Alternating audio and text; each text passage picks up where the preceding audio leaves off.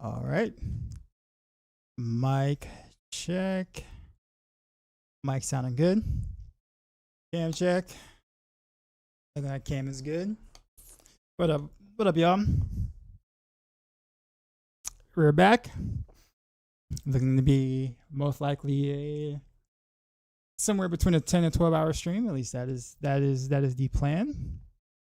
We're gonna continue our Heartseeker because that has been good to us. And we're gonna glad to say first on YouTube stream. Nice. We're gonna continue our Heartseeker because that's been good to us. While we are what the sub 22 months in a row. What a baller. Appreciate you. We're gonna eventually transition into Random Variables Rogue, but the idea is to kind of gear them both out. But I do need to do some Orphan Maker stuff since that is brand new and like people don't really know how effective or not effective it is right now. Right, so I know I need to get back to doing that pretty soon. Oh, not back to that, but get to that pretty soon. Probably like, I'm assuming the weekend roughly is probably like my time frame for that. Let me see if the D3 planner is updated. Can I do this? Nope.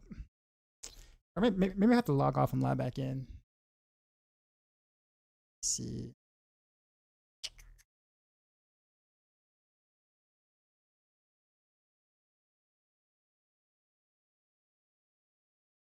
Okay. Over and over, it's not gonna let me log out. Okay, odd.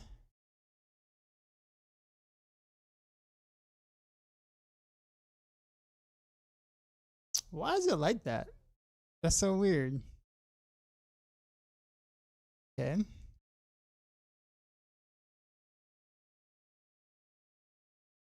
Yeah, I can't even log out of my own planners. I can hover over it to the drop down, then I try to drop down and it just disappears. All right, there we go. I know you guys can't see what I'm doing right now, but I'm gonna get back to it in a sec. I guess what I could do is just oh,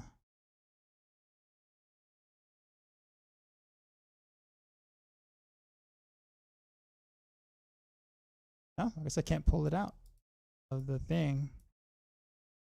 Yeah, well, never mind then.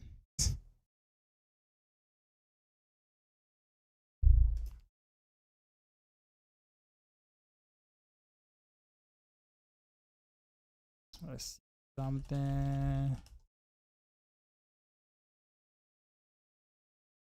Thanks.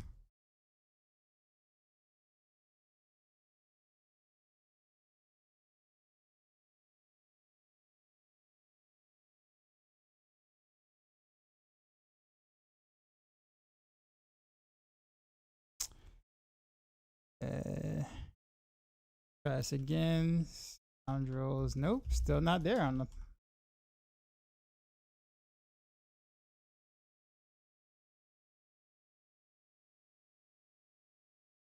Alright, I guess I'm gonna have to talk to Riv. Give him the update the planners because I still can't put the right stuff on rapid fire build because of it. All right, well, let's log in.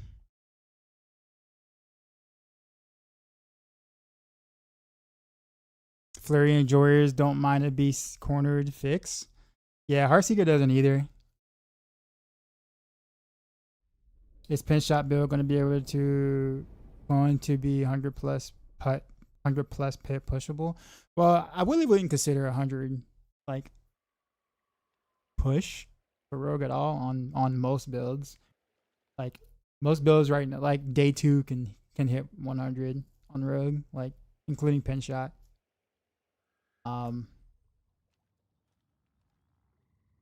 Any idea why my life stays at half? Yeah, you're using Marred Guard, legendary perk, chaos perk. Marred Guard push you at half life, and you cannot go over it. Yeah. with this season, considering that most of the chaos perks have consequences, like have negative stuff attached to them, definitely make sure you read the chaos perks. Like, don't just look at like what it gives you, but read the whole thing, because that's been throwing people off. Unstable power was another. I get a lot of them when people are asking me why their basic is on cooldown. In a sense, sounds good when you read the first half. And then when you read the second half, it's kind of like, oh, okay. There's a cooldown now. But yeah, Peacha. Matisse is doing really well right now on Flurry. I'm nowhere near as geared as he is, but I was hoping to kind of like, because I mean we kind of have it. I kind of said or made mention that Flurries would be 110 plus. I think we were a bit conservative. I think what was it? Ava probably felt like it wasn't that high, because I thought it really should have been an A tier for push. But yeah, it's cool to kind of see that, like what I thought is actually like happening. So we need to move that. But yeah, a beast cornered is yeah, interesting. Most of our rogue builds are basically low life builds at the moment, unless we can find some way to mitigate that. And for most builds, we really can't. It's just kind of is what it is. So it's like we just kind of roll with it. I mean, I can't really do anything with these. Maybe that one. But yeah, kind of feel bad for Death Trap users, because yeah, that causes, it's a buff and a nerf at the same time, and it just makes the build even more complex than it needs to. Oh, I got flurry stuff apparently. I got a really good flurry chaos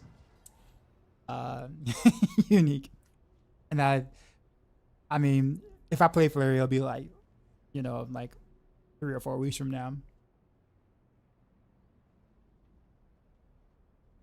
You're gonna pick 105 on your druid,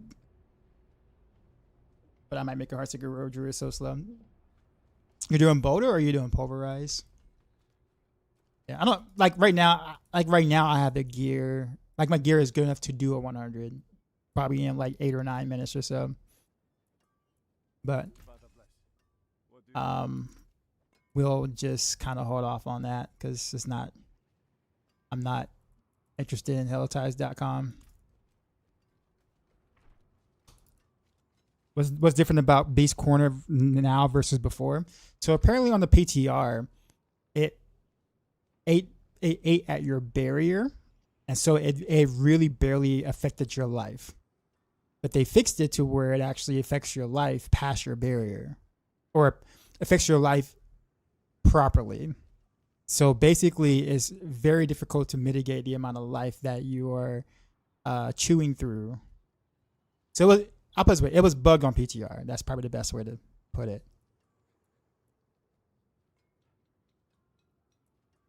So, and we didn't know it was bugged. That's the thing.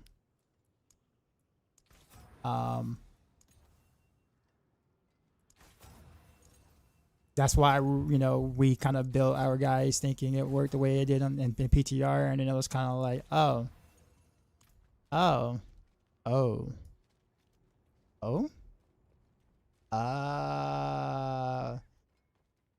yeah, a lot of that going on. I have like no gold. What am I gonna do? Hold on to that.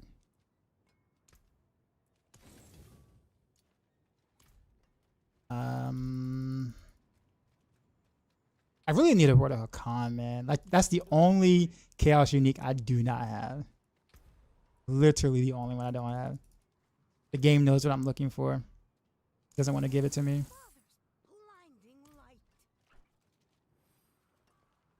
They still fixed the bugs that consumed Dark Shroud in the process. Yeah, that's the weird thing about it. But they didn't mention they didn't mention that the other part was bugged. Anything else? which is what I thought was kind of like strange. That's right. I am selling because I'm poor right now. Well struck. Derobi, what's going on?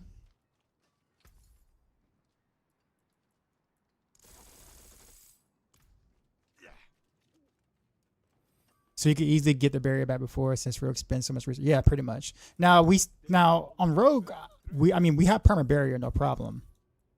And actually I don't really feel squishy at all being at 10% of my life at all. Like I feel just fine. But the problem is that you die if you don't proc your barrier immediately. So people who are running a build, which I got to be careful about now, is like, oh well, technically speaking, you're actually pretty tanky. You just don't know that you are, right? And so like the moment that the barrier drops because somebody might not be attacking, they just get one shot instantly, and then they'd be like, okay, what's going on? I thought you said this is fine. So like I have to explain that, and that becomes a thing. So yeah. Pulverize poison, but I kind of want to make Rogue just a speed farm. You don't like the druid? You don't like the boulder stuff on druid? I'm hearing some things that might be about that. I don't know. Just from the grapevine. I don't really know much about druids, but apparently some people were saying boulder good. So what was it going to do? Oh yeah. And I'm slow right now because I don't have air perdition where basically all of my movement speed is coming from. Okay, I think I can actually craft a random mythic. Please let it be. Please let it be. Air perdition. Let's go. Chest armor. And Ethereal's might. Boo. Ironically enough, this would probably be better than what I'm wearing right now. Materials would actually probably be an upgrade.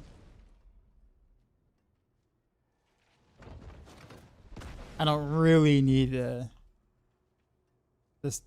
talisman. Granted, yeah, I do get a little bit of multiplicative crit damage, but I guess and the maximum resource helps a little. I don't know. Does Dark Dance aspect work for Beast Corner? Nope. Does not. It's the best class and build you are playing. Not the best class. Well, no, not the best class. Best build? Probably not.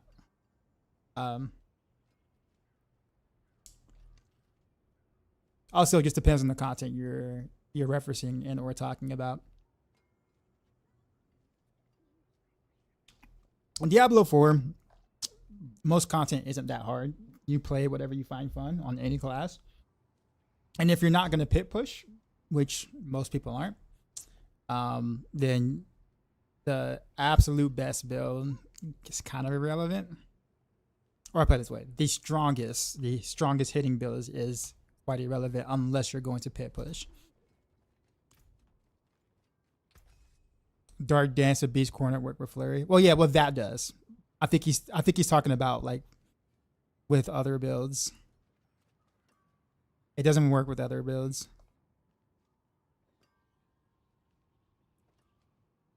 At least that's what I was told.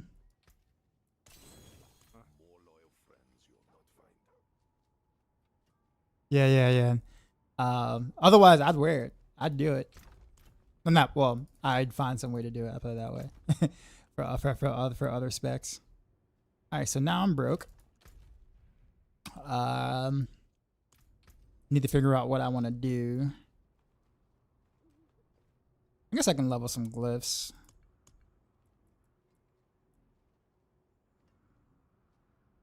So we'll do that. Do that real quick. We'll do some quick pits.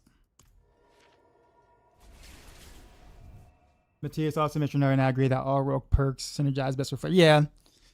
that's why Flurry definitely got a you know, is looking like hella good right now.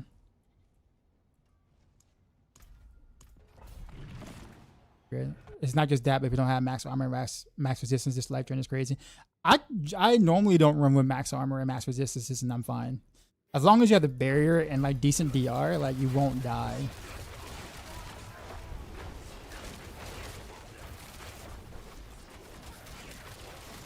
It's just that when the barrier drops, you're screwed.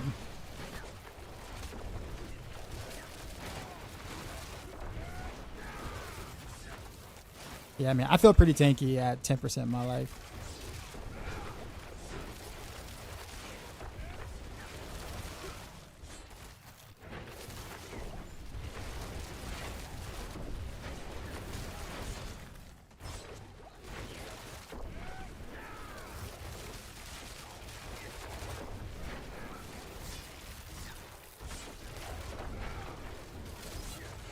Also blame, I can't decide between close quarters combat and Victimize. I'm like back and forth between the two all the time.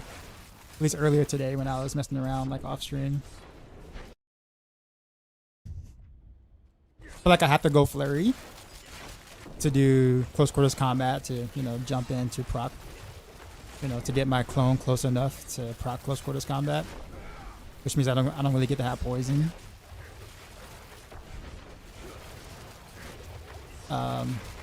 Poison smoke grenade or whatever, or smoke grenade in general. And I also like the whole idea of just like going forward and just not worried about having to just chase elites either, which I can do with Victimize kind of. Like if I'm in a tier that I'm strong enough to fight in the trash mob, is not like, you know, a big hazard or slows me down too fast, then I prefer to do that.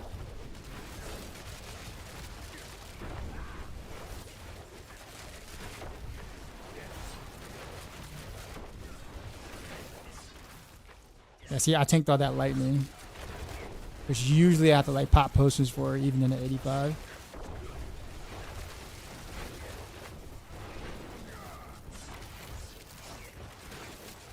I think I might need to lower my HP a bit. Start trading it out for some additive or utility. Deoxy's too tanky.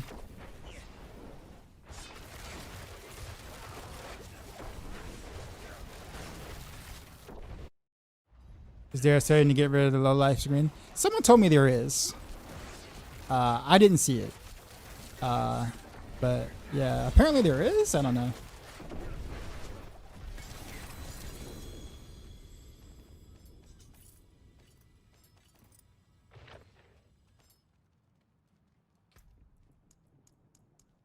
I'm gonna do, I guess we do control.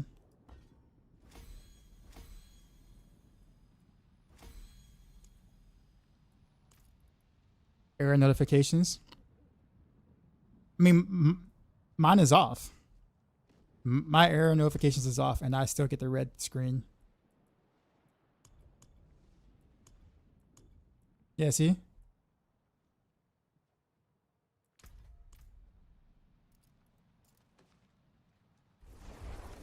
I was thinking about it. I think CQC just feels better in general. Probably because right now we're not attack speed capped. So like you're going to feel the next breakpoint from close quarters combat, and that definitely does feel better, and that's true. Because right now, like I'm not capped either, and I feel that, and it's kind of like, oh, hey, okay, this feels nice. But once I'm capped, that little, when I said, well, that perk kind of goes away.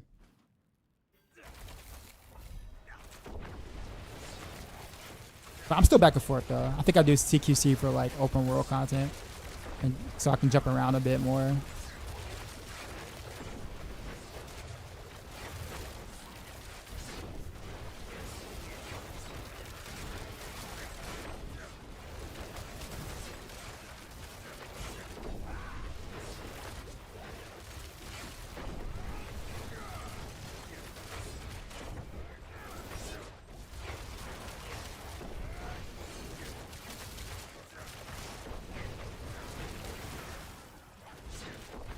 Cactus proc there, and I had nothing to hit.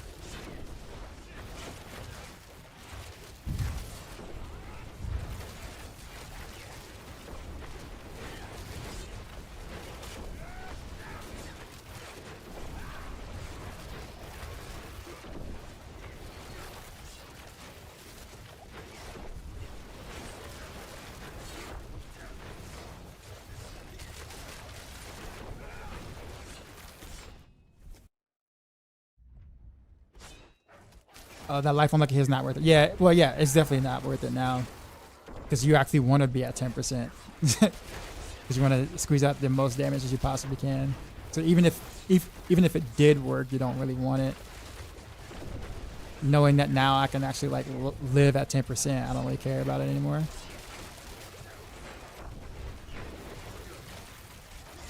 I'll just go DR on my Paragon board everywhere else, literally everywhere else.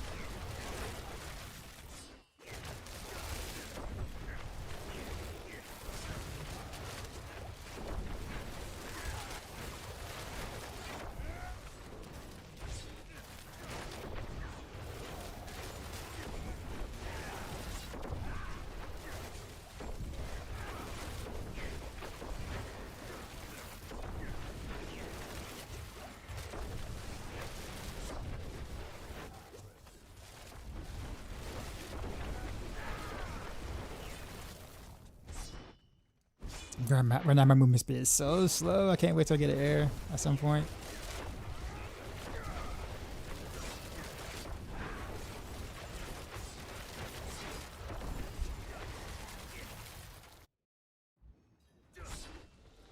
You for sure you can't reach 11 frame without CQC. Yeah, you can.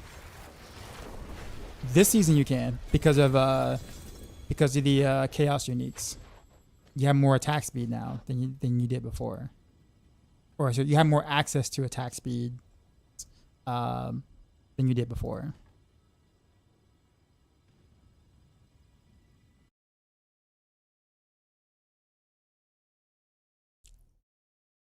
But you got it from Paragon gloves.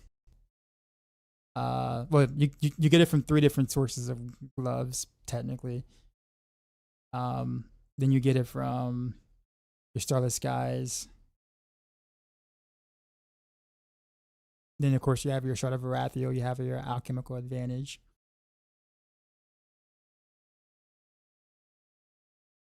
Then you have Enhanced Heartseeker.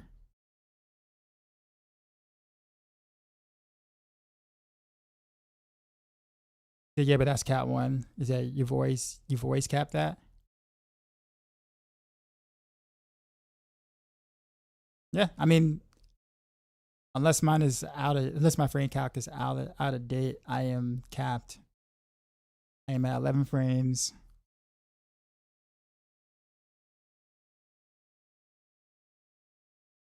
Like 98.65 and 1 and 87.5 and 2. Okay, maybe not 87.5 and 2. Because I'm going resource.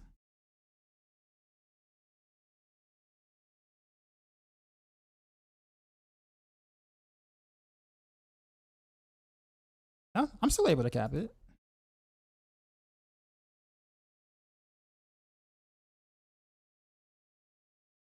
Because I still get it from Paragon.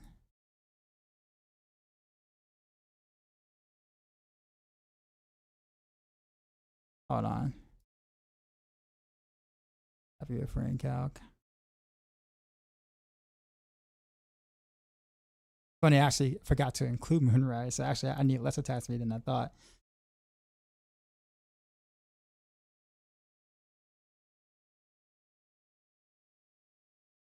Yeah, yeah.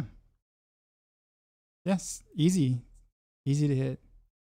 Yeah, I don't have close quarters combat on either on my frame calc.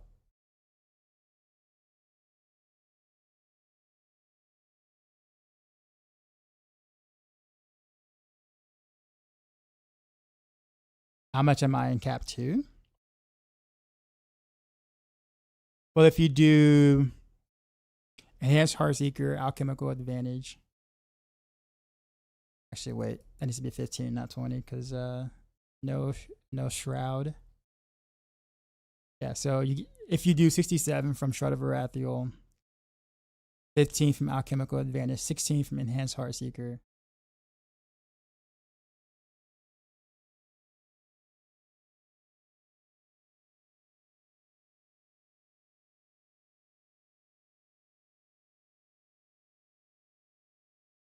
Yeah, that puts you at 98.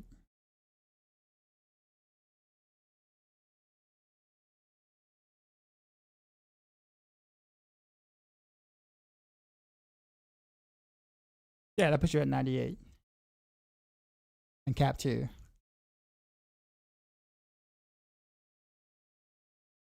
That is if you go straight whatchamacallit, but you don't even need that much for it. Like, you don't need that much to cap it. But I forgot to actually include Moonrise in cap 1, so I actually need to like take off like maybe a masterwork or 2 somewhere, because we don't need it.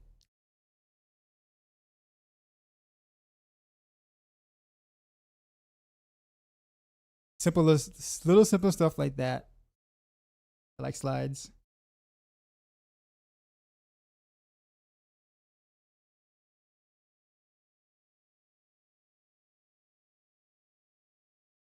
Hold on one sec. Point.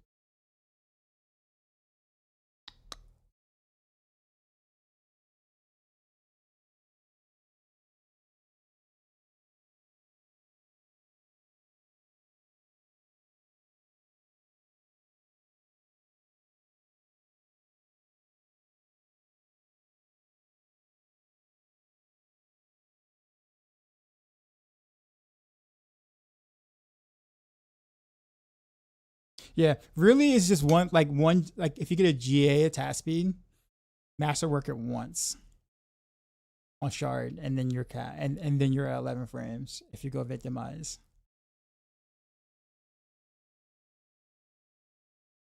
And then the other can go into the max resource. I may or may not have done that in the planner. Part of me is thinking I may not have done that on the victimized version. What do I have there? Oh no, I have it on max resource. Okay, I see what I did.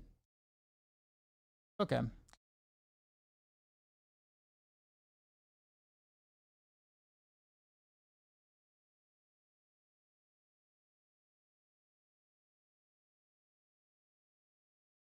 Let me update that real quick.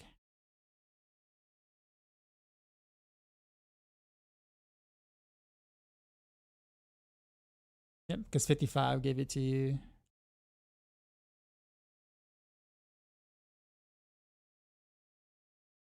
If you triple crit, you can drop Alchemical Advantage completely. Yeah, but I guess where else would you put those points though for more deeps? So if you could save 4 points, where would you put it?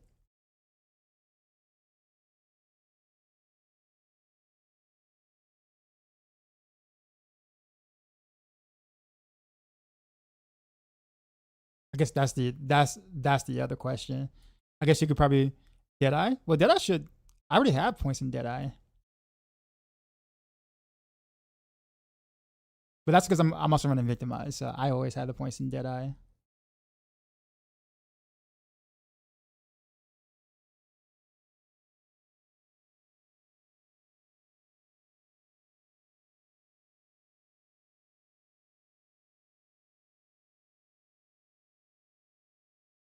Yeah, I did make the adjustment though.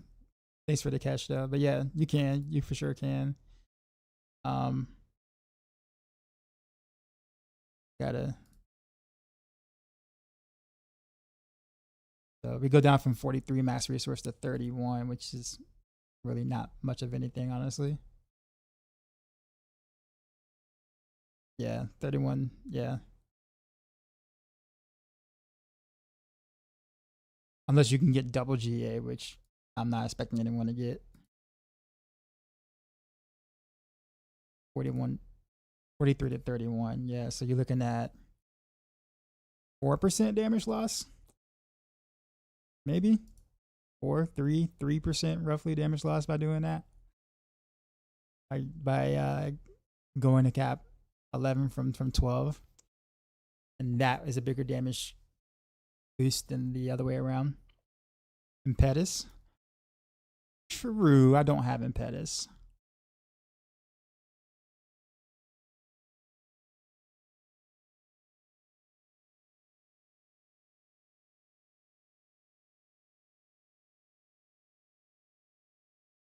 I guess so. What I liked about Alchemical Advantage 2 is also having the lucky hit, which kind of helps with the resource. But I guess with the proper Fist of Fate, that shouldn't matter at all.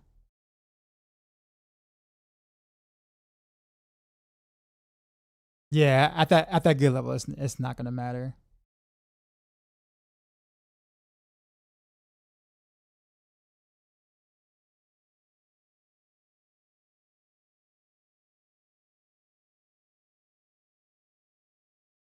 Yeah, I guess we'll get rid of the Alchemical Advantage then.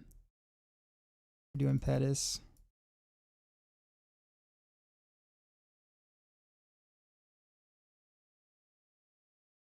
I got an extra point to put somewhere. Very good. Yeah. All right. Yeah. We can do it that way.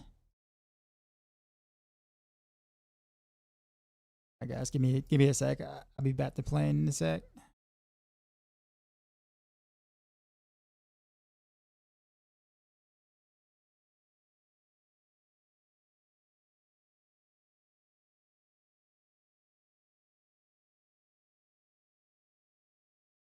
Impetus.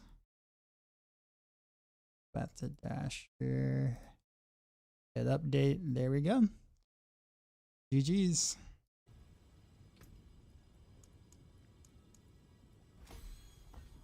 You're bad. No, all good. All good. If we can make something better, we can make something better.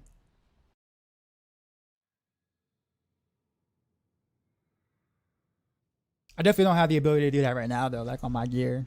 Like I, for whatever strange reason, triple critted on the first try on basic skills, and I just left it because I don't have GA on the other basic attack stuff or the other skill stuff. So I guess it's fine, and I don't have enough gold to change it anyway. But yeah.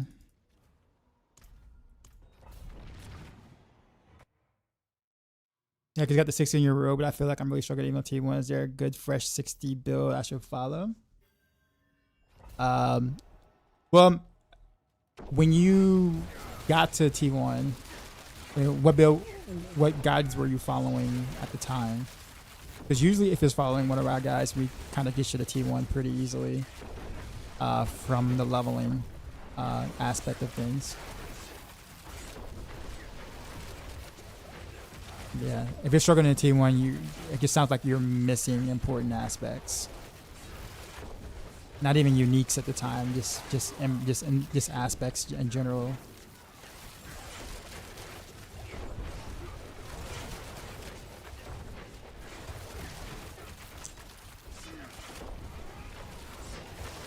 Which usually happens like if someone was a power level you or something like that, right? Let's say someone power leveled you, then usually that's what happens. You're kind of stuck because you don't have any gear and you can't do T1.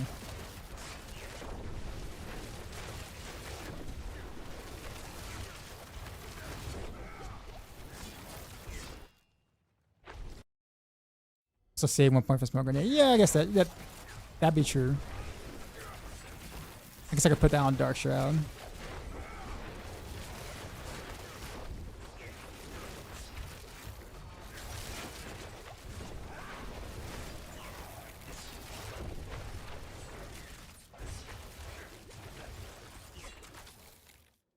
Whoa, lag spike.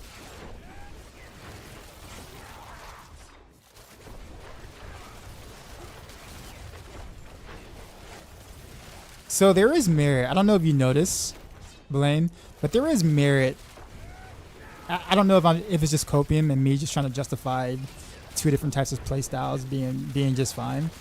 But I do find clearing elites a bit easier when there's nothing else in the way. Like when there's no other trash mob in the way from my clone to attack, I find the elites die a bit faster.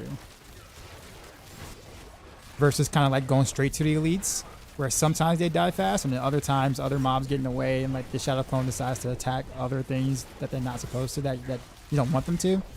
And it takes you longer to down the elite because of the trash that's around. Now the trash will die, fast. Don't get me wrong, they'll get like one-shotted. But it's like it takes you like an extra like 6 or 7 shots or whatever, and you're just kind of like, man. Yeah, when the shot clip focuses on the elite, they blow up. But it's just like it's like a gamble, right? Like once you get in there, like if you were to like jump from elite to elite, right, and then you like get in there, and it's like you don't know if they're gonna attack the elite first or they're gonna do other things first. But when you full clear or when you clear along the way, there's nothing else in the way. Right? There's nothing else in the way. And then therefore the shadow clone can like chop out at the elite. Of course it's a little slower to do it that way, but they at least die fast or die quicker because you're guaranteed to hit the elite.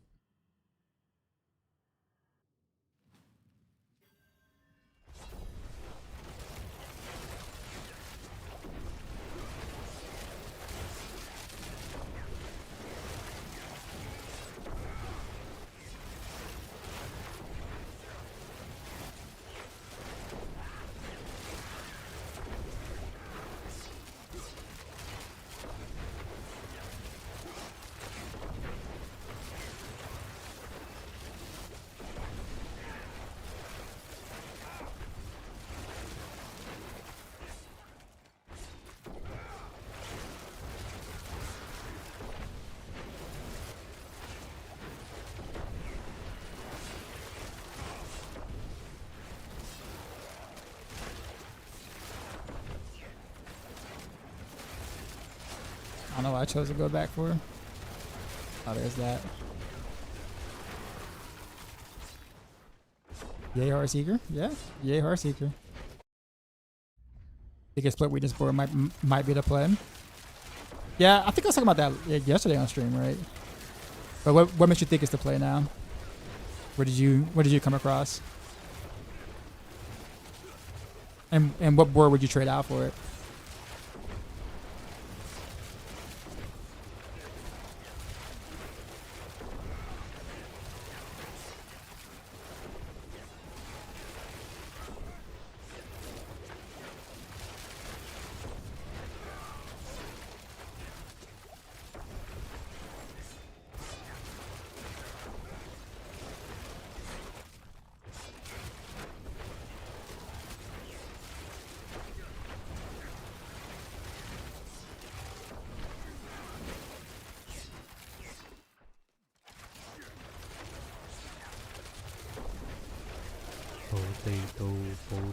Decoy! What's up, sir?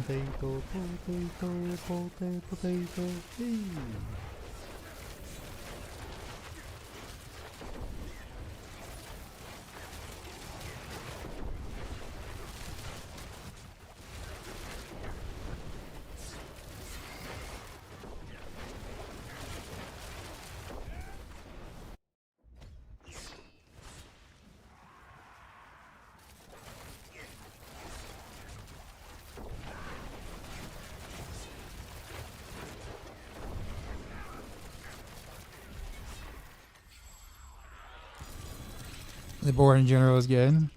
Life, armor, life and better damage nodes closer to the glyph compared to dance.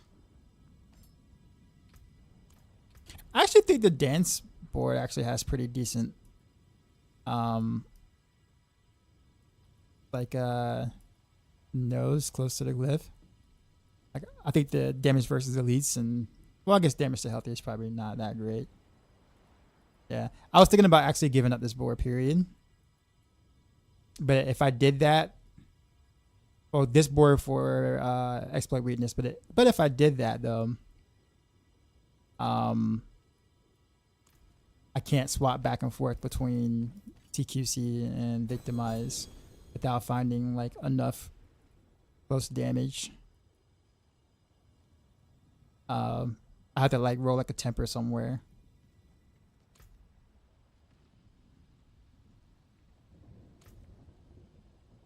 I think that's kind of my thing. I was like, okay, well, what if I just want to, you know, switch setups between content, right? Well, I can't like switch the. Well, I guess I could. Technically, yeah. I guess I could do that. I guess I can make another setup, like a board setup, just for that again.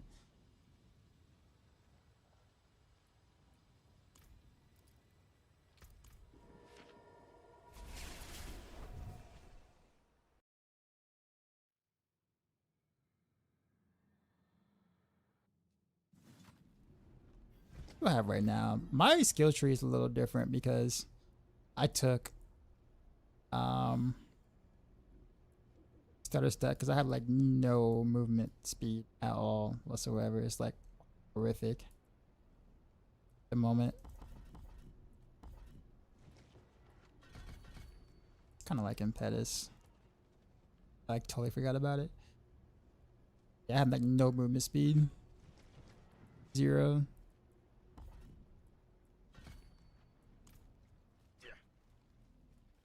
Except for my amulet. I did throw it on my amulet. You can remove siphoning strikes. I don't know if I can. Can I? Because I don't have enough points in this. Well, yeah, I guess I do have enough points. Okay, I did because I took that.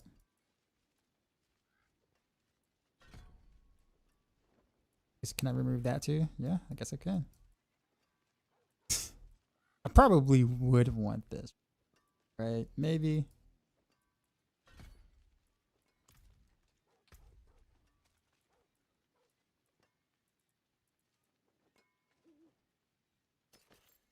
That one.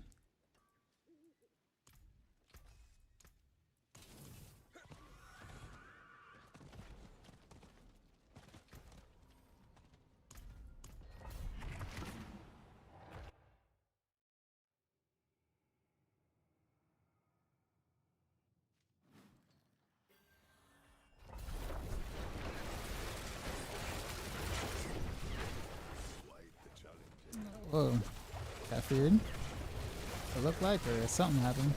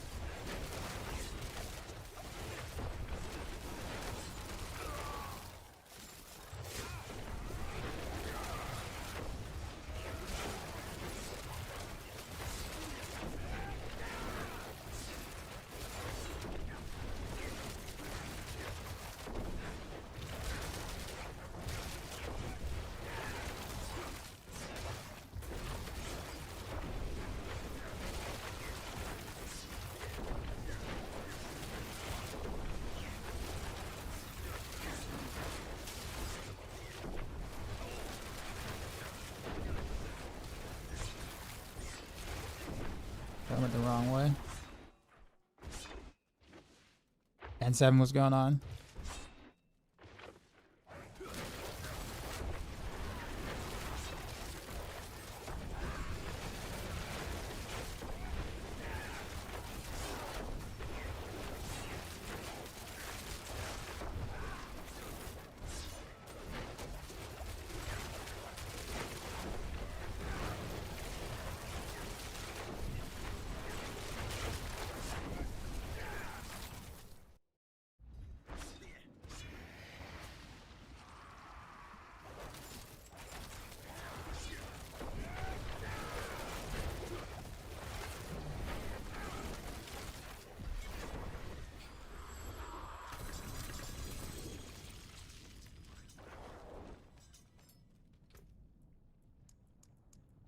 I guess we'll get everything to 86 and then we'll do other stuff.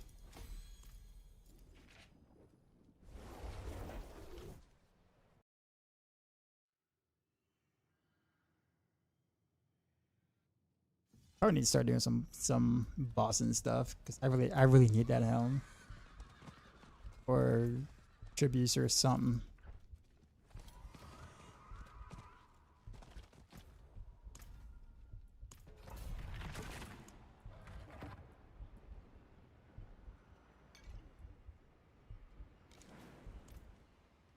My stuff actually ran out mid-riff apparently.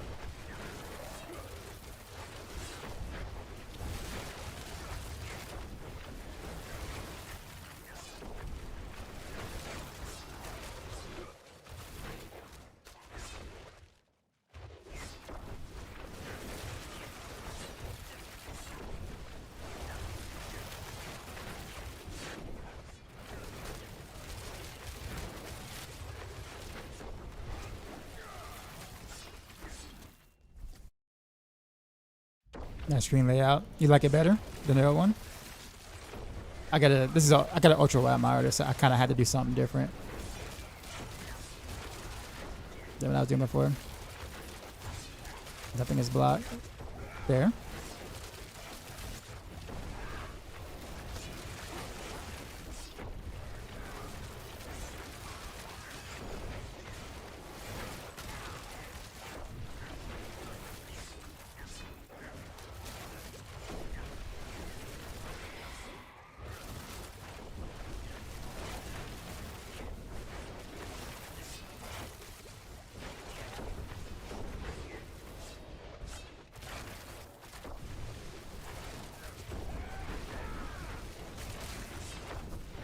I gotta remember to use my potion now, cause I don't really ever need the potion anymore. So like I kind of forget to press it.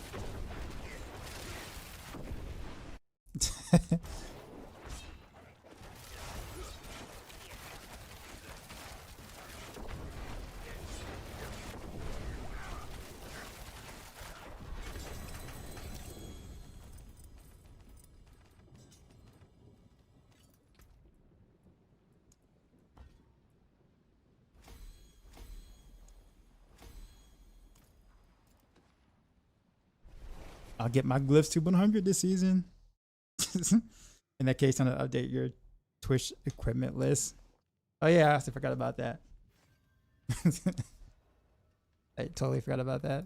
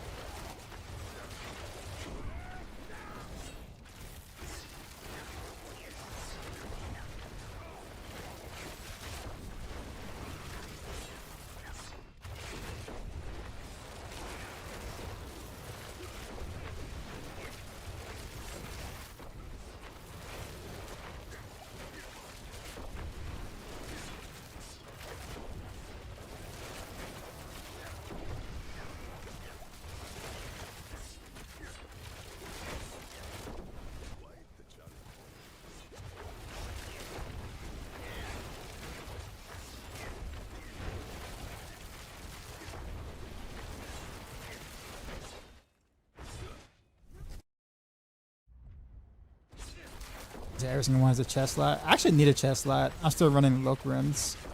Lock rims or lock rims, are you gonna call them? Mainly because I don't really have a, well, actually I don't have any good chest chaos uniques right now.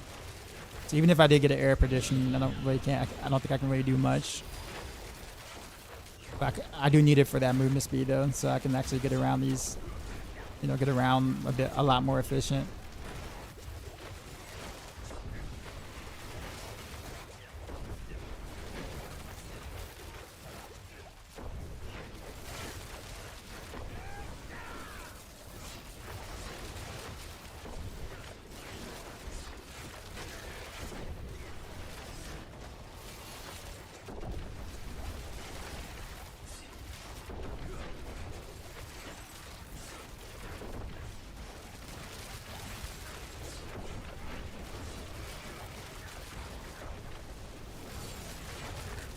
Was that push the follow? Did you gamble my Starless? No. That actually dropped from Mythic Tribute or whatever.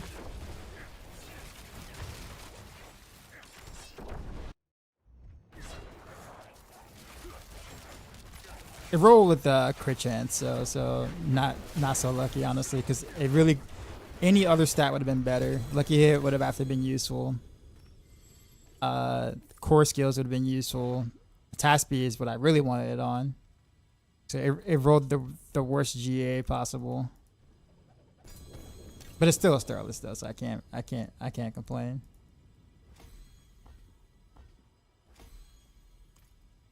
Well, I can complain, but I won't complain as hard.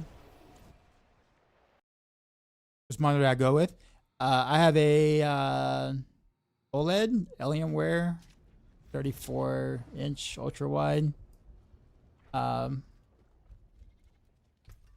OLED is actually like really nice, like nicer than I thought it was gonna be. I mean, you pay premium for it, but I got it on sale, and like it really does look amazing with, especially with like the glossy finish.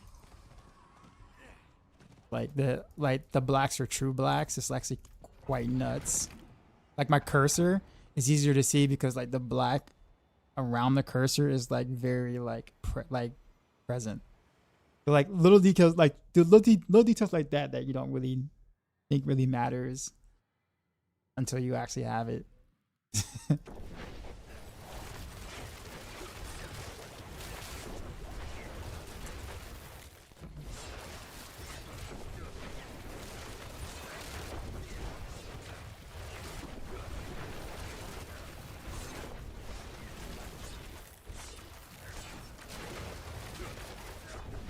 Never like know how to like properly farm this area. Like for pushing, sure, but like for speed farming, like I never like know like the correct way to like go about this. I guess I just go through all the edges and in the middle or something, or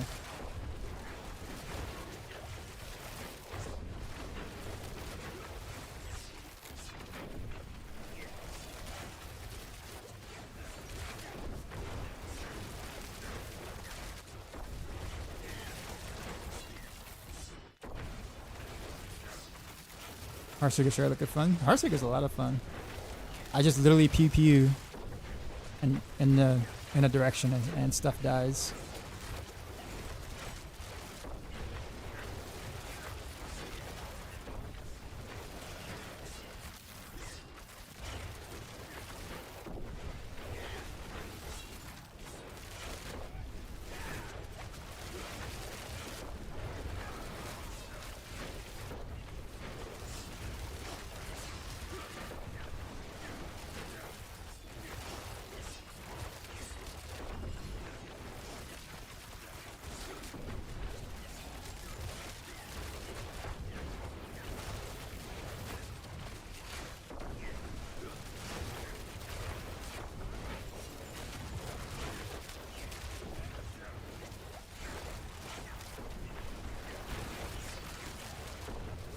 Yo, where's my clone attacking?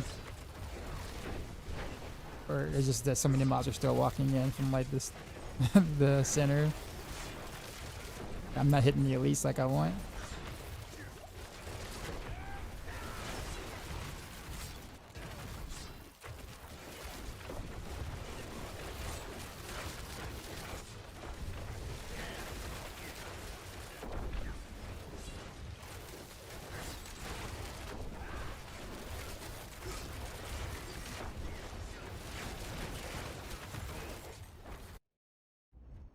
Keep pressing 2 and I'm out of mana, and then remember it doesn't work that way in this game. I've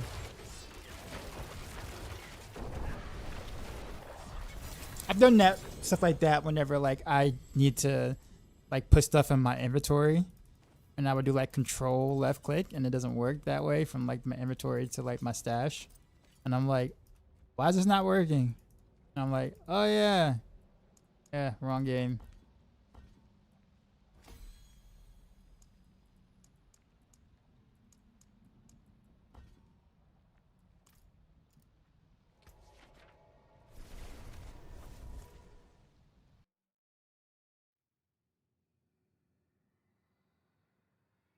All right, now let's switch it up real quick.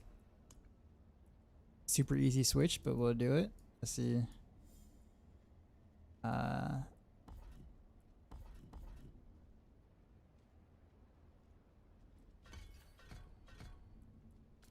Just do that, and switch from here to here, and I am ready to play close quarters combat.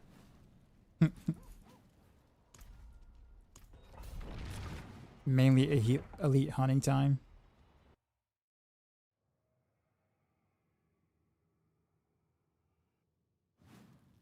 Anything could be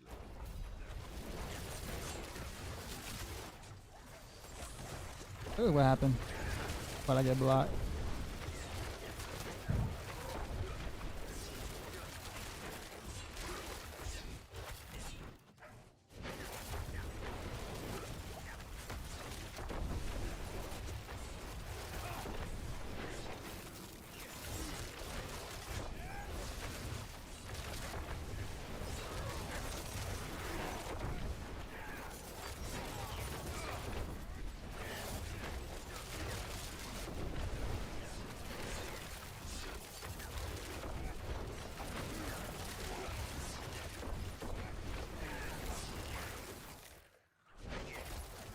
I'm out of resource.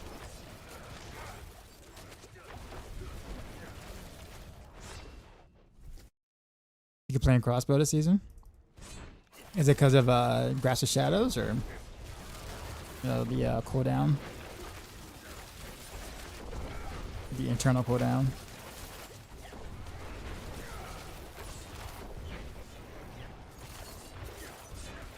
I went the wrong way. Ooh.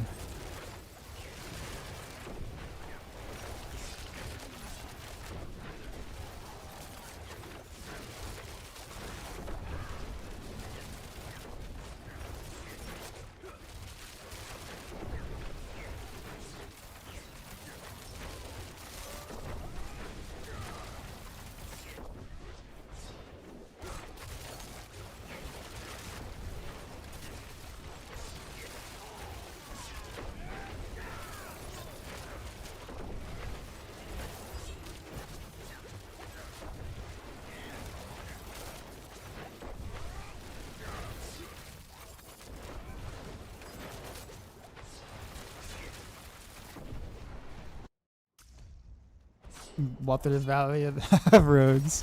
What up, Danger? How to Drew boys?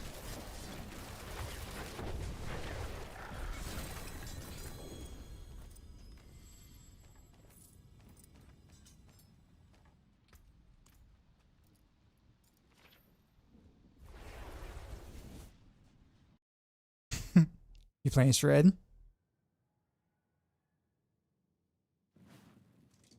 I just had a guy who was playing Pulverize, and he kind of wants to play a different class, even though he just did his 105 or whatever. He's like, I kind of want to play a different class because I feel so slow.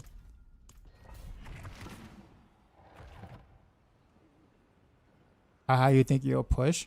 Oh, I'm not gonna push anything. I don't push. I find that a waste of time, to be honest with you.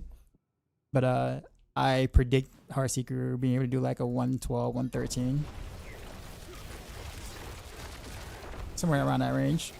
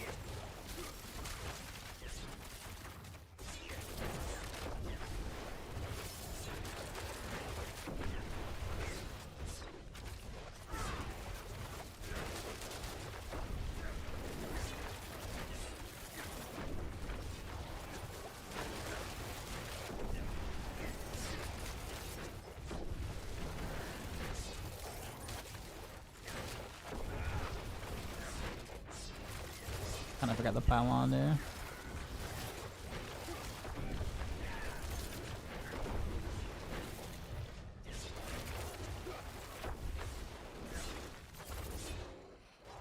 And I went the wrong way again.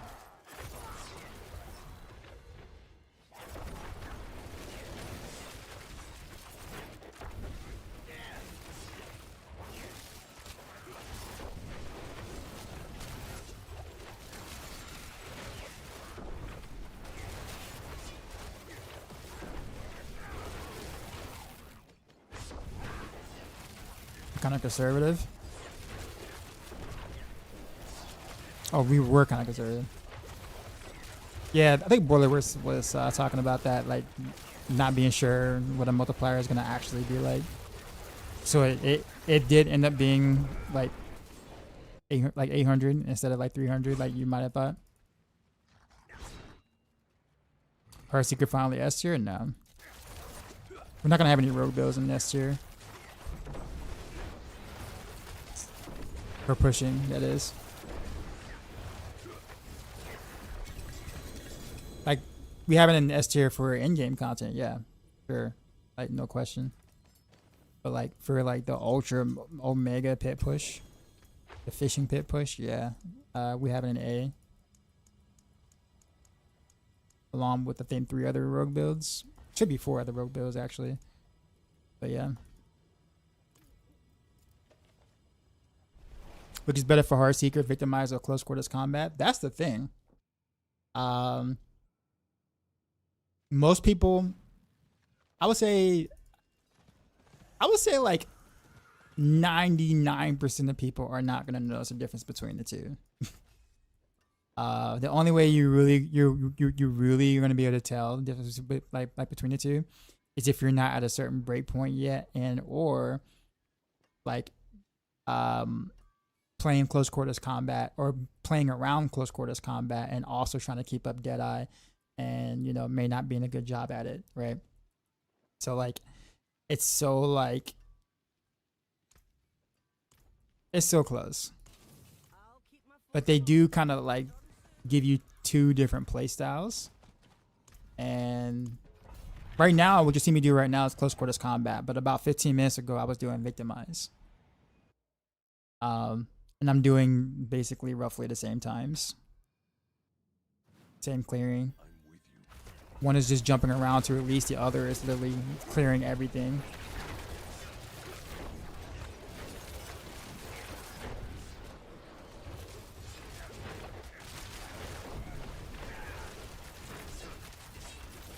But close quarters combat is more work. I put it that way. Relative to Victimize.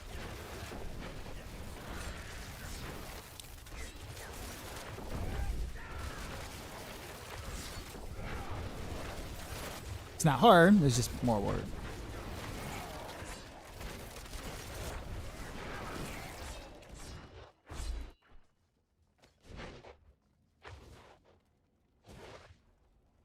So how many builds how many builds are in S tier for Druid now? Knowing that thing. Because we know what Pulverize and Boulder is. You think Shred will hit up there or nah?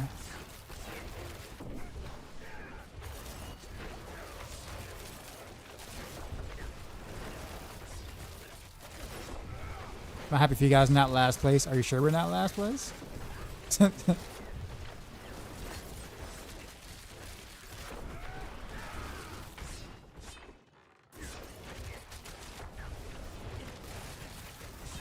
I mean, our strongest build might be somewhere in the 117, 118 range.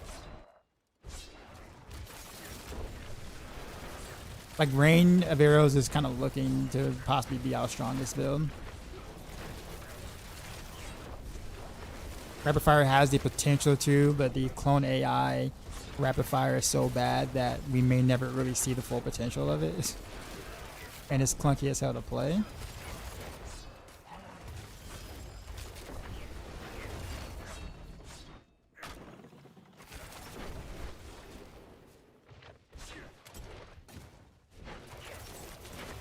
God, I'm so slow. I can't wait till I get my air perdition.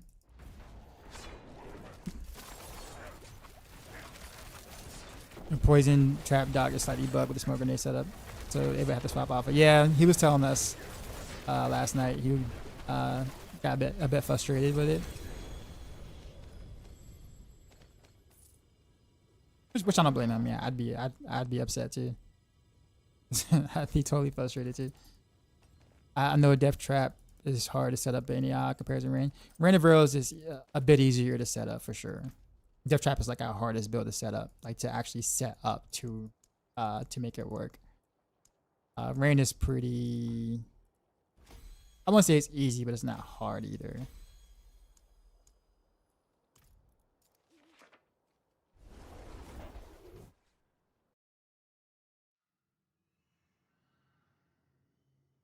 Maybe like 5th place. Thanks, Danger.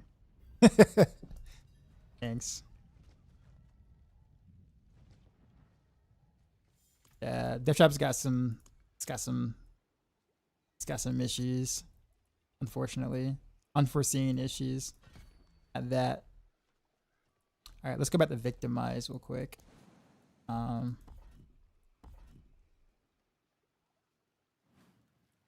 then we're just gonna mow straight through.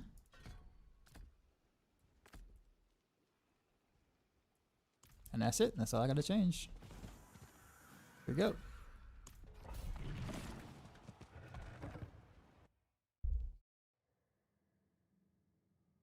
Could I stay on Heartseeker or swap to something else? I mean, yeah, you can stay on Heartseeker. What are your goals? What are you trying to do? I mean, Heartseeker is pretty good this season.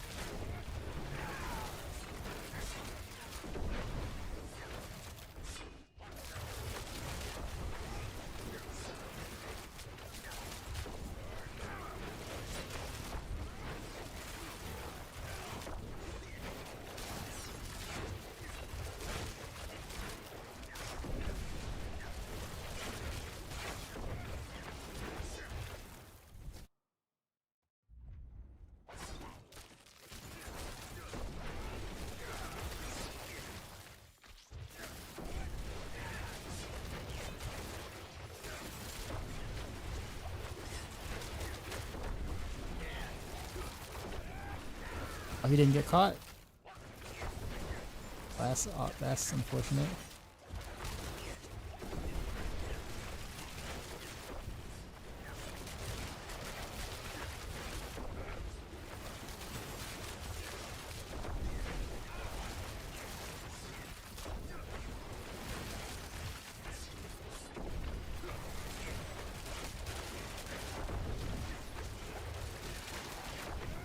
That was kind of a bad run. Oh, you didn't get caught either? Bruh, what's going on?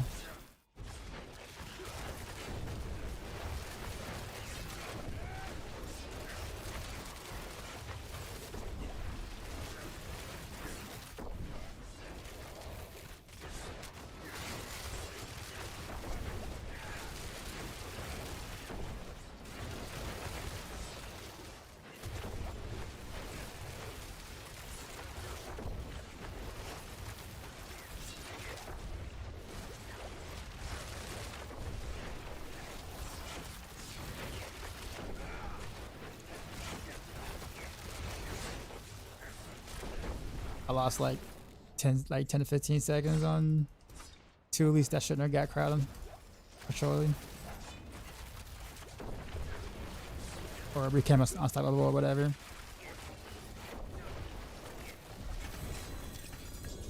Assassin Stratus buck with momentum. It doesn't stack when using cutthroat mobility skills. That's awful. Another death mask.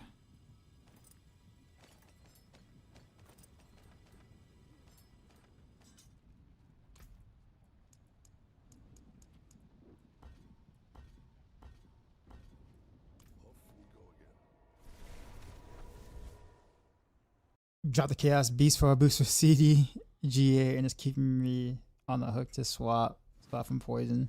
The Heartseeker is feeling great this season with good resource tempers.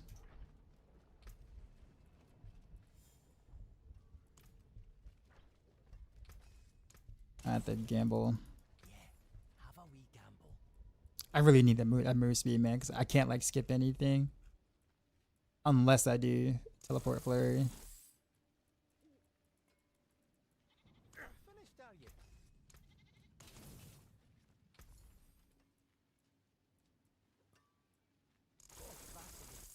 But yeah, Flurry's getting representation though, Peacha. I've been seeing people like talk about it now a little bit. And it's like, oh, it feels good to play now. Like it plays like, you know, it's fun to play now. I'm like, bro, Flurry's been like that for some time now. Flurry's actually been pretty decent for some time. It just got overshadowed by like, you know, Death Trap for several seasons, but you know, it was always like actually decent. And it feels exactly the way it's felt and for a while now. But it's like, hey, it clears a little higher pit tier now, so now it feels good, right? Didn't feel good before, but you know, you clear 10 pit tiers higher and definitely feels better now. Not necessarily just stronger, but you know, feels better.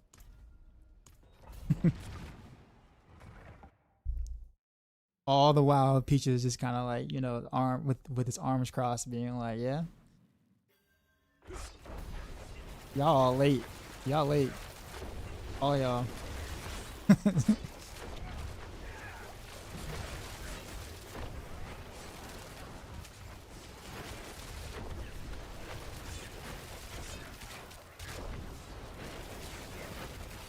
Any recommendations for grouping for Heartseeker good? You don't need the group. You literally just need the pew pew. Like literally right click in the direction you want to kill stuff and watch stuff die. There is no grouping involved or necessary.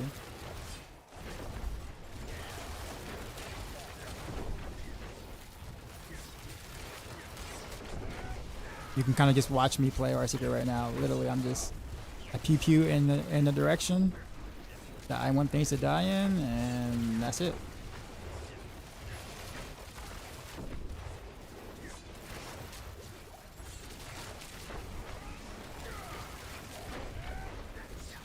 You don't really gain anything by grouping, I'll put it that way.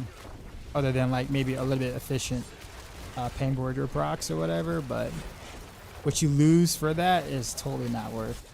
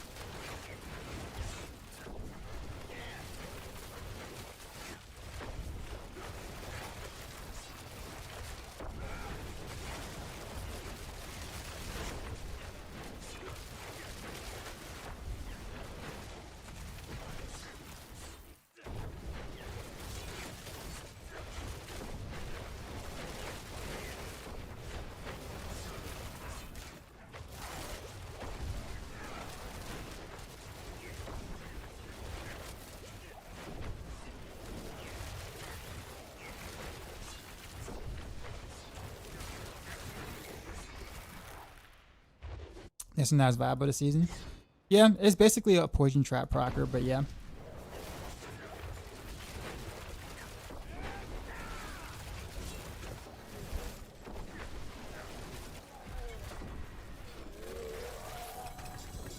Got 200 billion hit there. Any hopes for a decent NATO build? For danger? Where's my Shank gang?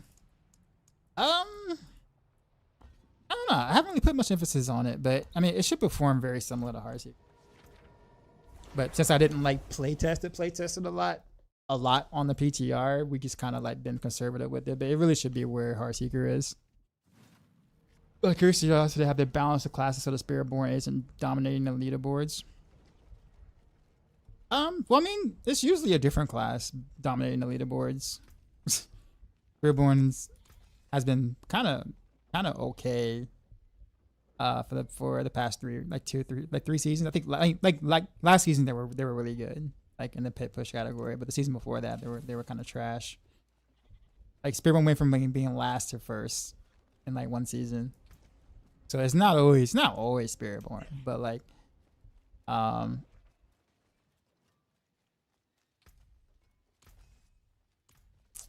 I mean, some classes there is gonna be a best class, right? In terms of pit pushing is concerned, but no one's competing class versus class. It's usually people who are competing in the same class versus other people in the same class. At least that's how the leaderboards are actually like, generally split up. And normally if there was like a prize or like a sponsorship or a tournament of some sort, in some way, shape, or form, that would matter. But given that it's an action RPG,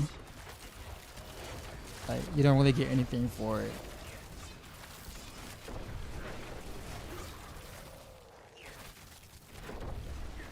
Should the balance be better? Sure, but I don't think it's really that bad this season, at least versus what it was last season. Nor is it really that relevant. The only time the balance really matters is if you can't level your glyphs or you struggle in T4 or something like that. Then there's a problem because you spend a lot of your time leveling glyphs and being in T4 and stuff like that. So if you can't do that, that's a problem, right? Anything else past that point is just a bonus.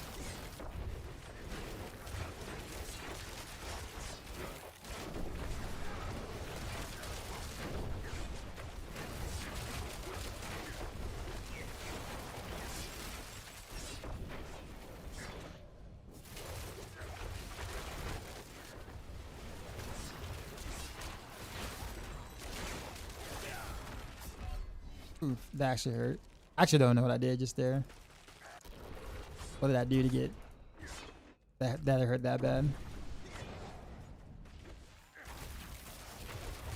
Actually, my elixir's down. I'm gonna have my elixir up.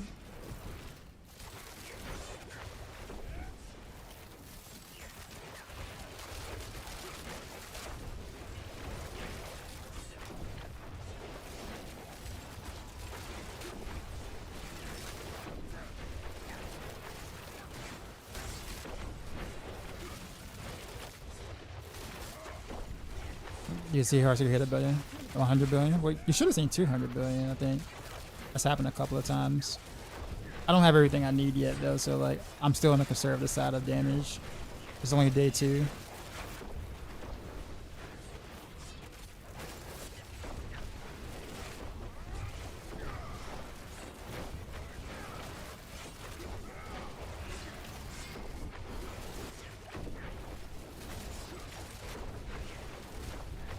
I plan on playing Druid. I kind of want to do like Landslide. That was fun when I did it.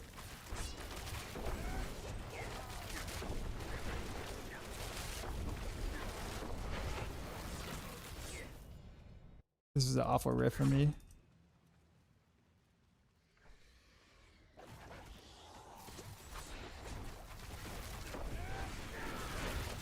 Oh, you're talking to him.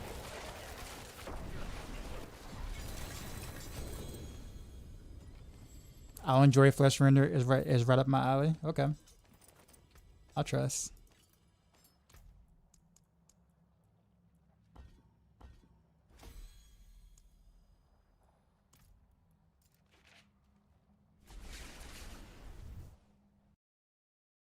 Wait, are you saying flesh render is just one button?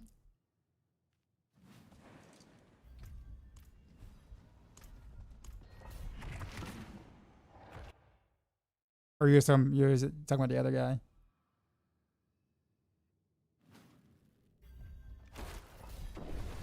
Are you sure it's up my alley then? I like to push lots of buttons, which is why I like landslide.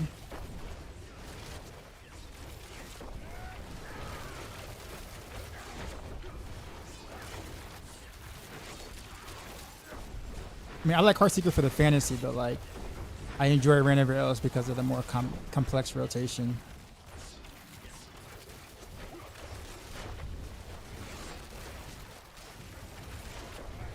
I can press stuff? Well, you should have said that earlier.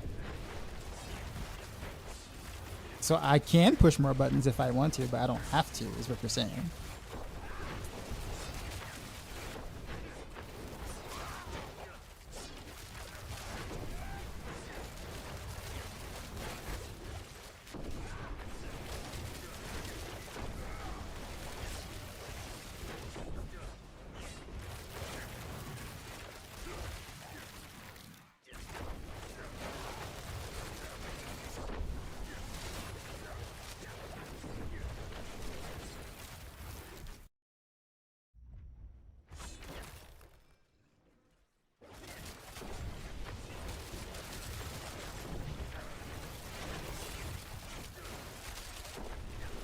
I keep forgetting to throw my elixir on. It's actually really hurting me that I'm not using it.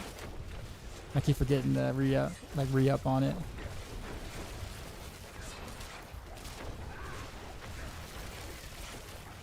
Let me do it right now.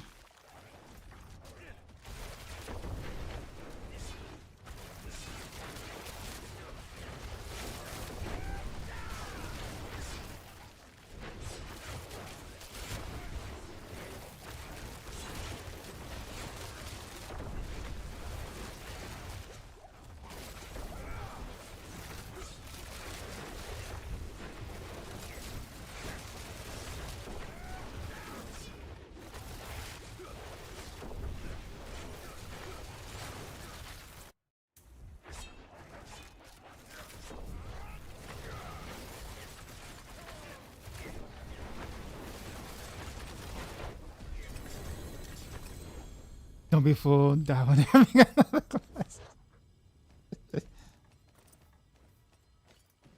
I did play that landslide druid on like season 5 though. Let's just hope that the season is interesting enough for me to actually play it long enough to make another class. That's usually the problem. Right? It's like I'm like usually done, or like maybe not really enjoying the season itself long enough for me to like even finish my rogue stuff. Like I'll get to like some builds I kind of want to play, like some meme builds I want to play on like rogue after doing the builds I'm responsible on max roll. Like I don't even get to that. Like last season I don't even think I got to like yeah, to any of my rogue meme builds I wanted to try. Like I was literally just that done with last season, not enjoying it.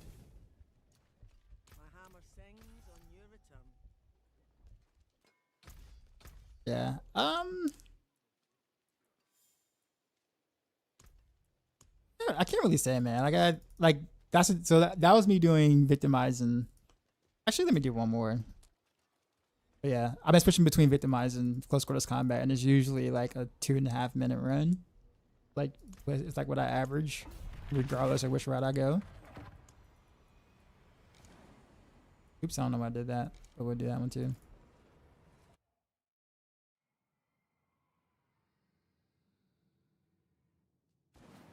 You have any suggestions for Chaos Person Hardcore? Low life seems scary. Yeah, I wouldn't run a Beast Corner. You have to run hit and run, but you'll lose like 8 pit tiers of damage. Well, maybe not that much. If you can keep up hit and run for farming enough, you'll be able to like match like half the output of a Beast Cornered. But yeah, I mean,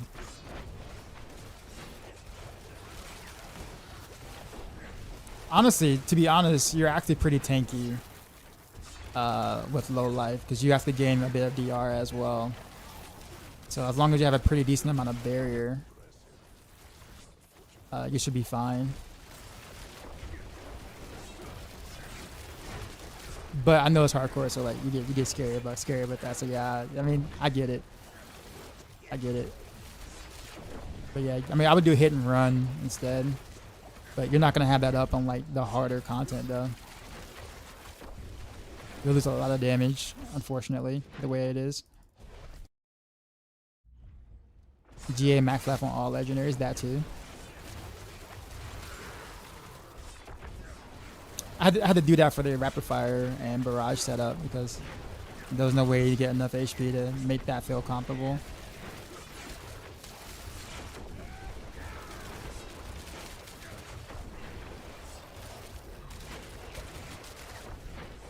Oh, I'm in the wrong way.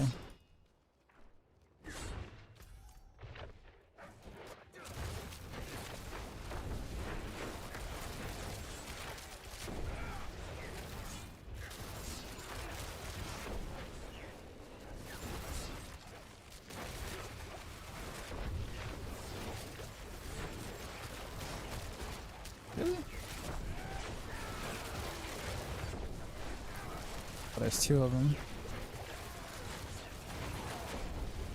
Okay, well this is unfortunate.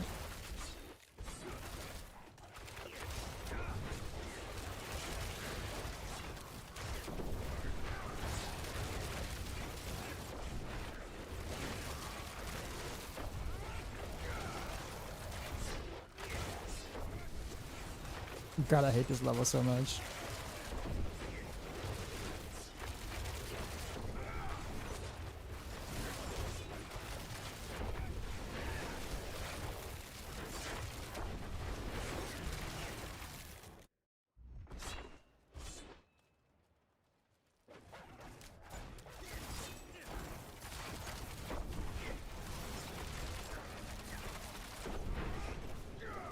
No. I wonder if my Heartseeker ricocheted against that wall and I couldn't get resource back. And I was like literally stuck after Cax procced. So that's what it felt like.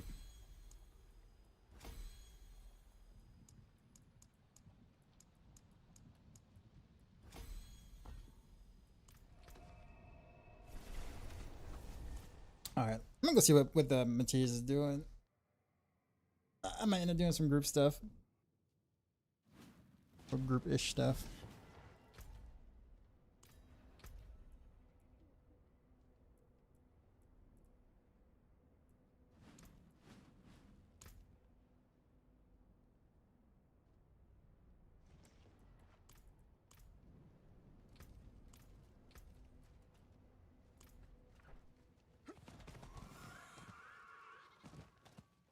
Could do some Infernal Hordes, but I feel like it's kind of a waste to do that like solo, considering how rare they are. I got 7, 10 waves. I guess I could do, and like 7, 4, 8 waves. So I could do them solo.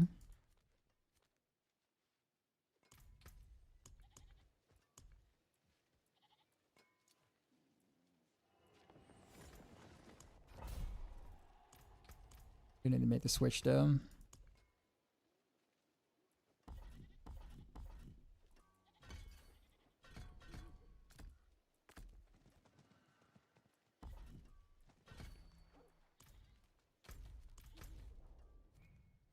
I guess open a Nightmare Dungeon. There we go. 5 vulnerable and not crit on items. Vulnerable, better scaling.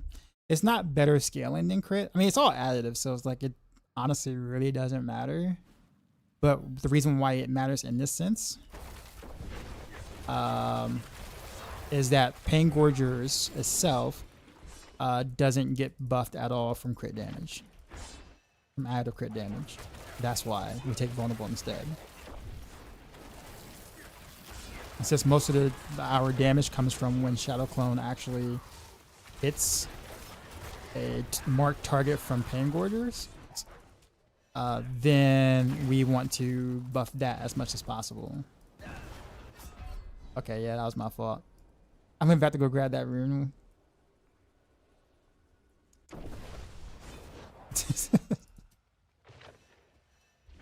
My movement speed.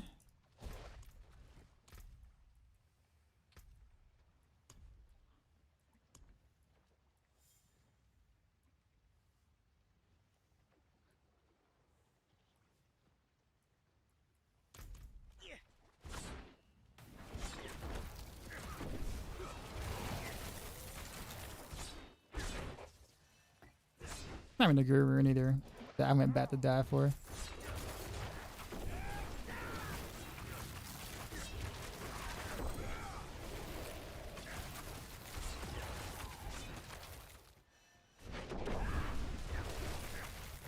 Yeah, I should put that in the macro guide though, because that's a really good question. Oh, got a chaos armor chest.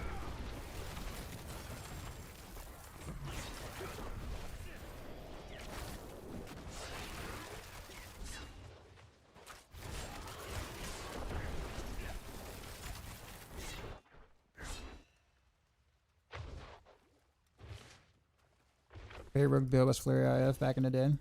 Mine was Rapid Fire back in the day, but that version of Rapid Fire no longer exists and will never ever come back. So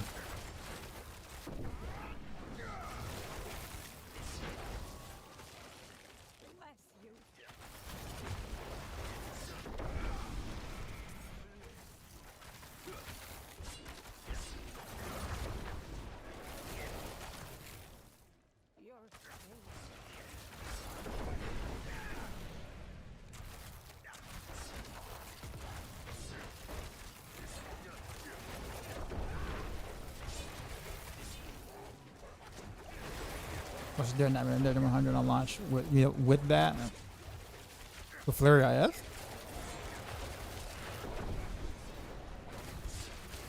Seemed like on launch you would have gotten like one-shotted the moment that you got close that you got any sort of close distance.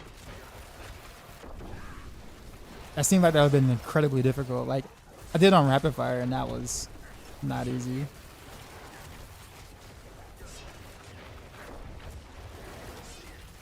But I at least never had to get close.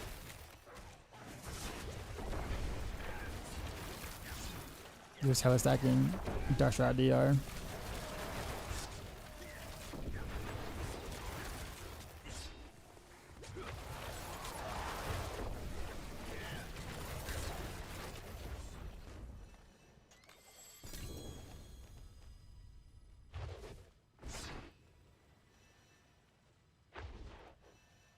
I feel like these little XP globes really don't give you much at all, and not really worth like trying to backtrack to pick up. Almost. Maybe it's just me, but I feel like I'm like chasing them just because I see that they're there, but not that they feel like they're doing anything.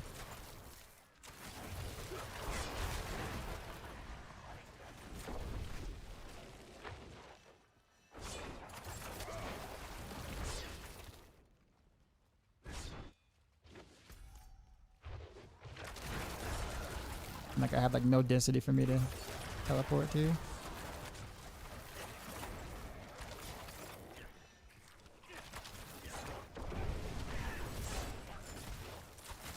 The Rogue was extra big.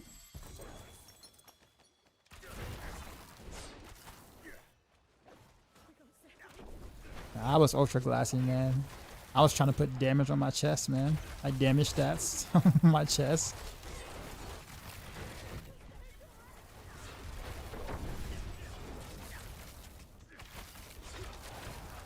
Except I'm building a barrage build right now in this fire low key. Is it really?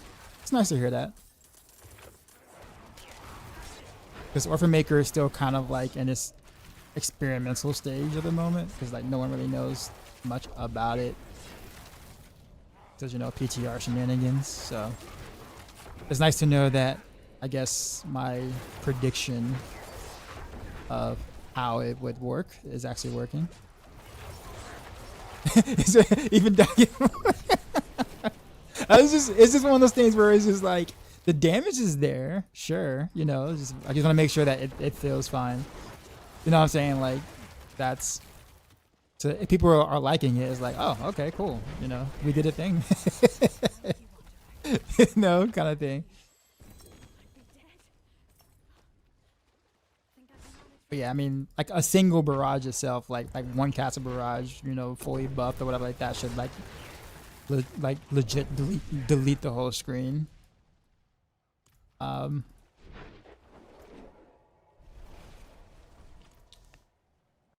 You got some neglected.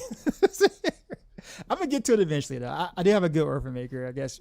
Oh, yeah, that Blame actually gave me. So I'm gonna get to it, but like I'm in no rush to get to it, but I will I will get to the Beast Wall boost. Boo.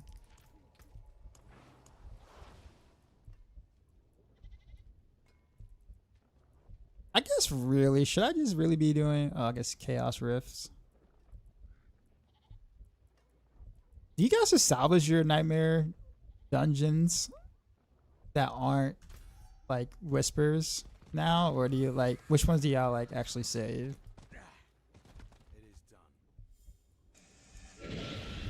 Is Heartseeker a good build to go out the rip? Yes. Easy to set up? Absolutely. In fact, that's exactly what I've done so far. I love a Heartseeker. I'm playing in-game Heartseeker at the moment as we speak. Roger rooms are they still pretty good? Okay. Because I mean, I don't really see myself really doing Nightmare Dungeons unless like they got the what's Revered Sight?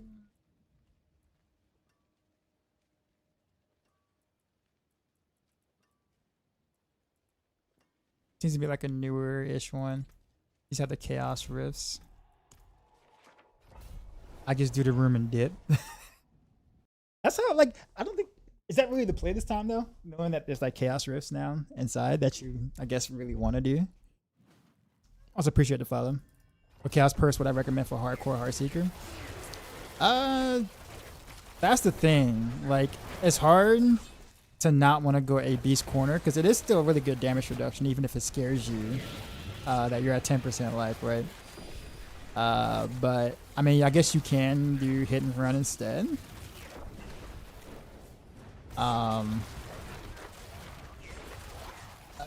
And I guess Mard. I mean, I guess that's the thing. Like, a lot of Chaos perks aren't really that great for basic builds. Like, they're really good for core skills, but for basic builds, we don't really get much from them. So like, there aren't really any other really good options other than the ones that were already picked. Even accelerating chaos is like questionable, but there's nothing else that we could have taken that would have been worthwhile. So like, I mean,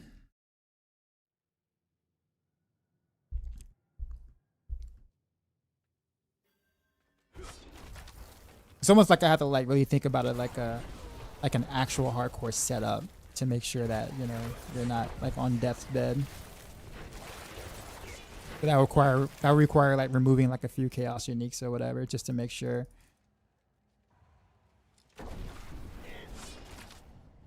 Oh, it's 3 of them.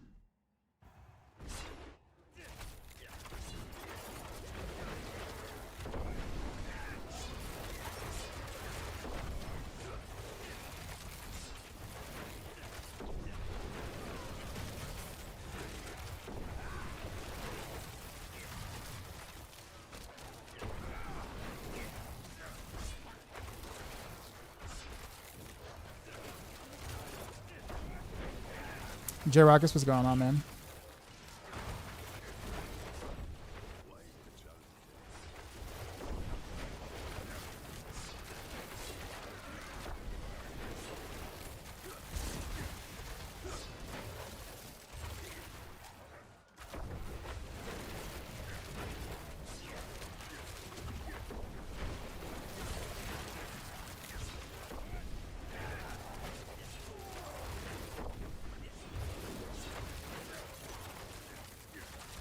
I got you. Figure out because I was gonna run Heartseeker. I got you. Yeah, we didn't really know that it was gonna like work the way it does now, because a beast corner didn't work this way in the PTR. So I was not assuming it was gonna be a low life build. Like I figured you'll be stuck at 50%. You'll get a really nice shield, get some decent damage reduction, and then you're fine. Which is why I built it the way I did. I did not think you would be down to 10% of your life. That was not the plan. That was not the expectation. And I legit wasn't paying attention to my timer. I won't get the whatchamacallit.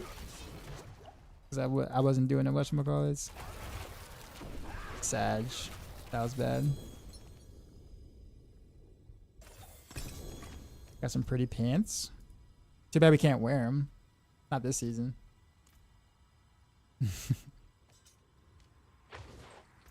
I mean, you can, but you lose a lot of damage by doing so. So unfortunately, like the whole left side of the gear spectrum is like not, tradable or sellable for the most part, unless it's like a weapon, maybe. It's a chaos uniques.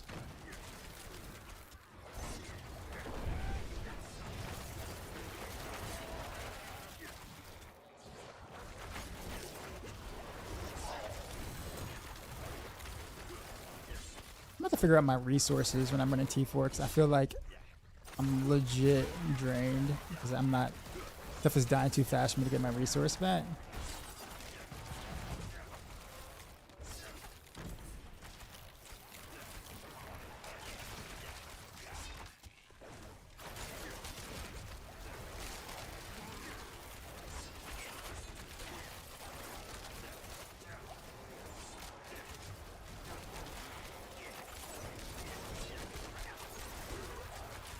What is this door? Oh, okay. Chaos thing, I assume.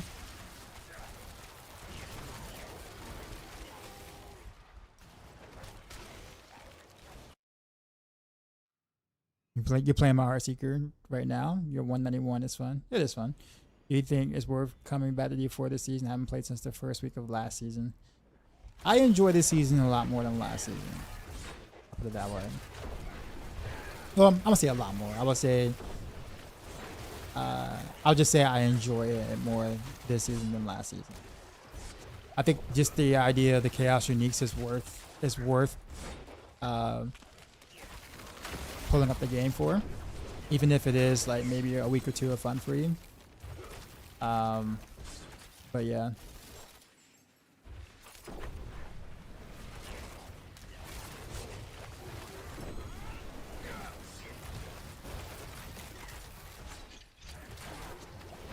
If it wasn't for the Chaos Armors, I would say no. Like, just no in general.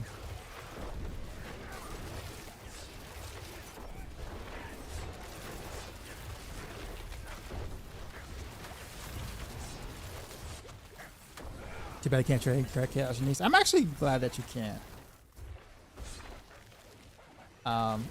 Probably one of the few that feels that they shouldn't be tradable. I'm glad that they aren't tradable because it gives you something to chase.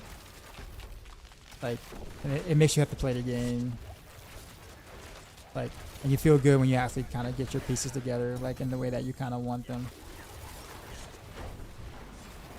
Because like dupers and hackers would have found some way to like dupe those items in some way, and then like kind of ruin the whole chase for said items. In like in like one day. Like they're kind of rare-ish, but not rare enough to where you feel like you'll never get the ones you want. You'll get them just by playing the game. In any content really, like they'll just drop.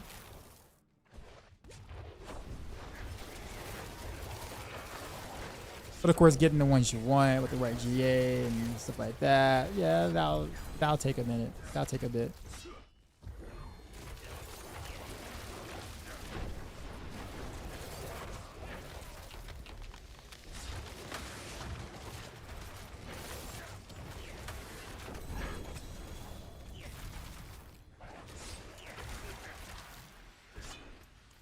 I should pick up more legendaries and salvage them. Can you get them from bosses? Yeah. You can get them from anywhere. You can get them from doing pit. You can get them from nightmare dungeons. Yeah, you get them from anything. Like they're not guaranteed on bosses, obviously, but you know, you have a chance of getting them out of boss, just like you have a chance of getting them anywhere else.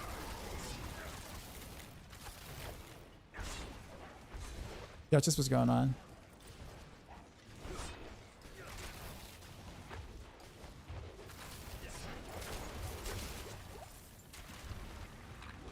Doors, nerf doors. I remember the junk rapid fire bug. How about that version of rapid fire returns? I just like the straight line version, like the streamlined version of it with like repeating as like the AO, like the little bit of AoE you kind of relied on, but it was like ridiculous single target damage. That is like no longer the case.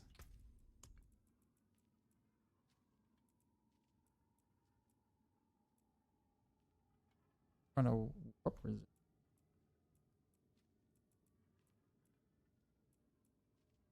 How good is the Heroic Gold, by the way? Is a low heal intentional? Not really, no, but it's kind of a necessity at this point.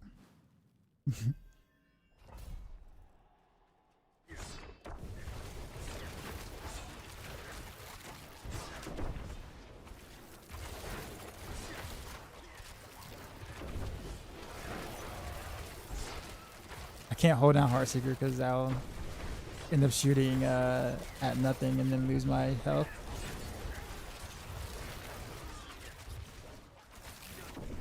Not health, but like no, lose my resource, being able to actually cast.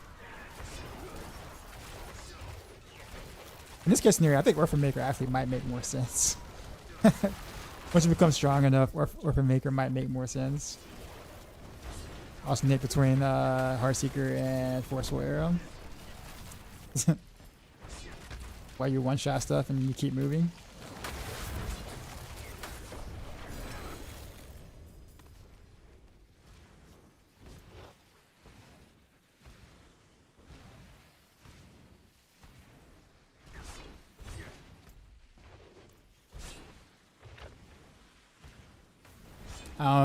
I don't know if you know how bad the D4 market has been in the past. Oh yeah, I do. I know. I am well aware. We had dupes in like the first 12 hours of last season. Dupe boss mats. Everybody was farming Belial, you know, in like the first half a day of the season. Which is bad. So that's like so bad.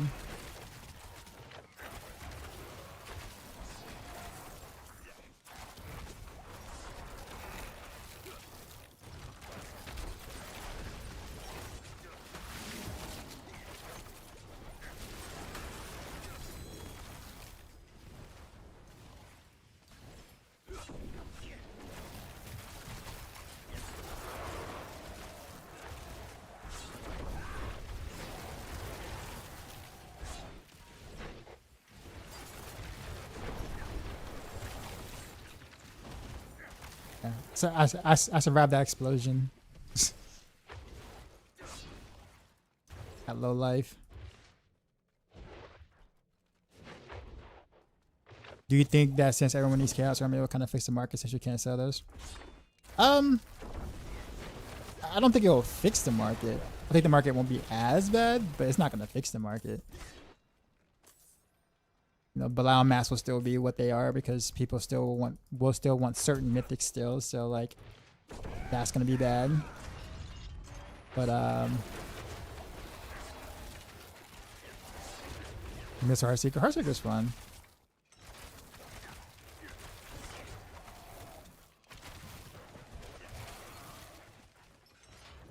I'm like running out of a resource.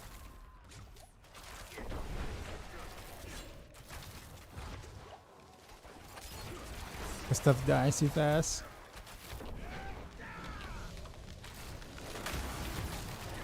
Gotta figure out what I want to do for that though. Like, once a person gets strong enough, you're gonna have to run more resource cost reduction places, even with Starless. Because we're not getting that 30 resource gain from Beast Cornered. Because we're not at maximum life.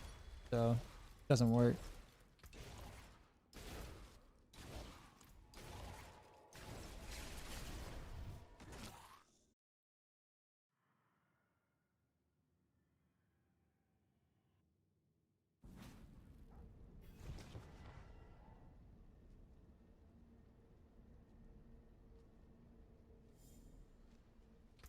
Alright, the caller said they're doing word stuff, so I'll jump in.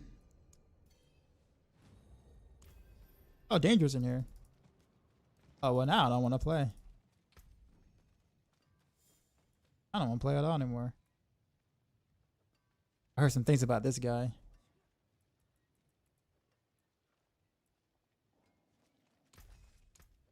Still got some good in it.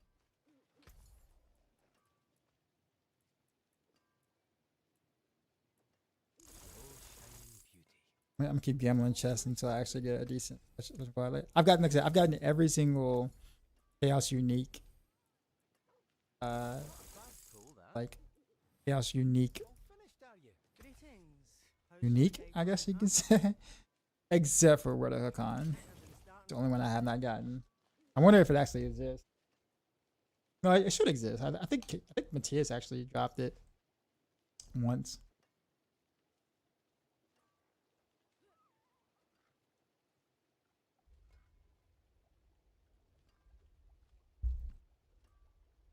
You got Hakan on glass? Okay, so it does exist. It's just my luck sucks. Got it.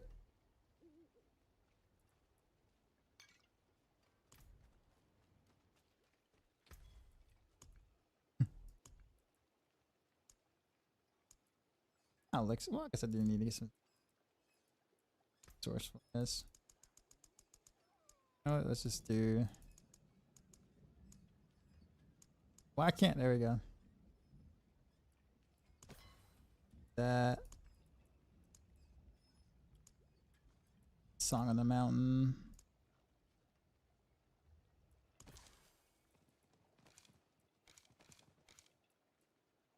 Live well.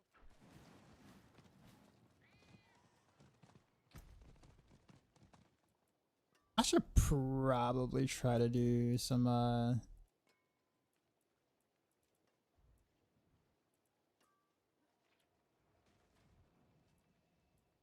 I try to get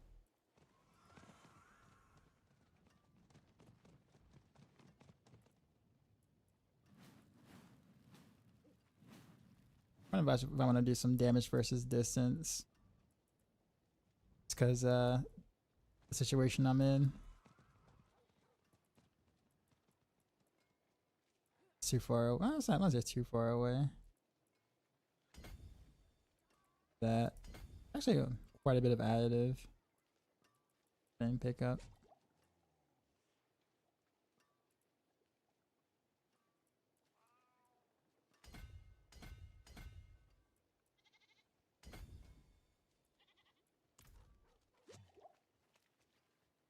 Smelly Rogues need to get your Jura out.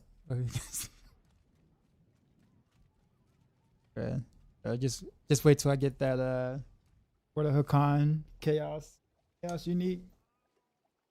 I ain't gonna be able to hit nothing. All them rains firing.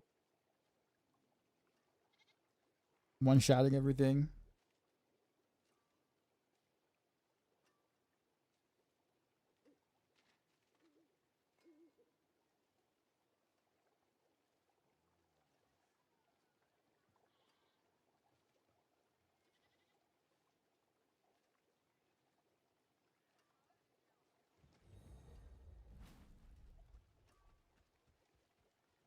Lorp. Looks like this is a maxroll party. Are we gonna do any bossing tonight or anything like that? Danger or what? What's the plan?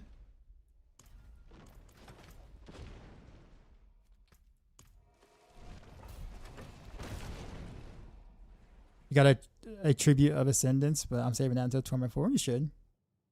Also like tributes as well, like for runes or like boss mats and I guess bossing, because I for sure need some mythics. Or a mythic, I guess you could say.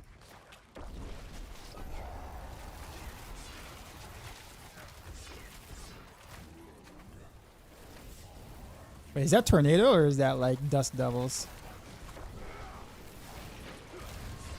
That's Dust Devils, right?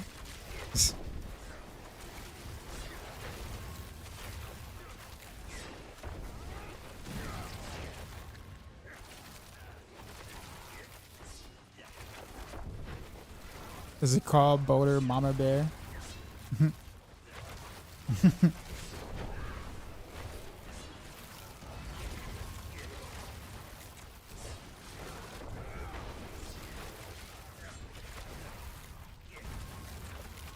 What would be the first mythic if I could pick up for the build? Definitely Air Perdition. Because not only is it a big damage increase, but it also is a great like quality of life, because that's where all your movement speed comes from. You have no movement speed anywhere else besides the helm because of the way Chaos Uniques works right now. So like having that movement speed and like literally like masterwork in the movement speed makes you feel so much better. Like God, it's like night and day difference. And it definitely helps your efficiency for like farming and speed pits and all that stuff right there. Like, which road build is this? Heartseeker.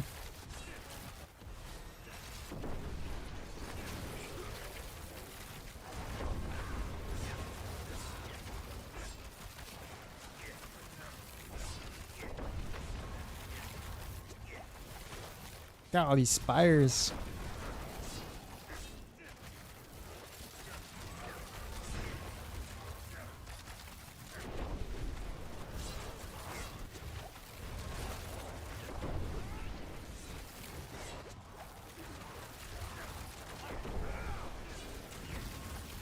Yeah, Starless Skies would be the second one.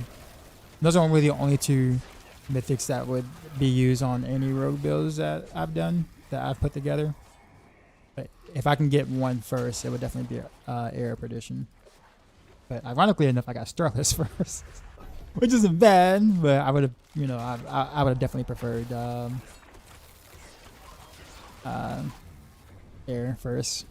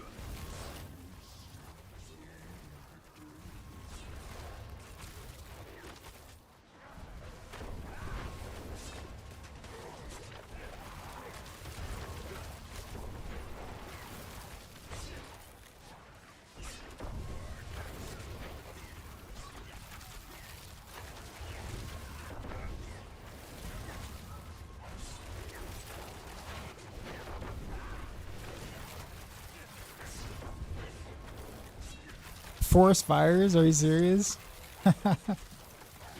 Oh man.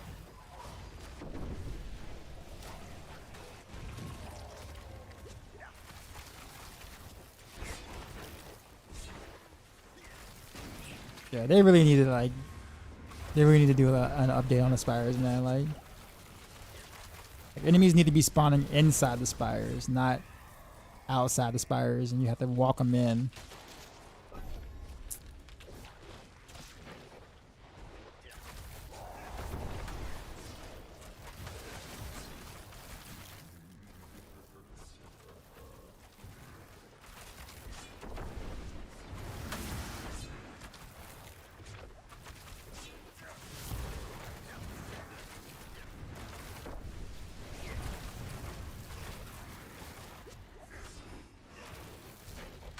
There's nothing for me to hit, so I can't keep my barrier up.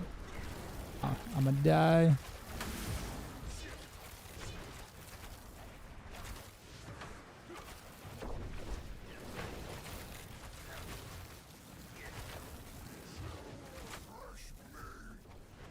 This is a random butcher.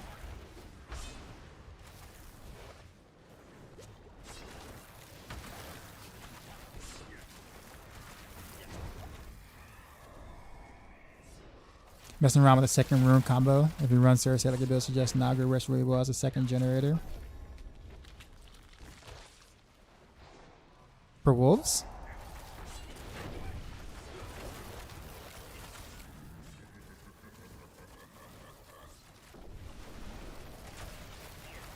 Wait, does the wolves work for like... Oh, so wait, no wait, okay, so wait. So, I get what you're saying. So like, as long as I have the wolves out from Se, then Nagu works with the wolves, with Se rune from the wolves, like as like summons.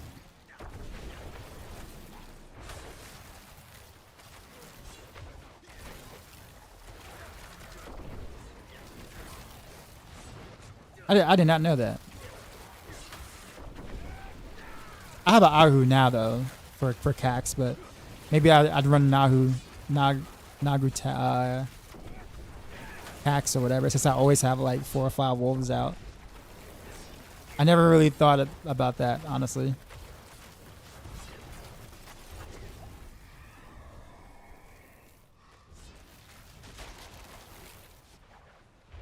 Okay. Usually I have about good 4 out, sometimes 5.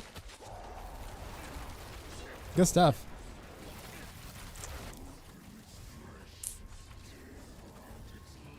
Yeah. 4 or 5, yeah, usually.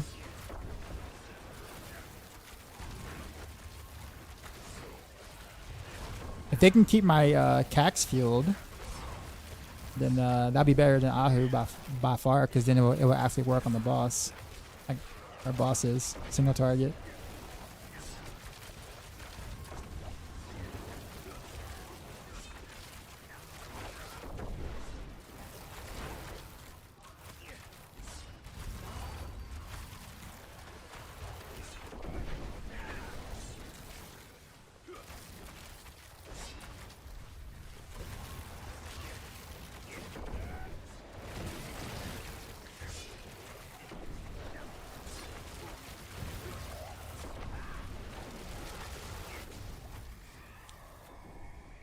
In fact, I have a Nagu in my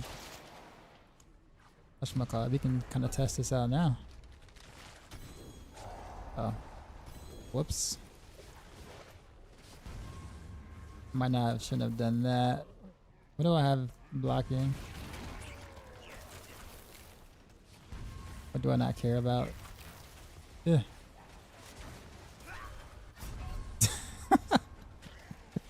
I was trying to drop the rune.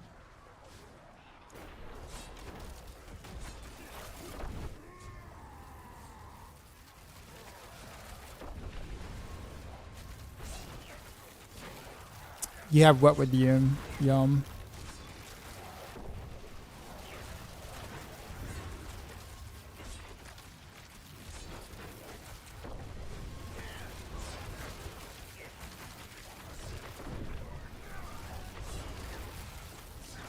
I wonder if it actually works with Cax. I'm not sure if it actually works with Cax. Not good instant. What are you using Yum with, Josh? Oh, Nagu pair it with the Yum. Okay.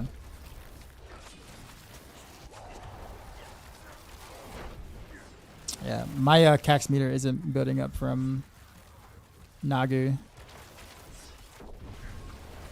with wolves out. Well, now there it was actually. Maybe because I'm not like hitting anything. Like it happened for like a spare second.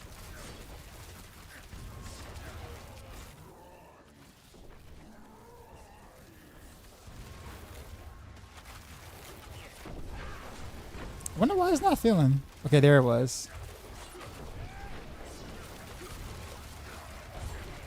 I wonder what makes it do it because I'm constantly using skills.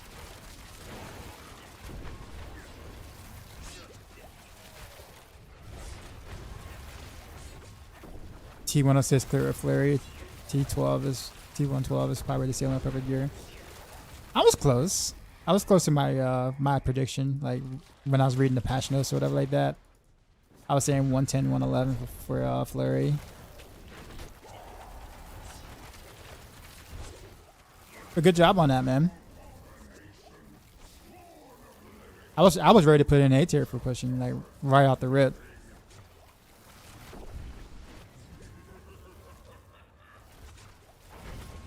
Oh, almost died.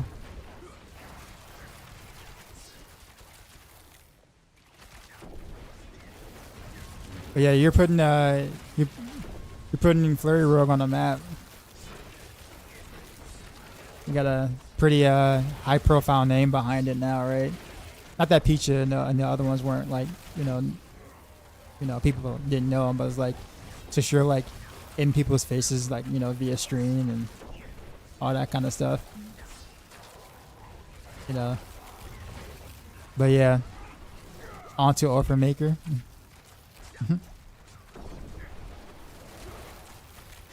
Yeah, I'm probably not gonna do any Orphan Maker stuff quite yet. Not until I get my Random Barrel stuff, honestly.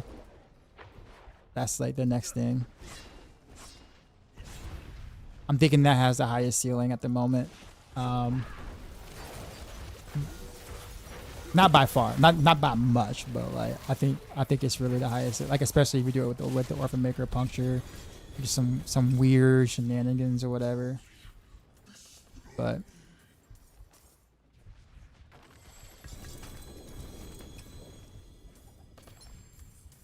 all it takes is for one of the wolves to reach 5 seconds though. Then it just fills based on how many wolves, so it can be a hit or miss if they get refreshed a lot. That could be what's happening.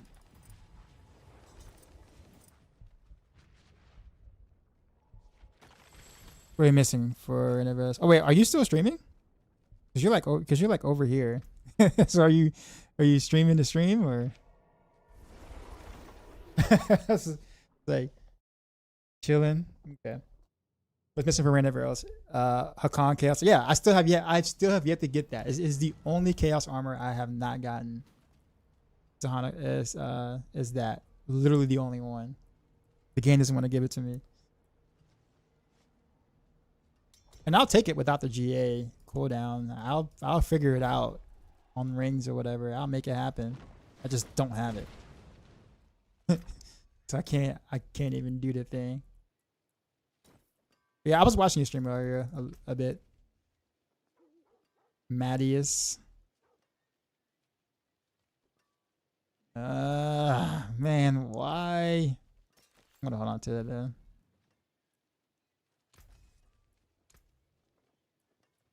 What's this? Ain't nothing starting from nothing.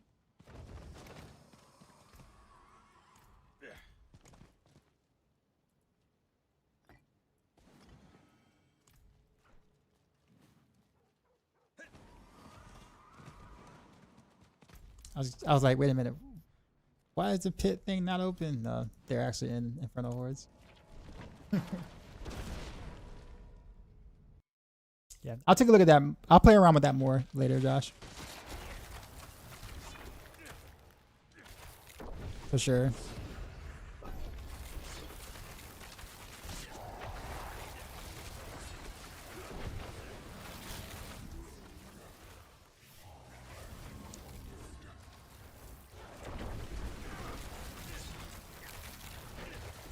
Oh, also too, I'm probably gonna try 1-to-1 Orphan Maker basic attack build.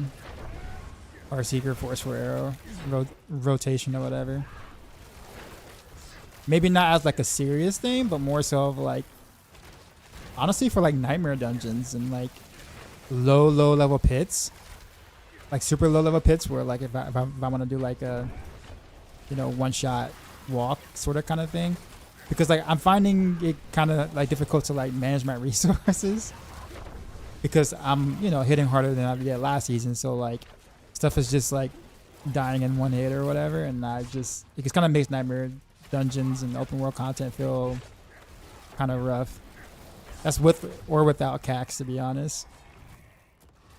Like I'm almost have to figure out like if I'm gonna do like some more resource cost reduction on like a weapon or something.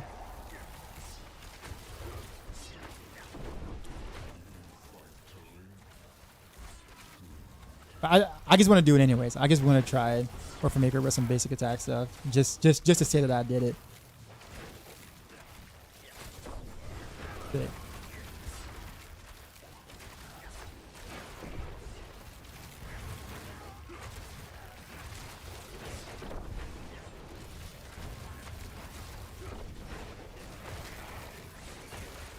How much attack speed do I have? I have no idea. I do not have. I am not at my breakpoint. I'll tell you that much. But I'm probably at like the 13 frame. It feels like 13 or 14 at the moment.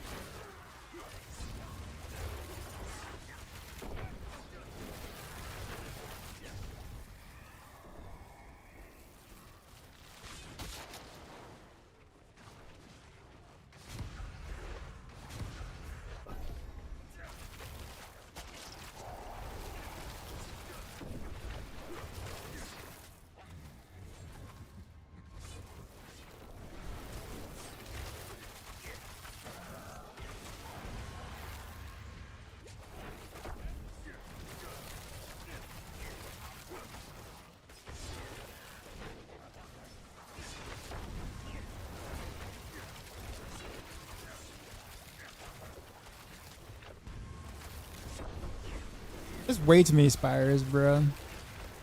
For the fact that mobs don't spawn inside them at all either, man. It's just...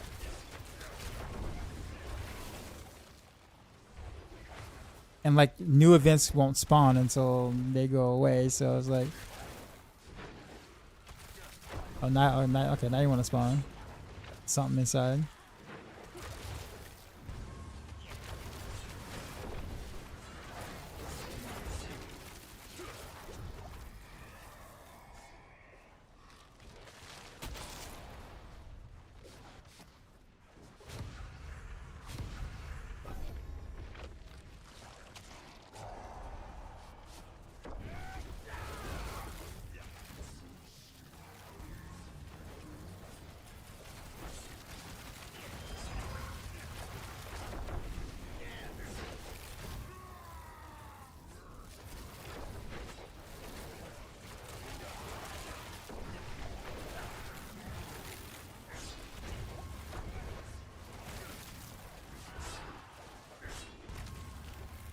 It's so funny just like watching people just like stand in the Soul's Fire, just like looking helpless, like, please somebody come in.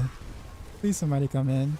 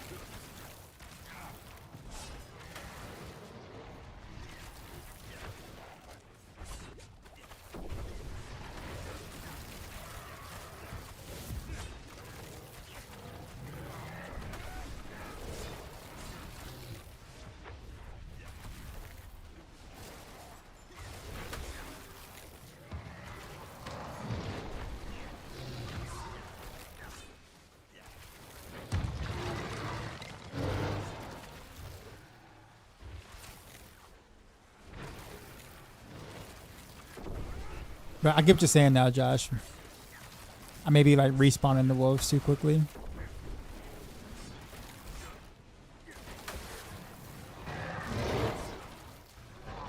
For them to count for Nagi.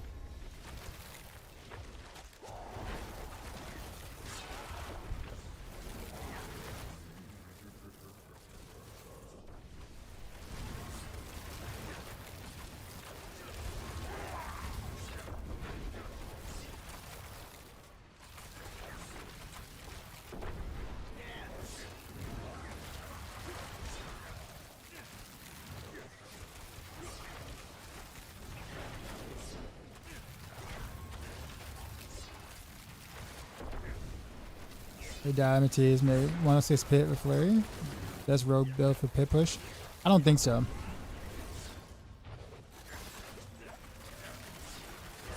Although it's definitely better than where we had it on our list. Like a little better than where we had it. Best rogue player for pit push. That's a yeah. I mean, you can make that claim for sure.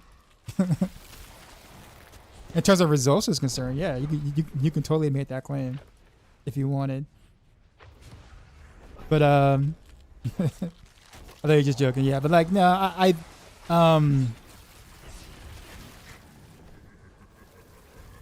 it's good. Like it definitely needs to go up a tier.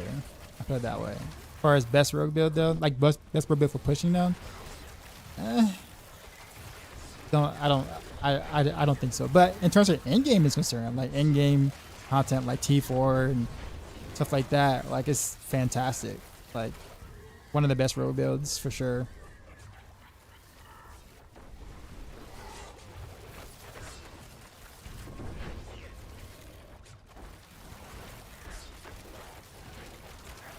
I'm just happy to see like Flurry getting representation or more representation, right? Outside of like the, you know, usual legends like Pecha and DZ.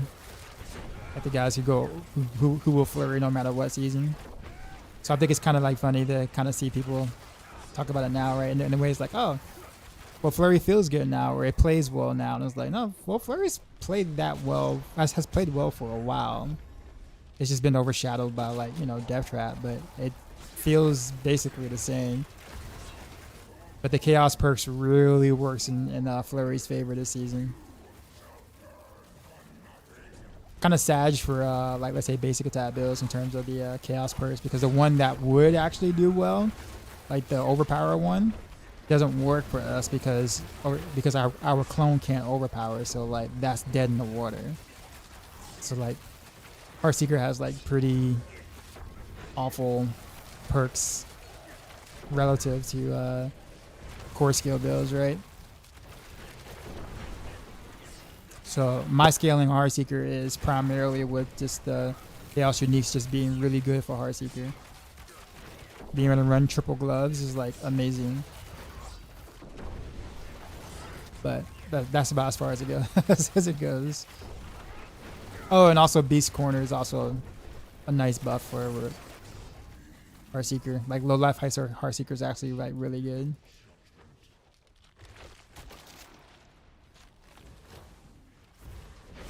Nah, but I honestly think Rain is probably gonna end up taking the cake for best pusher. Unless we find some interesting like bug with Orphan Maker or something.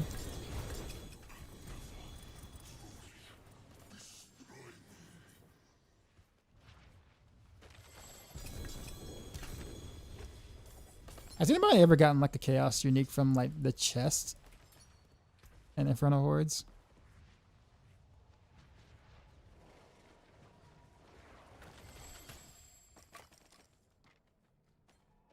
I don't think I ever had.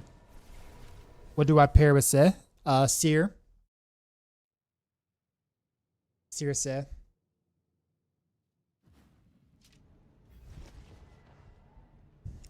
What do you have, or what were you pairing with Seth? You could say not too long ago. Okay, so I'm just only really endurant faith in Mother's Embrace. Sag.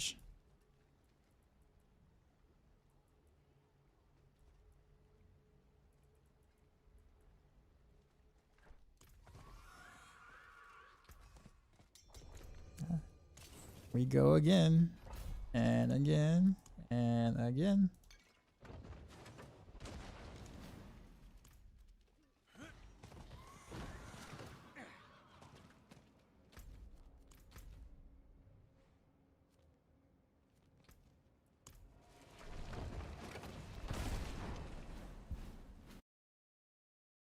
Also, Zeal, what's up, man?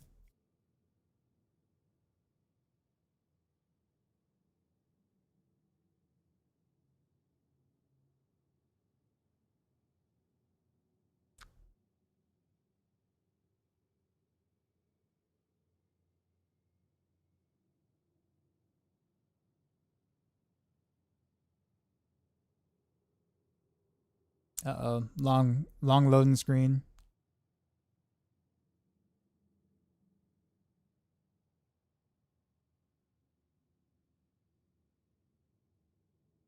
Danger, are you stuck in a loading screen, or is it just me?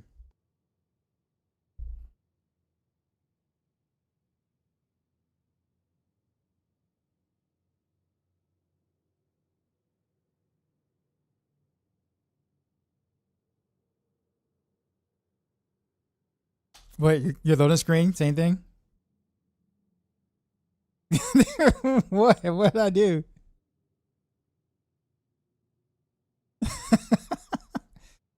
Or it doesn't at the box for season 10? I think so. Even if it is for like a, you know, short entertainment. I think so.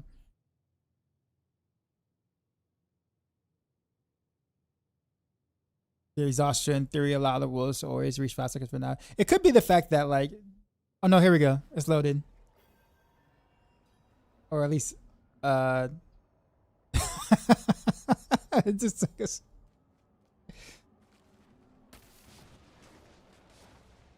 Should we just have them like request invite on you then? And just wait for the, yeah, just get the others in here.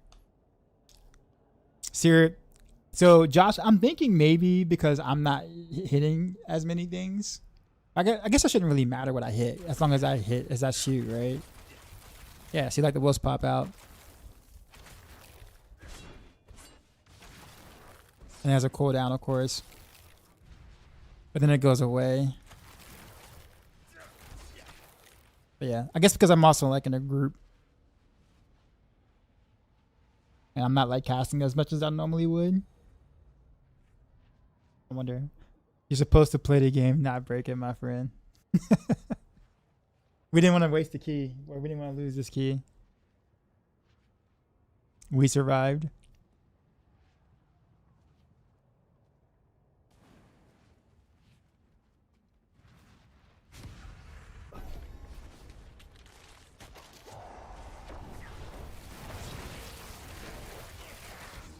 They're sending spires. Oh man.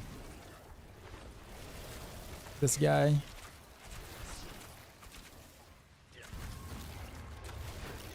And if I was a juicy 2 GA Gorn, let you know. Alright, we'll do.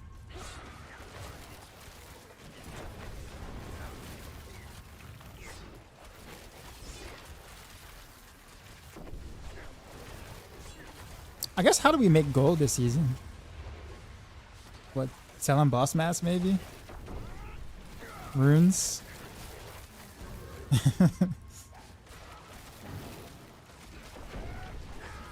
Just like the whole left side of your gearing is like not tradable, right?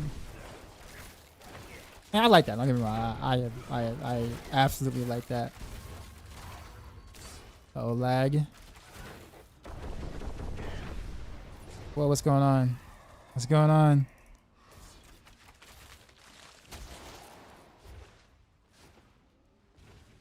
Gold chests and horrors, gold goblins selling uniques. I'm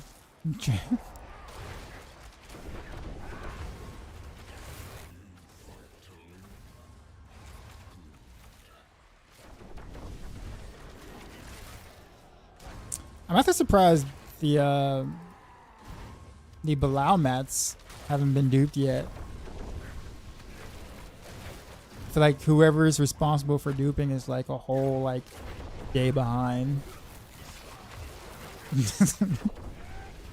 Not that like I want them to dupe. Like I rather for duping to never exist. Period.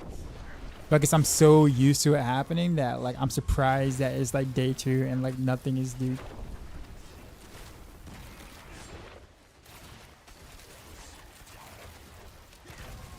Yeah. Slackers, I guess.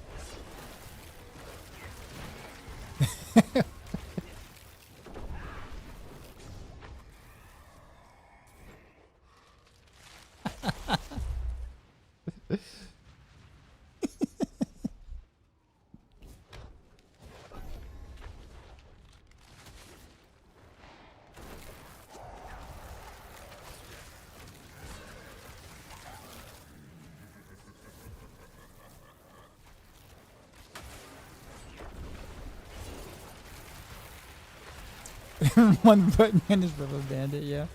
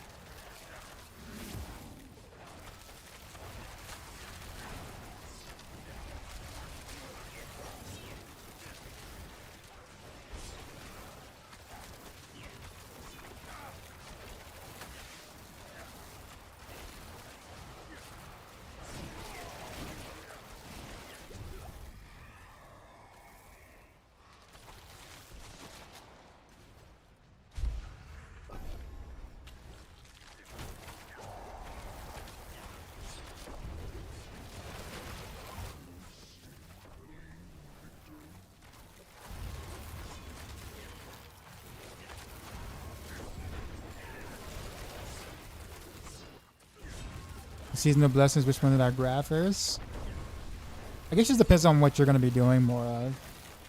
Like if you find yourself, if you have a lot of Infernal Hordes and you're gonna be doing that for a bit, I would do the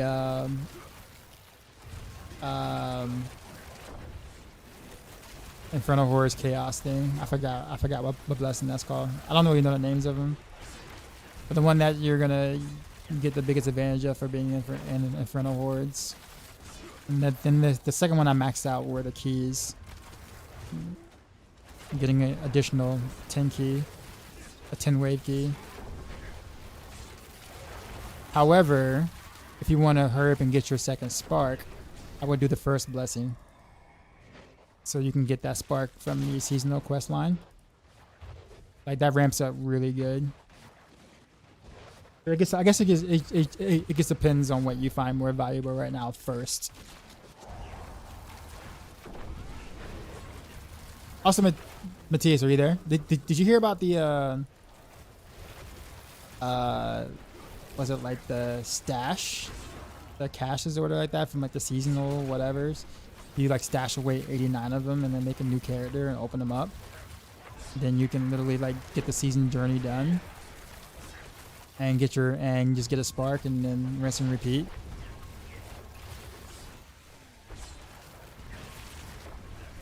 Yeah. It's in our macro chat, the team chat or whatever. I think was it Beat Dropper or was it Icy Troll that wrote about it?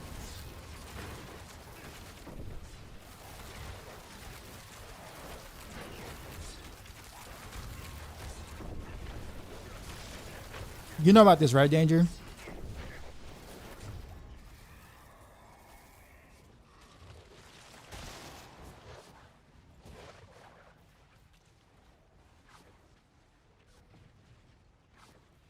Yeah.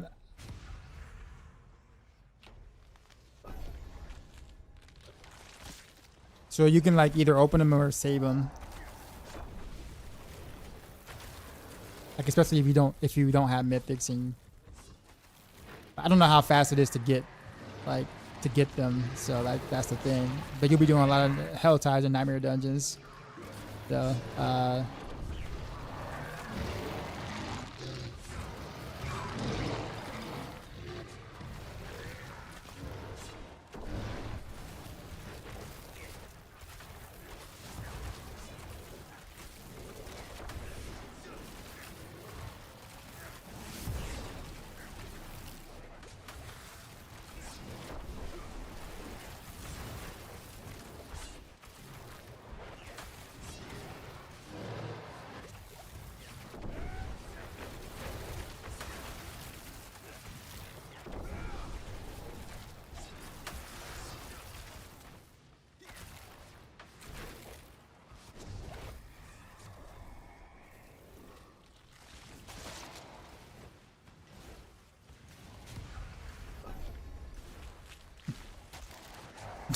it feels like we're committed.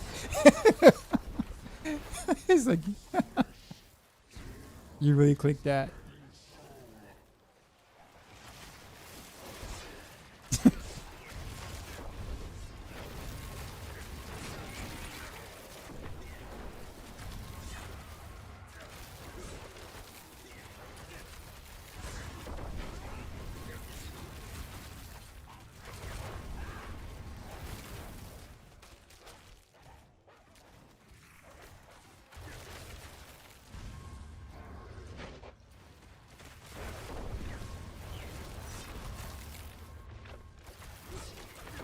This is your mind staring at all these ones. Too fixated to not science this. Like I said, I feel like it's kind of hard to like really like tell because I'm also in a group with 3 people with wide screen clear AoE. So I'm like trying to maintain my resources shooting at nothing. so it's kind of like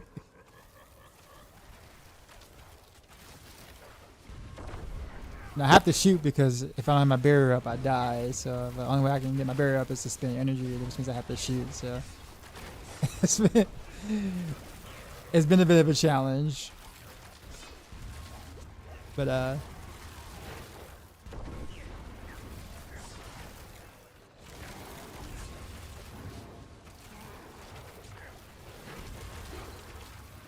miss no look at enemy Heartseeker.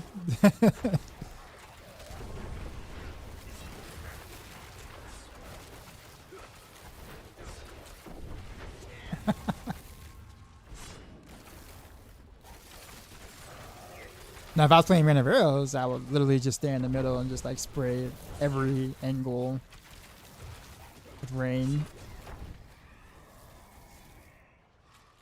Hold down 2 buttons and just let rain just shoot from the middle all the way across.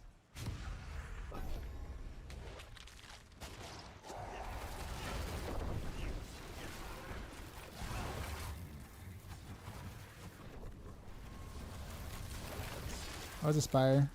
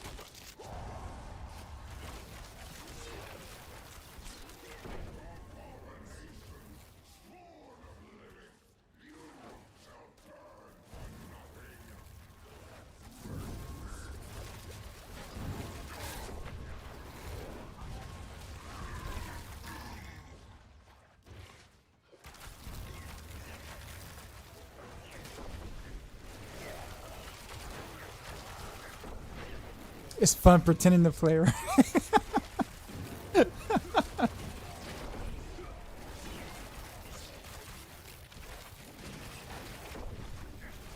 I mean,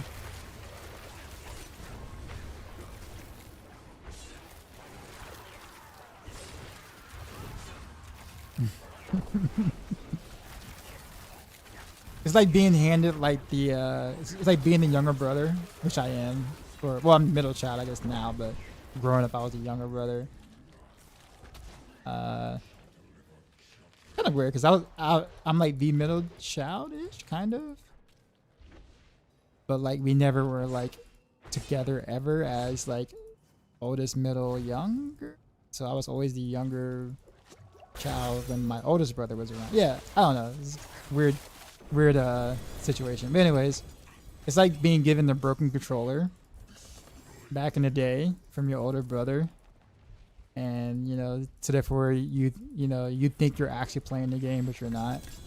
Like the controller is like either broken or unplugged, but you don't know because you're young. You're just playing with your older brother and you're thinking, hey, everything's cool, everything looks like it's working right. You know, I'm pushing buttons, stuff is happening on the screen. I don't know how it's happening, but it's happening. That's what it is right now. That's what one of Infernal Hordes right now is.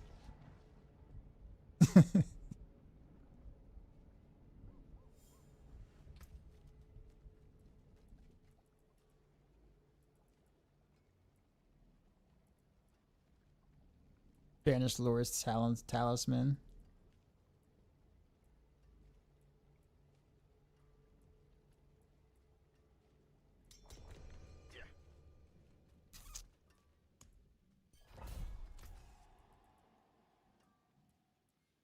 They're actually still bad.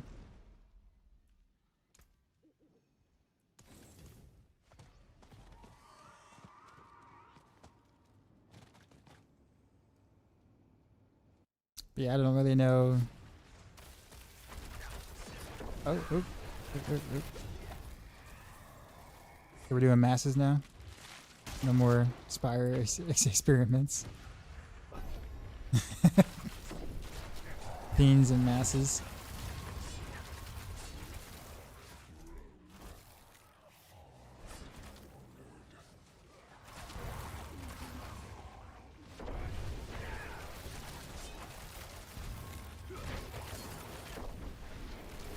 Iron chunks. Legions? No? Oh no. I have to. Ooh.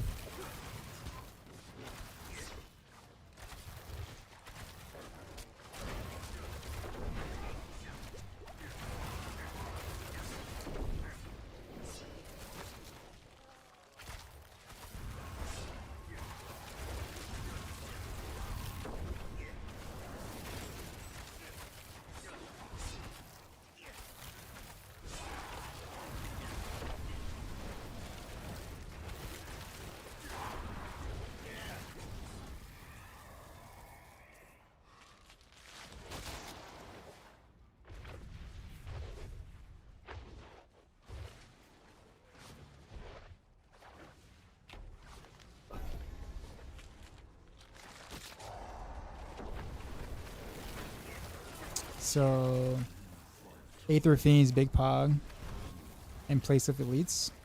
Alright. Word.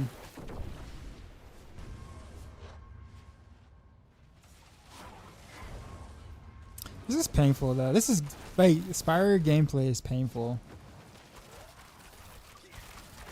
Like, either it's not working the way that they're intended in some way, or something is just not spawning. Like, maybe they're just, it's just kind of broken in terms of where the mobs are supposed to spawn, or them coming towards the Spire or something. But I can't imagine, you know, they're going through the test phase, right? With other players, you know, with their characters, and going, this is how we want the gameplay to work.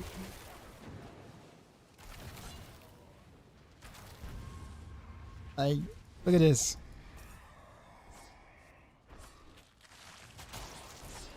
They made the monster to be killed inside. Well, yeah, I mean, I know that. I guess my thing is just like, I actually don't, I wouldn't mind that if mobs actually spawned inside.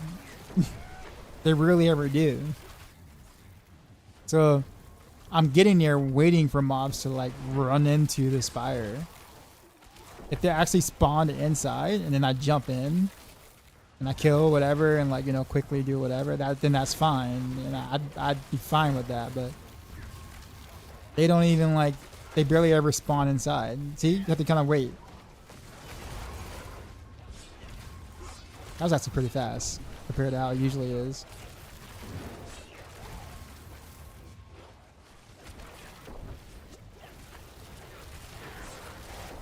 But I guess, like I said, unless it's bugged or something, like I said, it could be bugged. I don't know. Like, maybe it's not working, you know, properly.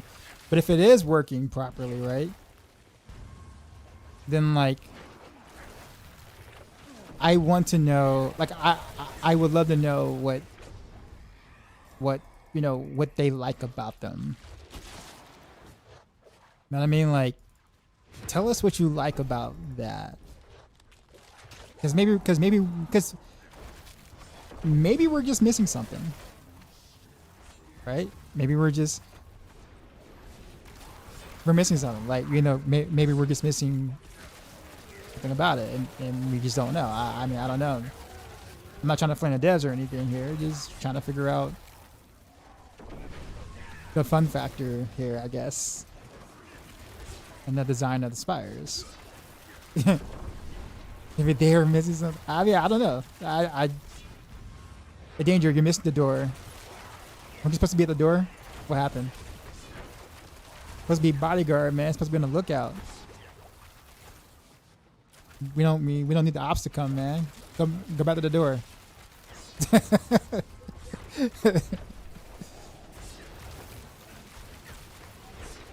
Yeah, we have to, like, waste boons for them to be, like, you know, manageable, maybe. I guess Red moved me there. Yeah, man. Put me back the door, man. I think we need a new bouncer, guys. Are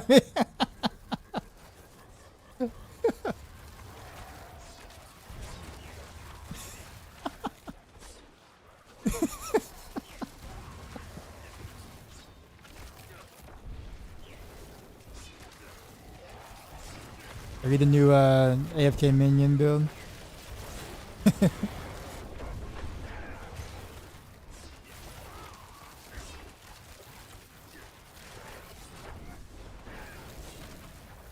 I mean, you look like you're working out, man. Like you shadow boxing hard over there, man. You shadow boxing hard over there. I'm not hating.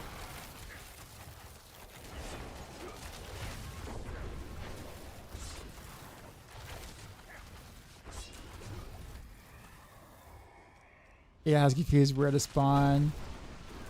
You all need to stand right there on top of each other. It just feels anti-chaotic, right? Like, this being the, you know, infernal chaos, right? To have to move to aspire and kind of wait for them to either spawn and like some of them to spawn inside or some to actually move into the aspire is literally anti-chaotic, right? It's the opposite of chaotic.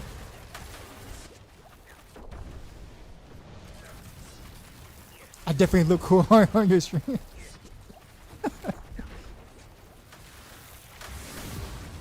Yeah, bro. I mean, you're looking good on this OLED ultra wide monitor here. Where can you see this build? On Maxroll. It should be in the description on YouTube. Usually I have all the guide links from Maxroll in there. If I don't have it in there on like the YouTube description, then check out maxroll.gg and then go to in-game builds, go to Rogue. Sorry, go to D4 in-game builds on Rogue and then search Heartseeker. You're a Beyblade, let it rip. Oh no, he moved. He moved. I'm following him. He's suspect. He's sus. He's real sus.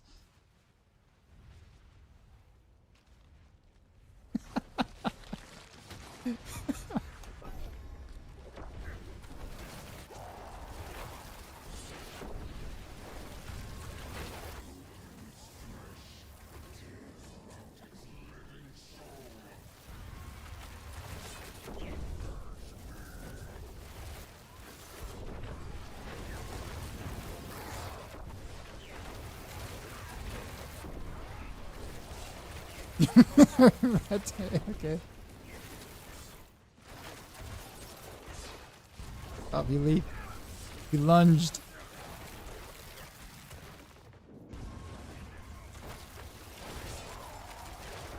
He break down his door.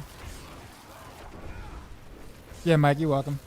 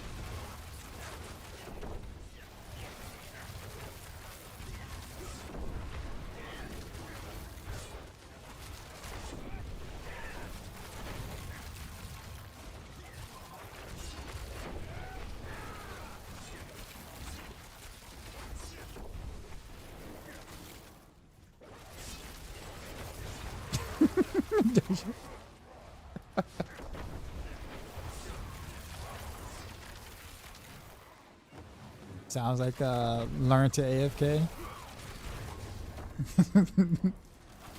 Have fun with this build? Very fun. Although keep in mind that like I am playing with like 3 other people with screen wide clears. So I don't really get to hit many things right now in the Infernal Horde. At the moment I'm speed farming 85s. I could probably speed farm 90s, but it's not really efficient. At my gear level, that is. I got a ways to go. I got a ways to go in gearing, I put it that way.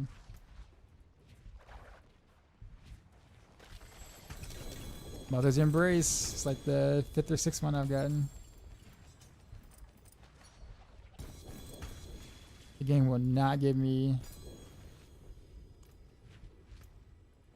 a Water Hakan. Chaos. It won't do it.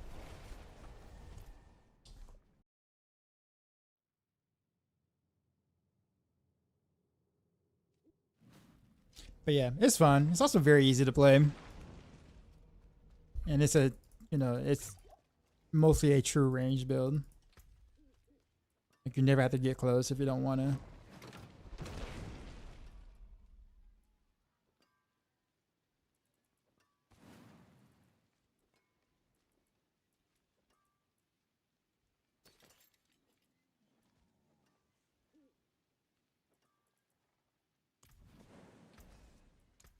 I've been starting from nothing. He's got a Fist of Fate one. Lucky hit. Very nice.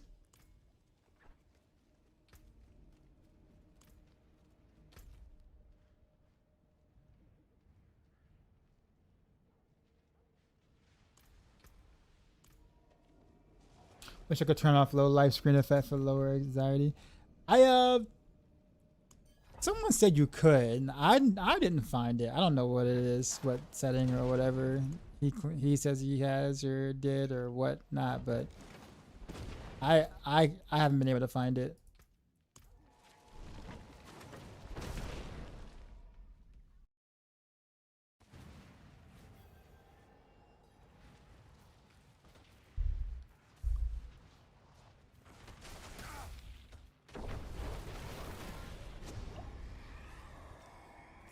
Sorry, he hit me first. He hit me first.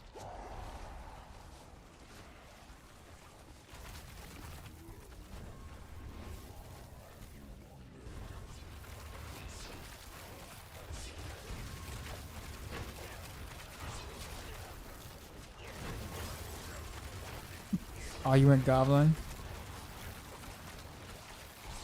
Well.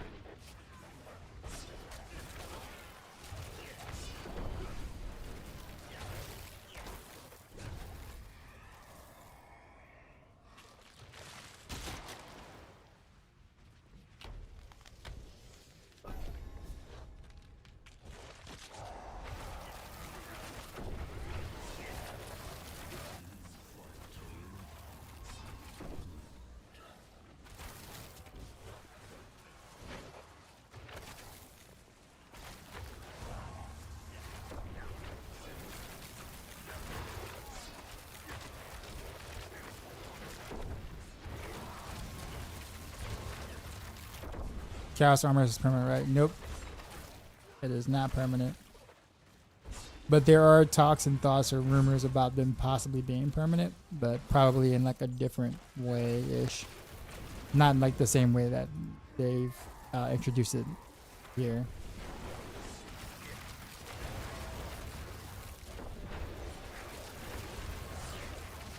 I do mind a goblin.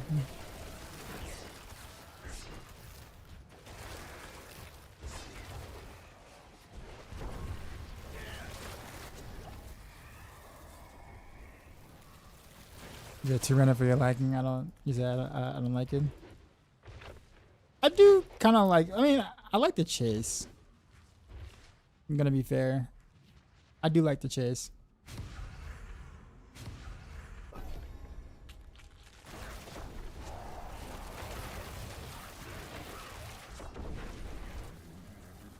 It feels good to see one when they're actually dropping other places. You know. Because then it's like a potential upgrade or a piece or whatnot, and then you can kind of manipulate the rest of your gear. It's something I feel like the game doesn't really, you know, have enough of, per se. Because beforehand, we just kind of gear up through Dude and Belial mats. And then sell anything good we get from there. And then chase is fine, but they should be somewhat target farmable. But I guess you mean like specific ones, or just like you mean like specific pieces should be target farmable or whatever, or specific slots, or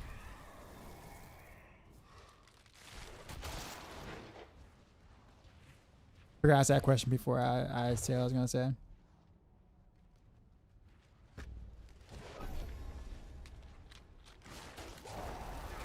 We need Aether vacuums.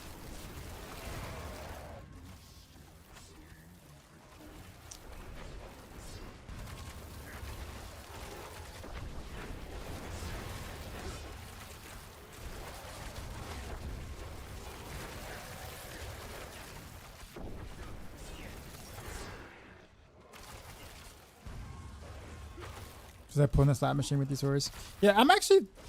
I have yet to see a chaos armor come from the chest, even though there's a whole seasonal like blessings for that specific thing.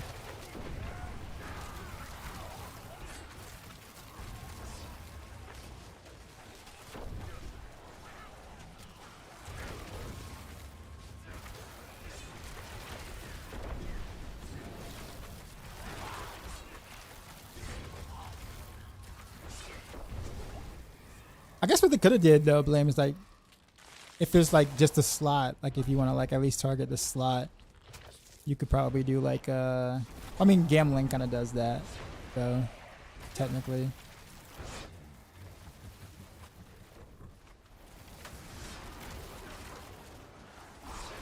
Then that kind of forces you in the pit a lot.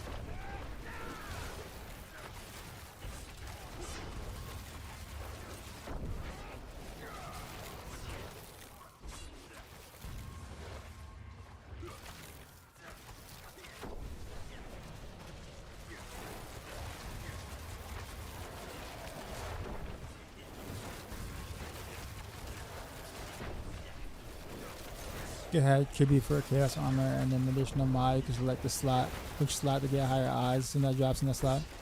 I actually wouldn't mind that. That's actually not a bad idea at all.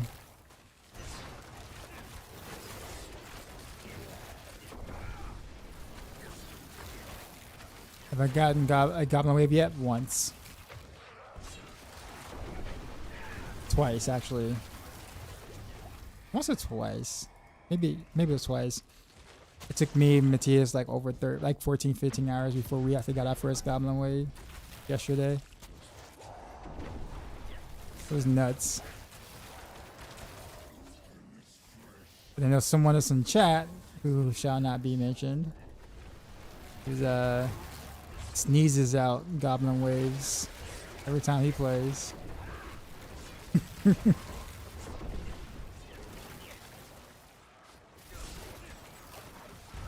The non-streamer got the streaming client.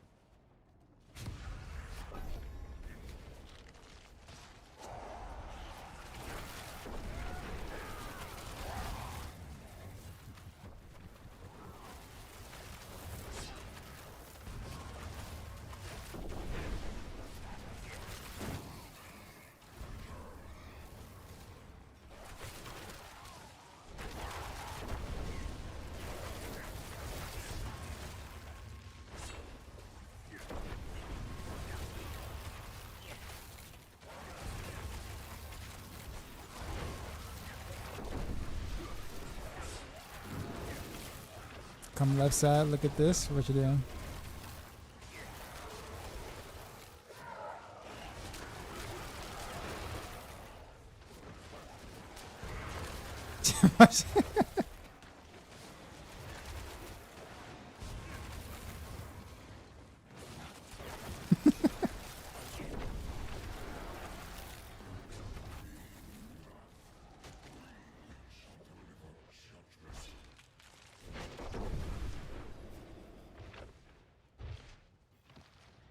Might wanna tell your dude to move to the next room.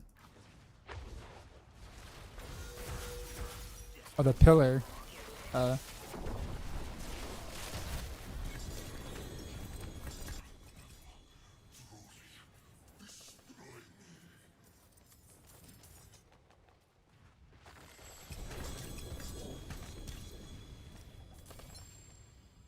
Pick up the stuffs.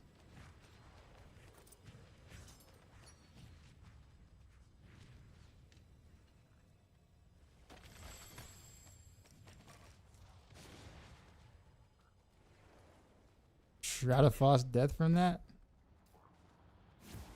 Axe. Oh, this thing. Huh.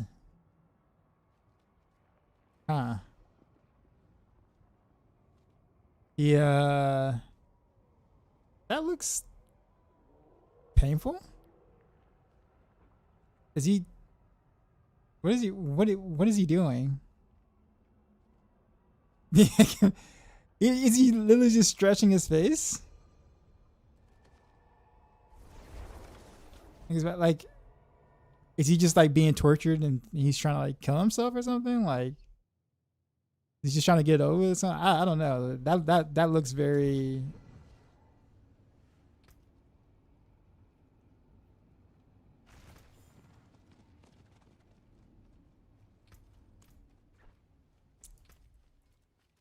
And then the mother's embrace again.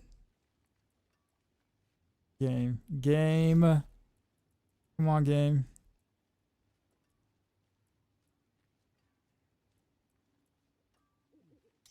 It's a horror local. That's us in 10 years.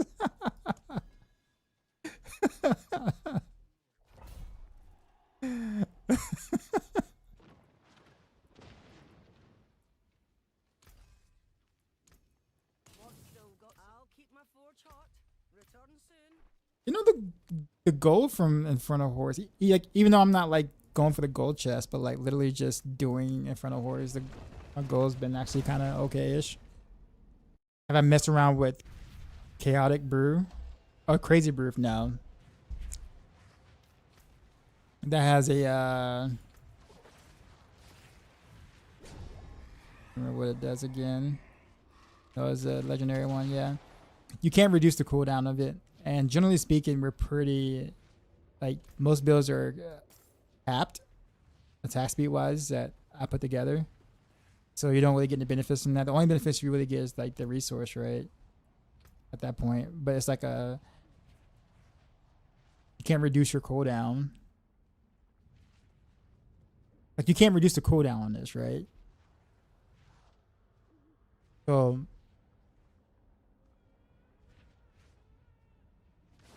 you get 5 seconds of a buff, but a 10-second cooldown, which makes it like not worth, in my opinion. If it was up a bit more, I would use it over accelerating chaos, to be honest.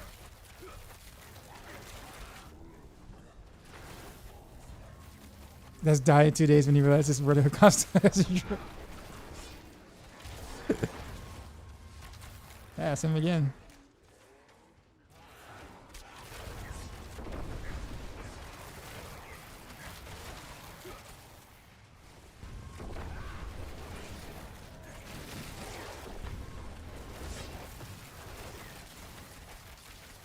So much detail to appreciate when you're AFK.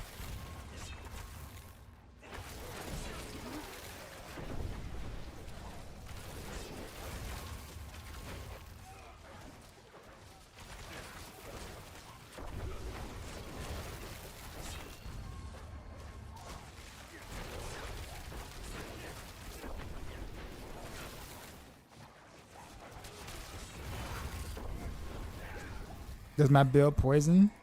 It can. Like I can make a poison dot happen, but on my non-speed farming setup, yes, I have. I have poison.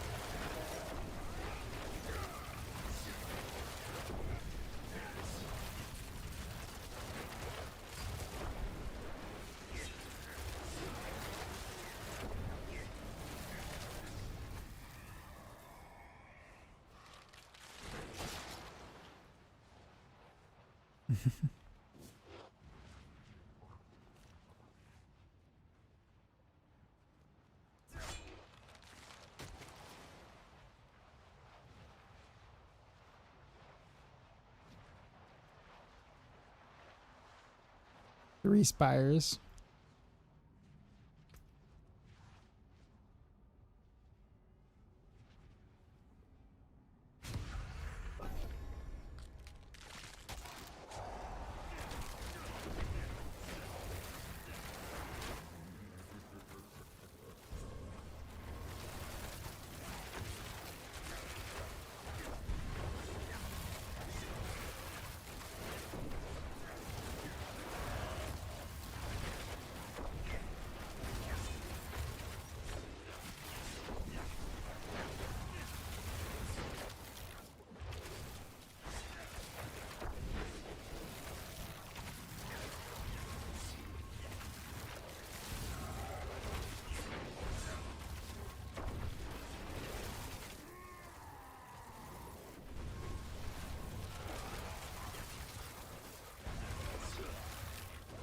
Ibram, what's going on? Ibram, yeah, there you go. Heading off. I guess you're gonna good luck on that one. Thanks.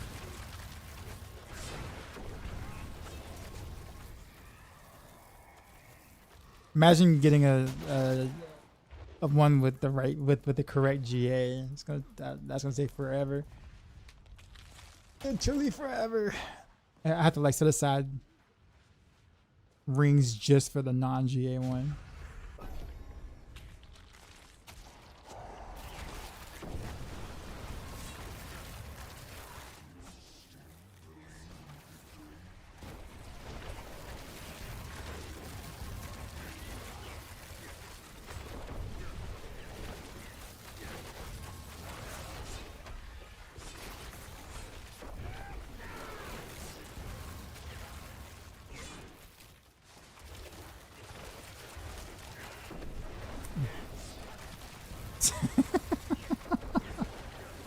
Yeah.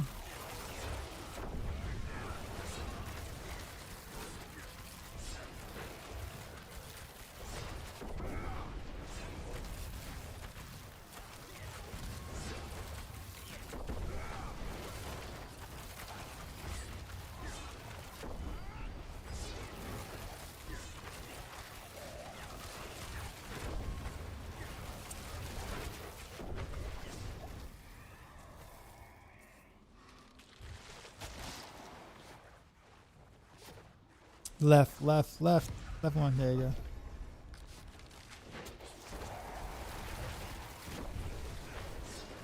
Maybe saved. Yeah, maybe.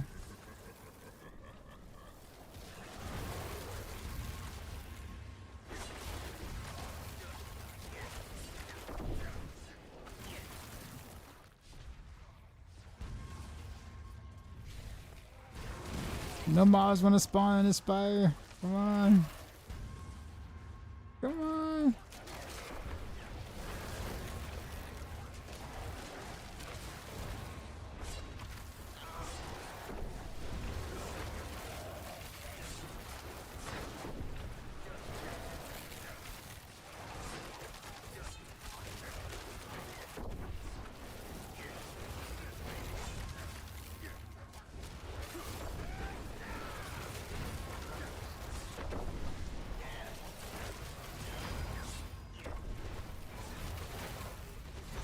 You take that back, Danger. Take that back.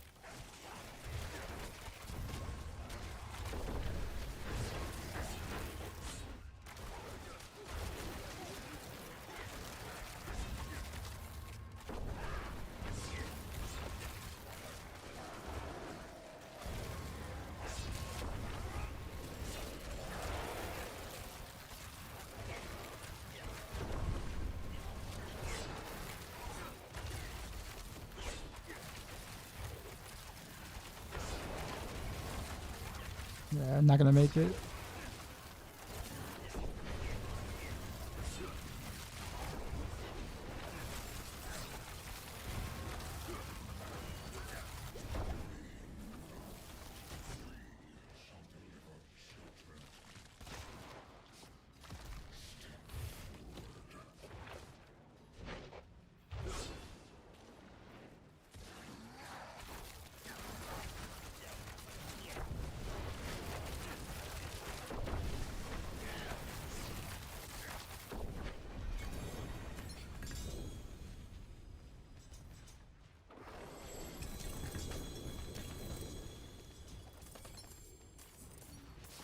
I forgot how long the song was. New bosses.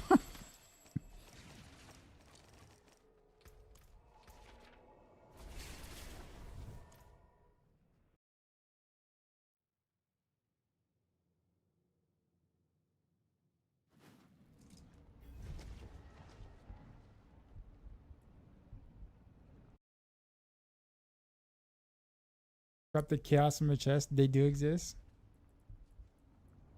I still haven't gotten, or that hasn't happened to me yet.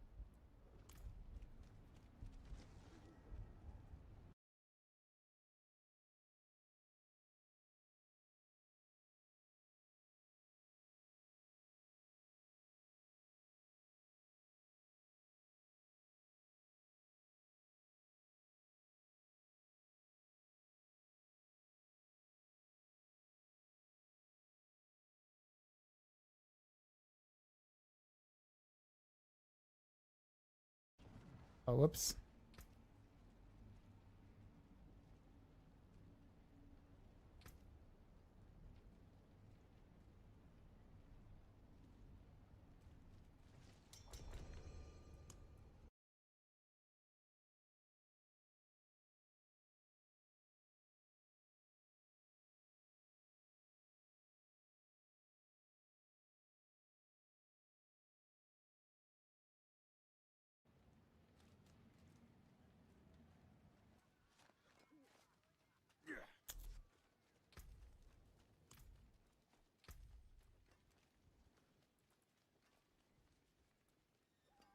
Got anything good here?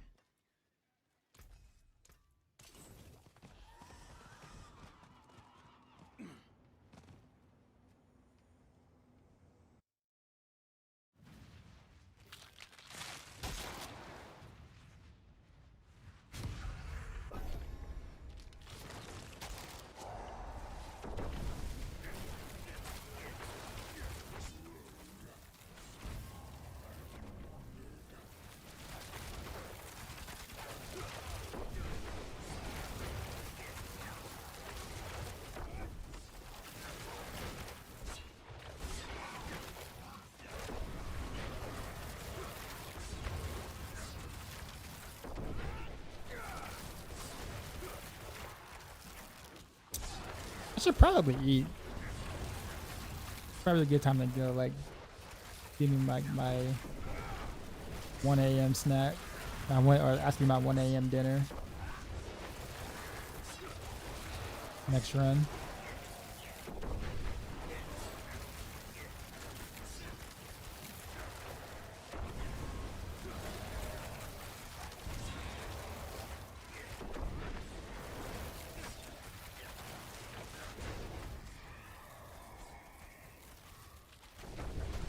Yeah, I'm gonna put my food in the microwave after.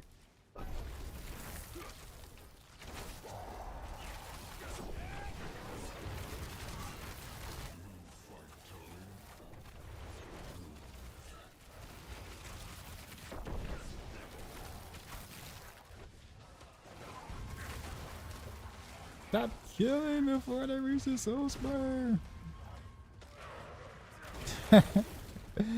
We're getting the soul spire till Christmas.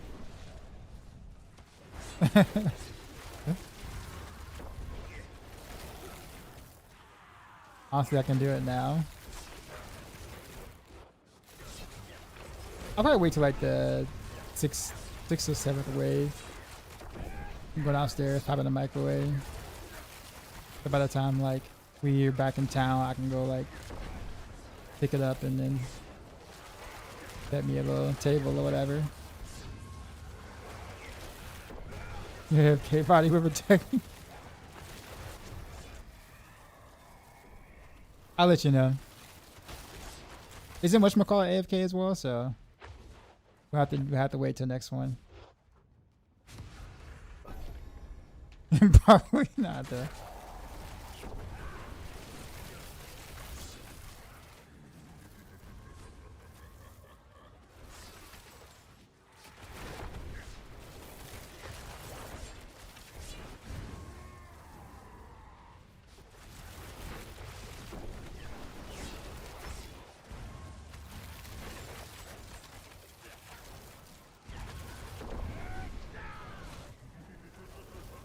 Oh, we got Hellborn actually.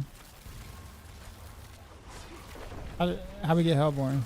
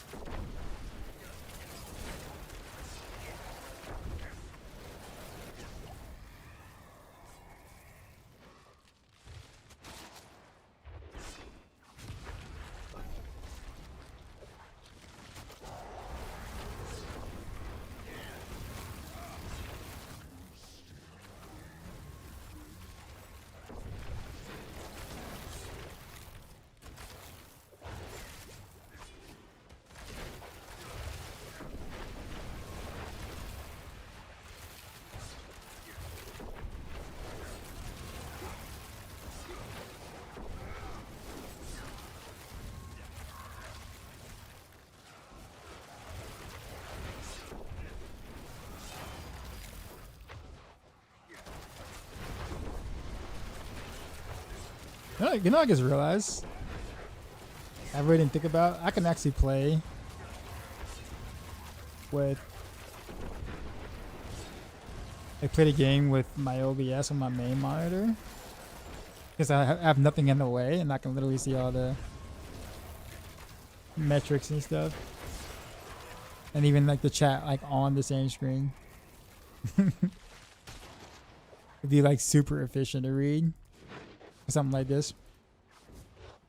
Doombringer has been feeling good with the build tonight.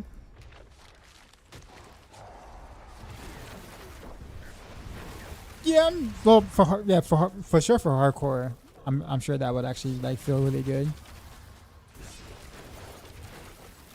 If I can play hands free, well, yeah, I'm sure. But this party I'm in, yeah, absolutely. It might be a damage. Well, yeah, it is because you lose an aspect. You lose the double projectiles, which actually really isn't that much, considering that Pain Workers does all the damage, and Pain Workers don't care about the double projectile. So really, it's just an aspect more so than anything else, and some damage per dark shroud. So you're losing about maybe 50% damage, so about 2 tiers of a pit at most. Which in hardcore is probably a really good trade-off, honestly, to make sure your character doesn't die.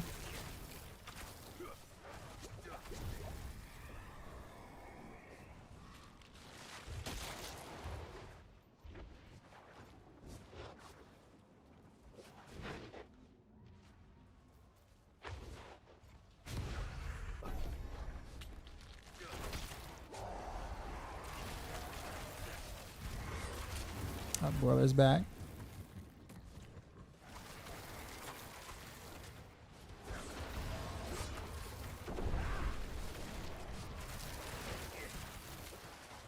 Yeah. I'm actually gonna stand right here and go downstairs and put my food in the microwave real quick.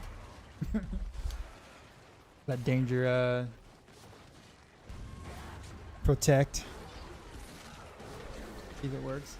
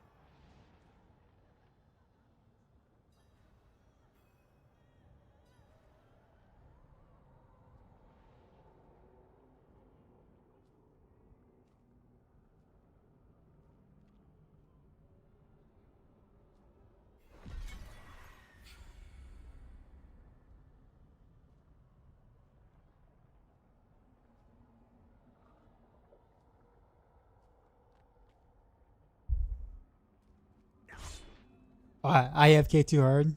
Is that what happened? I didn't get back in time.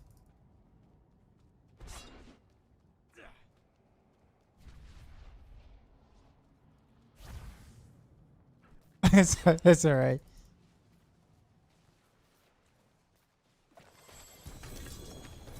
See if I get a chaos from here. Looks like nah. Wait.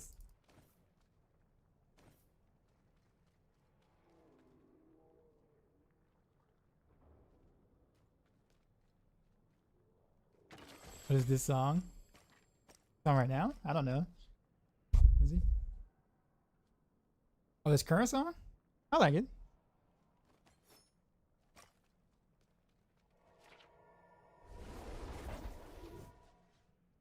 No, it's all good. I'm not I'm not mad at it. It's a Heartseeker build, super fun. Yeah, man, you're welcome. I got some small updates coming to it, not much.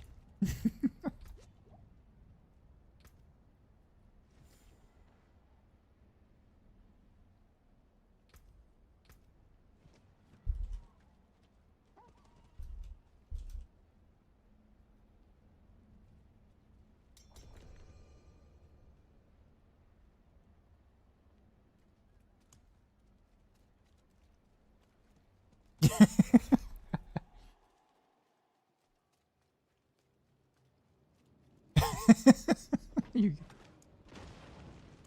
all right. My food's in the microwave right now. I'm gonna go pick it up at the beginning of this wave. So I'm gonna be AFK I'll be AFKing at my desk for a bit.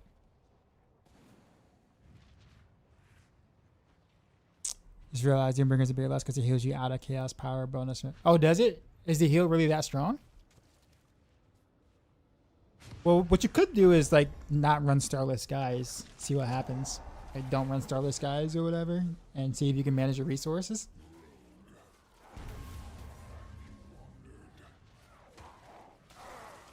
I think if you did that, you might be able to spend enough resources to not heal. I gotta pick a corner and like stick to it. There we go.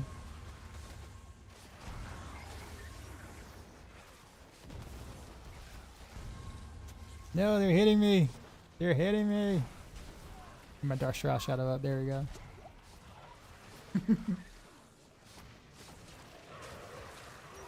Bodyguard danger there.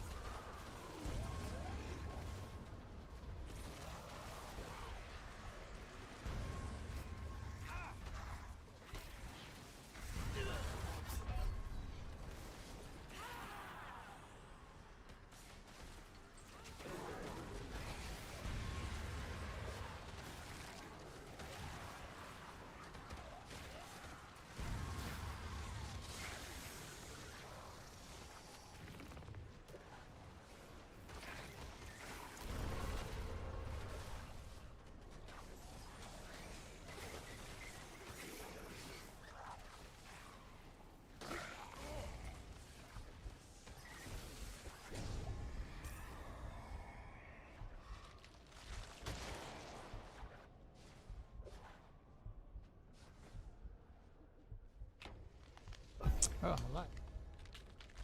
Oh, my Dark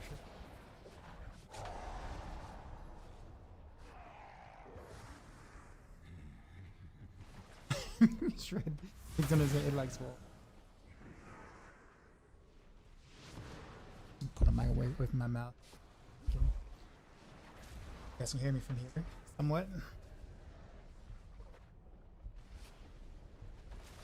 Oh. One took Hellfire. So.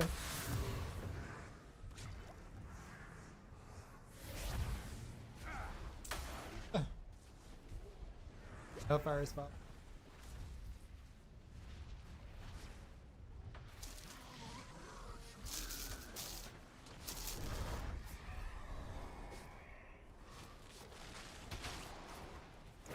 That ruined that chaos right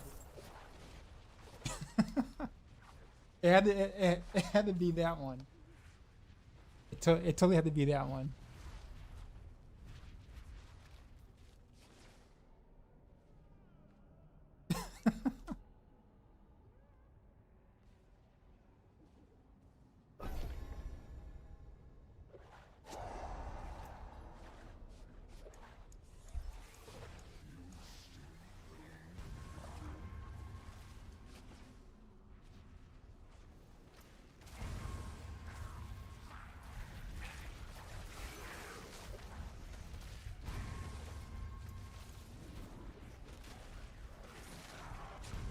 I don't think I can really get AK.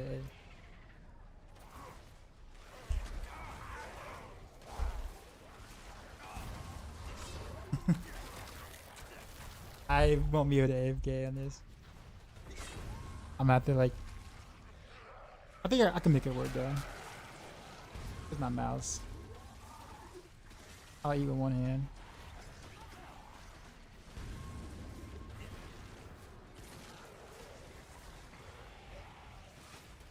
I see if I had a controller, that'd be better.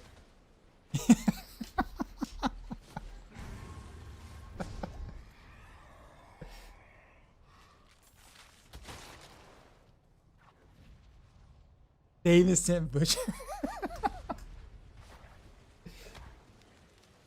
I can make this work.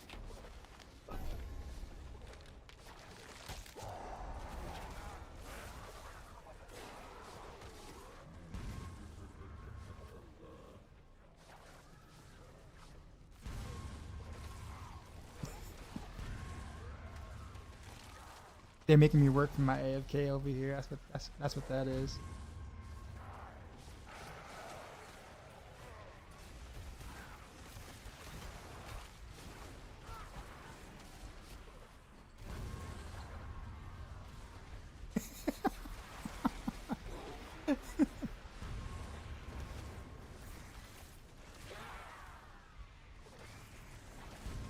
Any game.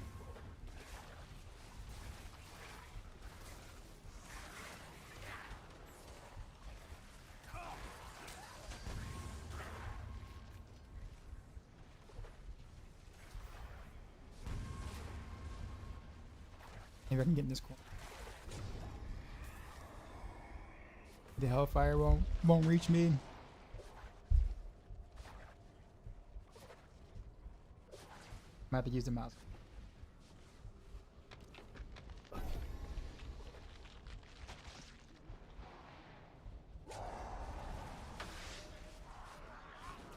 Run.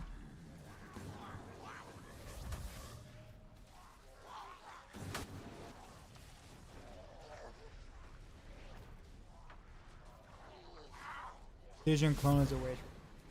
You can't really do it because precision doesn't proc. No, wait a minute. I'm sorry. What build are you running? Pin shot? Are you doing combo point pin shot or are you doing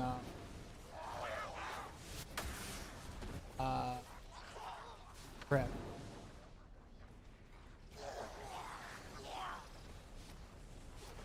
Oh, combo points. Oh no, yeah, then you definitely want to do precision. Even if it is like at the worst case scenario, it's 180 because you're gonna proc it every up, which would still be like better than like. So I guess from like a speed farm perspective, Victimize still makes sense. Doing your damage every shot.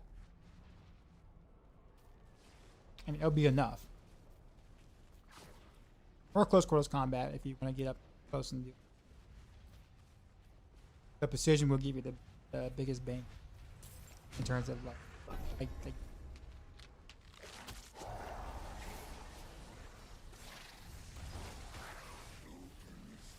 I actually didn't go Sky Hunter the 1-to-1 for Maker. Now if you do 3-to-1, like if you do 3 punctures and shot, then yes, go 5%. The Sky Hunter. Okay. You're gonna do like Heartseeker and shot, Heartseeker and shot. Sky Hunter with a better Chaos Unique. It depends on which version.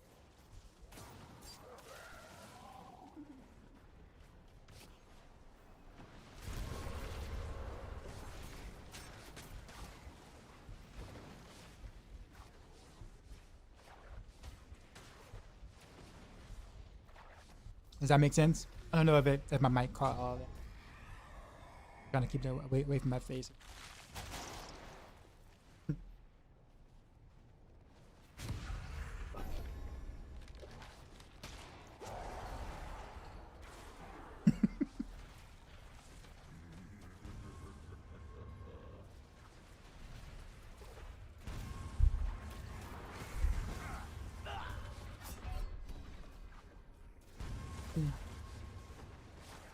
That probably makes it the hardest on me to air. Saying it's still worth it to go CP plus. But oh, you mean the precision buff? Sorry, I know. So precision works on the regular clone. Yes, it does. It does not work on the Grasp of Shadow clone, but it works on the regular clone. Unless there's a new bug. Yeah, regular clone it works on. It doesn't work on the Grasp of Shadow clone.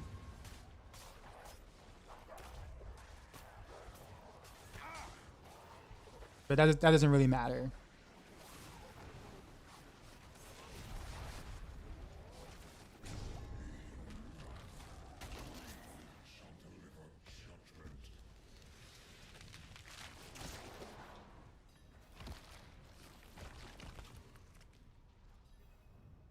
My bad. I misunderstood what you were saying.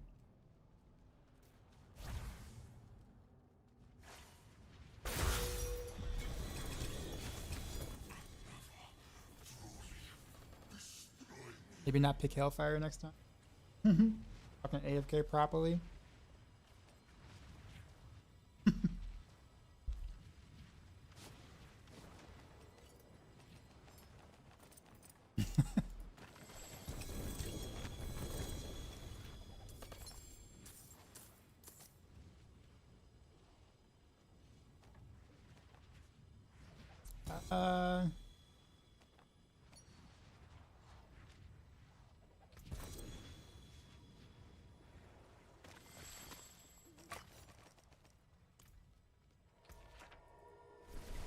How have I enjoyed theory crafting your builds this season with the cash uniques and other things changes? I think it was fun at first until you kind of realized that almost every build we're kind of using almost the same things for everything. Then it kind of just became sort of like it went from like you kind of being creative to feeling like you're pigeonholed again. Once you realize that there really isn't that many options.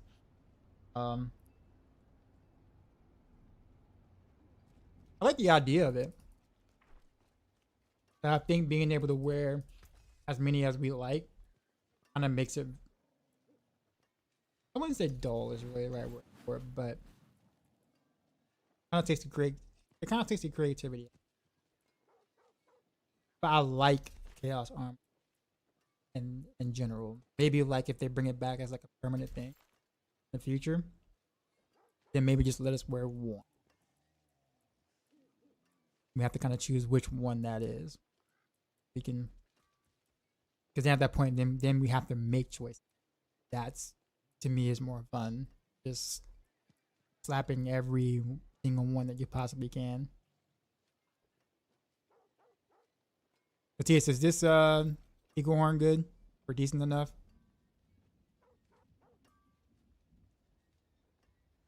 I'm sure you probably found better than this. I already know what you're looking for.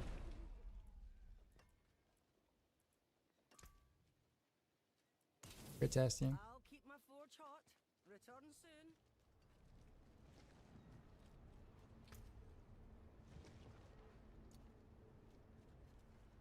I got 3 chaos armors run that run.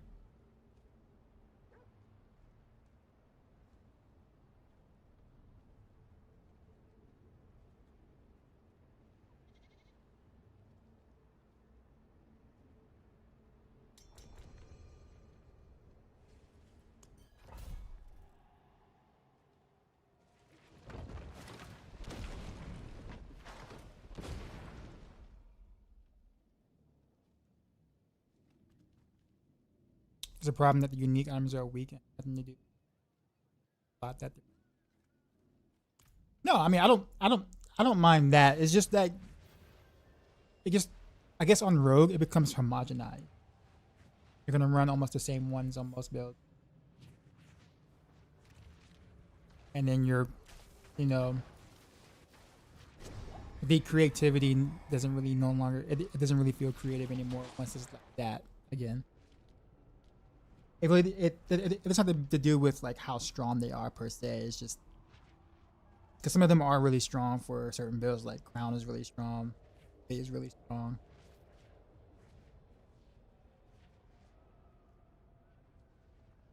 And you practically want that for everything. If you run a clone, Grasp of Shadows, too strong not to take.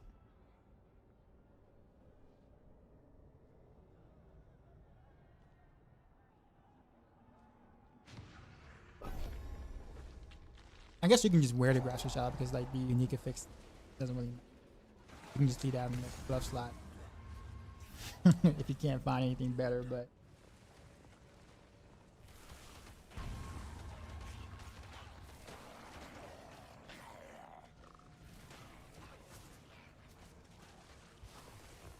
I wouldn't necessarily say it's a problem.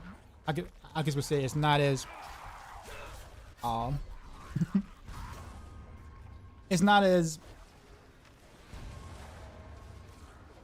customizable as I was hoping.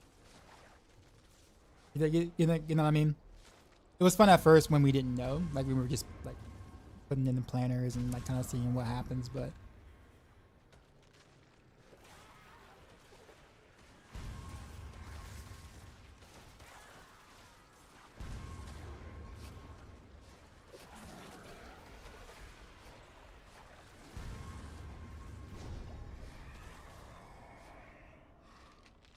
it's like no one wants to come get me.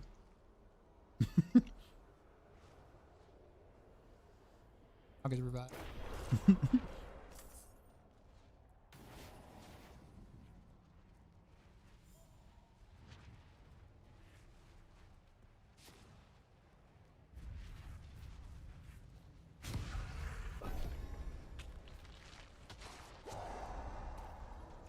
On paper, it should be something where the main goal is to enable create.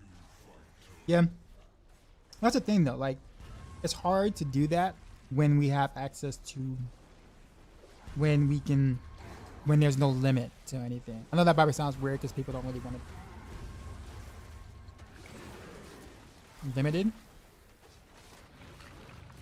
but like if you can have everything, then there's no reason then there's no creativity. Then everybody would just take everything. You know what I mean? So like the fact that we can have as many chaos armors as we want sort of stifles creativity versus add to it. If you can only have one, or even the same thing with mythics, if you can only have one, then we have to actually think about which one is going to have the most value. And then some setups of the same build might have a different unique or a different mythic or whatever, right? And that actually enables creativity. In my opinion, I know not everybody agree with that, but like in my opinion, it's like, you know, you give us everything, we're gonna try to fit everything, and then we all kind of, you know, run around looking alike. But I do like the idea of chasing the mythic unique stuff. I think those are fun. Not mythic unique, sorry. Chaos needs.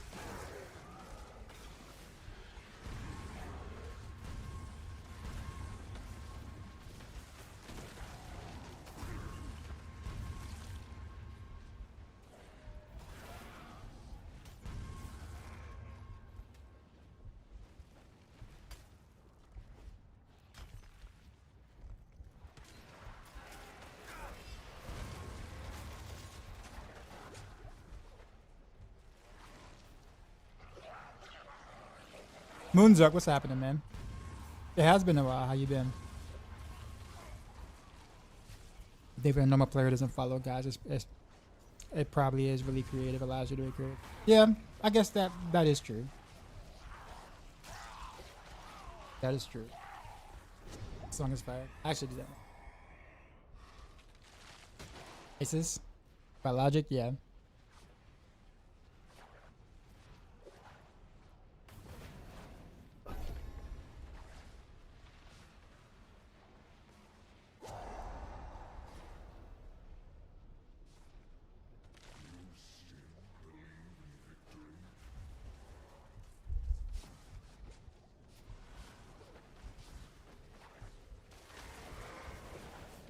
Oh god, mechanic. Oh.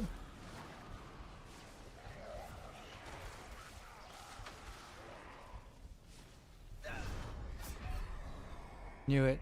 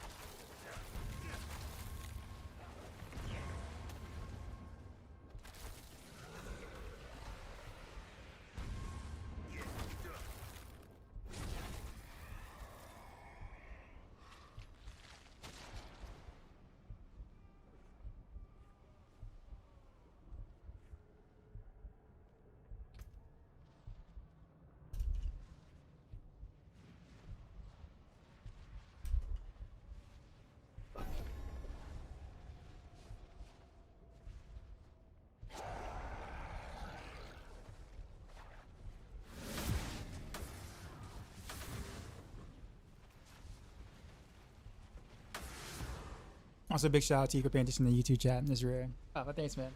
I'm also not nearly as big of a stream. It's easier to kind of. My chat's not like going like 1,000,000 miles per minute. Although, thanks for the compliment, for sure. I also probably have it easier.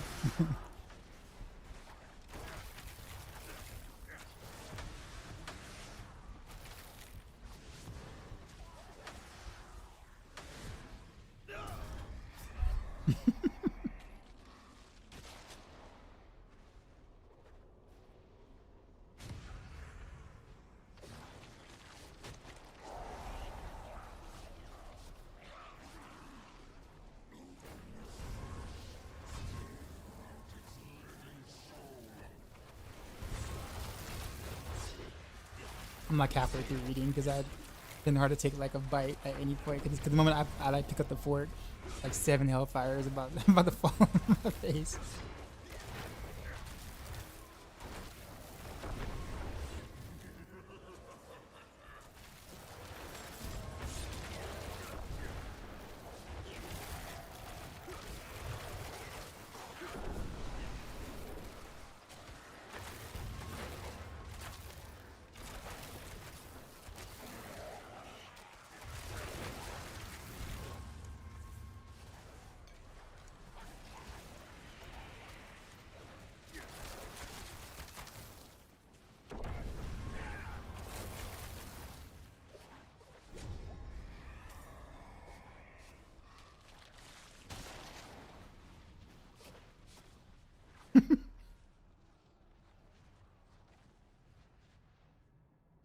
Yeah, man, you had it easy when you AFK'd.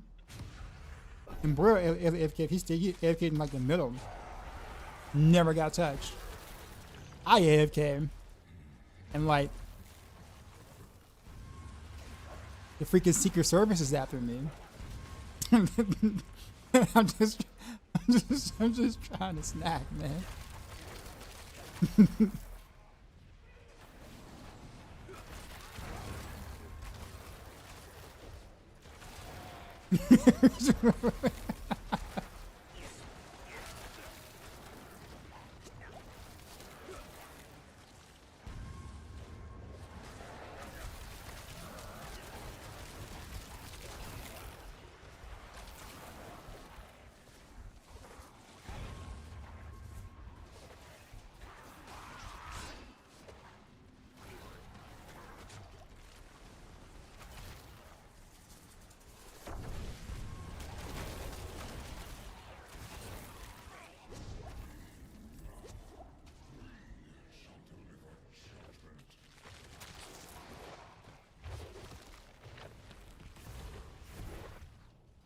Got some gambling pants. Is that a bug? Nope, that's not a bug. You can get any mythic from gambling any slot. It's just rare, but it does happen. Congratulations. A lot of people would be really jealous of right now.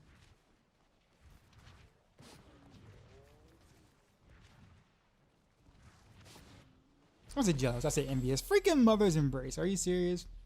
The fourth one I got today.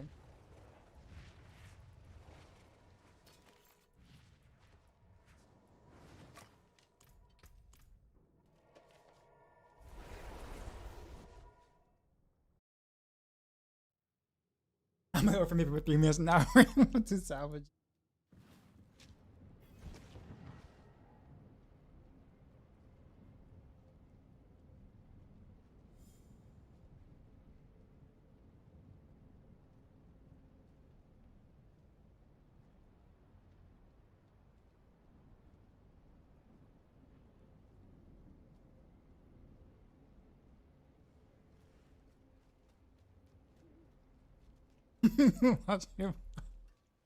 Oh, also, Matthias, the Orphan Maker now caps from cap 1 and cap 2 now. So it's 100% total, and they can be combined from either from both cap 1 and cap. So you don't have to worry about trying to like get 100% in cap 1 to make it feel better, or to yeah. You just got to get 100 from total from both caps.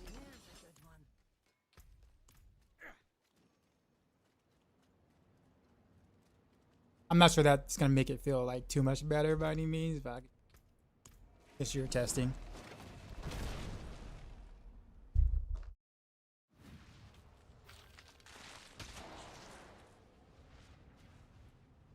I kind of felt like I was kind of forced to build something around it because it is the new item and people are expecting it. You know what I mean?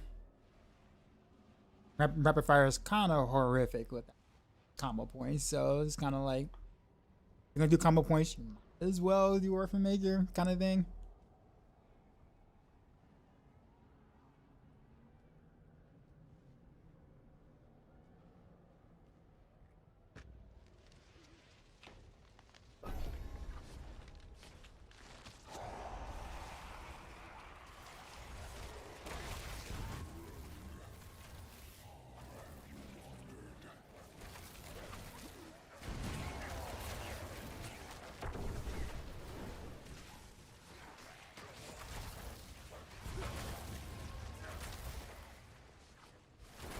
I mean, playing a surrogate seems really bad in practice.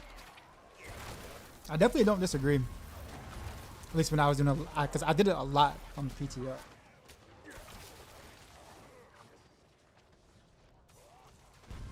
But yeah.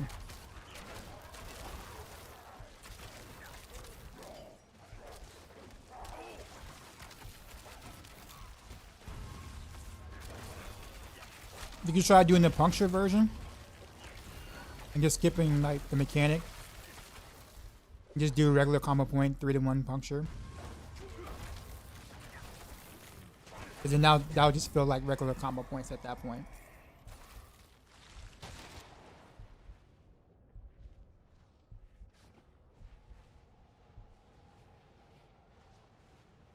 It's low damage, really?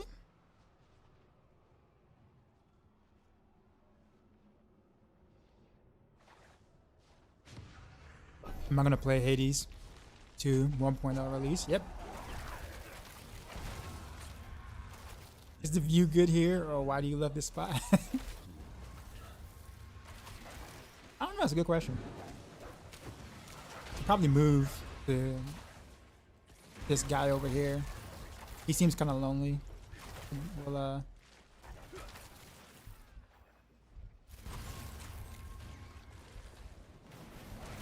oh god. Right on me, really? Ugh.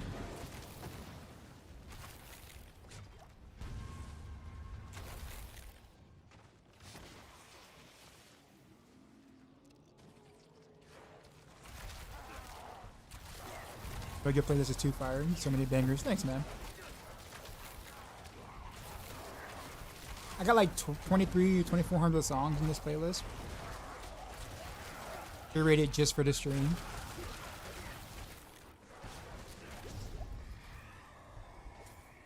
Yep, 2,400. I guess add. I mean, I didn't do it all at one time, but like over the course of the past 5 years of streaming, I just kind of just will add some of them are like recommendations from other people and.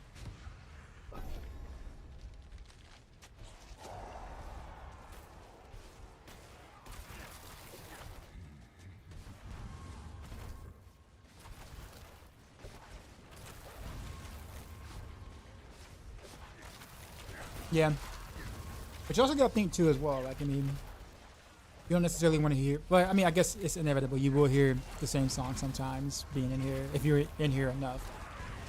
But the playlist is massive enough that you can kind of come in here for a good 5 or 6 months and expect to hear something different. You know what I'm saying? Each time that you're in here.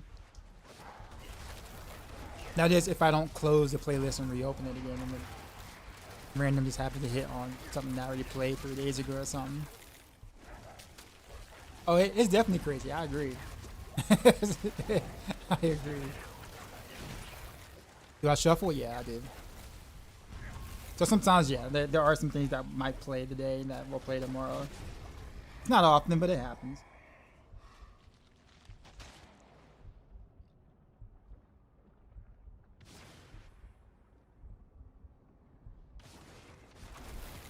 I accept Scooby snacks for my protection.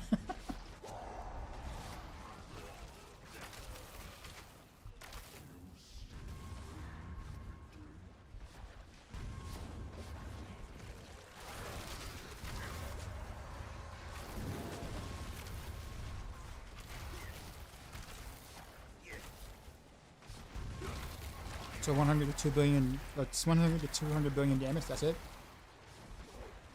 Will I die easy with low HP? No.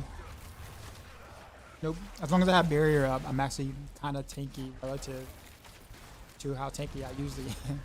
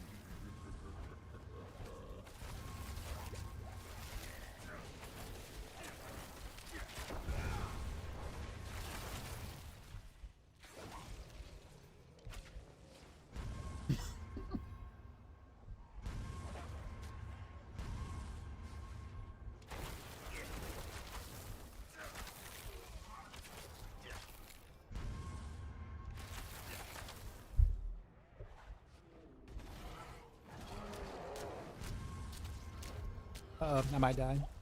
No, I'm still alive. Am I eating? Meatloaf, rice and gravy, and green beans. So like an actual meal this time. That was good.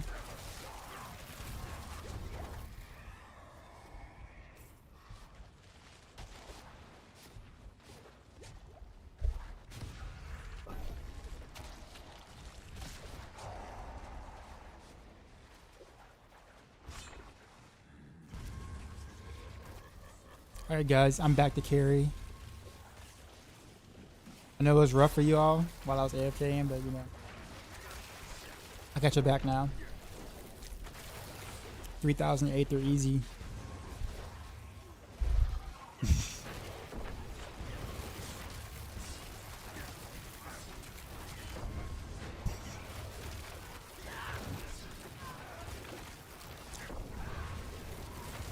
Grez. What's going on?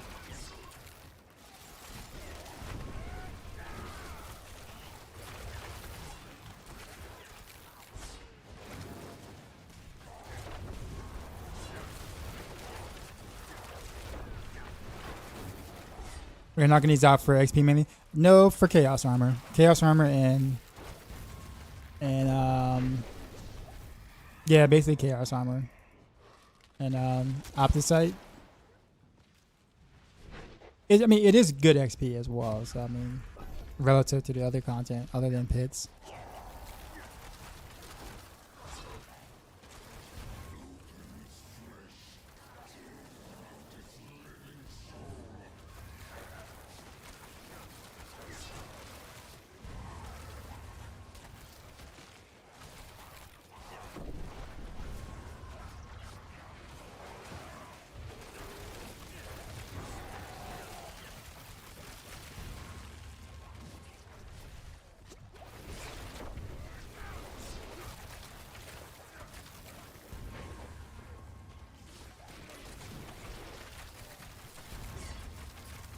The reason why your health is always that low. It's related to the chaos perks. A beast corner basically eats up your health for spending resources, basically. But it also gives you damage reduction as you get lower and lower health. So you're tankier the lower the life. Well, I'm gonna say tankier, but like you just get more damage reduction, so you're less likely to die than you think you are at lower health. As long as you have a barrier. So I'm actually pretty tanky, even though I'm like have like 10% of my health. It wasn't intentional. I didn't plan to build this way at all, like at all. But it just how the perk works. And I was like, okay, can we survive with this? And the answer, it seems like, is yes. So it's scary at first, like really scary and, you know, anxiety inducing, but I mean, I feel safe as long as the barrier is up. It's a new thing. Yeah, it is a new thing. It's a chaos. It's a seasonal chaos power. I say perk because they call it perks, but in reality, it's chaos powers. Blizzard just got tired of us picking on them for just doing powers every season, so they renamed the season perks.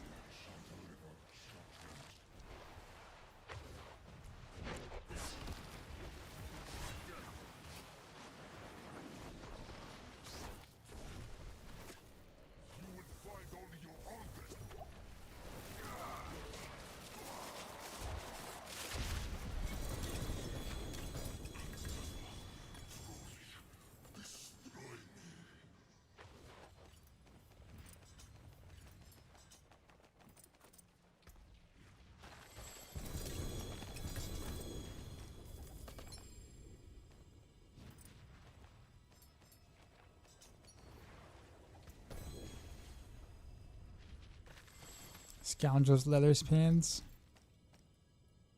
Guess I'll hold on to one.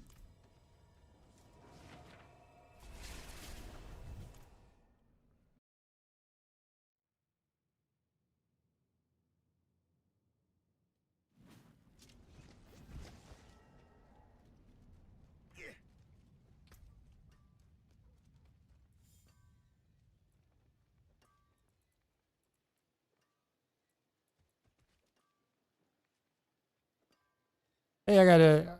At least I got a GA. Random Heroes cooldown amulet now. It'd been nice if I had that yesterday before I actually got a pretty okay amulet. This little thing right here. Now, whereas yesterday where I had a shitty amulet, I would have put that on easily. Throwing random rails, but no. Still can't get the chaos armor though.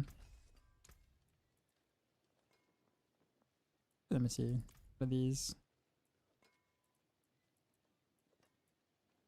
My hammer sing. Decent steel you need.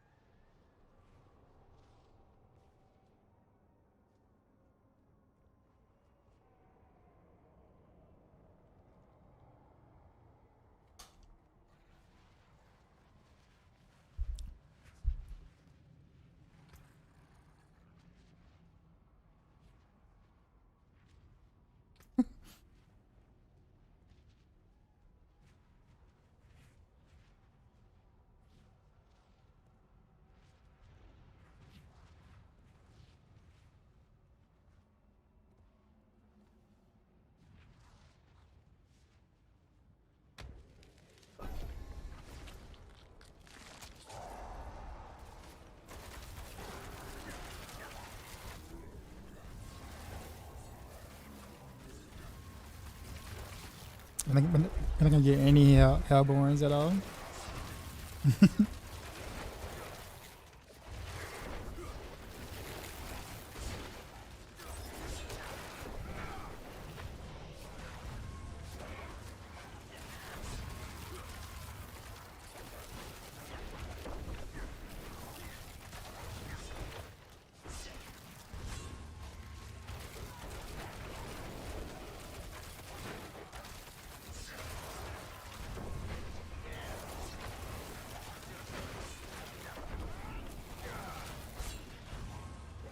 This the one.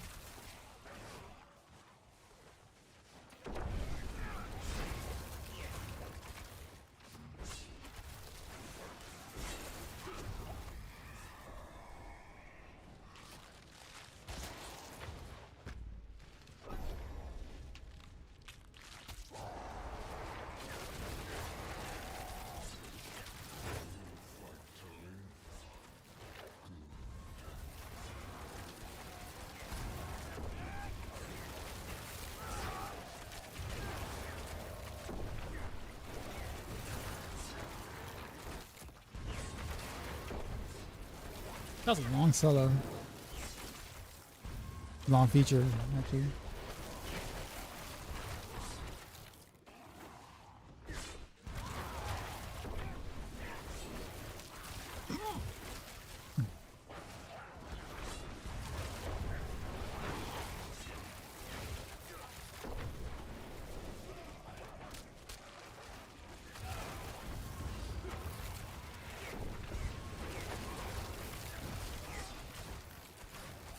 Danger is in his human form. A rare sight.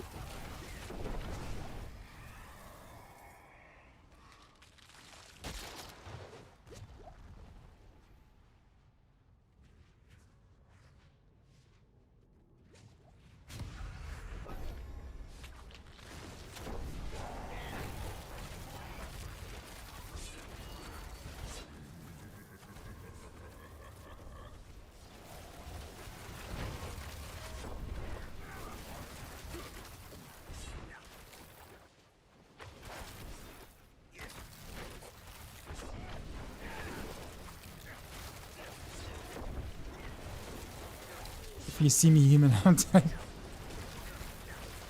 Oh, so when you were shredding earlier, what was happening?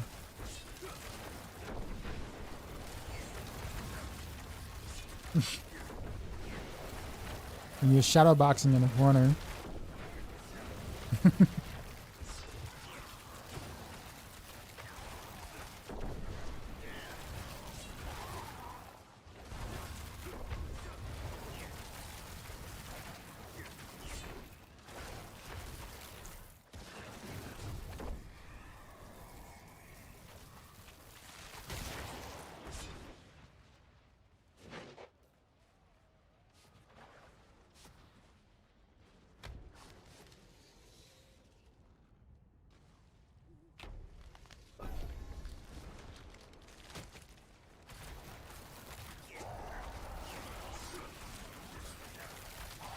I can type on my phone, just not in game.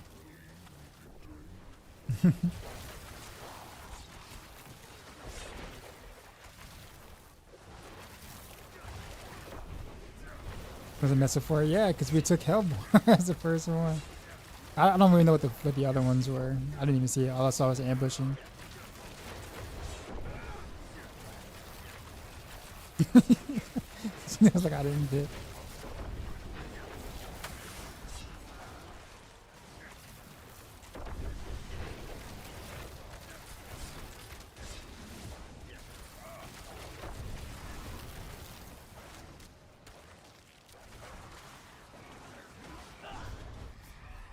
Whoops, I was trying to read something.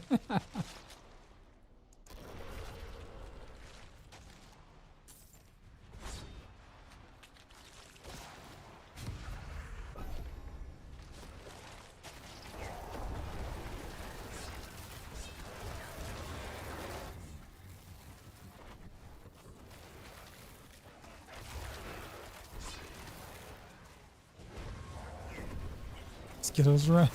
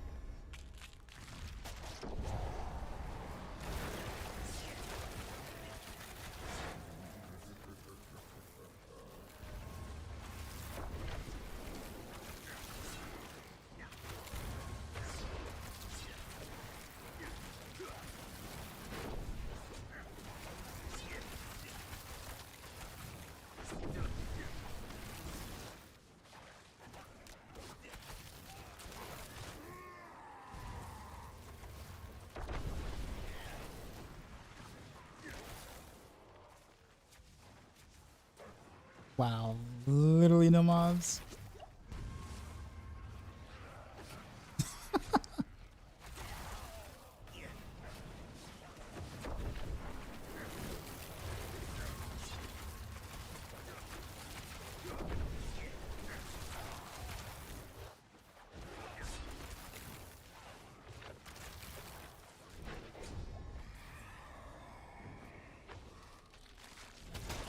Ride the wave longer than you if you get hit. What does that mean?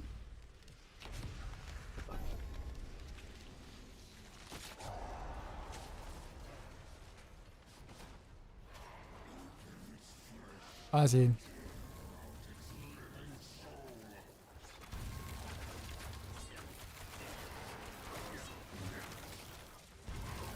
Tens probably do have better RNG then.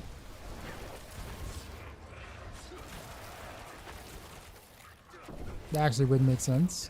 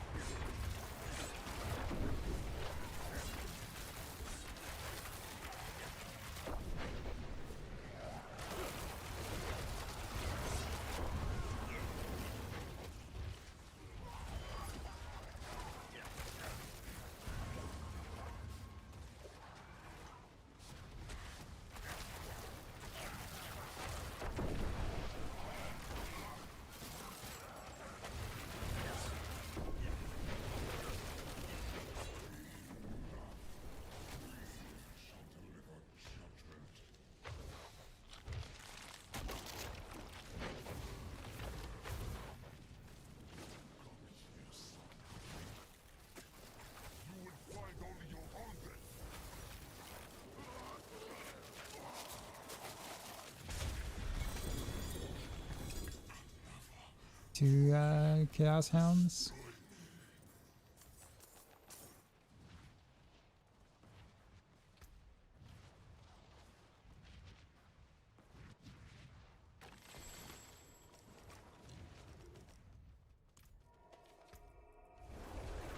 Just a Fate Helm.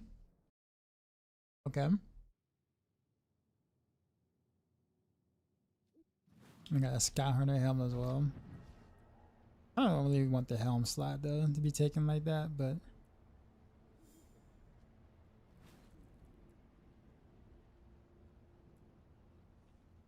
I don't have enough slot for Grasp of Shadow though. Only have one. Survives to participate here. Guess I could wear the Grasp of Shadow though. That wouldn't hurt anything.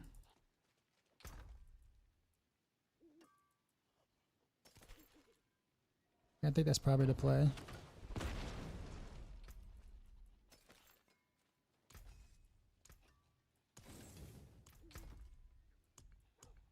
I guess this is kind of an upgrade. Although I still don't have anything to place in the chest slot still.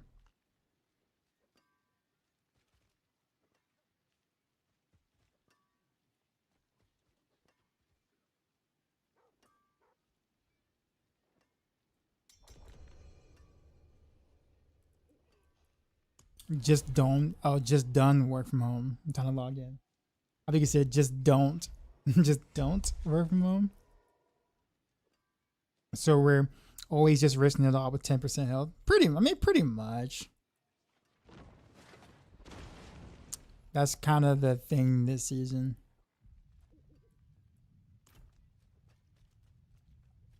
But you do have enough damage reduction to not die. I'm actually, to be fair, honestly, I feel tankier with 10% life and the barrier with the DR from the perk than I did last season.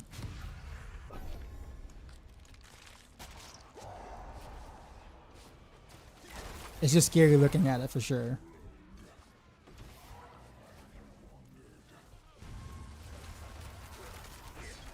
But yeah, on my Paragon board, you know, damage reduction on, you know, DR from elites, DR from any DR I can get from any of the boards, DR from close range DR, range DR.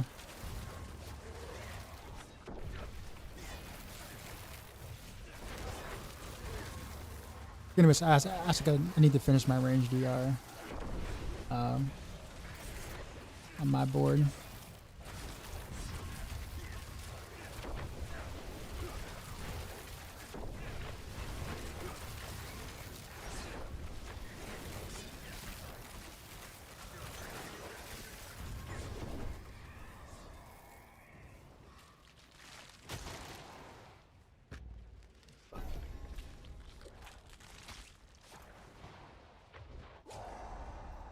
Yeah, as long as you got your barrier up, you're Gucci.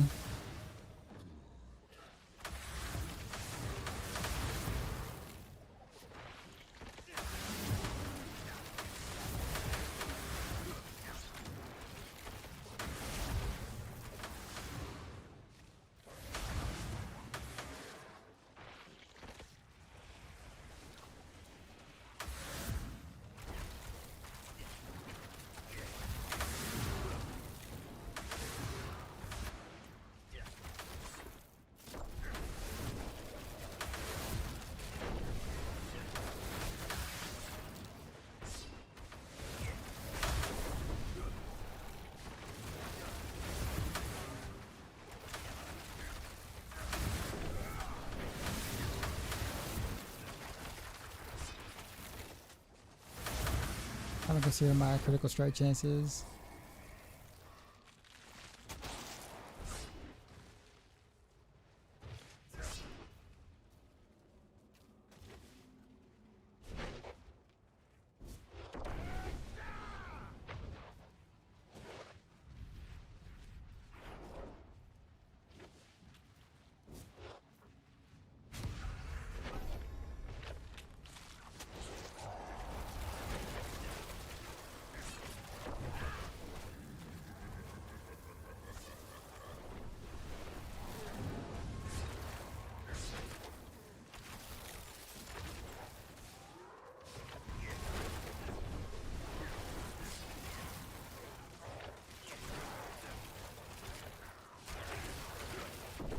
so spam.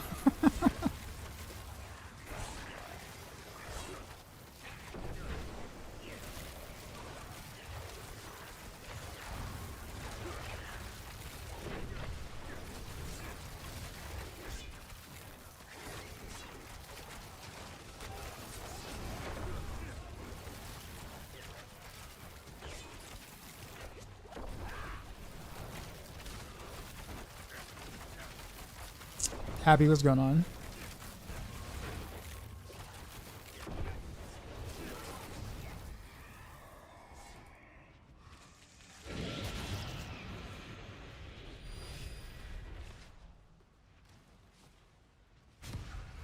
How do I pronounce that?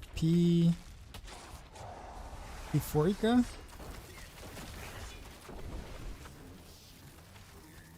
Yeah, I have no idea. Appreciate the follow.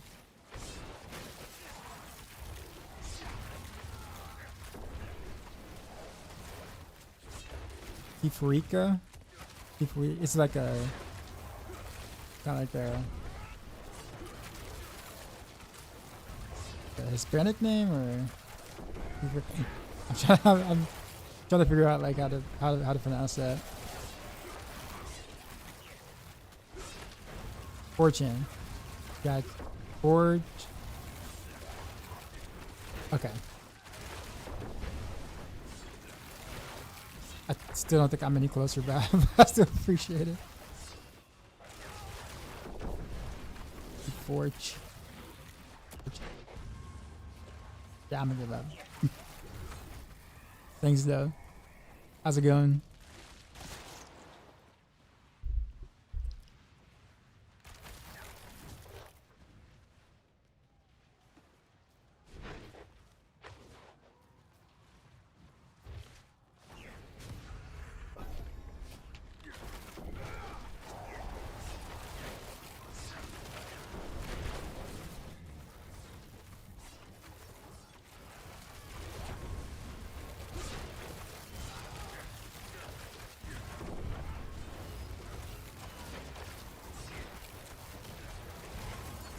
TP to town.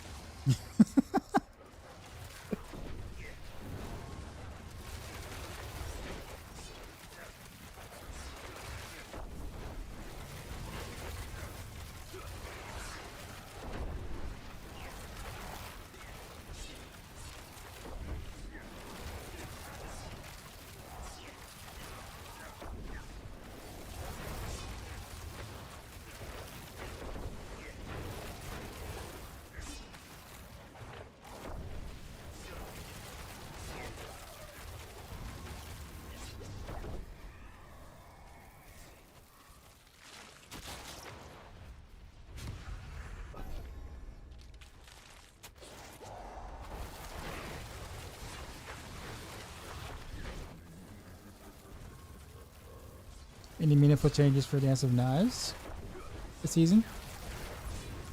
There's a spin the wind version. Well, there's a poison trap Dance of Knives.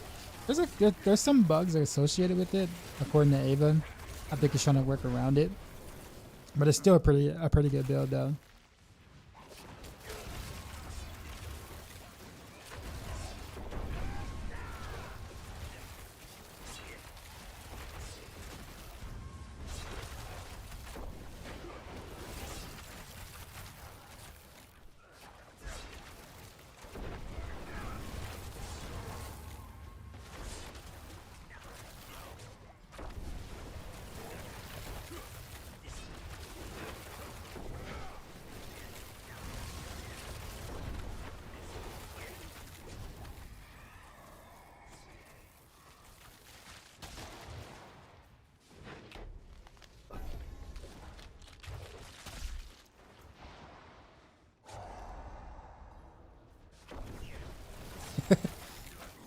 I bet the chaos one. I guess no brain rag.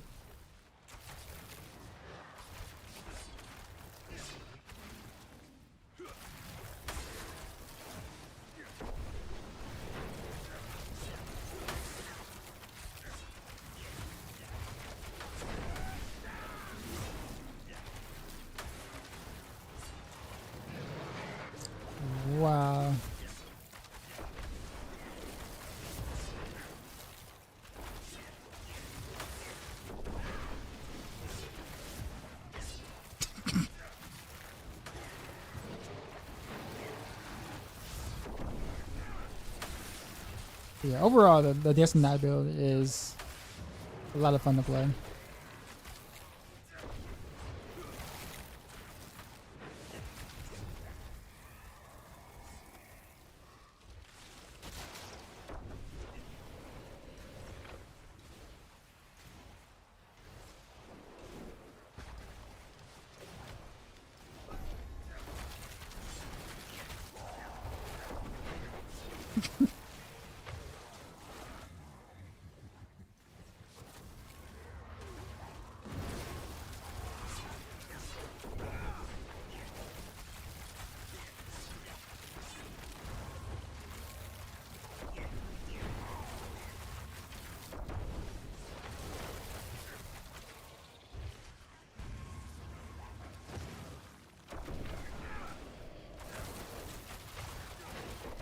You're saying people might use a poison trap. Yeah, that's what I was saying. Like, so DS9 spawns poison trap basically, and then the poison trap does all the damage basically.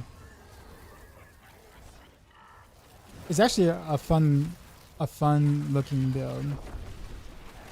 Like, it's got the bug where, I think is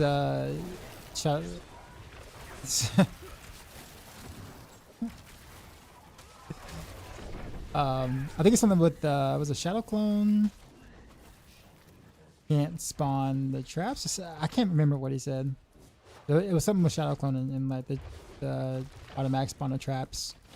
You can't cast it or spawn it yourself, something like that. Which is well, unfortunate for sure. Appreciate the follow.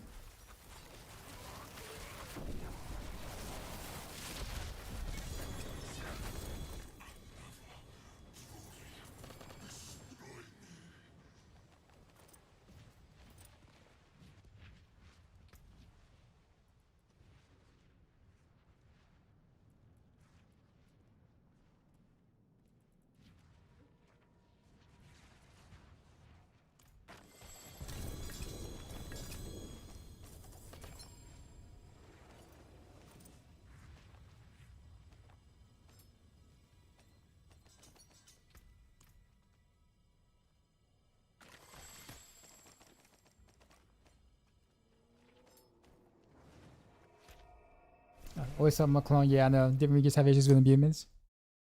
Something like that, yeah. Like, poison imbuement still doesn't work properly with shadow clone. I don't think it ever will.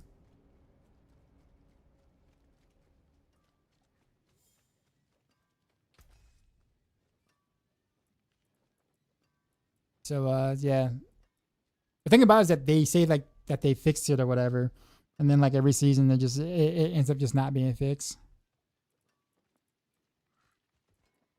So we just like don't believe it basically.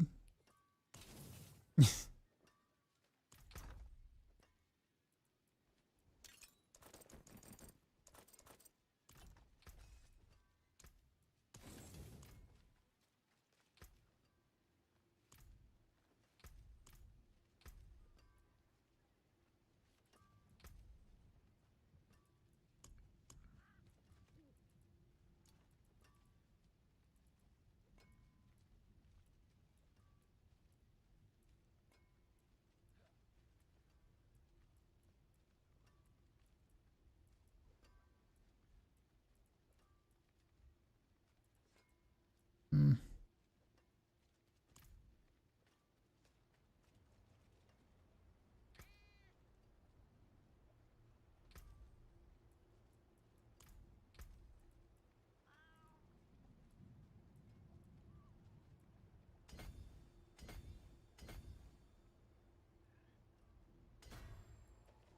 That's a lot, just in damage reduction.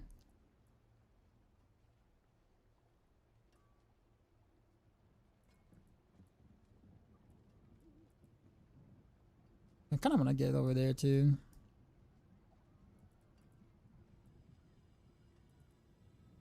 My Paragon board is so rough.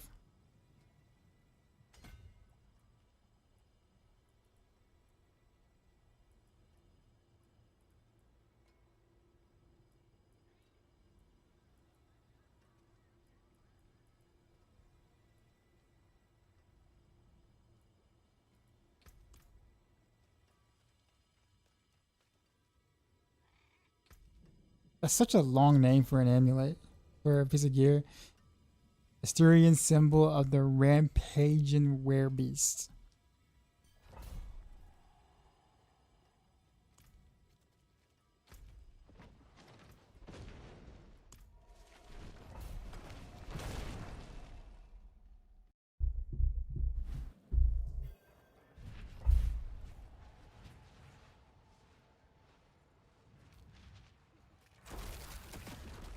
Oh, whoops.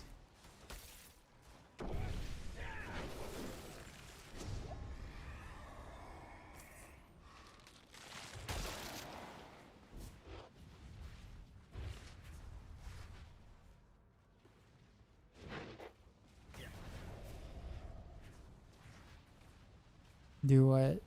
He's going spires. Get the pull. We're gonna all get yoinked. I think if you're unstoppable, you can't get yoinked, right?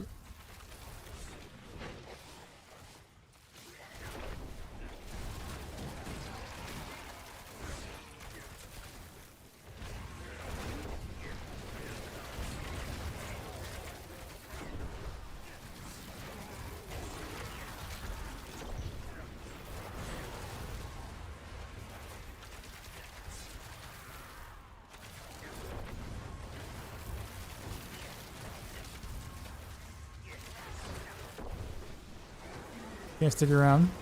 Back to work. All good. Thanks for making it easier for us to play without putting on the hours. No problem, man. I'll keep up the updates and everything for you.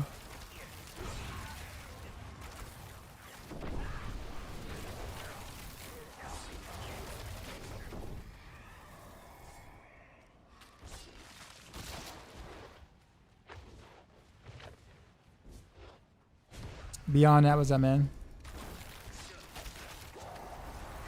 With that rogue purple Heartseeker, we can finally have all the imbuements. Don't celebrate too quickly. It's great for leveling, for sure, yes.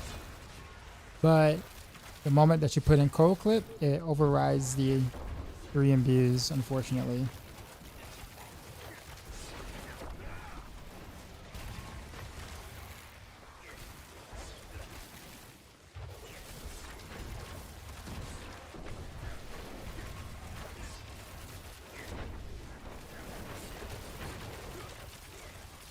Yeah, but yeah, it's great for leveling.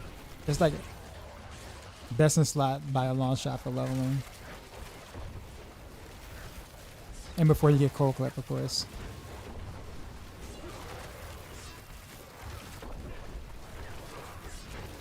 Although I got some testing to do.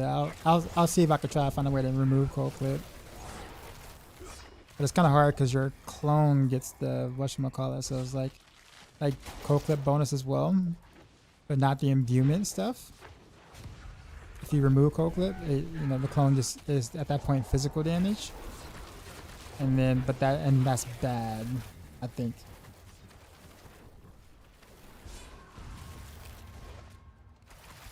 The way to really find out is to test it.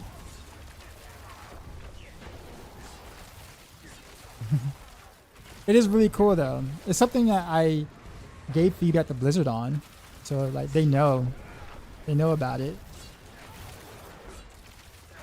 I don't know why they didn't do anything, you know, to fix it or whatever, because I thought it was bugged.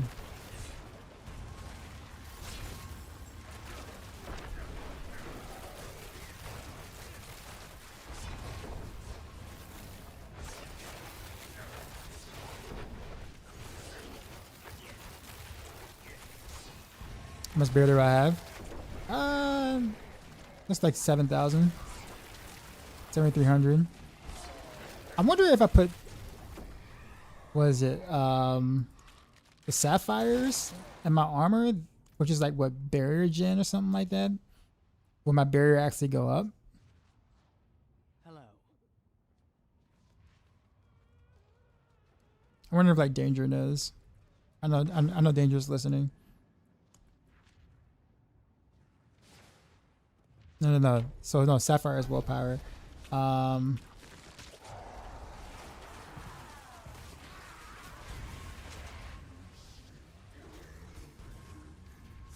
The armor?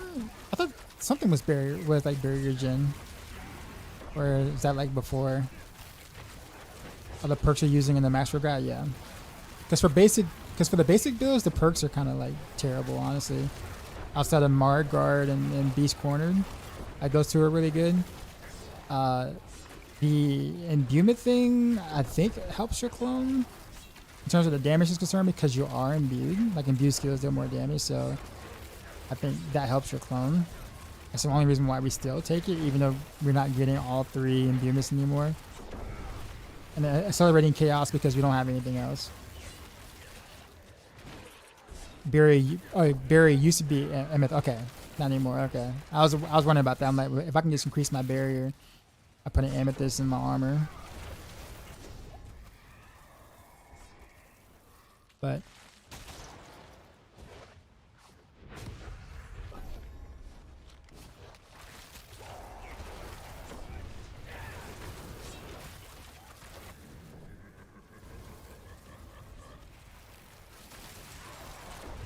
Zada, what's going on?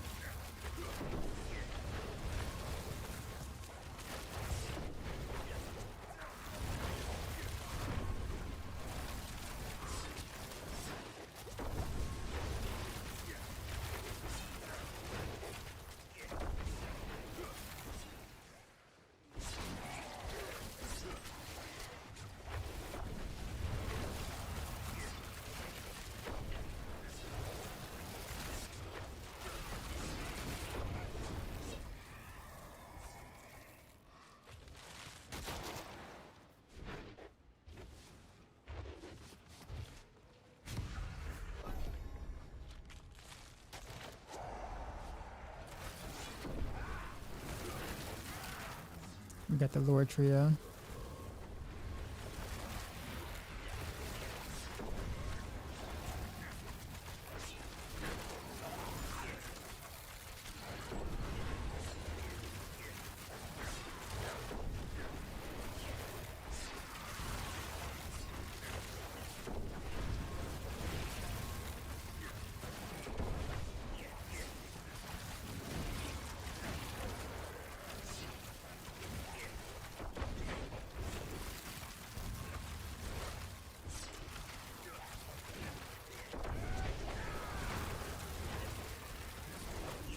So it's like don't pick spires until you get the pull one early, and then you can actually like spec in the spires as like the secondary option.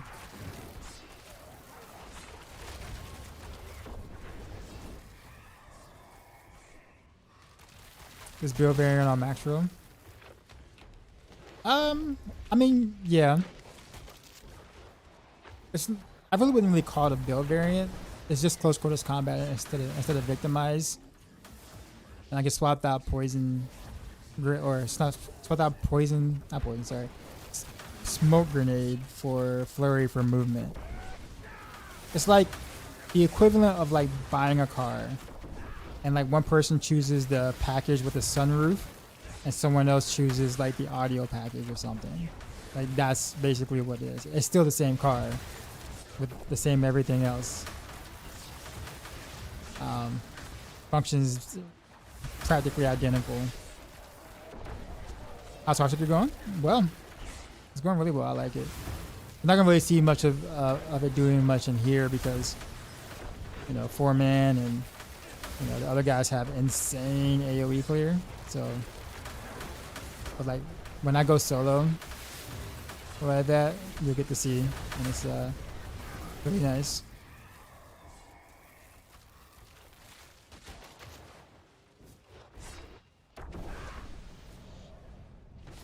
But yeah, I mean it is basically like the pip push. It's like the pip push.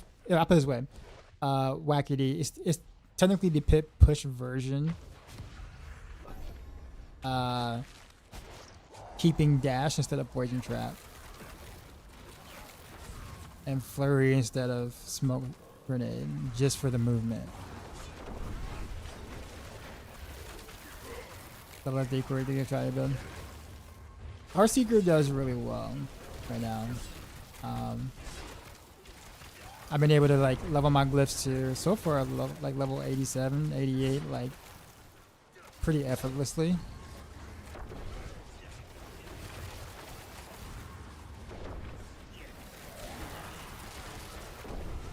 And I could get my glyphs to like 100 on Heartseeker like the next day or so if I really wanted to.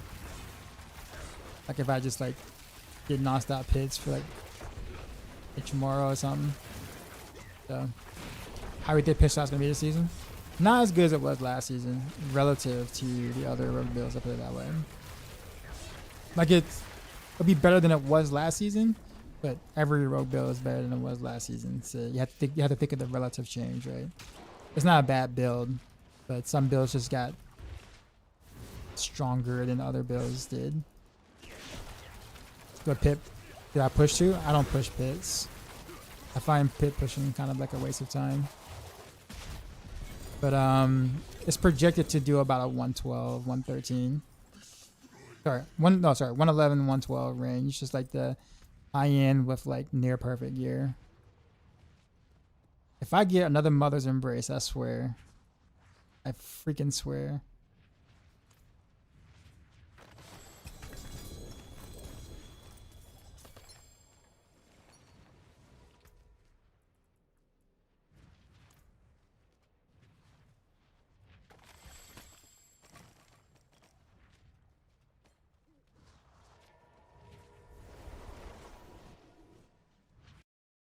That's still pretty solid. Yeah. Definitely better than what it was last season. Yeah. We got quite a few rogue builds that are around that tier-ish. Like Flurry is. Invigorated Strike is roughly around that too as well. Depth Trap is probably around there too. Maybe slightly higher. I think Rented Rose is gonna be our strongest pit pushing build. For those who are into that thing.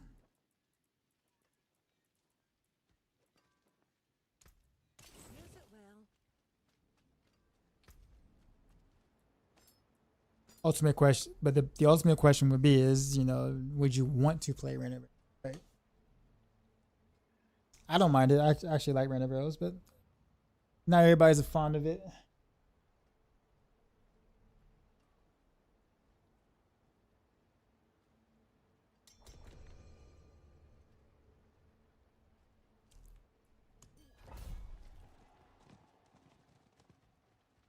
The Orphan Maker stuff isn't seeming to work out as much. At least from the little bit that Matthias was doing. Didn't play last season, Rogue didn't look fun. No? What builds do you like though, Drip? AFK getting ice cream. Now I want ice cream.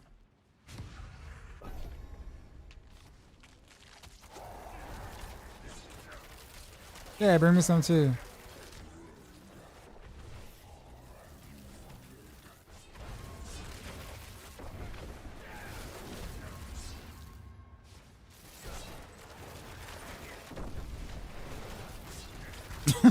Bro, that's good. Oh man.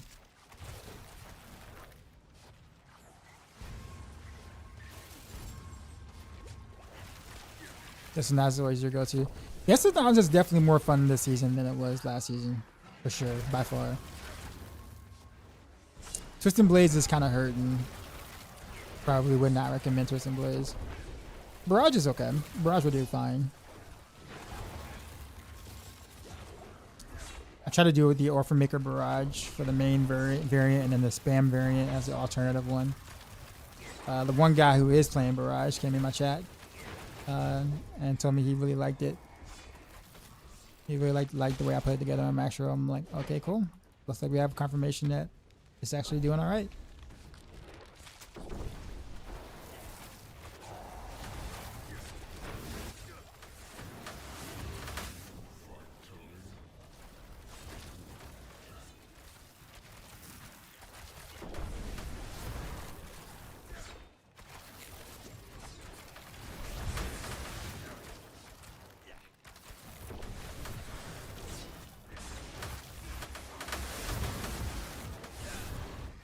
Are you serious?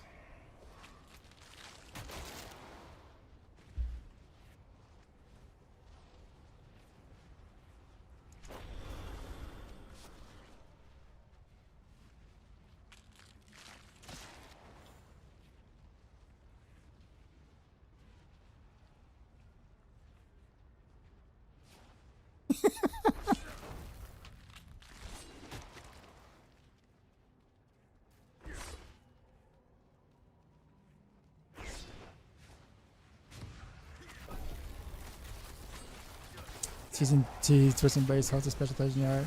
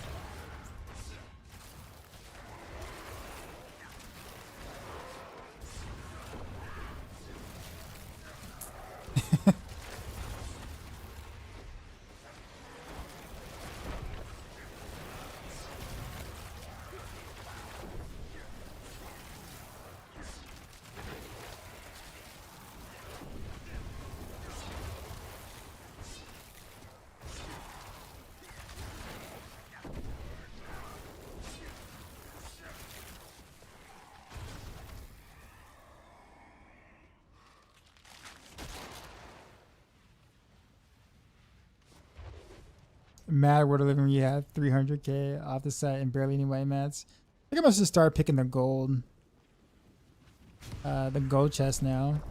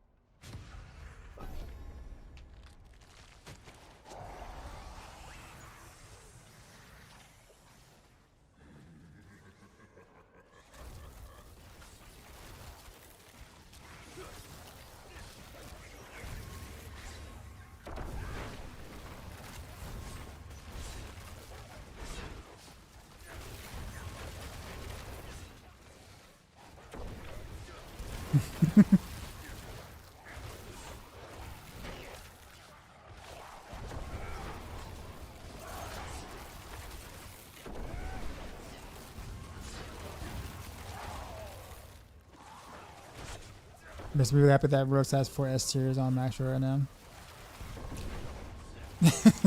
You got the so to be realistic though, Drip, the tier list that we did, the tier list split that we did, if we would have had that for mini seasons, Rogues would have had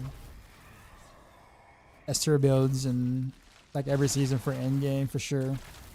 Like I would have almost said that for endgame like 2 seasons ago when Death Trap was like, you know, was like the thing.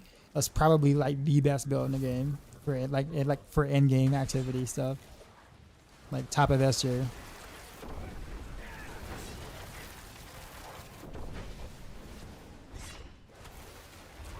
For in-game that is, but I think it's great that we have an in-game tier list and then a pit push tier list so we can accurately judge the builds.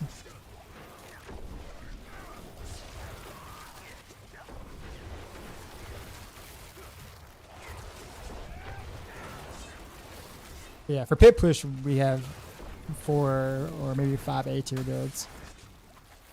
Would they try to come out on top of this season? I don't think so. I think Random Rails will end up being the strongest for pit pushing. But it's not like there'll be one dominant build. Like if Random Rails is ahead, it's like maybe ahead by like 2 or 3 tiers or so. Of like the second best or something for Rogue.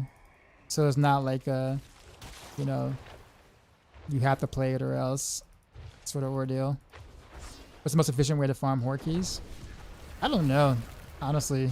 That might be a danger question again. Too late, fire life. For fire.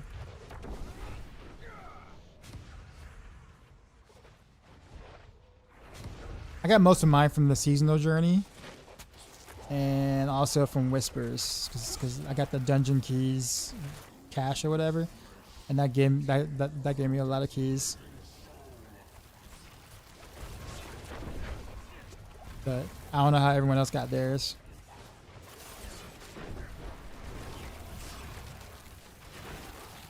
It is huge RNG. I got the whisper cache twice.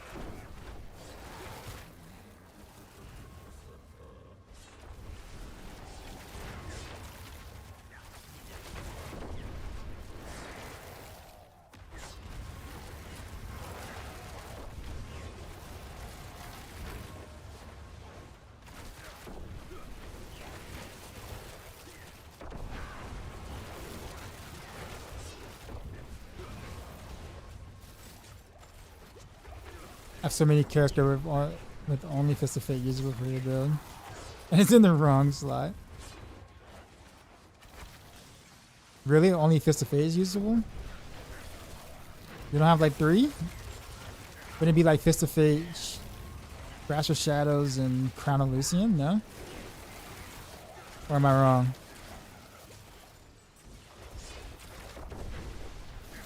Oh, you can't get that. Oh, you just can't. Okay, I see.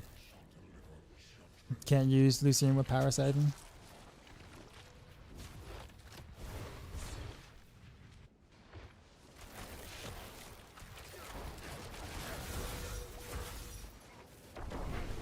I thought I saw it on the macro guide. Maybe I like misread it. Maybe he didn't have Power Siphon. Appreciate the follow.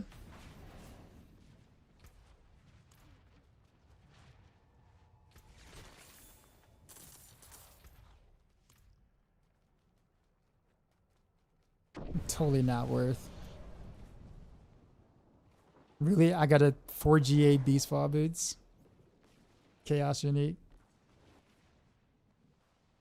Wow.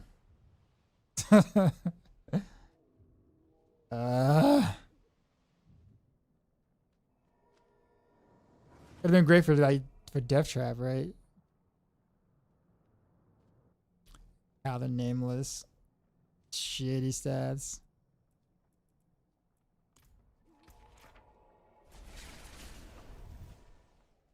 Oh, Matthias is still here. There's no way to do Random Rails with Beast Wall Boost. I mean, you can. Um,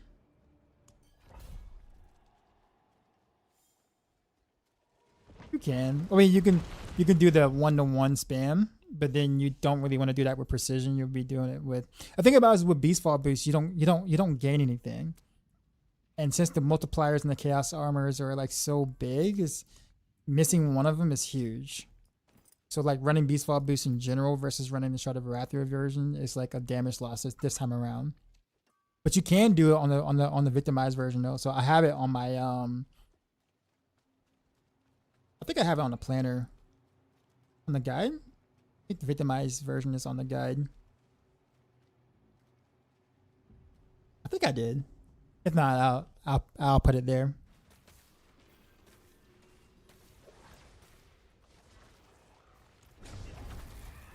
It might not be. Not think about it, but yeah. Just because like Orphan Maker or Puncture for Random Arrows is actually like definitely like the stronger route for sure. Like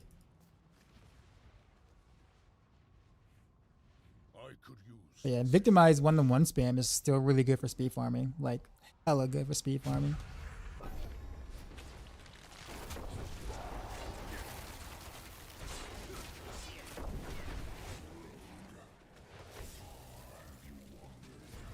Still have yet to see a Word of Hakan Chaos unique though. I don't know if it really exists on my client. I found 5 Mother's Embraces today. Almost feels like the drops are like weighted. It may, I mean, it very well may not be, but like.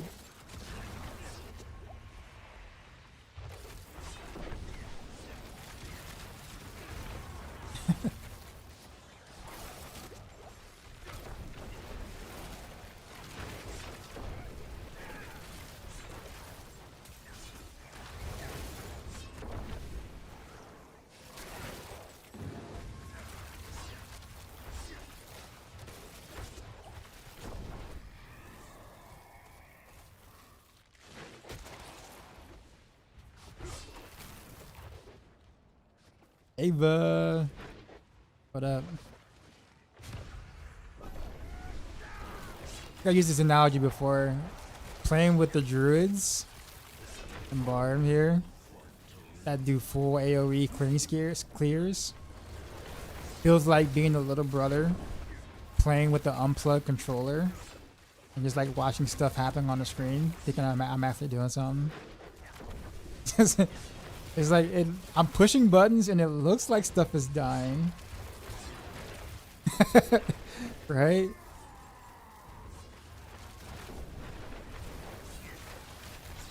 Like I struggle so hard to keep my energy up. It's like insane. Energy up and barrier up. I have to like find stray mobs that are tornado or like, or something that didn't get hit. So I'm like desperately trying to like teleport flurry to something that like lived somehow, somewhere.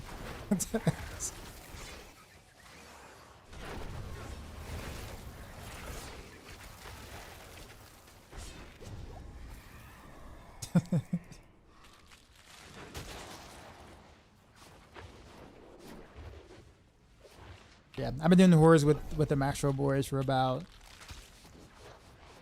the past 3 hours. Ish. We've just been hoarding it. And I still have yet to find a Chaos Word of Hakan. Not once.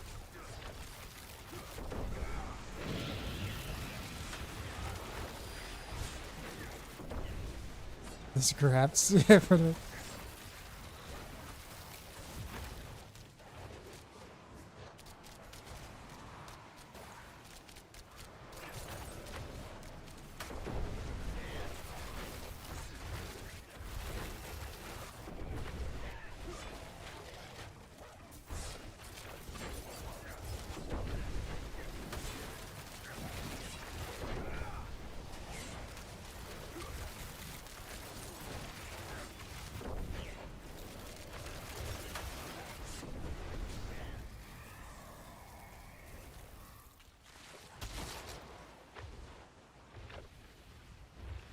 So Amadeus, appreciate the follow. I probably already said that. I don't remember if I said it, but even if I didn't, thanks for the follow.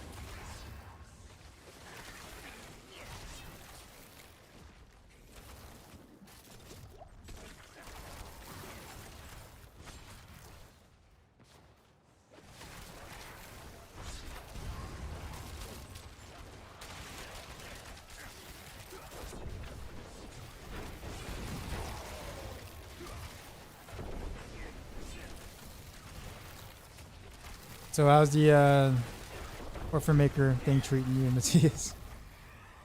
You still at it, or are you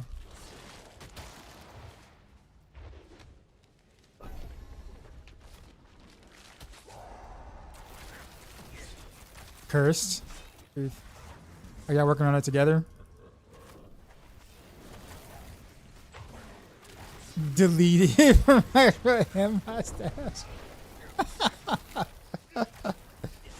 Oh man.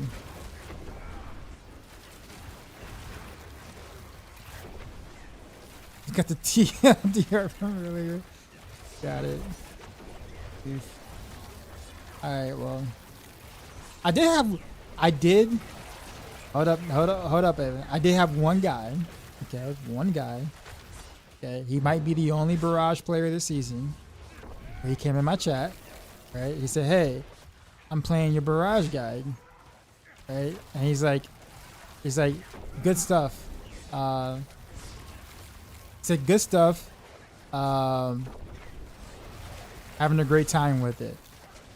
And usually, you know, when someone says, "Okay, cool, thanks," you know, kind of thing. And I had to, like, my first reaction wasn't that. It was like, okay. Like, I forgot what I said, but Danger kind of called me out on it. It was like that moment when, like, Dioxide is like, it's like surprised that someone enjoyed one of his guides. It's just like, I was like, that was Orphan Maker, right? You sure? We sure? Because I asked him, I said, you're doing the Orphan Maker guide, the Orphan Maker one? He was like, yeah. I was like, oh, okay. paid actor. I mean, I will say that for speed farming, you know, the 1-to-1 Orphan Maker Barrage probably feels fine. Because you cover the whole screen, so you don't necessarily have to attack much anyways. And with enough power, you should one-shot most things in T4. But I wouldn't do anything else with it. Past that point.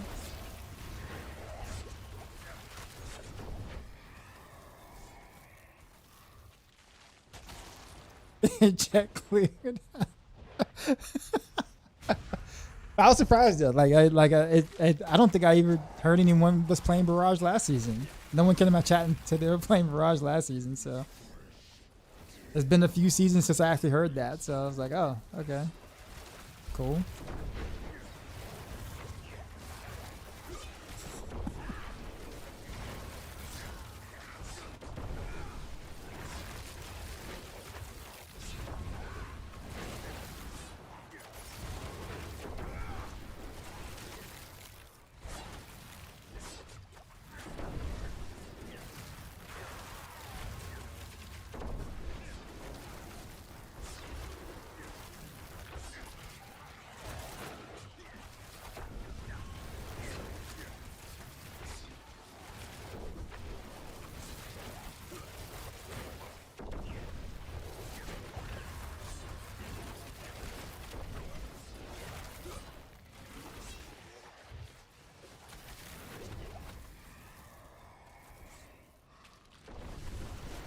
Probably could make this efficient so you could probably have one person, like, so even the 4-man party, And one person decides that. Well, no, I guess that wouldn't work. Never mind. I know what I was thinking.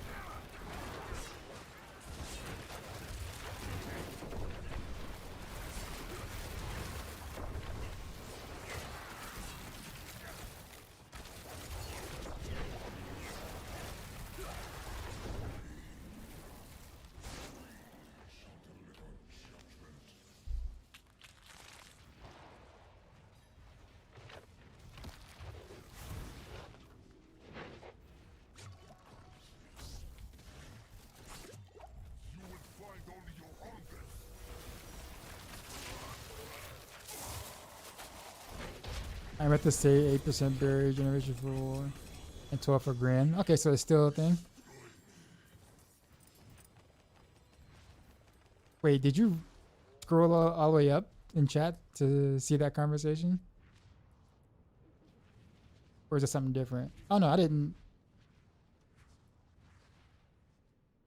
No, that's all one I had before. Okay, I was going to say I'm like that's different. Oh, another beast wall. Pangorgers. No G on the basic, but I'll hold on to it just in case.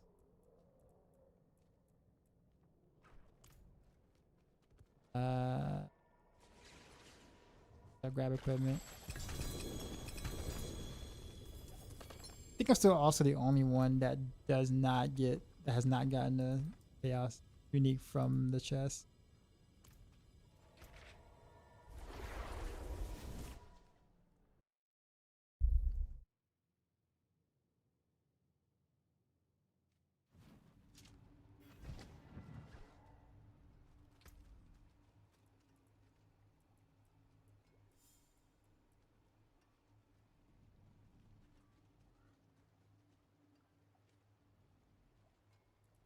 Lower temp, lower torment.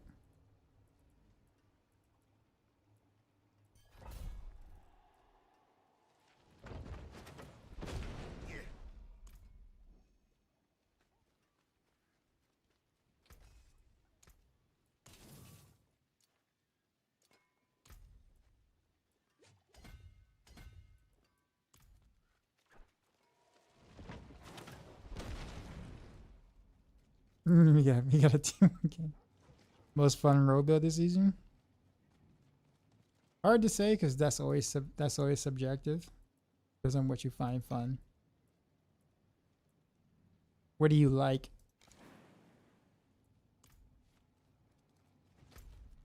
What do you find fun on Rogue? You create a rogue character. What is the fantasy you would be portraying or would want to portray on a road? Are you like a ranged bow dude? Are you like the, jump around slashy type guy? Or you spin the wind? Range. Okay, Heartseeker. Hands down.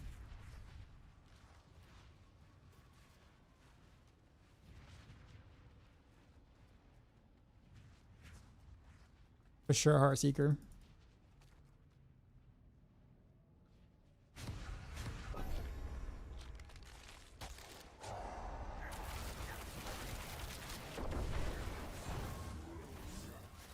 Hope it's good this season. It is.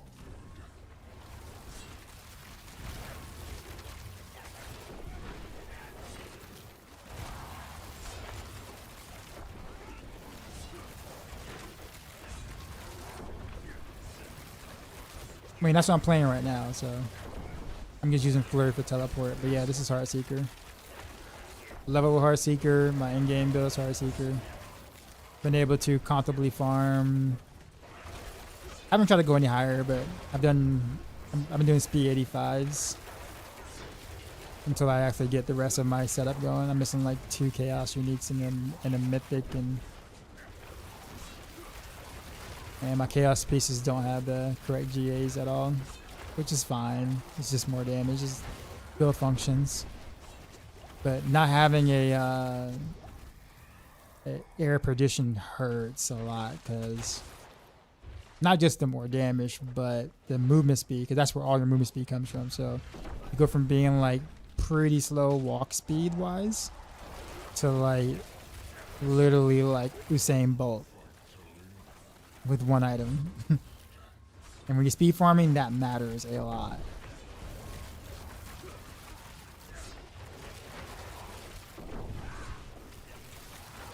So that's why I really don't want to go above like 85 at the moment. I just don't move fast enough.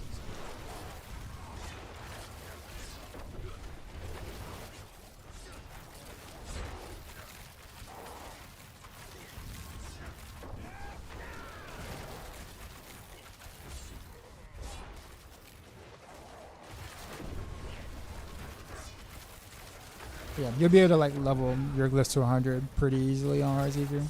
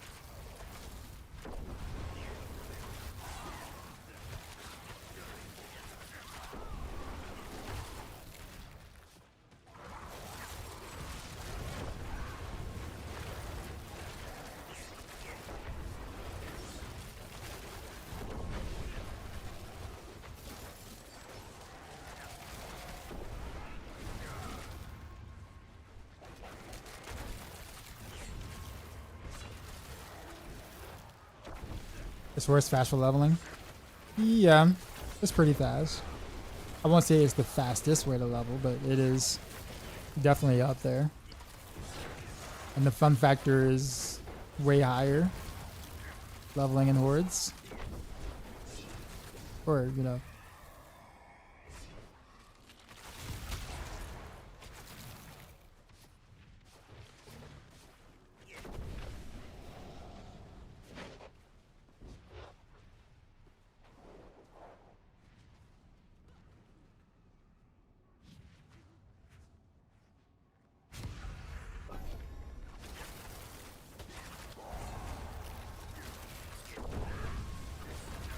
The fastest way?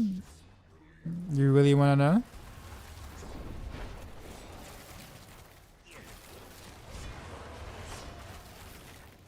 Campaign. But question is, do you really? Yeah, exactly. That's why I didn't mention it.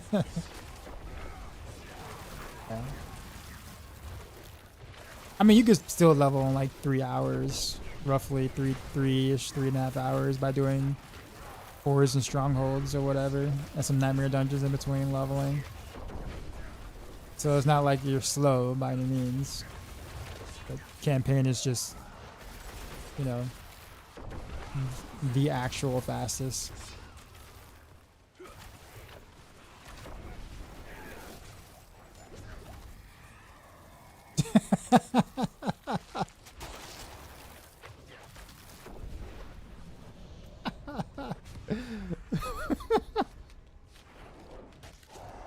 One need poorly, I poorly left, I poorly right.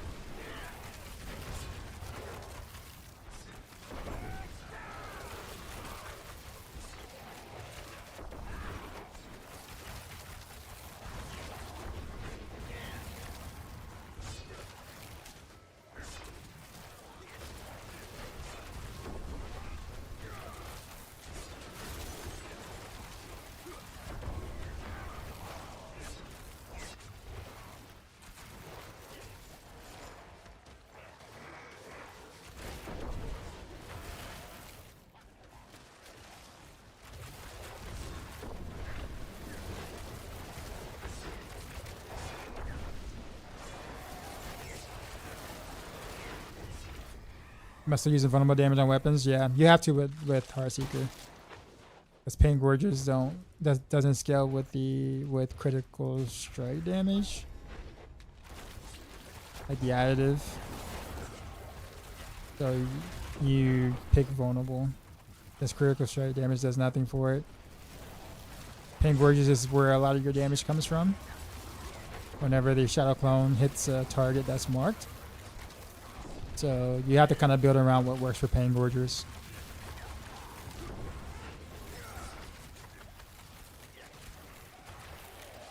However, there are things that are kind of like a little untested still, like how the Chaos Perks really interact with, well, for one, clone, in some cases, 2, clone on Pain Gorgers, 3, the Grasp of Shadow clone itself versus a regular clone.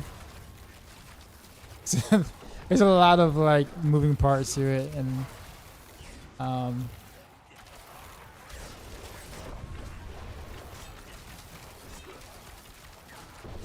who knows? There might be a few bugs in there somewhere.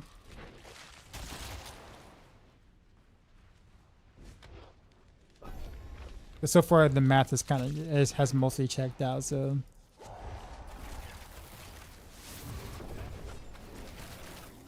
good time gambling pants. Now you have Shroud.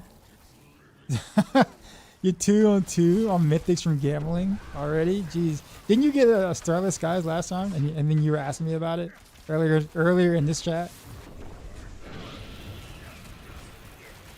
Send appreciate the follow.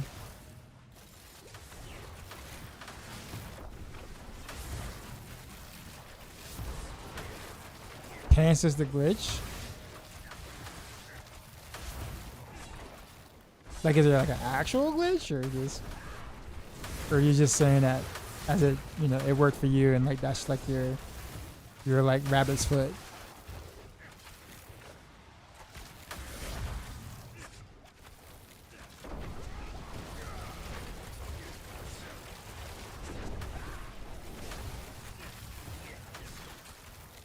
I don't know, although I got lucky twice on pants.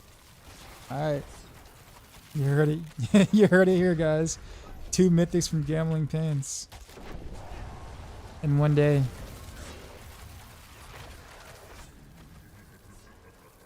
He got more mythics than he did chaos armors from pants.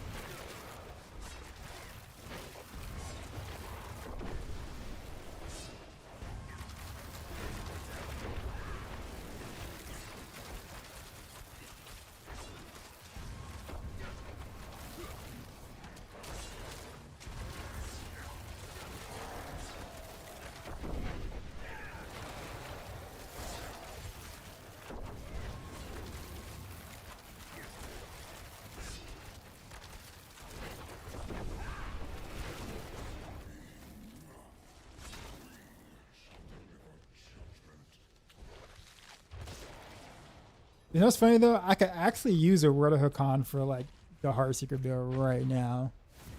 Like a Word of Hakan Chaos perk. Or Chaos, not perk, but Chaos unique. To put in place of Air Perdition that I don't have. Just to have like actual damage.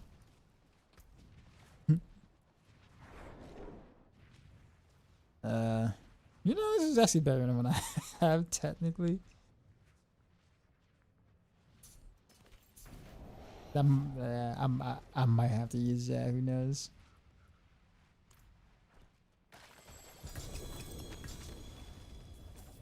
Give me a chaos armor from the chest. Damn it.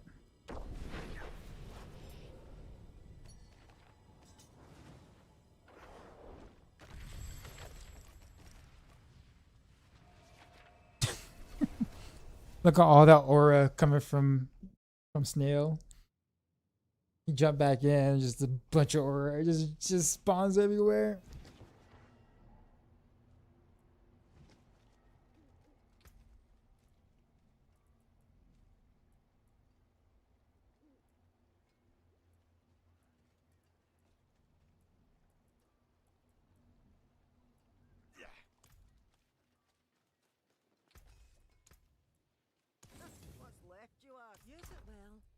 Look at my whatchamacallits are.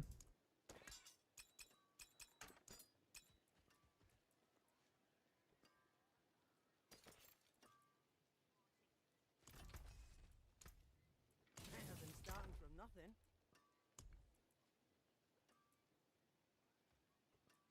Hell, even a Sky Hunter would be an upgrade. Just feel like the projectiles has some crit damage. Let's see what I got on the chest right now.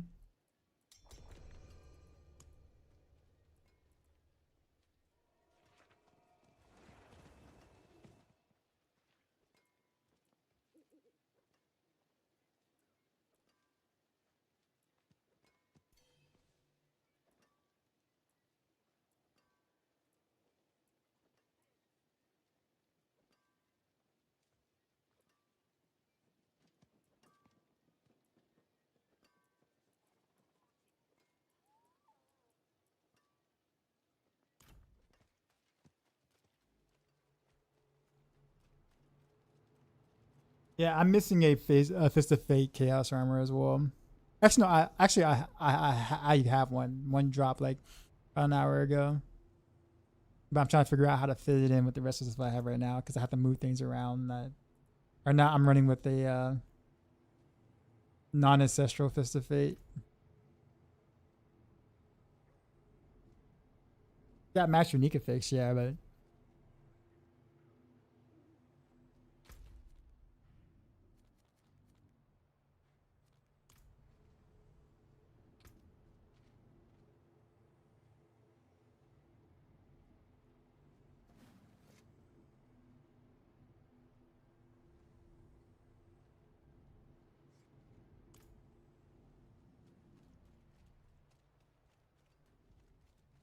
have you guys done any boss runs or anything? Ava, have you done any boss runs?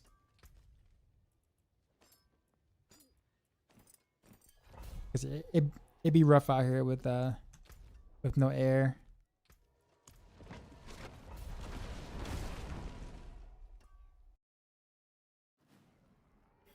I've gotten my random craft for a mythic was a Tyrio's Might.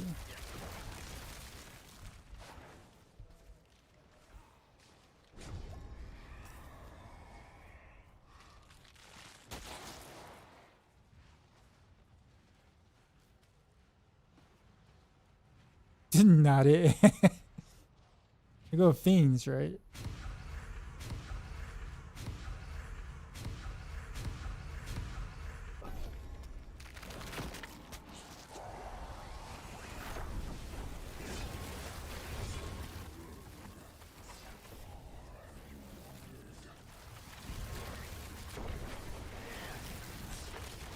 You have an EOM rune? I'll trade you for it.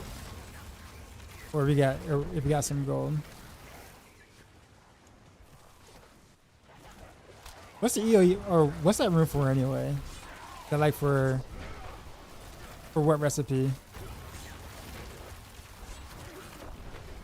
Harlequin? Okay, yeah. Yeah, I got one for you.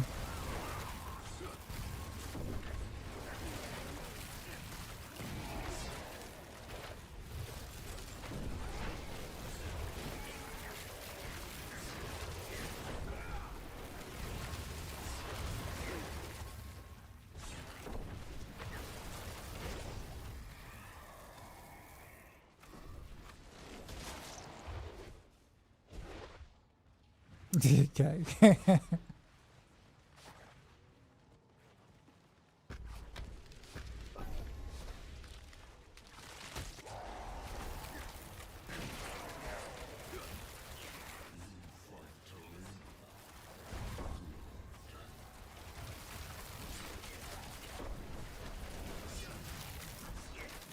Actually, do you have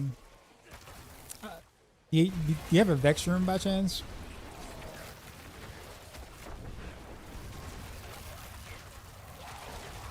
If not, I'll just do gold. Gold is fine. You do have a Vex rune? Okay. Would you mind? Would you be alright with trading your rune for that one, or that rune for that? Oh, sweet.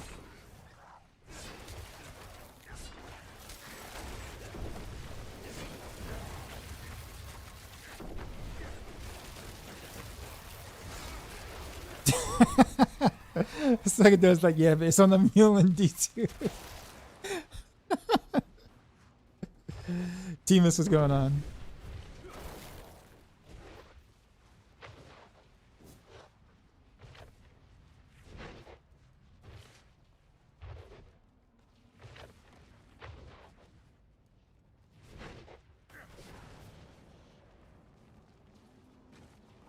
Am I picking?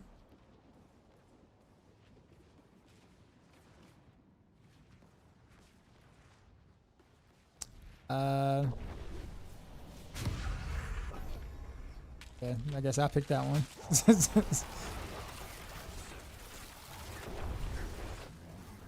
I'm gonna do tonight. All right. I think my my body and soul feels a bit numb from all the hordes I've been doing tonight. Been doing almost 4 hours of hordes. While they're doing Cataclysm, yes, he is. He is aura farming. So is Snail, or Glorp, or whatever you want to call him.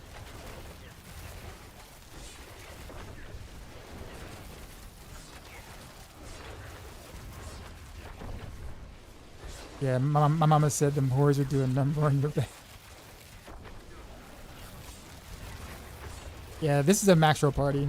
So all max roll riders party. We got Broiler, we got Snail,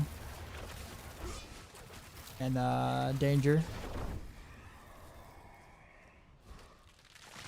2 Druids, a Barb, and a Rogue.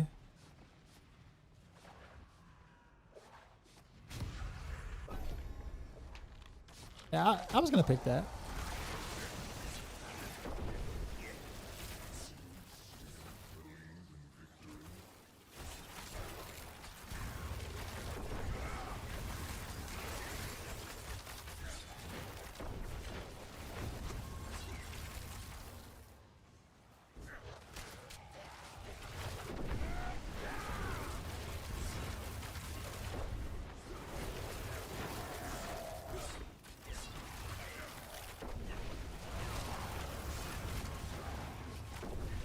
Major look. Play to a page in my rhyme book.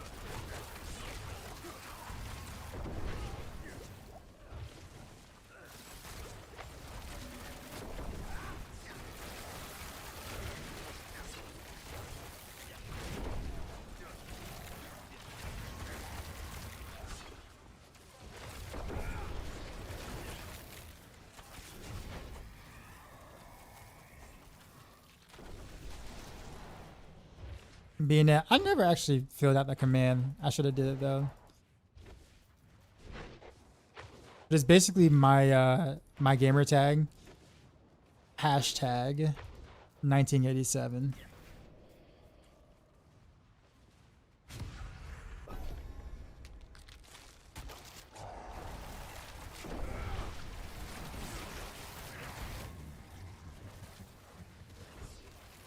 I was 2 years old in 1987.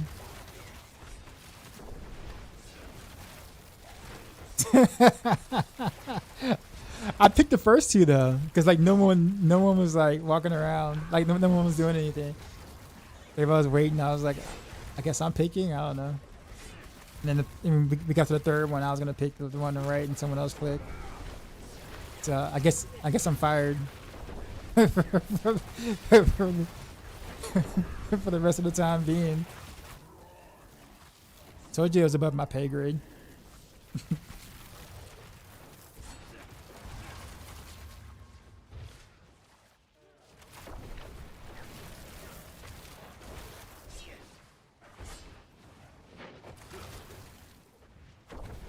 Just so dumb. Gosh, this mechanic is so dumb. 2 stalking devil. We're gonna do butcher. I'm like choosing solo much less when I'm in a group. I want everybody to close their eyes whenever I choose. No looking. No peeking.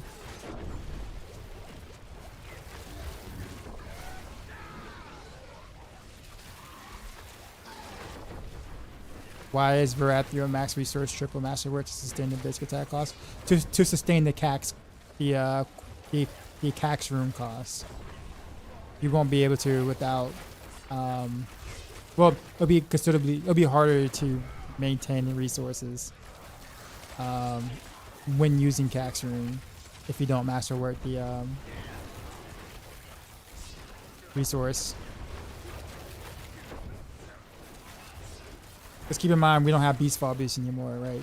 That had like a ton of resource on it, so we have to kind of make it up with the Shard of Varathio, and to get as much resource as we used to have on beast fall boost, we have to masterwork it. Yeah.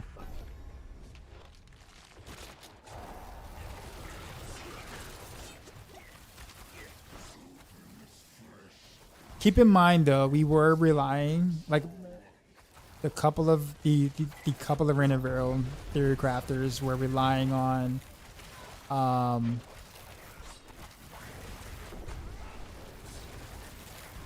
a beast cornered for the resource to feel good when Cax does proc. I was able to do what I was doing in that video I posted in that road track without beasts and corners, so like it's totally possible to do it without, but it's gonna be like pretty gear finicky. But a beast cornered with the 30% resource was supposed to kind of help that feel better a lot earlier. But you know, since now we know what it really does now, could be a little challenging.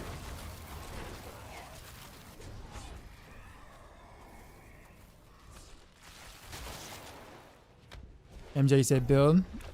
I don't know if it's on the YouTube description, but if not, go to this is Heartseeker on maxrow.gg. How's Flurry feeling? Well, I don't know. I'm playing Heartseeker.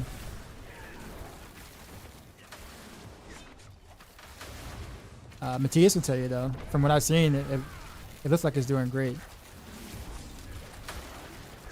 What is that? It's a chaos boon. It gives a lot of Aether.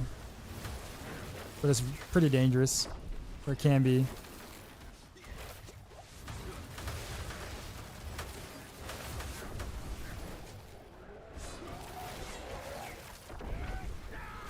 I think it's the Aether Lord Chaos boon thingy. Flurry equals orgasm. Got it. See that? There you go.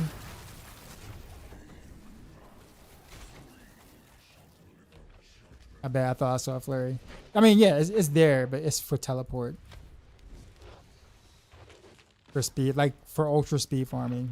Because I don't really need more damage from the smoke grenade, so I might as well just teleport to farm faster.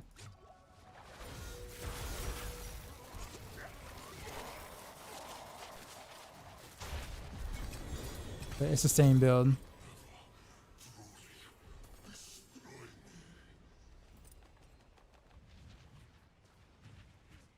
Yeah, I plan on messing with Shadow stuff for the trolls, but can't get my beats.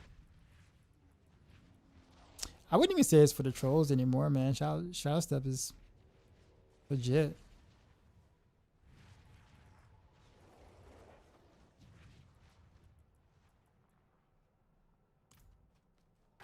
Come on, give me a chaos armor from the chest. It never happens for me. Never.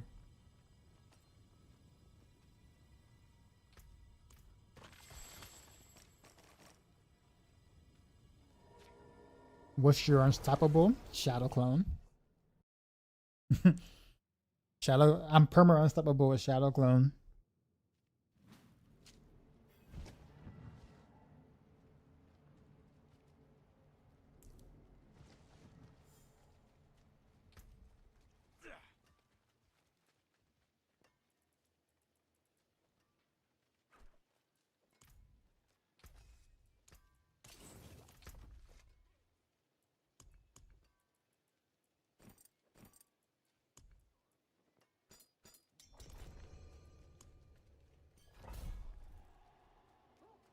Just couldn't remember if it gave it to you. Yeah, it still gives you a 5-second unstoppable. And with the way that we attack, like how we attack, well, how much resource we spend, I put it that way. We're able to kind of like basically reset our shadow clone basically almost every 5 seconds. If I remove Starless Skies, I can reset it once every 2.5, 3 seconds. Not that you would want to do that, but you can.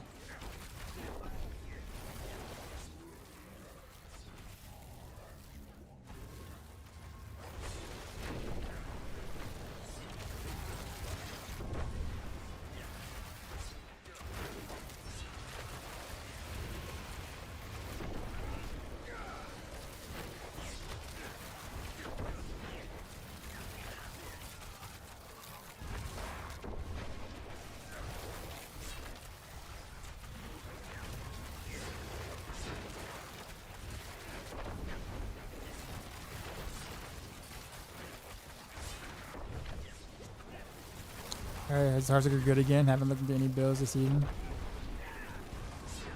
Oh damn, I missed you.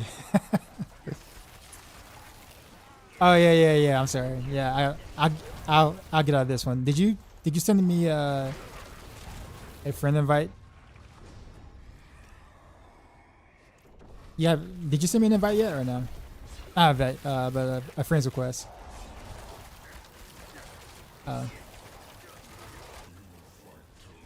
I verbally said it. I don't know if hold on. I'll just do it this way. Hopefully I won't die. Hold on, let me pop my a snail got me, it looks like. Snail with his armor, with his aura NATOs.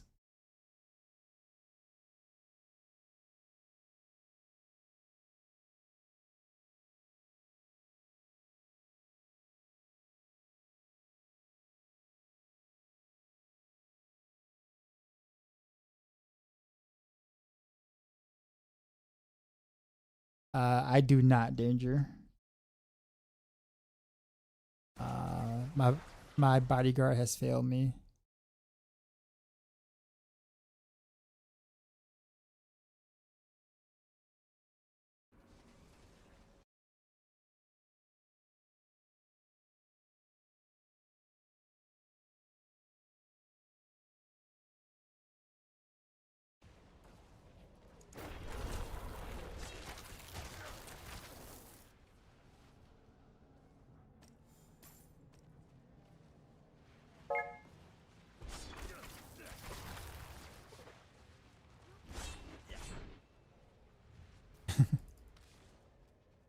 You think they'll ever make it where you start losing XP when you die in the tournaments? No, I doubt it. Build it's on maxroll.gg. Just go to Heartseeker endgame. If I don't have it on the YouTube description, search him up real quick on YouTube. He's a really talented. Oh, is he the guy that does covers and stuff with like the beard and the I forgot his name. I think I didn't recognize the name, but I think I know who you're talking about. I remember watching this what was it, Godzilla Eminem cover or whatever like that. It was like really, really good.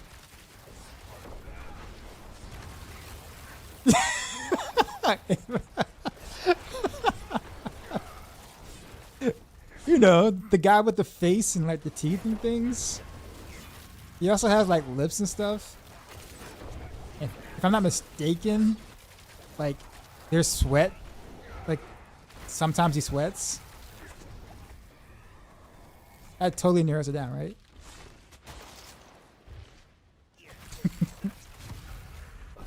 Yeah. I know you're talking about. Yeah, I watch this stuff quite often. Yeah, I just forgot the name because I'm bad with names.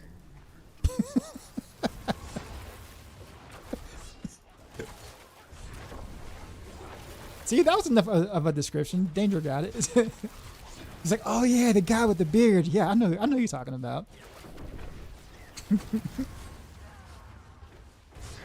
the crazy one haircut. Yeah.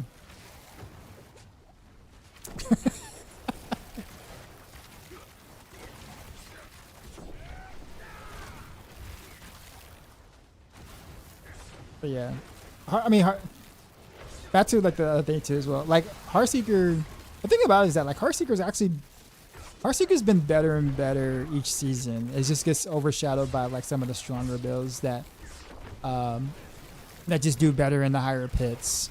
Heartseeker has never really been bad past season 4 or 5 or whatever. It's just been like, well, like I said, kind of like overshadowed. But I think people misremember how good Heartseeker really was in season 4. Like it was good, don't get me wrong, but like it wasn't Rogue's best build or strongest build. It was just newish, and people were able to like, you know, kind of hold down one button and kill things. But like there were a lot of things wrong with season 4 Heartseeker that I am glad that it's gone. Like big time. Either you dealt no damage or you had to like, you know, quintuple dip your stuff just to be able to deal damage. If you wanted to go a little higher, it was kind of frustrating to play. In the higher end, for farming, it was great. Higher end, it was. But it's never been Rogue's strongest build. Ever.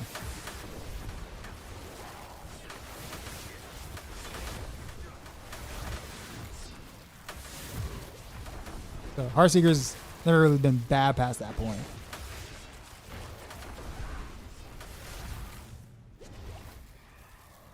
But yeah, to answer your question, I mean, you'll be able to level your glyphs pretty convincingly, like pretty easily with this. I stopped at like 87 or 88. My glyphs are 87, 88 roughly right now. Day 2.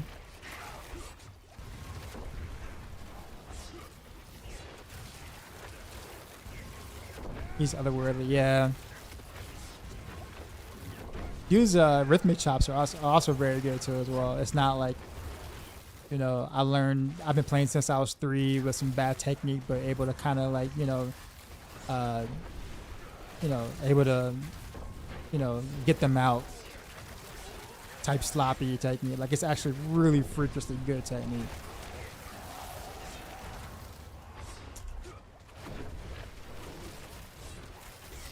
Hi, please help. Chapter 1 journey, world event. What country is that? The world boss jar shows. What should you do?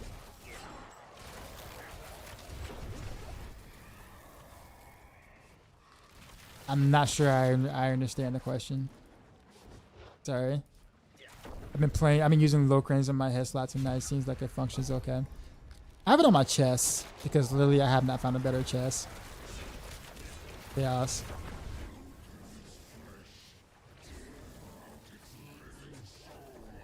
Well, mainly because I just don't have a good helm or like glove per se, like to kind of like, swap things around.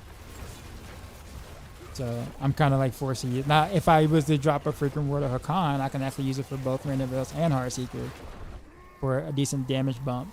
But no, he doesn't want to give it to me.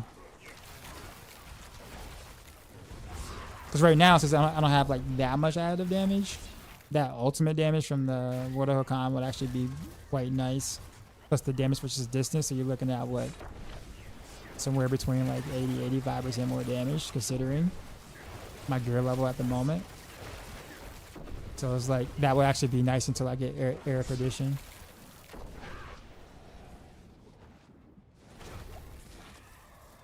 I would prefer the air perdition, don't get me wrong. All day, every day. Because my movement speed is like poo-poo at the moment.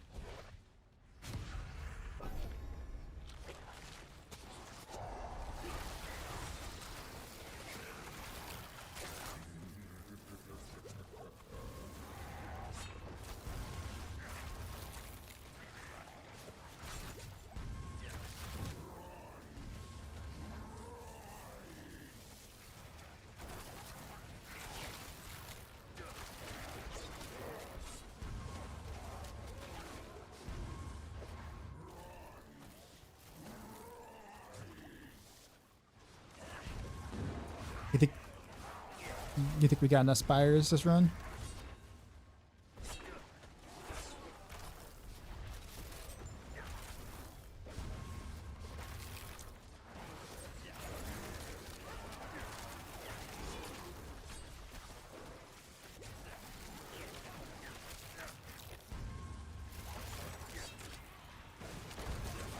Man, Running Barrels and DT seems so ass to put together.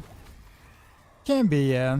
I definitely don't think it's as difficult as DT, but not having a GA cooldown Rotocon is definitely rough. You're not using Cal? I haven't found a decent Cal at all. The best I found has been +1/+1. And as a Chaos Armor, it makes 0 sense. So, I mean, unless I get a GA on Trick Attacks, I'm not using Cal as a placeholder.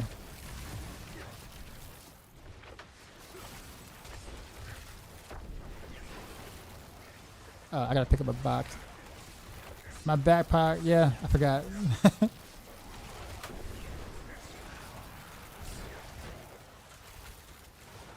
No, my box dropped. Give my box back.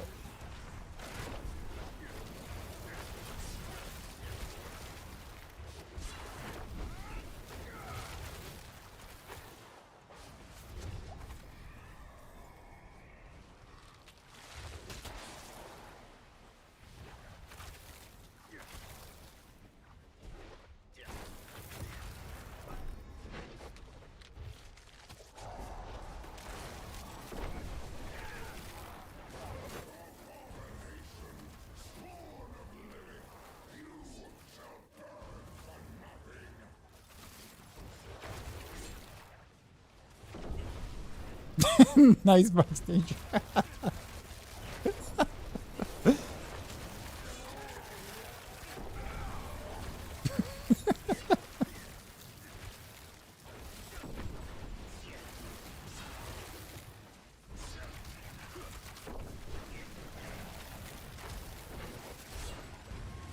Does it require specific masterworks? Yep. Like Rain and Rose doesn't require, well, except for the Shroud of Baratheon, it's probably the only picky masterwork really. And I would say that's semi-picky, I guess. But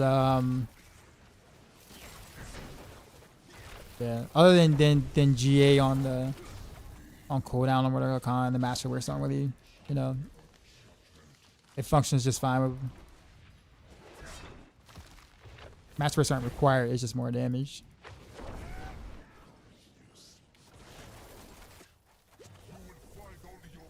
DT though, you know, you gotta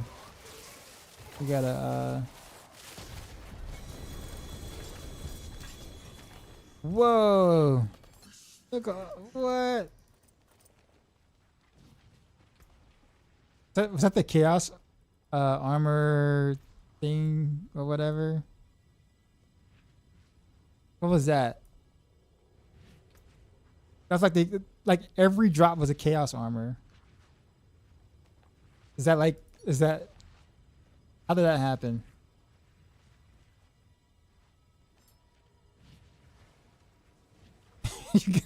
That's a Jesus, like what is that?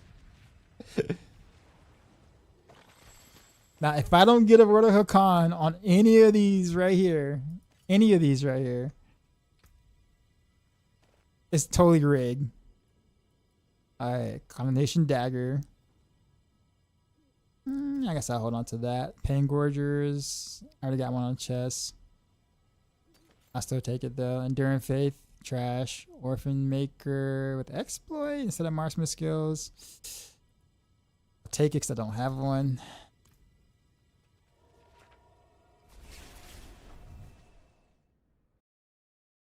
Is it the box? Like if you is it the box? Did you guys get it too?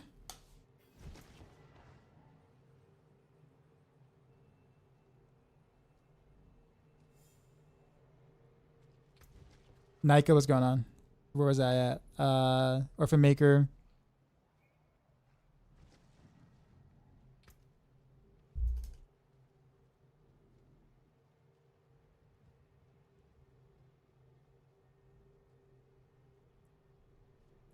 Okay, Mother's Embrace, Signet, Orphan Maker again, but a terrible one. Crown of Luciano on the boots. I guess we can hold on to that. Mother's Embrace again. I've got 9 Mother's Embraces so far. Legit 9. Not even kidding. Scoundrel's Letter. So not a single Word of Hakan. Still, the game will not give it to me, but I've got 9 Mother's Embrace. I swear it is weighted. It has to be weighted. I can't be this unlucky, right?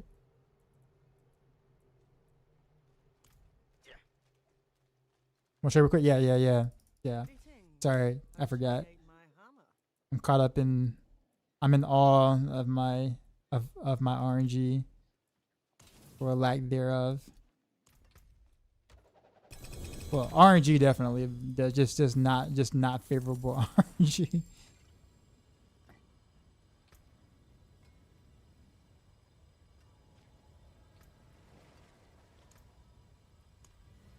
All right.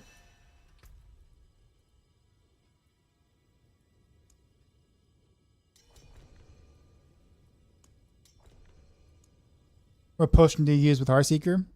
Resourceful. Hello.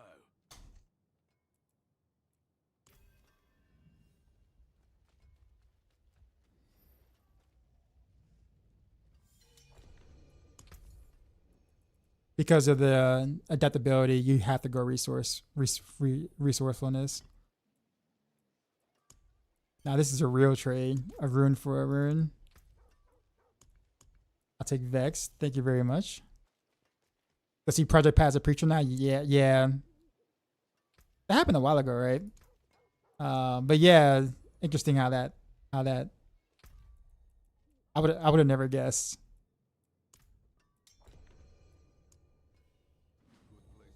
Well, no one played Death Trap, so is it bad or why? It's difficult to gear for, like really difficult to gear for relative to the other rogue builds. Not to mention, I guess other rogues may really want to Volity. Krilla. Didn't even see him. I feel bad for not responding.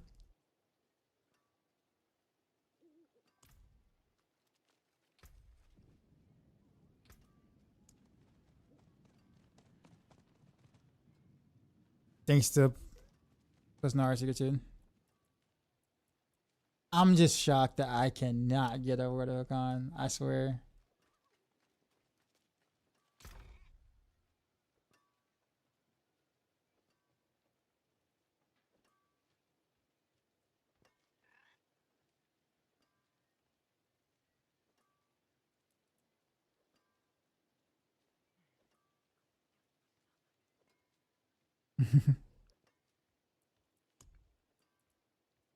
That's how it works. She's the worst guy, like using the ones that walk through the darkness. That is fair. All the ones that end up becoming leaders in the Old Testament, the Bible, were like not people you would expect to be leaders or to be ones leading others. They all had their problems, like really bad. They were not good people. I'll put it that way initially. But you never really hear that in like a sermon or anything. You just kind of hear the good stuff that they've done. When God was using them, right? But you never really hear much about what they did beforehand. Or even wow, it was going on. I used to not be able to stand Justin Timberlake. But he dropped My Love with T.I. and I was like, okay. Do my thing.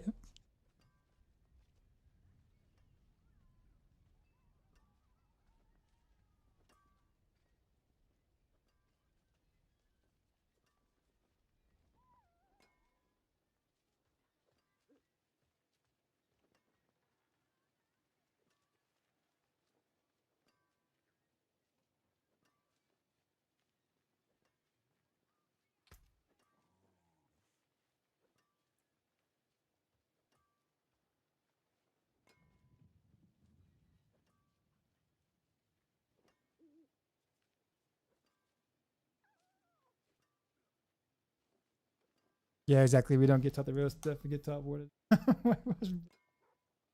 Well, it's like it's just like I don't know. Like I kind of I realized that when I was younger because I grew up in a church in a very strict religion at that, which was apostolic religion. Like you couldn't do not that I like talking about religion per se. Like I guess I'm talking about my earlier experiences, but like apostolic religion, I couldn't do. Like you couldn't. Uh, what was it? Like females couldn't wear pants. Um, if other sinners or not saved people or unsaved people were in the same movie theater as you had to leave the movie theater. It was like very strict rules that we had to abide by. And of course, when I'm a kid, I don't know any better. I'm just following whatever I'm being told at the time. You know, since I'm not like I have a choice, but it's just kind of like Pentecostal. Yeah, yeah, pretty much. Uh, and yeah, it wasn't until I was like maybe 10 or 11 that I kind of realized that some of this was like not necessary. Also, like some things too, like when it came to like choir stuff. Like I was on the kids choir. I used to be able to sing. I don't know what the hell happened. I hit puberty and like all that like just like went away. But I led the mass choir apparently as a kid, like on like 2 songs. But I wasn't allowed to play tambourine on the mass choir until I was baptized and filled with the Holy Ghost, which I thought was a really strange concept. I'm like, okay, so I can lead the mass choir vocally, but I can't do it musically. That doesn't make any sense to me. But it's funny because I went to school for music, and then when I came back, they were just like, "Oh, oh, you went to school for music? Oh, really? You want to go? You want to come play drum set for?" I'm like, "No, bro, I am not interested now. I'm not interested now. Y'all didn't want me to do it then, without very strict requirements. No, I'm not. I'm not. No, like absolutely not. I forge more than horseshoes. I had some good memories there. Don't get me wrong. Like I mean, I had a good time in some cases. It wasn't all bad, but like I guess I just kind of have to, have to realize that like there's different denominations and stuff that have their own rules that aren't necessarily biblical, and I'm gonna just leave it at that. And you have to kind of just make your own decision on whether or not you feel like that's the way for you or not. And I learned when I got older, I'm like, yeah, like I would never really go back, knowing what I know now about it, but at least not to that. Females not wearing pants is wearing kind of creepy.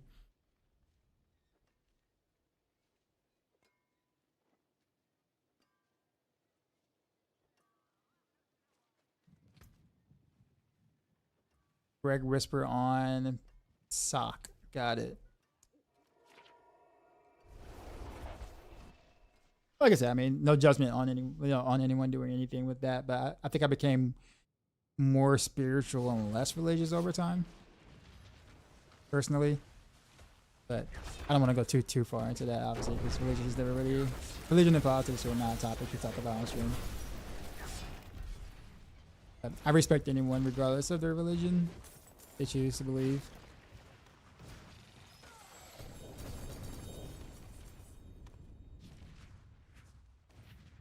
No judgment here at all for any of them.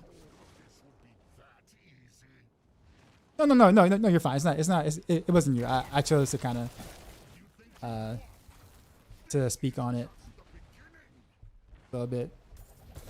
I feel like I wasn't like going far into it. Like I'm not talking about religion. I was talking about my experience personally when I was younger.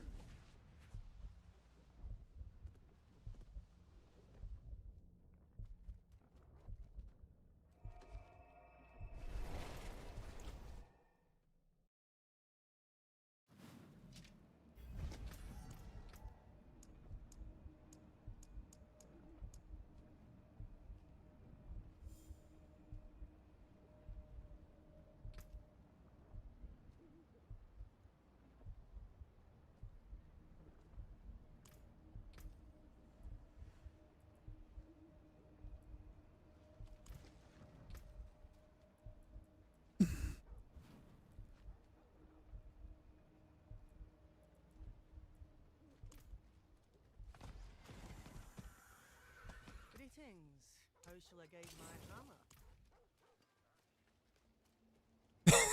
hammer? Chaos religion, preach the word of God.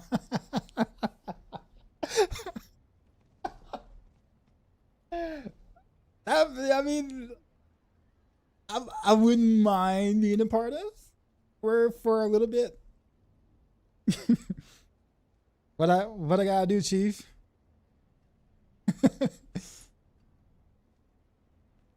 I love hearing that stuff, the experiences, stories that make you. I just gotta be careful because obviously, you don't want to offend anyone with, topics, but at the same time, you also want to speak on your experiences and then like who you are at the same time. So like you have to. There's a way to always say things and phrase things, I believe.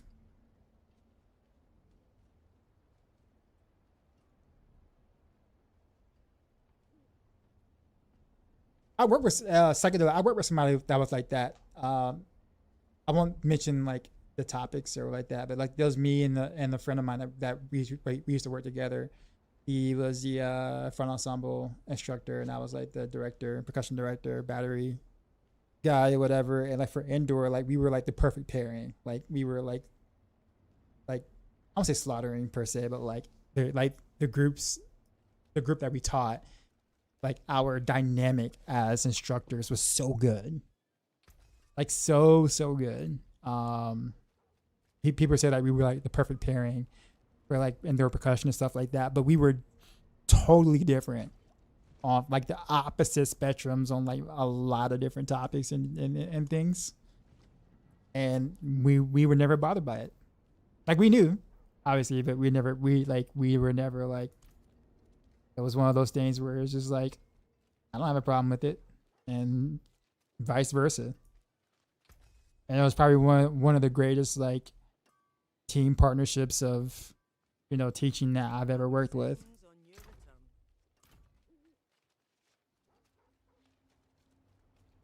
And I enjoy it too because it's like you get perspectives that you normally may not get, depending on your circle or if your circle is vast or not, like, a vast amount of different individuals or like that.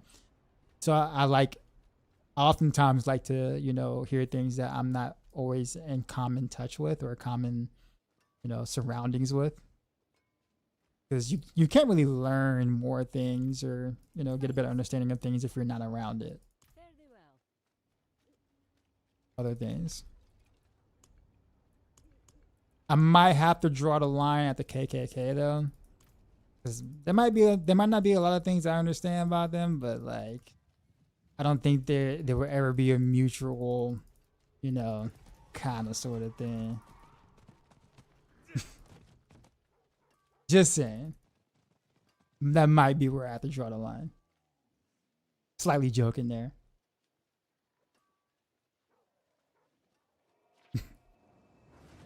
Is a Slayer seasonal objective to level 3 chaos per 8 bug? I have no idea.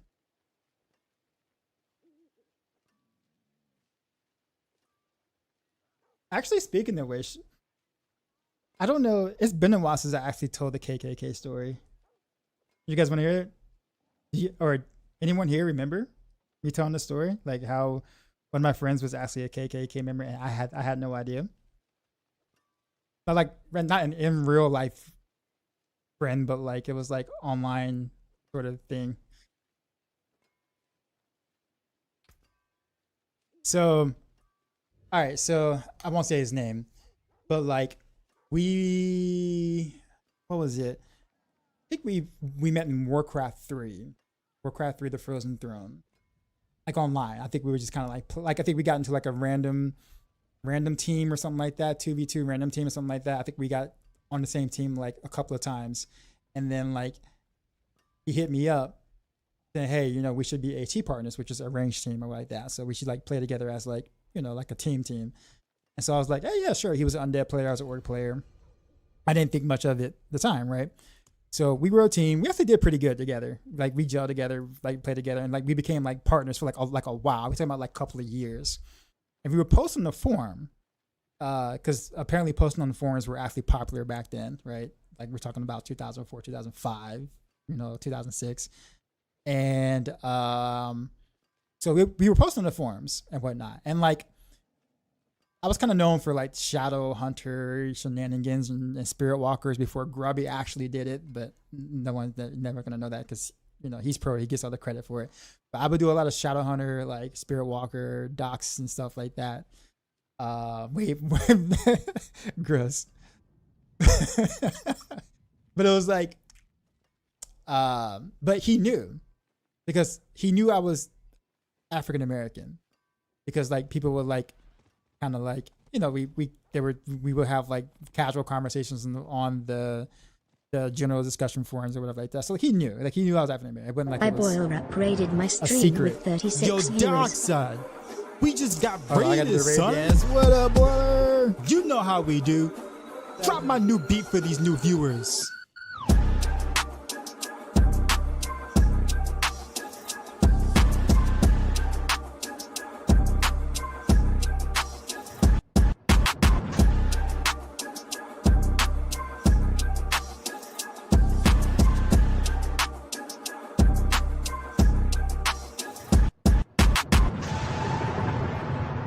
Sheezy out. What up, Boiler and Cell Kids? What's happening? What's happening?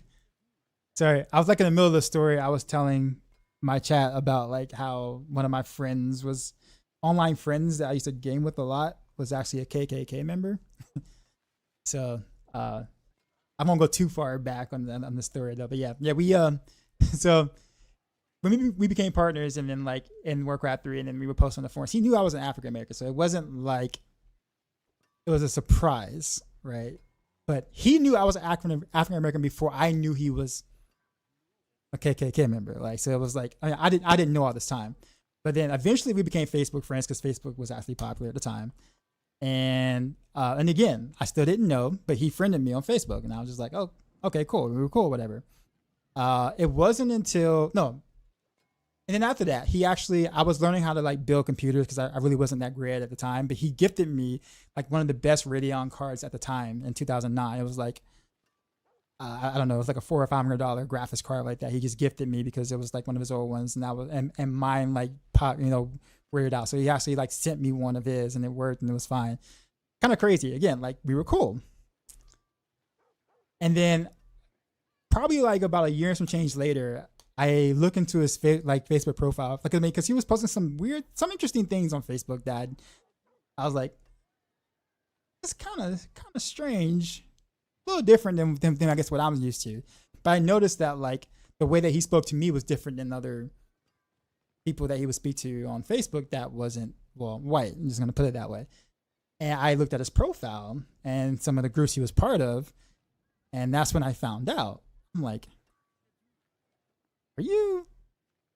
And like I just confronted him. Like I went straight. I just literally just asked him verbatim. I'm just like, are you affiliated at all with the KKK? I just want to know. It's kind of awkward, just saying, because we've been friends for like seemingly 3, maybe 4 years now. And he just straight out said, yeah. Like not even like like hesitating or anything like that. He's like, yeah. And I was just like, okay. I have questions. Like lots of questions actually. But at the same time though, I didn't want to be like mad because I want to understand why he was cool with me. Because I didn't, because it doesn't make any sense. It doesn't make any sense. So I wanted to understand what was going on. I didn't want to just sit there and just like say, curse him out like that. Like I feel like that's not going to help anything. So I'm like, okay, well, what is this dynamic? I don't understand. Is what I'm asking. I'm like, we've been cool, but aren't you supposed to hate me and all that stuff? Won't your people get mad? Like, how does this work for you? I'm just out of curiosity. Well, apparently, I learned that some branches, I'm not saying it's okay, because obviously it would, nothing of that is okay of any sort. But apparently there's different branches of the KKK in which they have different viewpoints. And apparently some branches of the KKK don't like other branches of the KKK. And his branch of the KKK apparently don't have a dislike of the color of the skin type sort of thing. There's more of a what's the word that put it, cultural dislike, kind of like a more so of like, let's say, like, so it's not really about the skin color, it's really about how you act. And so whether you're white, whether you're Jewish, whether you're black, whether you're Hispanic, doesn't matter. They all have the same hatred for a type of way that you act in the culture. So basically, more so, I don't want to say like how to put it. How does he put it? So I guess because I didn't portray the standard African American, like I taught, like I was educated or whatever like that. In his mind, I'm not saying that that's right either, but in his mind, for them and what they stood for is like, okay, you know, you are trying to do something for yourself. You're not just blaming everyone else for your problems or whatever, or on the street, you know, with guns and violence trying to shoot you. You're not in any gang. So for him, I was okay. I wasn't wearing baggy pants. So in his mind, it's like, okay, you're fine. And I guess that's what their chapter was about. Now, of course, to me, again, I had questions in my mind. I'm like, I had questions, but I went back and I thought about it. I'm just like, you know, like, I would never like what y'all stand for, no matter what chapter it is. But he's never treated me outside of anything but respectful this entire time, and even giving me, you know, hundreds of dollars of computer equipment stuff when I was learning how to build, and we were like team partners all the time. And even when he got mad, he never resulted in hateful speech or anything like that. So it was really interesting dynamic. And now of course, after I found that out, I still kind of had that reservation, but I never treated him any differently. But it was interesting to know, because again, I could have got angry, but I learned something about their stuff. And it's like, oh, okay, so there's different chapters that don't like each other, that are trying to change the outlook of what they stand for ish, kind of. I don't know. It's beyond me, but I learned something that day. And every now and then he does message me though. Like it'd be like once every 6 or 7 months or whatever like that, when like a new game comes out or something. He's like, hey, you playing this? You playing this? And I was like, actually, nah, I'm still doing D4 stuff. We don't game together anymore though, because after Warcraft 3 died, that was kind of really it. We did play some StarCraft 2 together a little bit in the early days, but I ended up like going pro, and so we never played anymore. So, but anyways, yeah, I just wanted to. They thought does he know I'm a streamer? Yeah, he does. He knows. In fact, he actually tried to start up a stream himself and was asking for tips. Yeah, it was interesting. It was I will say it was definitely interesting.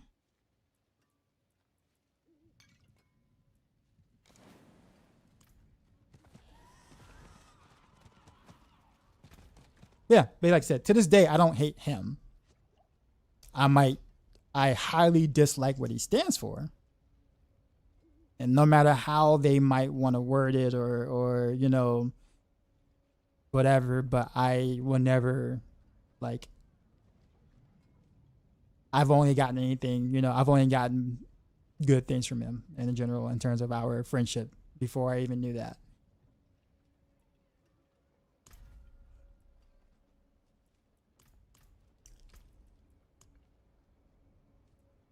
Air petition is still part of the build? Yes. I just haven't found one yet. So yeah. In fact, actually, thanks for letting me know. I was getting ready to do pit, but we're gonna switch it up actually. Well, pit will be switching it up really. But I kinda wanna boss a little bit. Cause I really wanna find or get something. Get lucky with a mythic or something. I don't know, something. Give me something, man. Any boss whispers right now? I think we just did one.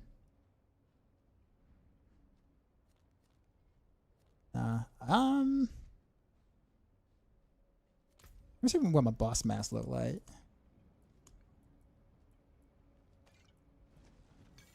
A decent amount of blood.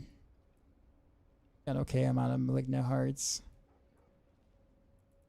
Andes. Yeah, I guess I'll just run them.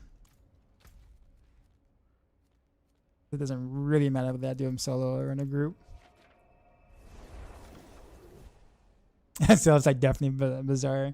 Yeah, it was. It was.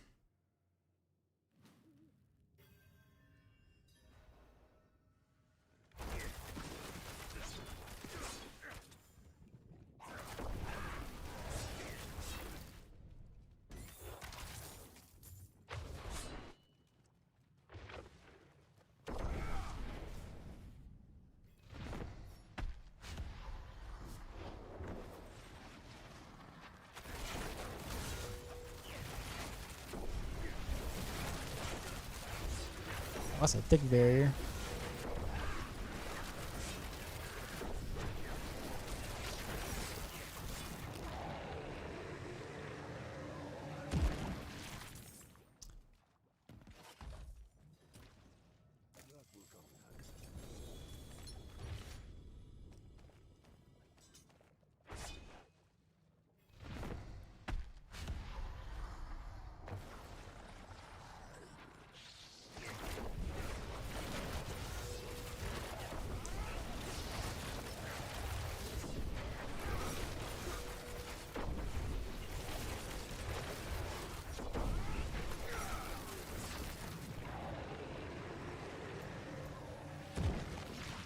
I'm sure I did change. Yeah, I did. Okay.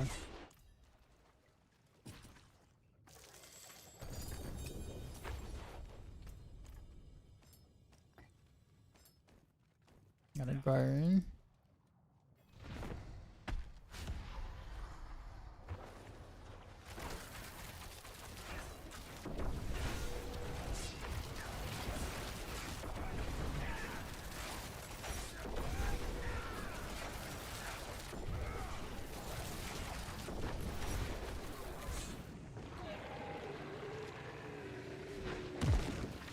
Speaking of religion, I just double crit the trick GA on your cow boots.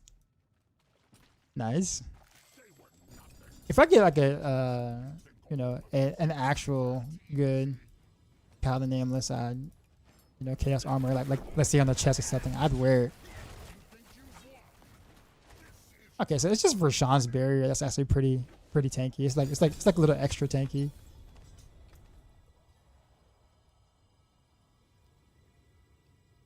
This is actually good for Rain of Arrows. Do you have a GA maximum resource, Matthias, on your shard? If you're trying to do Rain.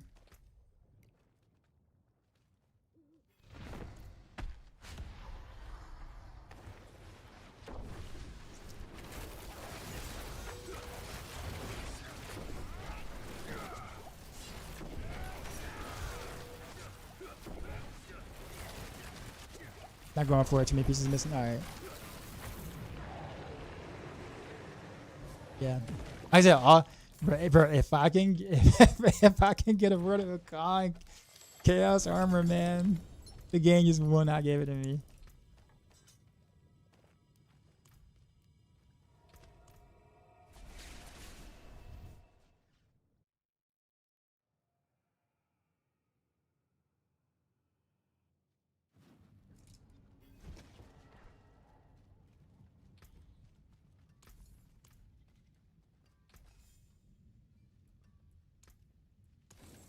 You don't know what you should do for the season now? I mean, you can keep maxing out Flurry and, you know, be the light for other players who never knew or thought to ever play Flurry. I'm not saying the others didn't do it, but like, you know, the other like Flurry, like the Flurry legends like DZ and Pecha, like they don't stream, right? Like Pecha would do videos every now and then, right? But since you know, people have eyes on hellties.com and they know of your name. And then of course you have the Maxwell brand. You can be that guy.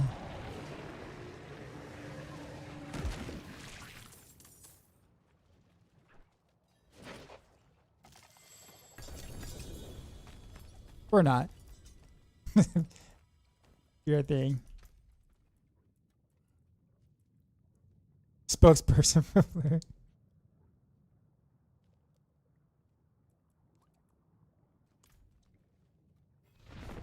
Just melted heart so they work well with the chaos perk with mana shield. I don't think so. I haven't heard any of my sword friends talk about the heart melted heart, so I don't think so. Well, that barrier is tanky. It's locked. Oh, I'm out of hearts anyway. All right, well, GG Varshawn. We go to. I guess we'll go to Beast.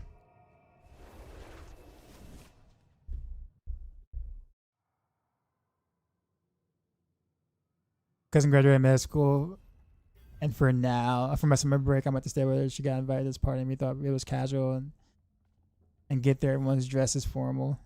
That's fucking. It's like a family lineage of doctors. Never felt so out of place in my life. We showed up dressed like regular ass people trying to throw down.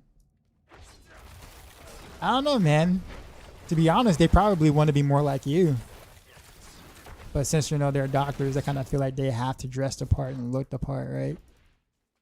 You know, you showing up in regular clothes might have been, man, I should have did that too. But you know, no, I'm a doctor, so I gotta look the part. Never know.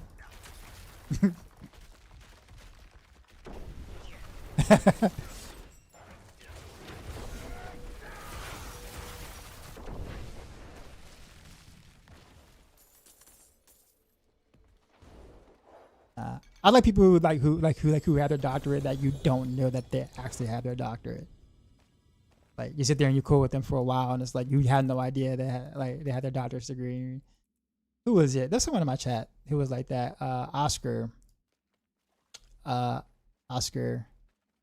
I've known him for like have to be over a decade now. He's been like in my streams or would follow me on like the D3 forums back in the day with Demon Hunter stuff. And we actually kind of got into it a couple of times, but I had no idea he was a doctor. He's an optometrist. I was like, oh, that's so cool, right? And then you have the people who like you would address me and you go, Mr. I don't know, Mr. Davis or something. I make up a last name. It's like, hey, how you doing, Mr. Davis? It's like, that's Dr. Davis, and I'm like, oh, you're that guy. You're that. Oh man. Oof. Okay. Yeah. You're that. Okay. Yeah.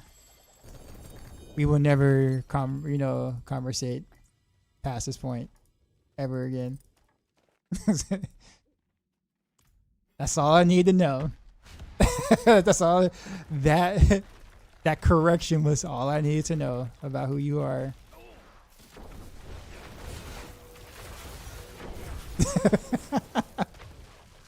It's just like Excellent fight.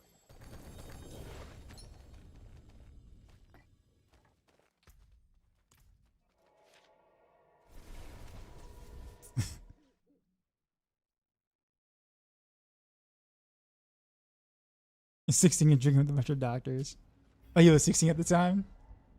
Well, yeah, I mean, there's no way you would have been able to truly fit in anyway, right? I mean, they were in school going for this since you were like 4 years old at the time. They started their career in that trajectory path when you were 4 years old.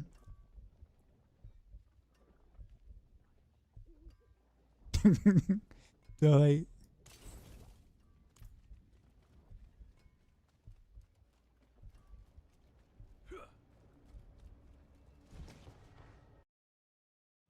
sorry to ask again about my PCA. Didn't hear the response. What potion did I use? Resource elixir. It should be in the guide.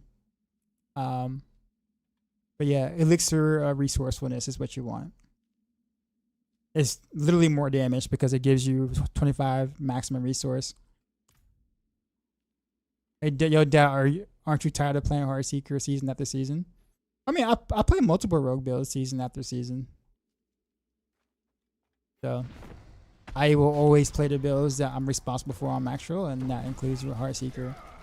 Am I tired of it? No.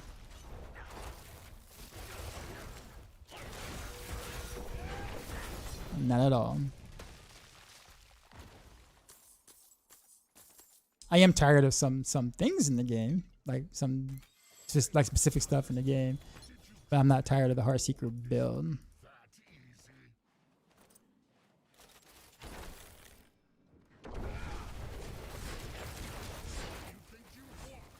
And honestly, I was actually looking to play Ranaveros first and then Heartseeker second, but I found more Heartseeker stuff first. So I said, okay, well, I will start with Heartseeker first.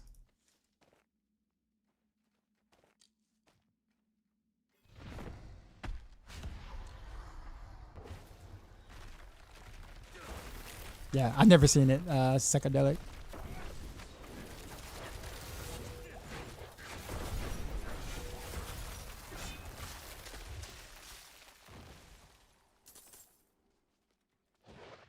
It's locked. No, I'm out of whatchamacallit. Alright, on to the next. Who we got? Got that.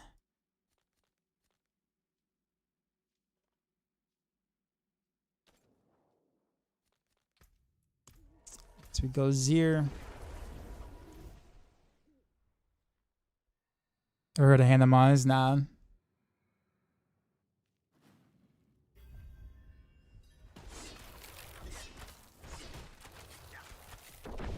You gotta put some of that stuff in my DM so I can remember to check it out.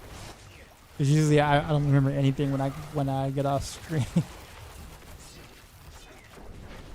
All the best is on the fence for us. So I envisioned to play Barrage, but it's so low on the tier list.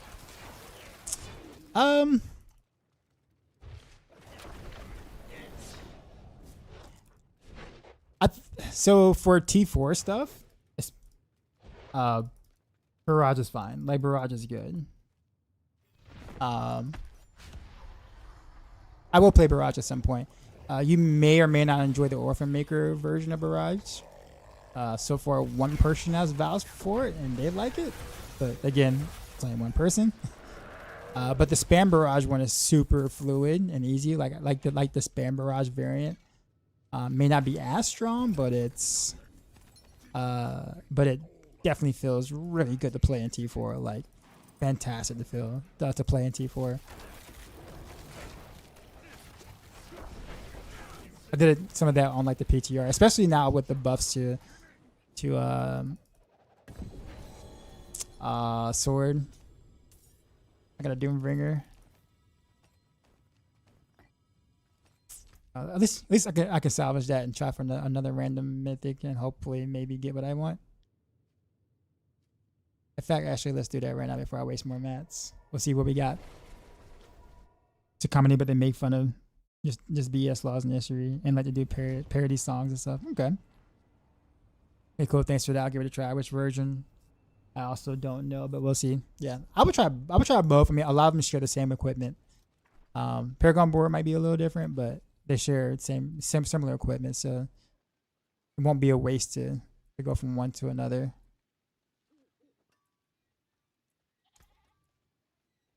But I will play some Barrage too as well.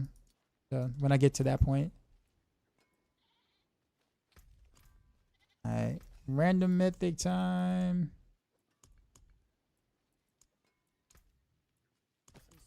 Alright, what we got? Let it be chest armor again. Shroud. At least it's a shroud. I guess I can deal with that. It's not air and I don't get the movement speed, but I guess it's better than having a talisman chest piece. I guess it's usable.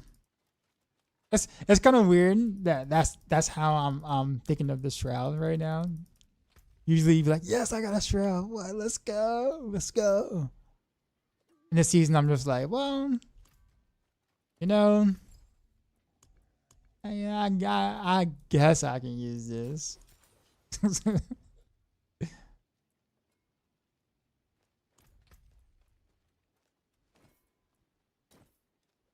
To be fair, though, I guess Shroud also gives me +1 to passive, so that means I should get +1 to stutter step and +1 to innervation, which is also movement speed, right? Me trying to justify the Shroud really, really hard right now.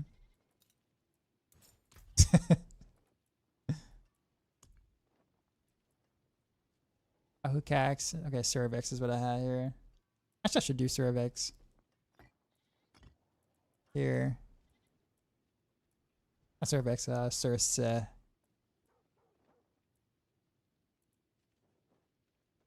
And you go invisible and backtracking except with 40% movement speed. Yeah, I guess, I mean, it's, you know, I'm not, it's, you know, it's technically an upgrade.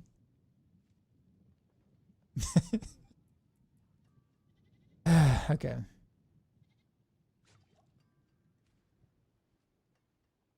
Alright, and then we'll do, what do my gems look like?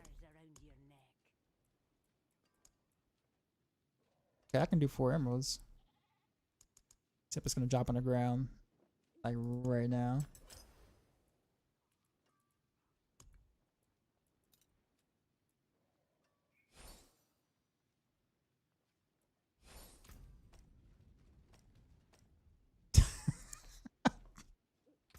Danger.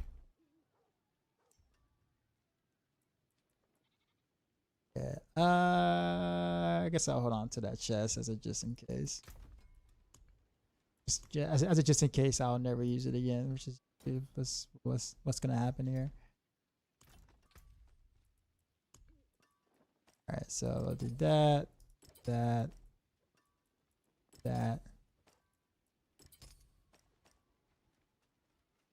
Okay, and then I guess we'll masterwork the chest a little bit, just a little bit. Next life, I guess I can use that.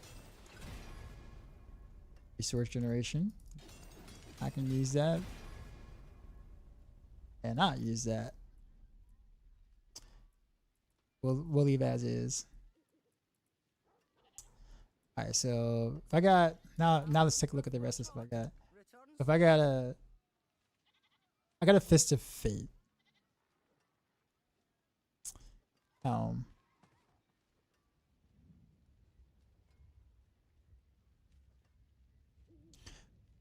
Actually, what am I missing? So I got all 4. Technically, kind of, just not in the right versions or whatever. So Pangorgers, Crown of Lucian, Grasp of Shadow. Oh, because like the chest. Well, really, the Crown of Lucian has to be a glove. That's the slot that it kind of has to be in. In order for the rest of the world. Okay, so this is it. So I got the Crown of Lucian as a glove. Good. All right, which means I need to do Fist of Fate. Helm. Here we go. So Fist of Fate Helm, Crown of Lucian glove. So what we got for... Actually, wait a minute. I don't think I have a Grasp of Shadow or anything. Don't. Oh wait, Shadow? Oh, Shadow Resistance. Okay, so... I think my good Pangorgers is actually a pant. Or is it a boot? Okay, so no, so I can't even do this until I get Grasp of Shadow in a different place. Yeah, but what I can do is I can go Fist of Fate, because that's going to be a upgrade, while the like I could switch out and do a regular Grasp of Shadows here. Just the unique affix doesn't matter. Yeah, okay, that's the play. All right, so slight upgrade. Oh, I'm saying slight. It is a little bit of upgrade by doing it this way.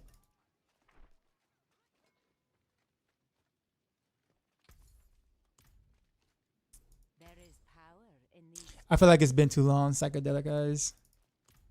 It's having you here. You've been around for a while, haven't you? Like you've been here. Fashion this into something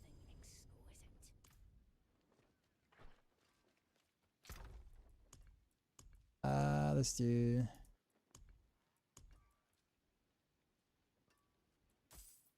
But these stash tabs are expensive. 300K. Do this. I take off this, so we'll do this. This. I won't salvage any of these yet.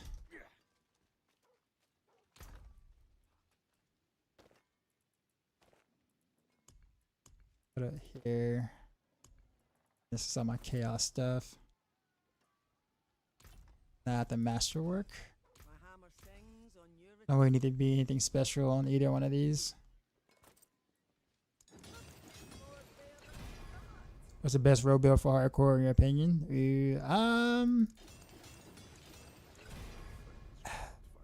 It's actually a good question. Normally I would say flurry. I would say flurry without the mask. With the mask, a bit hard though. Like flurry is generally a tanky build, but with the mask and these cornered, you're still kind of tanky-ish. Just a little harder to kind of get to that point. But usually that would have been my go-to pick for that. Maybe Dance of Knives.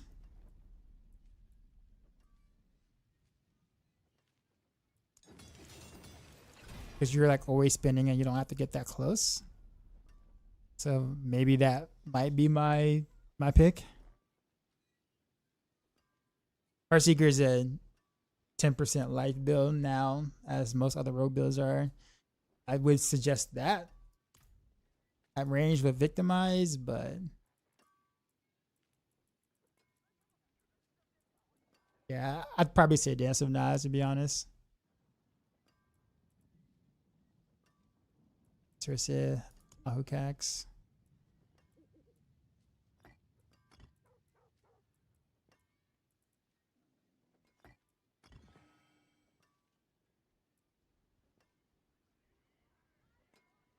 Before you're old and in the wheelchair.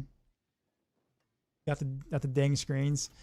So like it's kind of hard because it's like, kids these days, they grow up around technology. Like I didn't have my first cell phone until I was in college. And I bought that. Like I paid for that. I still remember because it was Sprint back before they merged with T-Mobile or whatever. Or T-Mobile bought them out basically.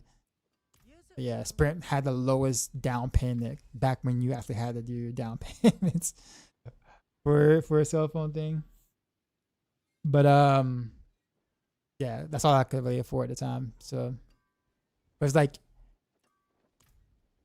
we didn't really grow up around screens like that. Right? Like easy access to technology and things. So it's kind of, for them it's just like it's just what it is. They don't know anything different. So outside or playing in the dirt or making clubhouses and those things are like completely just like they never heard of anything like that. Because that's their generation is like they came out the womb with an iPad, right? So it's just like you want to be mad at them sometimes, but you also can't blame them at the same time. It's kind of like, well, they were raised in this time frame, right? And if they don't have the technology around the house, they have it at school or their friend's house, where the friends or the friends have all this stuff, and it's always like they can't really escape it.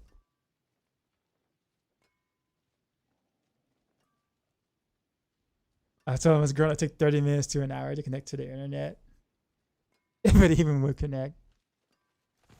Yeah, man.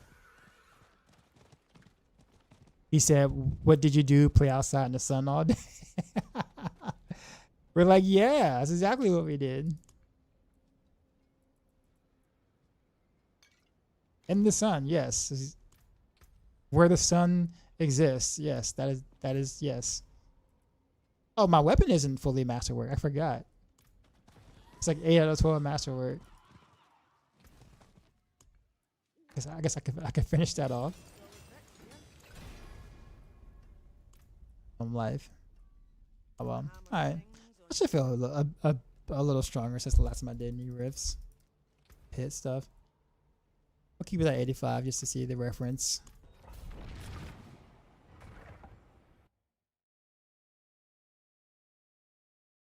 %50 life thing is making me nervous. Yeah, I'm definitely much lower than 50% life.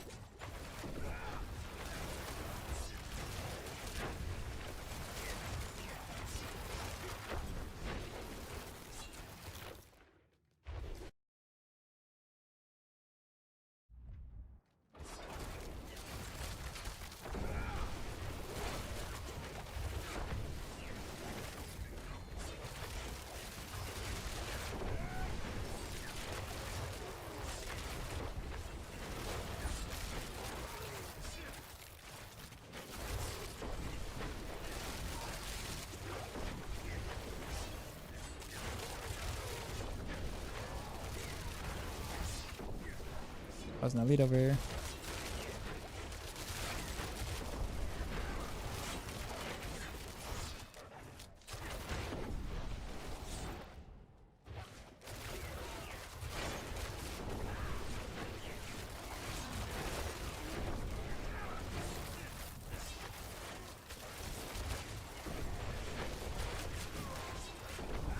Oh, there's a...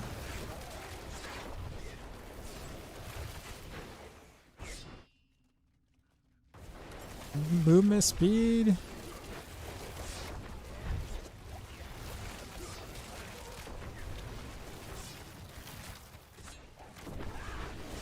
This map layout was pretty garbage. Victimize or close quarters combat. Right now this is Victimize, but they're basically identical. But you do gotta play them a little bit differently. Like if you're gonna go Victimize, you kind of have to like kill along the way, ish, and keep up your damage versus distant buffs from a Deadeye or whatever. If you do close quarters combat, you kind of have to drop the smoke grenade for the movement and just get a little more picky with going elite hunting. But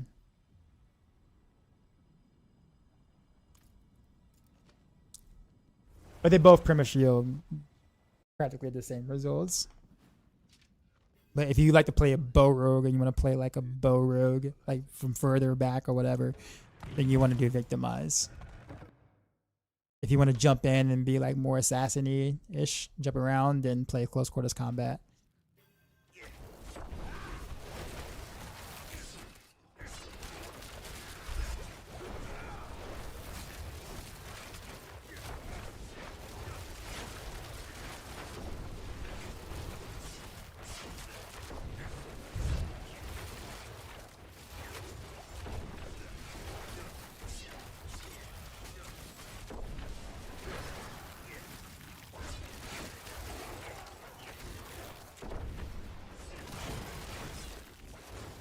Movement speed is still not where I wanted to be. Damn you for not giving me air perdition.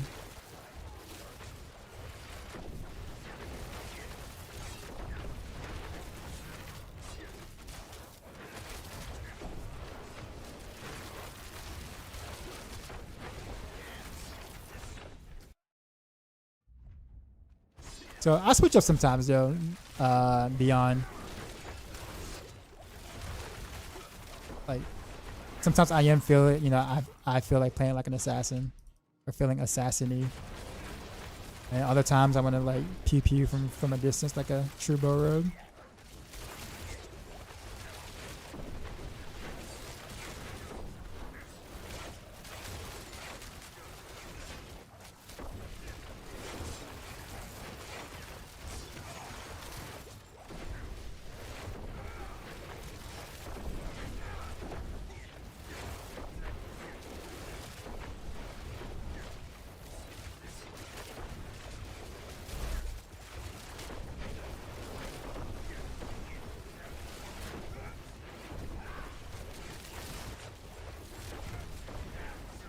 Like this has been a pretty terrible map.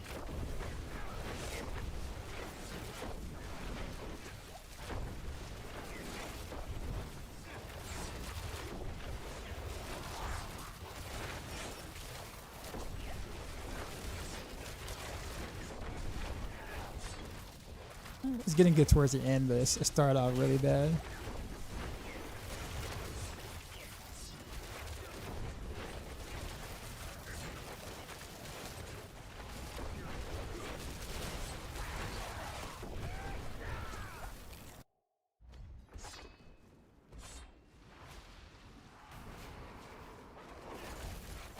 Like this is the way it should be. I'm at a preference.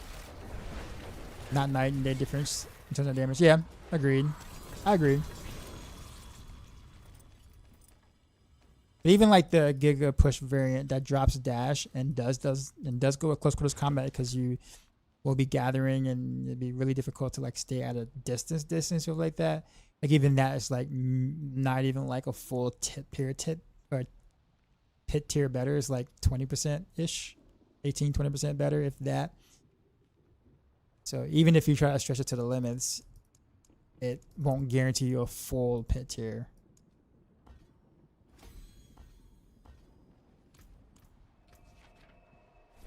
But like I said, style preference. I'm gonna do one more Victimize and then I'll show it close quarters combat. In fact, actually, you know, let's jump to the 90. Let's see what 90 feels like at this gear level. Definitely, the trash model is gonna feel a bit beefier. So I might not be able to just walk and kill, or maybe I might.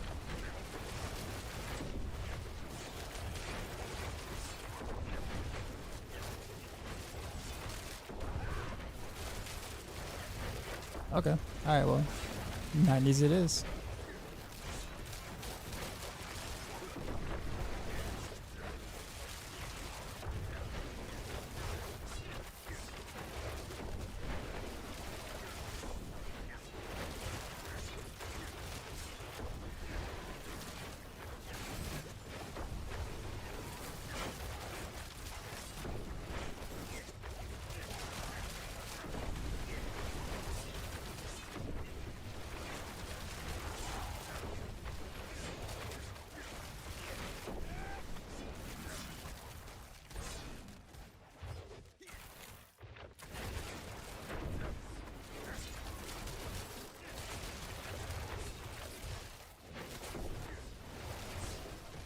I keep running into like dead ends.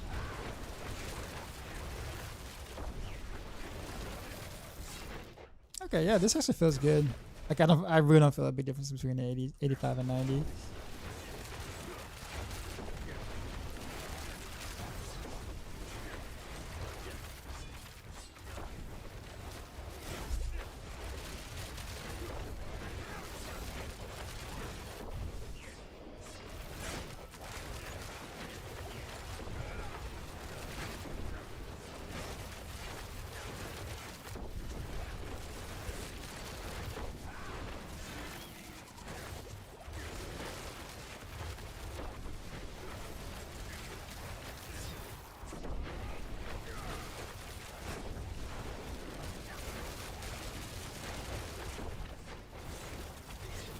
Yeah, this is about almost as fast as, yeah. Oh yeah. Almost as fast as 85 was.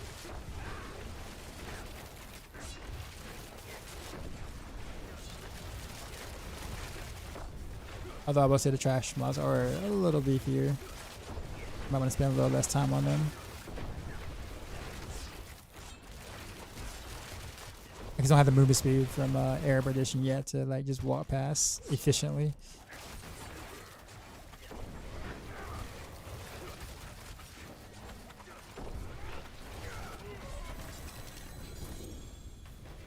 Okay, that was cool.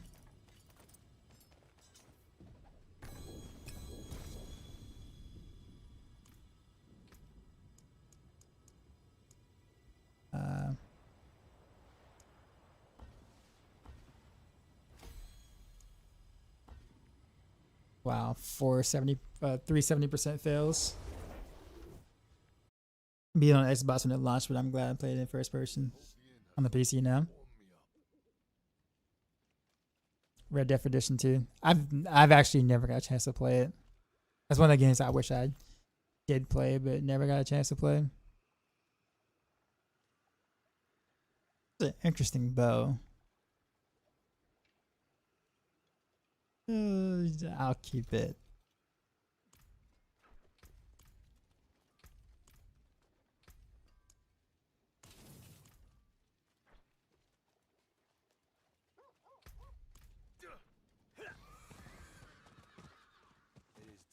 Alright. Let me switch to close quarters combat real quick.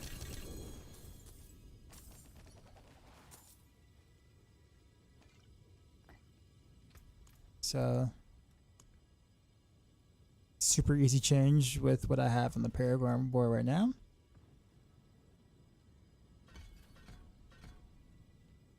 And then swap this to close quarters combat and boom. Now we're playing close quarters combat.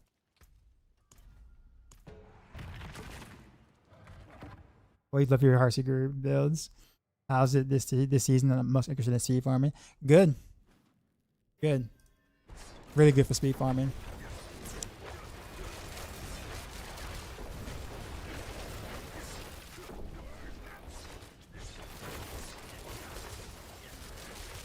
You're watching it live. A lot of lag.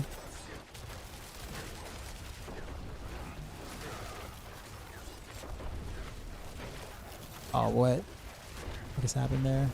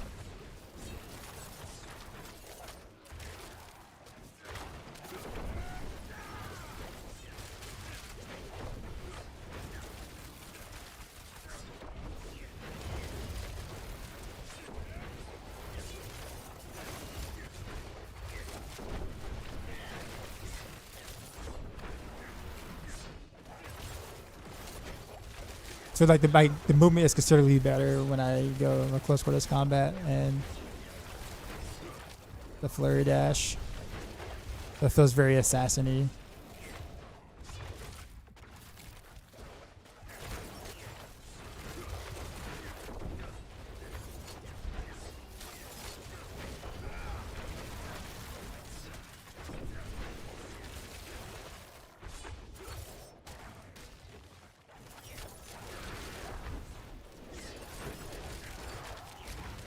I'm missing a least though.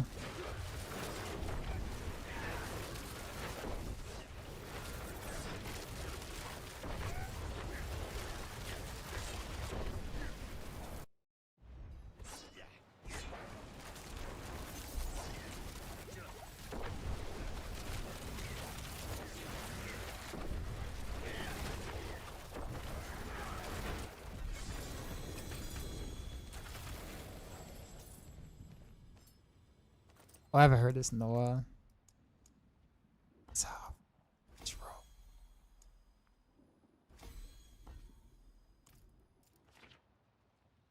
Now I do play this way, like in like normal speed content, like normal like Nightmare Dungeons or open worlds like that, just because the movement speed is way more. We're moving around is way more important than having poison smoke grenade. But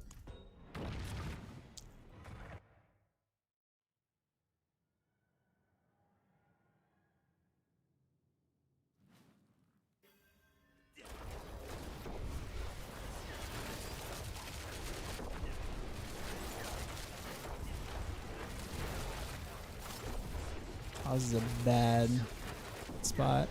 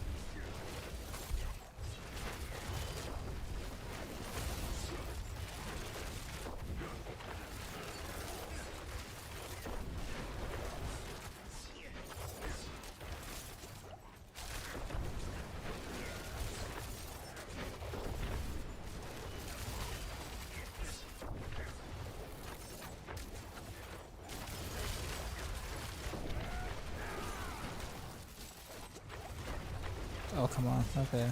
You're ready to say.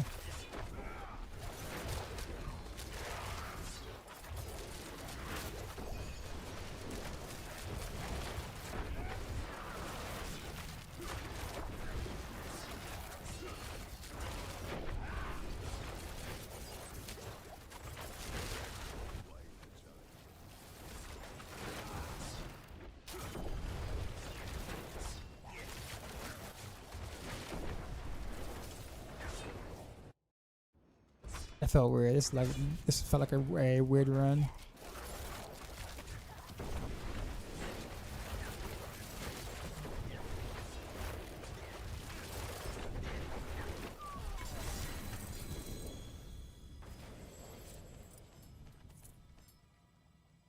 But yeah, that's close quarters combat.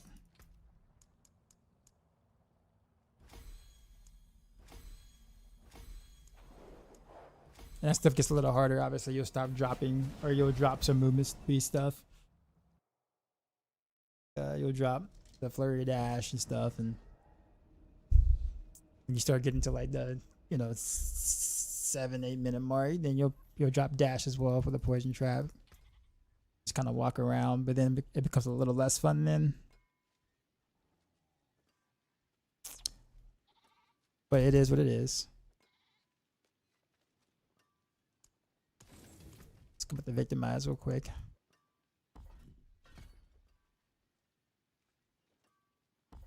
Turn down for what?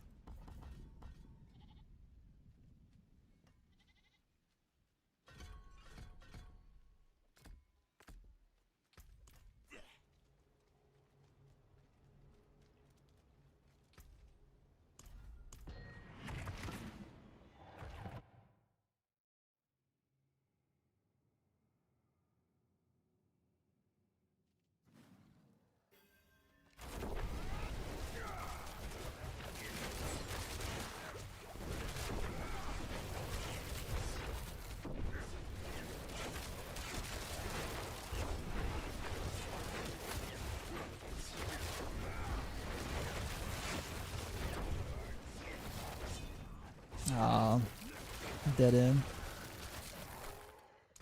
And my movement speed is awful.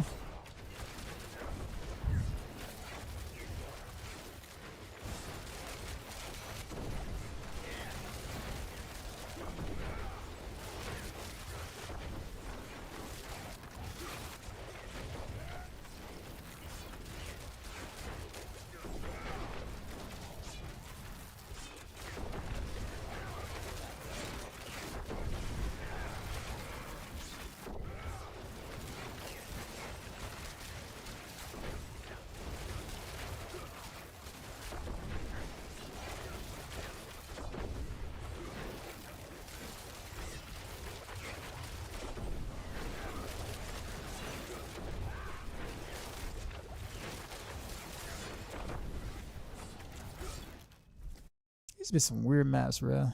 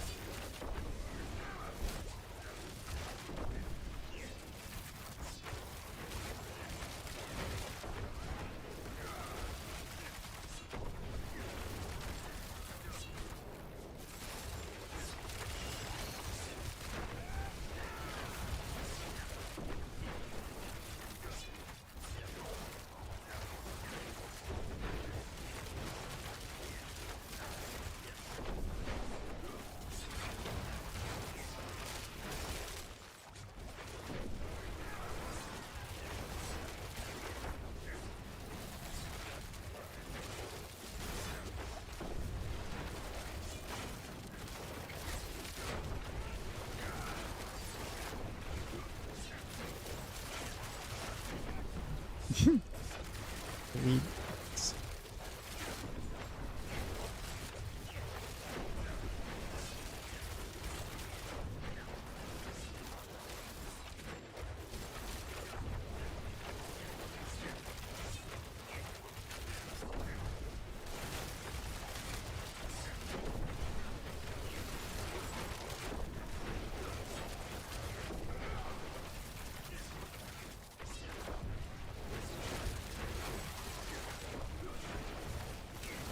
You know, I actually didn't even check if I was RS cat, to be honest, because I took off the Evoke-Rims. Ah, this is such a terrible. Yeah. I think Heartseeker or any road build can beat 110 plus pitch. Yeah. I think 4 builds can. Heartseeker, Flurry, Heartseeker, Flurry, Death Trap, Rain of Arrows.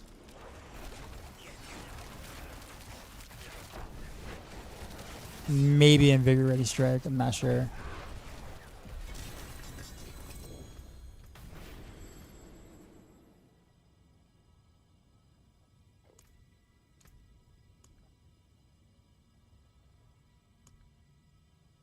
No, I'm not even risk cap. I'm only 49% cold, 49% poison. I gotta run Soothing Spice. I forgot that when I swapped out of that whatchamacallit, I don't have that 30 plus 30 R res anymore. It's hard to build Death Trap now? Yes. Like really hard. Well, really hard. Well, really hard for like really hard for a non-blaster, and it's pretty hard for a blaster as well.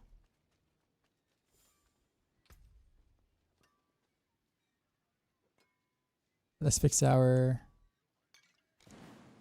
res problem there. 59. Oh, I know what I can do because I specifically didn't take some res on purpose because I was like overcapped. I can fill those back in now. To now there's like another spot I purposely took it away from over here. Yeah. Okay. I'm good. I'm Gucci. I can get that back. Worst case scenario, I pull off an armor gem or something and do the RS.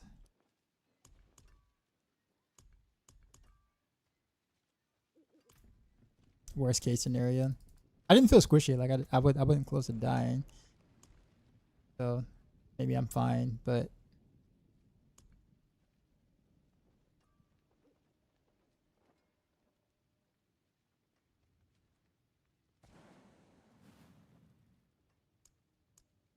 let's do a Dominus place of a skull real quick. 916.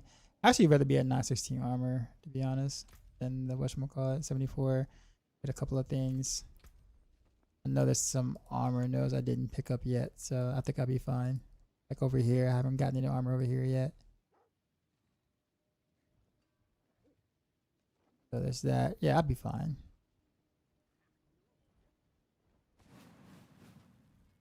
Yep.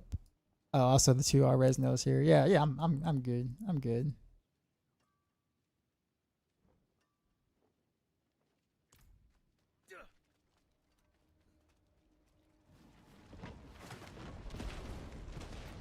Only have 1,500 souls. Don't get what they drop anymore. You need to do legions. Legions is where you get the most forgotten souls by far. Like 200 a pop.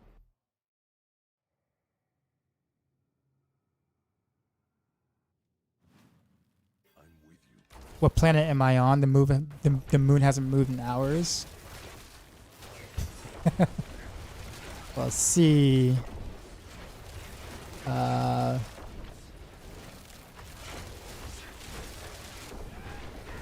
Yeah, I don't know.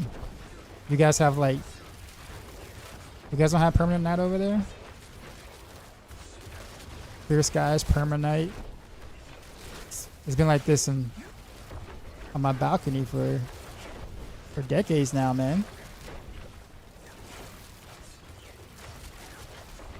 Full moon all the time.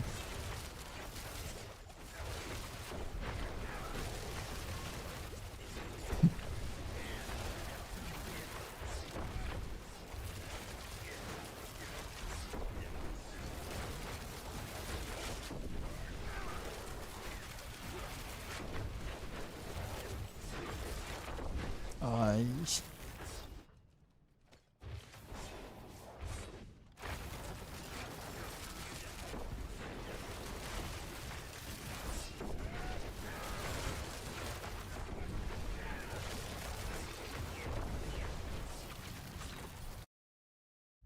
So Dad, when I play Sekiro, I don't know. Have you beaten it yet, by chance? Usually I catch you when you're like ultra frustrated with, you know, getting sliced in half, knocked around, you know, the usual stuff that happens in Souls likes, right? Twice 2 ending. Okay, nice.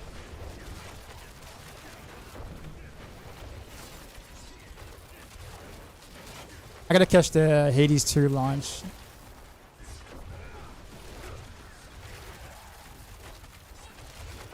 And then there's some new game supposed to be coming out that's supposed to be really good. From like a Chinese the developer. I forgot what it's called.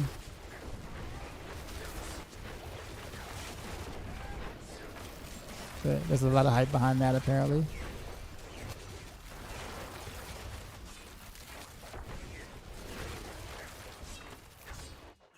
Oh, I was going the right way.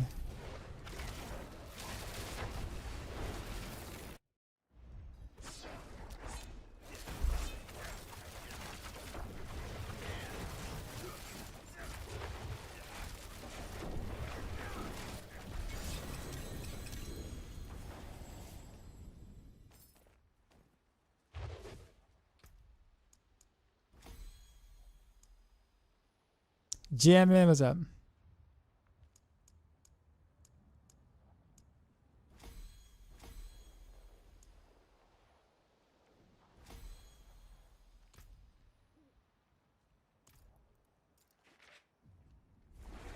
There's something about Last Epoch and Sony State of Play. Did I play that? I did play a little bit of Last Epoch. Not much of it, but a little bit. Which pit is the highest you can push with Heartseeker? No idea, but on paper it should reach around 111, 112. But I don't plan on pushing at all, period. Generally speaking, I like to kind of stick to where the speed is at, and then once stuff start getting a little tankier or I have to fish or stuff like that, I lose interest because then I get bored. So I don't really do them. But yeah, 111, 112, but that's for those who are, you know, actually going to do that type of pushing, like Korean gear and all weekend fishing. I do not envy those players. Play Hollow Knight and Silk Song. I heard that was really good too. I watched one of my friends play that a little bit on like the side. It looks so much fun. But that came out around the time I was doing Maxroll Guide stuff, so I didn't really have time.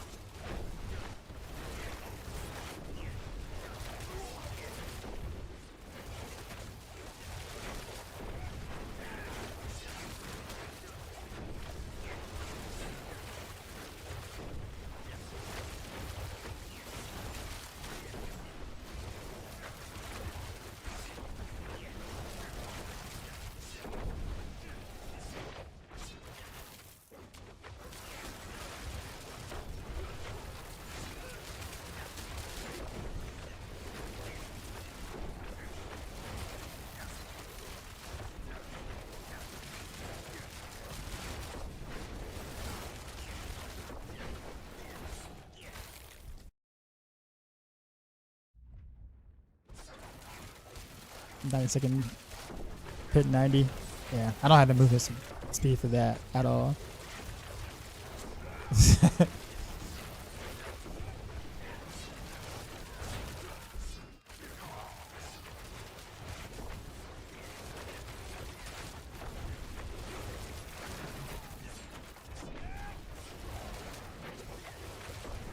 That's good for shred though, right?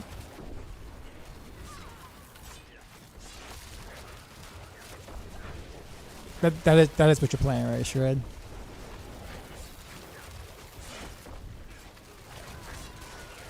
Yeah, I might can do like 2-minute 90, like on like you know, a giga run, like right now. Oh, Mother's Judgment. Never mind.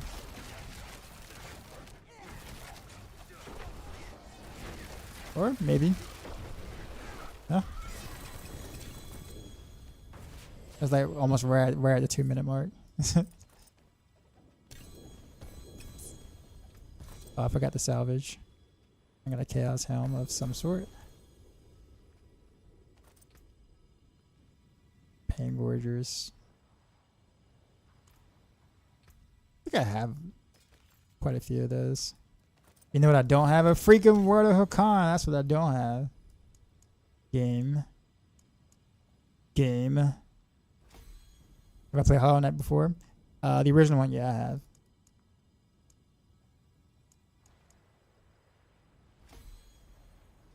Ibrahim, what's going on? It's shred with extra steps. I love extra steps. I'm all about them extra steps. But this is fun though. Like the 90s right now, the 90s with Victimize right now is a lot of fun to do.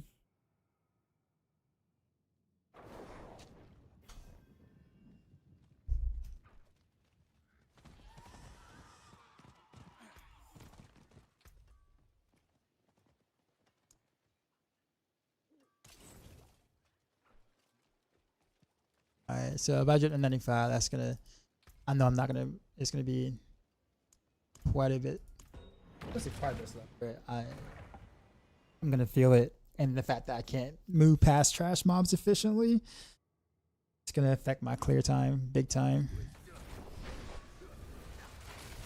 But we'll do it. Oh, wait a minute, okay.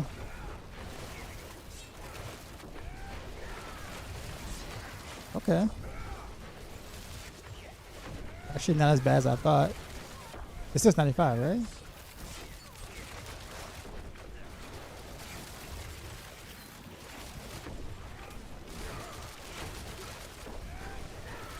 Okay. I love it, you know? We're rolling. I'm still literally just walking through. I'm not bad. I don't know why I don't feel it, but or feel like a big difference here. What's going on?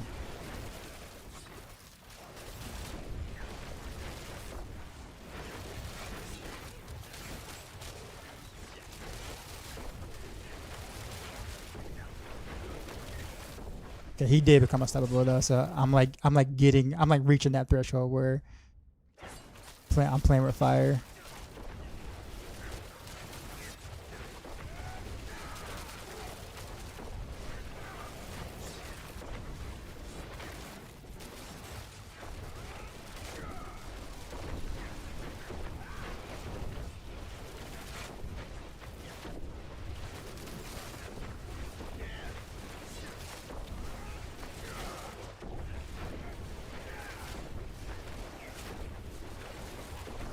Oh, I'm losing damage. The channel shrine is keeping my life like full, or halfway, so I'm losing like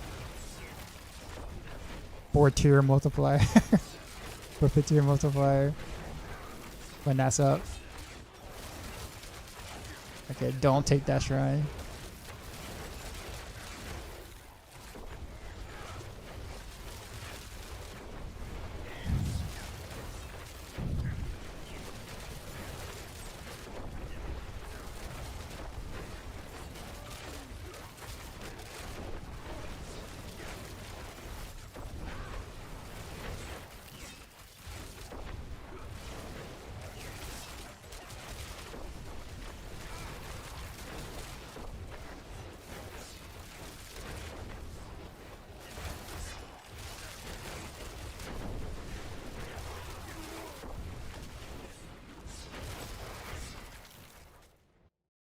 Yeah, this isn't bad.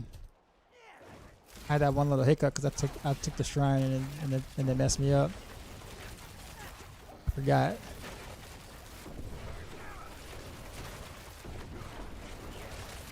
One stagger 95. So okay, cool. Alright, I guess we'll stay at 95s then. Finish leveling, or I won't level all my glyphs tonight, but no reason not to.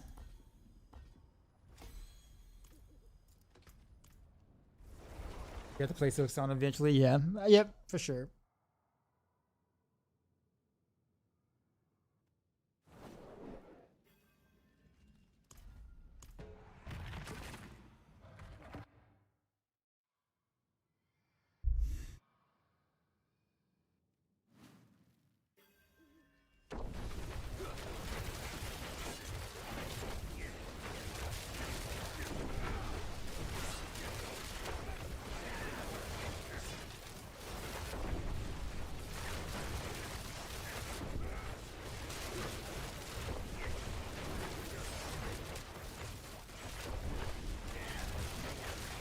I need all my buffs though if I'm gonna mollywop and my distant damage buffs and all is important.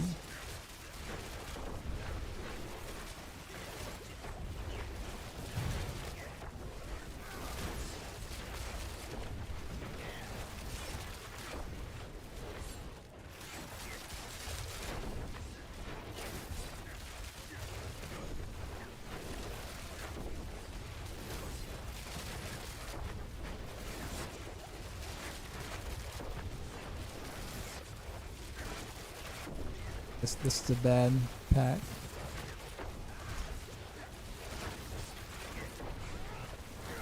No. My Shadow Clone just didn't hit them when it should have.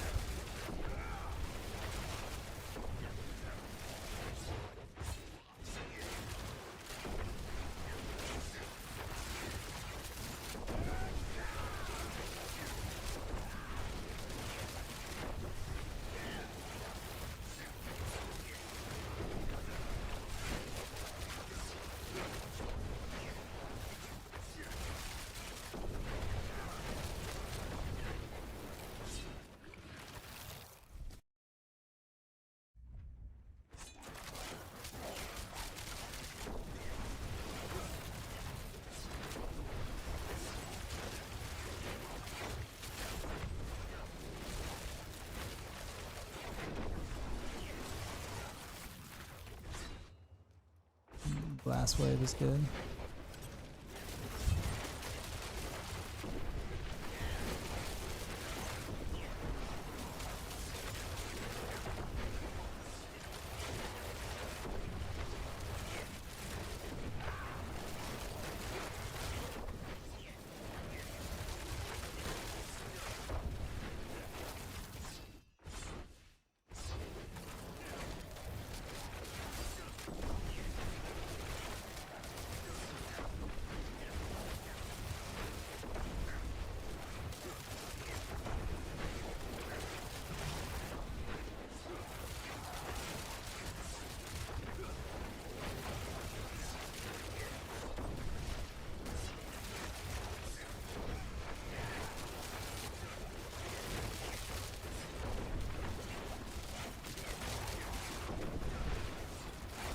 The armored dudes.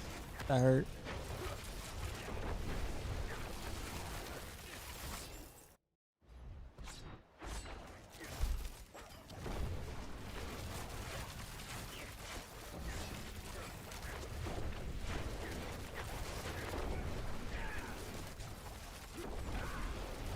I messed that up.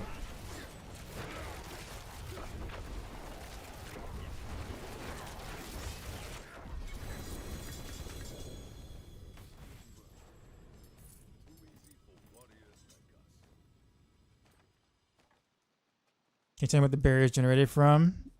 Is it only with chaos skill? The barrier is a thing that rogues naturally have called second wind. So this right here. And then the chaos perk itself extends that barrier. Now the chaos perk, sorry. Well yeah, chaos perk, yeah. Marigar extends that barrier. So I end up with well actually a pretty chunky barrier. Because I have a additional because I have more health from the shroud as well as one more point in the second wind. So yeah, I actually have a pretty chunky barrier relative.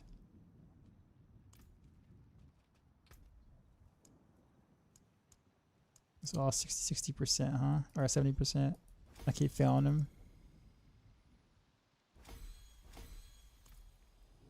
I play same build but on hardcore. Nice. This build is back. Very strong. Congrats. Hey, it's doing the thing. I'm able to mostly speed through 95s. Like the jump from 85 to 95 was not that different at all. It felt kind of, I won't say the same, but like I was expecting a much drastic difference there. As long as I don't run into armored dudes like that, I'm good.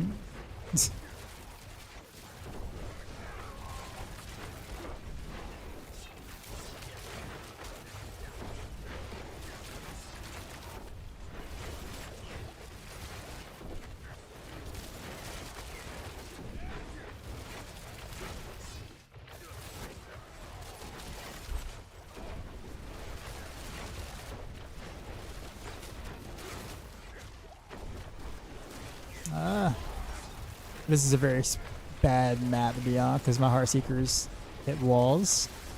Like the ricochet hits the wall and doesn't ricochet back, and I lose a lot of damage. And resource, which is a lot of damage.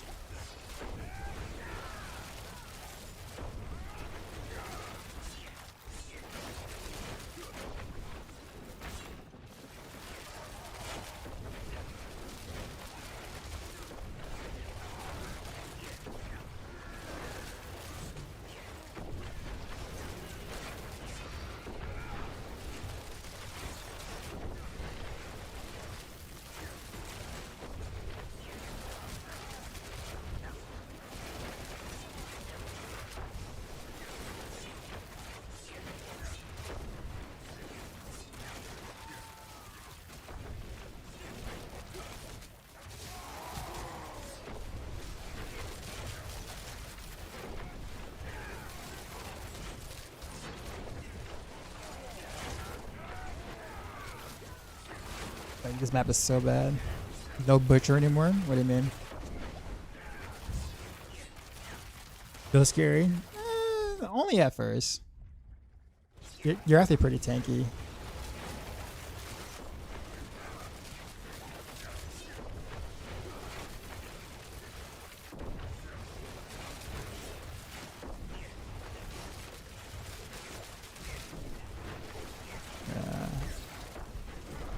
No channeling, no channeling's a nerf to this build.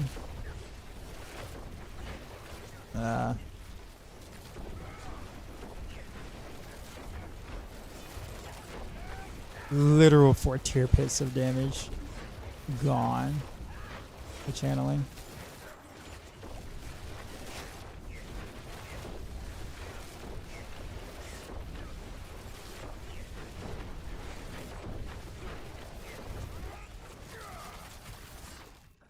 Alright, it's over.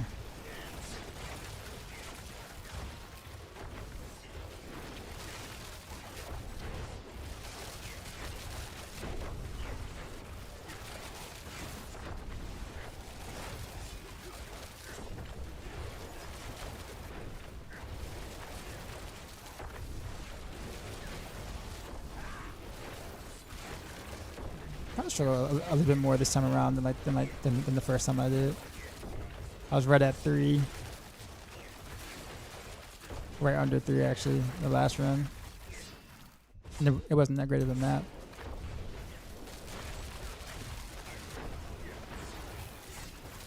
But that first floor on this one was so bad.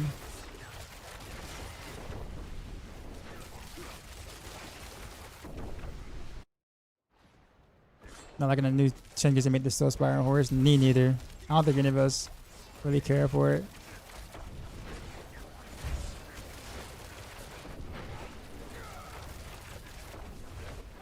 Whoa, what was that? 523 bill crit?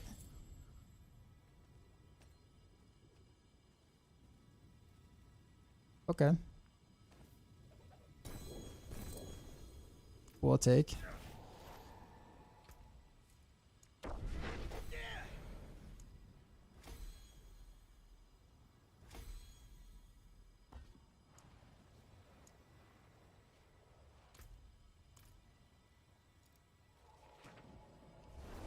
Have I found a mythic rift yet? I don't think so.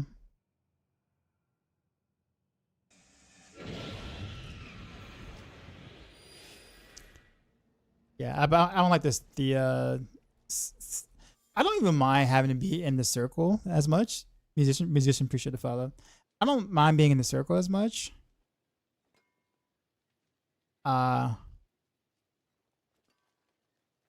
It's more so the fact that like once you're there,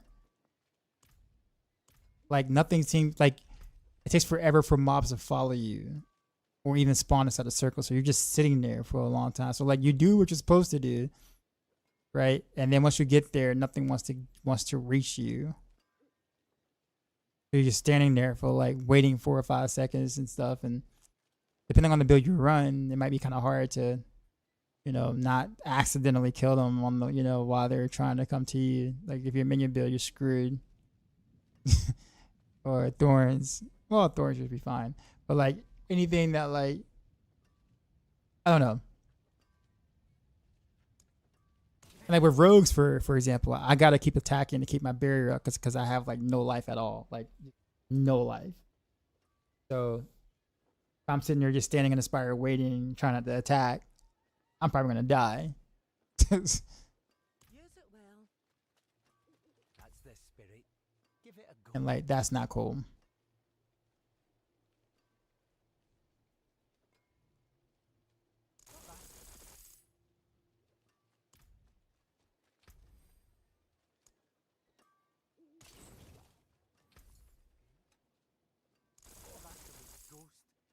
I had that in my back. But yeah, I mean, but generally speaking, you know, I wouldn't miss them if they left. This isn't to say I like spires. I definitely don't like spires, but I guess that's I guess what I'm saying is I wouldn't mind if I don't have to wait Not a bad pull, that. so long for mobs to reach or get there or whatnot. Delegate my hammer. But if I had it my way, literally just remove them from the pool, period. Like,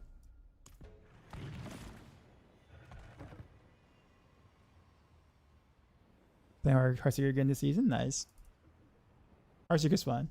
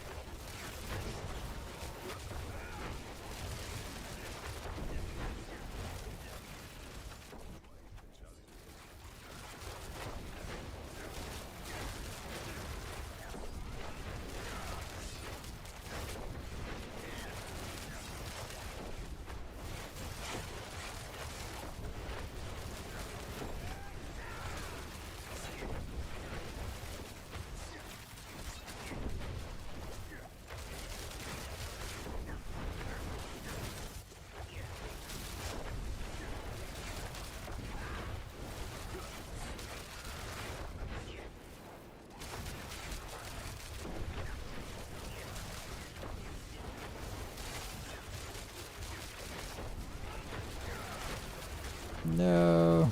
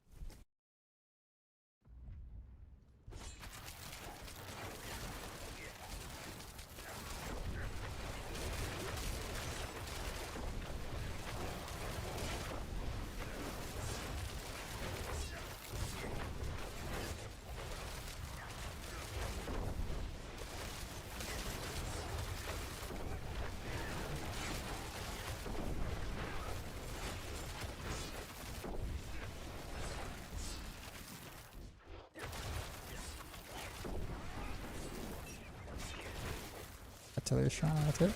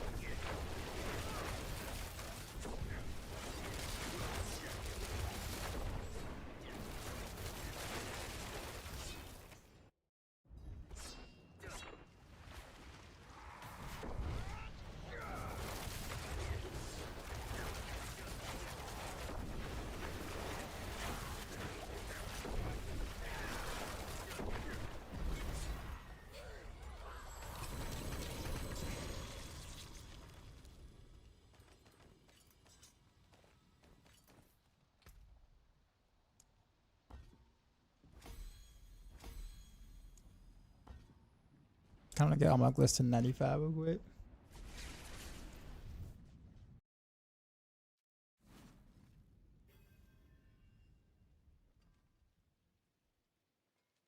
Oh, my elixir ran out.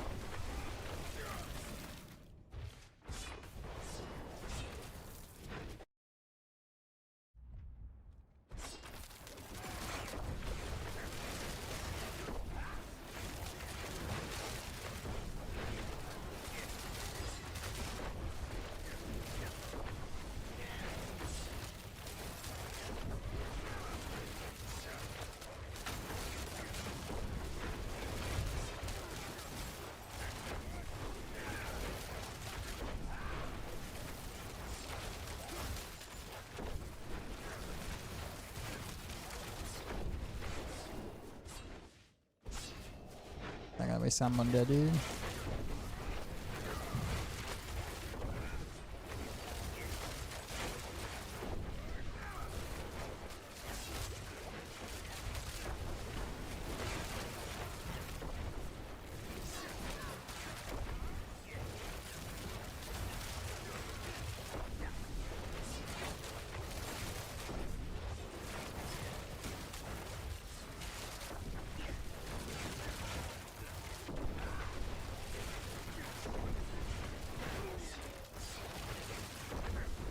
I think I don't use smoke grenade enough.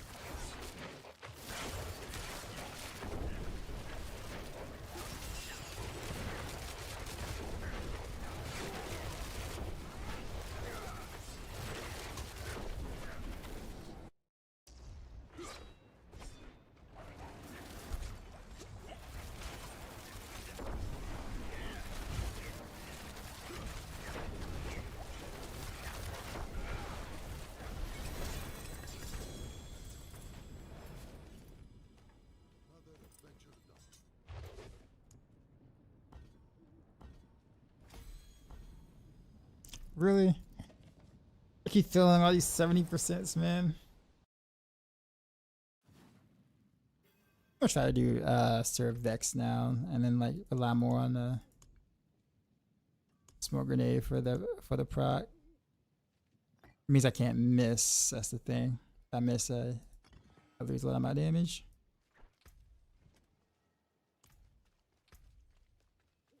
If I nail it, then I'll gain damage. +3 to Paragon would be nice.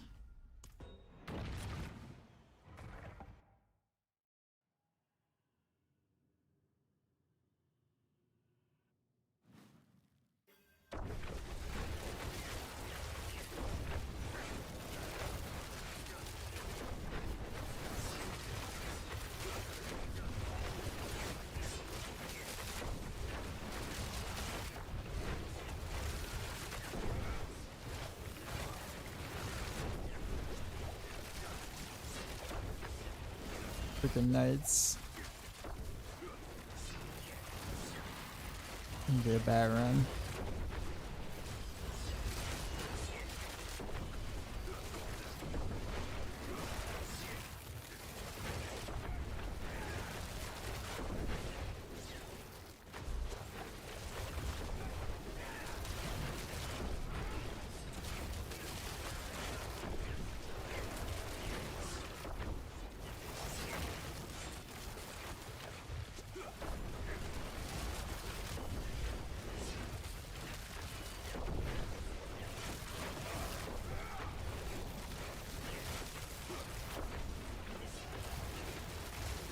With a nice barrier. Let me get it on the map, yeah. Give me another multi, please.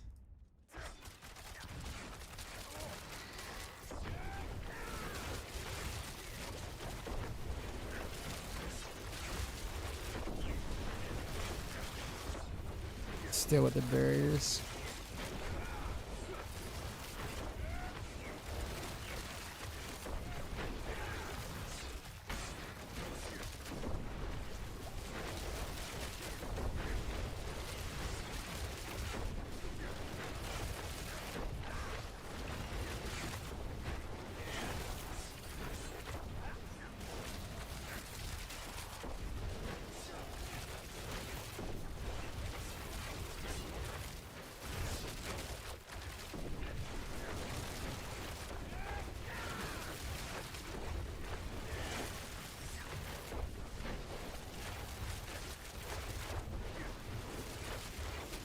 It might still be a little too hard to run without rune.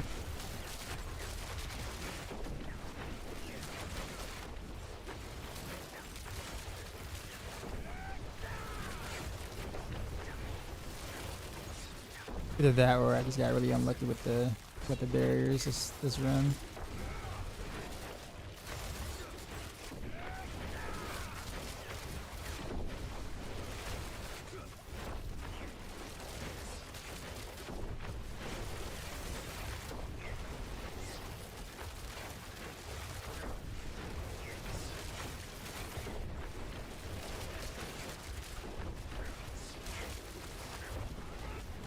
Yeah, I'm gonna have to rinse rune. Unless I was to like widen my smoke grenade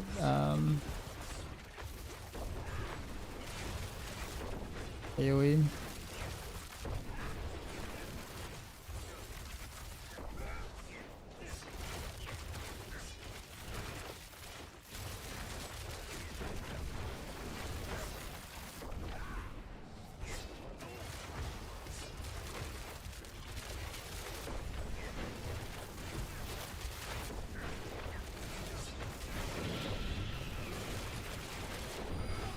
Because the fastest way to level up? No. I mean like, for what? Like, oh, you mean like XP?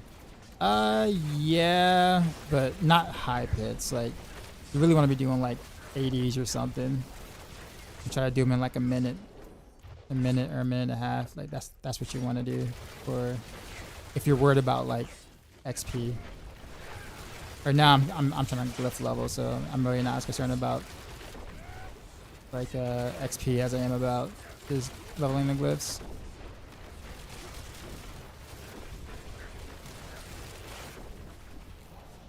Hot box, appreciate it, follow. I'm gonna try it one more time without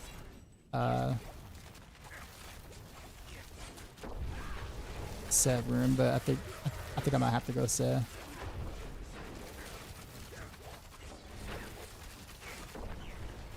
But like throughout the rift, it's just way more important to have. Unless I can like smack them like the whole area with a single smoke grenade, then it's gonna be kind of tough to go to surrounding stuff.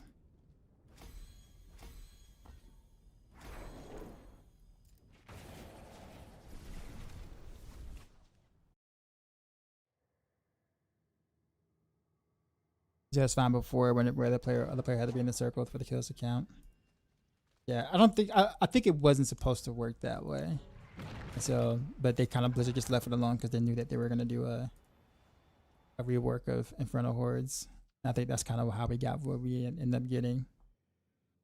I think they're fixed the way that they originally intended, and of course we don't like it.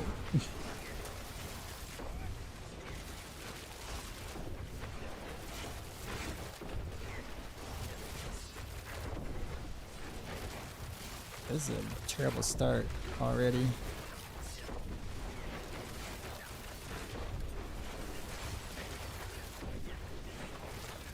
Yeah, I'm about to just go Seth. I mean, Vex is would be a pretty okay boosted damage, but not having a consistent mark hurts, and it's noticeable.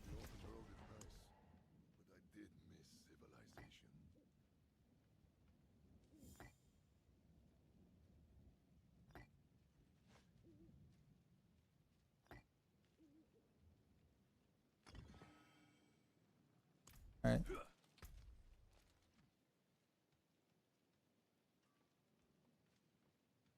Alright, so this will be the last regular, well, say last regular one. We'll see what amount the bliss would be, but I want to try some other stuff. I want to take off cold clip and then run with the multiple imbuement thing. See how that works, if it works.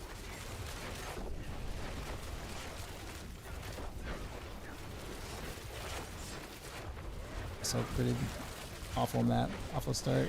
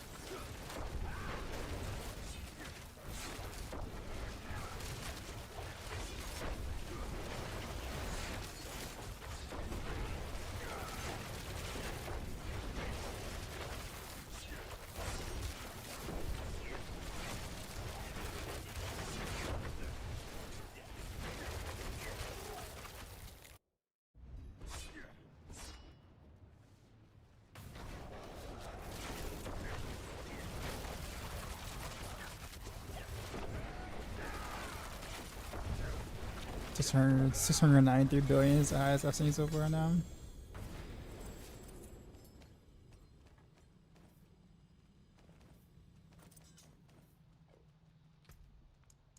Okay. Yes. So I guess I'll stick with the 90. I guess 95 would be a good testing ground. So we'll stick to that as I try new things. All right, let's take off cold clip. I guess I need to remove all this inventory What's left, you ask? with.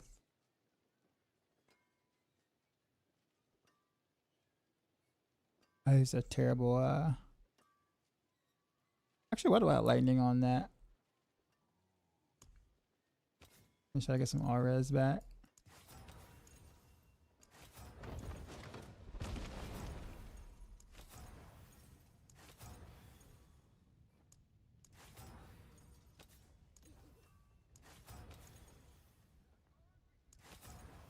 That's gonna cost me a pretty penny to get it back. There we go. And now I'm capping resistances. Well, not cap, close up there. Saw a helmet from the gamble of Mythic Cash. Wrong one. Oof.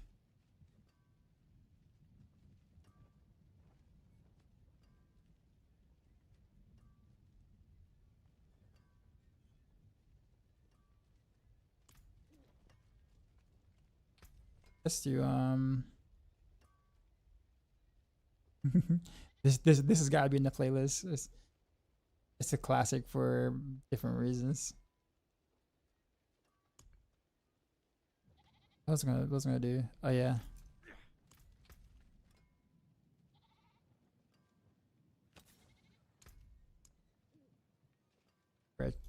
Retribution? Actually, conceded actually would be better. Yeah, as you conceded. And then if you could try to make use of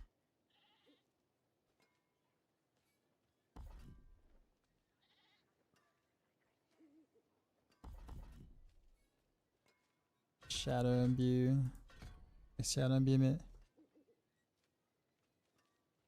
I don't have any faith in this, but because I do not see my shadow clone actually getting the imbuement thing, but we'll see.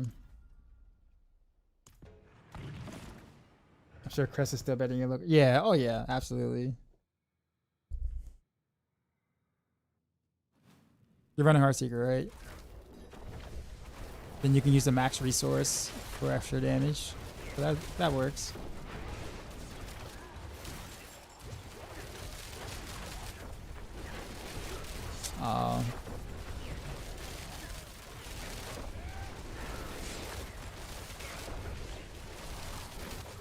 Yeah, this is already starting off pretty bad.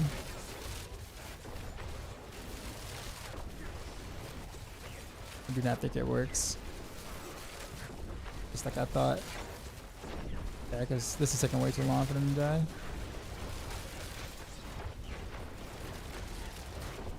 Feels like I'm doing like a T100 or something.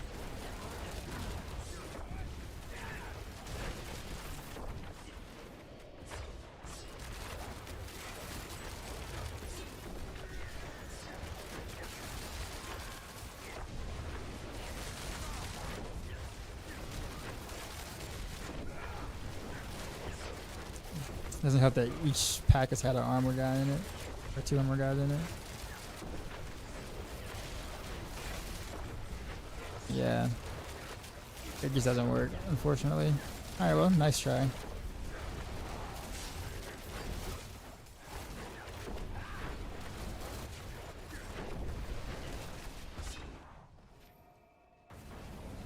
At least we know. I wish they would fix that, man. That would be a nice buff to in the basic attack stuff.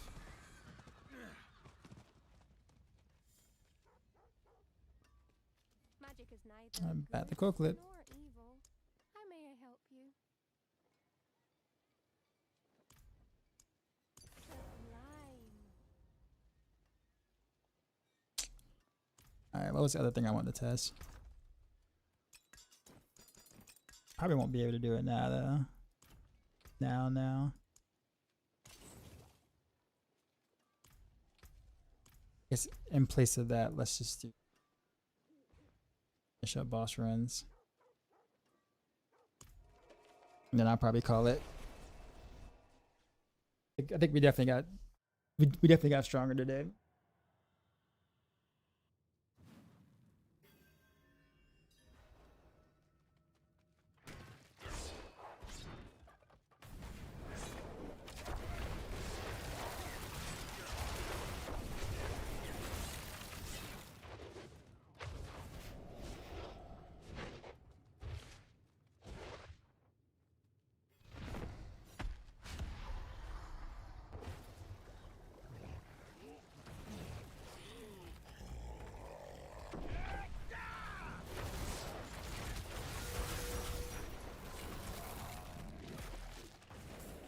I forgot that's what changed my stuff. That anymore.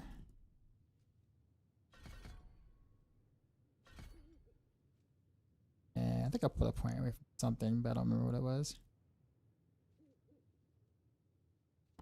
Or something like that. That I don't know what I did.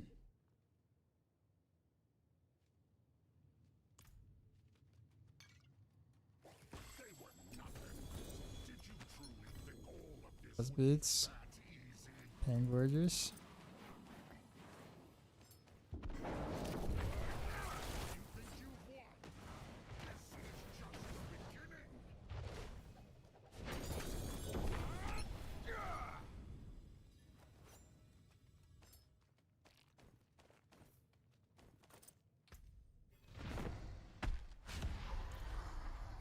One day, what a Hakan will drop. Whatever Concast armor will drop.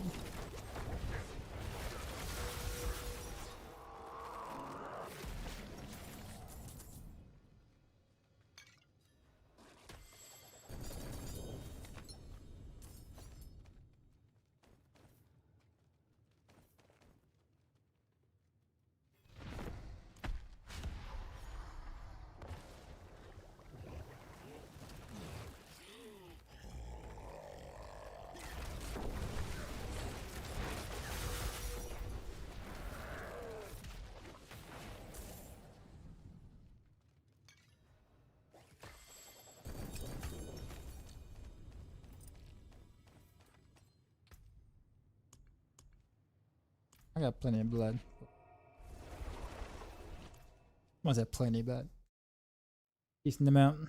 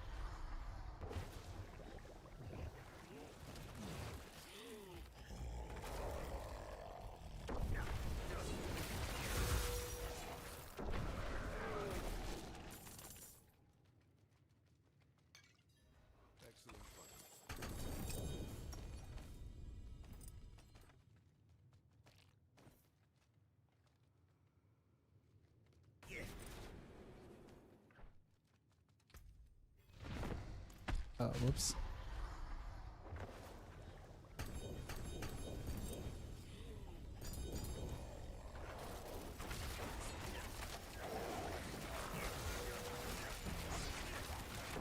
Oh, I forgot to turn I didn't hit the shark run button. That's what I mean. Like, he's not dying. I'm too strong.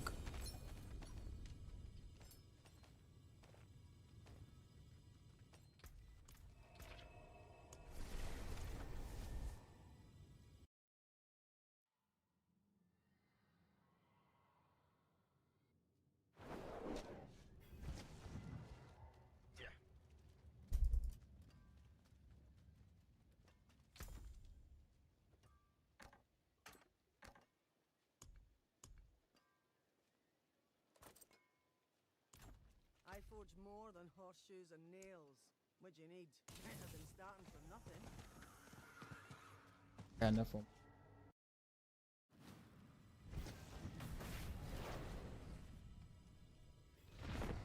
I'll pick up these for mats.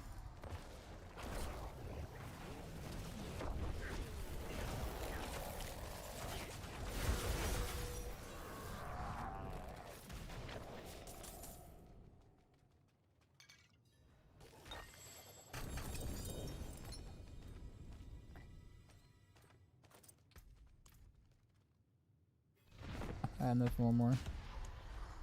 No, I don't.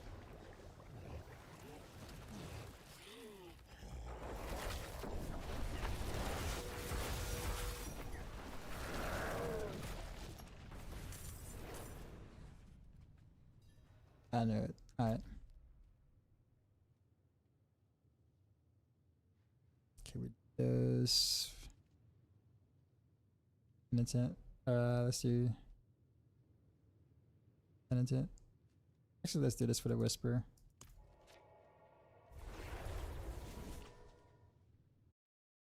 You need to have less fire at least once. That somewhat saves your run, but without.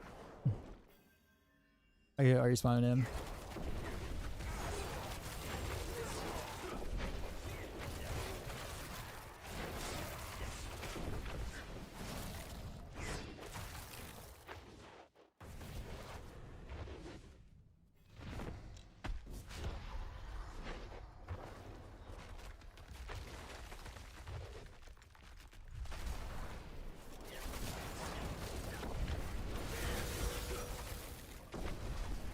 My stats look like.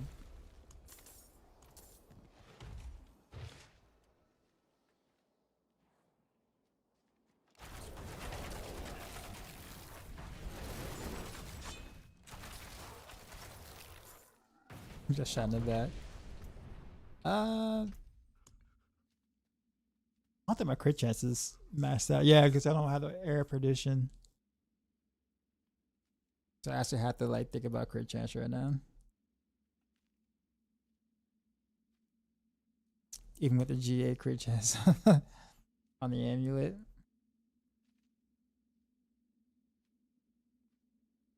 Despite most pieces having crit chance on it. Alright. I gain 10 from dashing. Another 10 from Heartseeker. 8.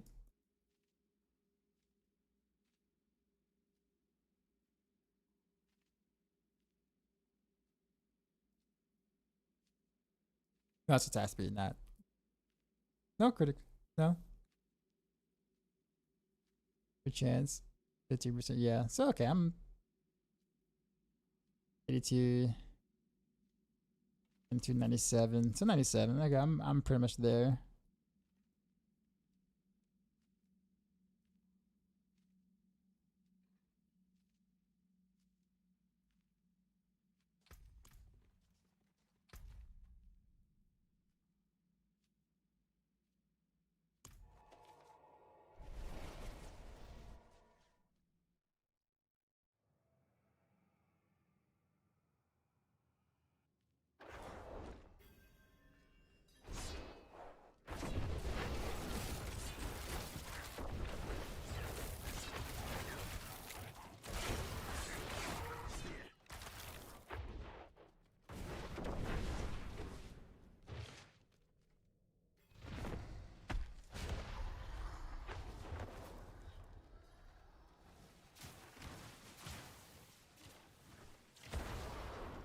Oh.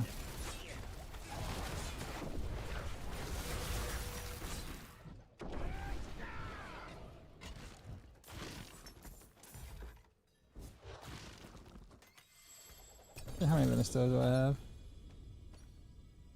Not much at all. That's the only one I can do. Alright. For the next. I got a lot of harbingers though. I don't want to do any Bilal yet. Actually, let's go ahead for the whisper. Quick whisper. Build. I may not have it in the description. I'll have it in the description by tomorrow if it's not there. But it's the Heartseeker in-game build on max roll. .gg.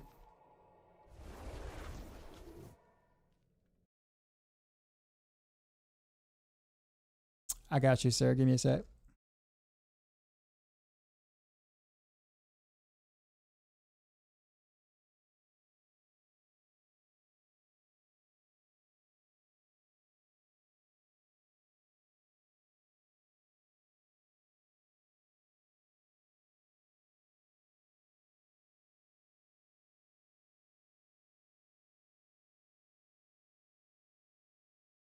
There you go.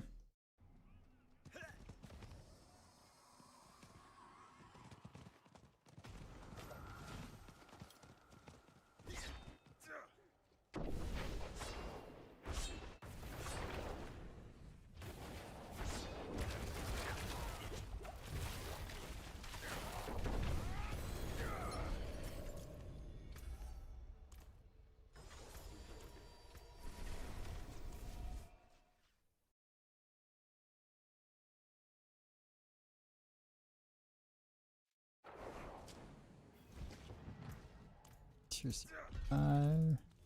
It is done.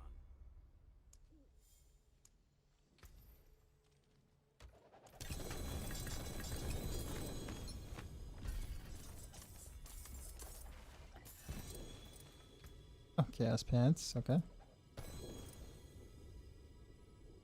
X-Files. Badge.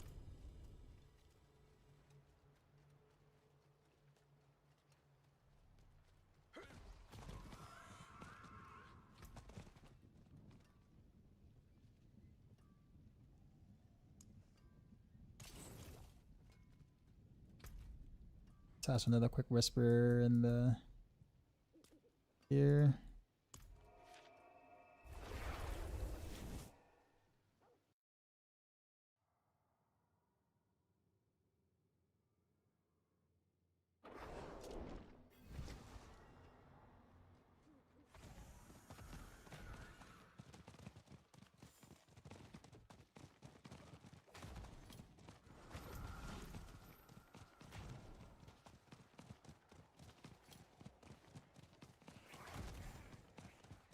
Back here.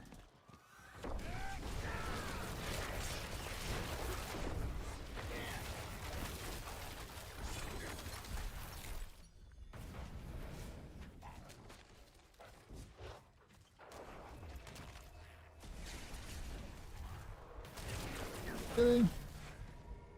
Leave me alone.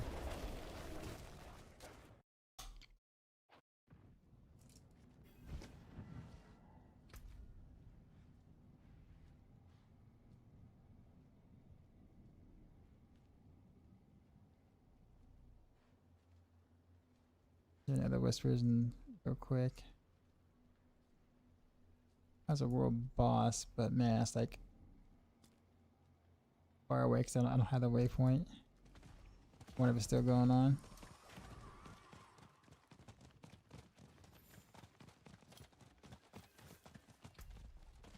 Nope, it's gone. Oh well.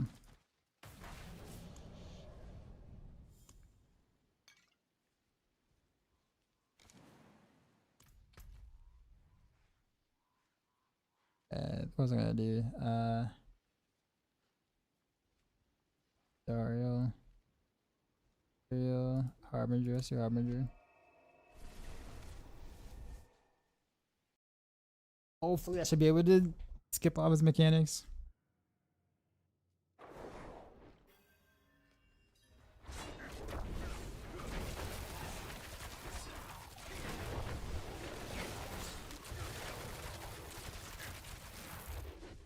show my build. It's in the build link. Exclamation mark build.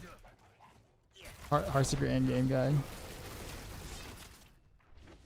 Obviously, my pieces might be slightly different because, you know, Chaos Armor, gotta get whatever you can pick up, but it's basically the same verbatim.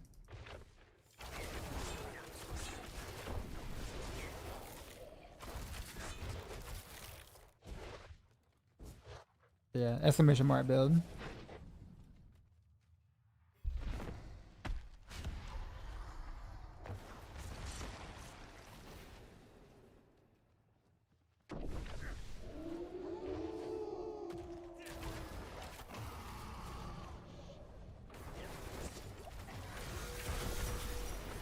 Yay, so I can't skip the mechanics. Great.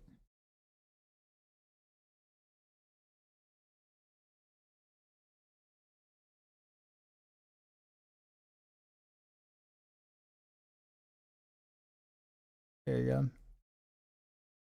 Endgame, the first link under endgame.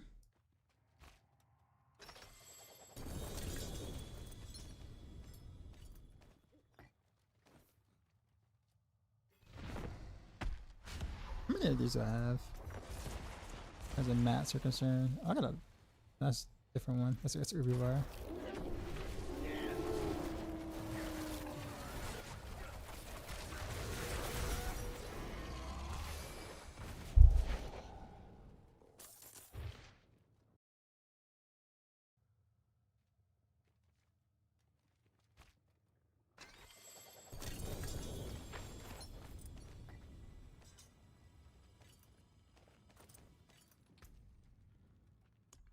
Wait a minute. So where are my masks for?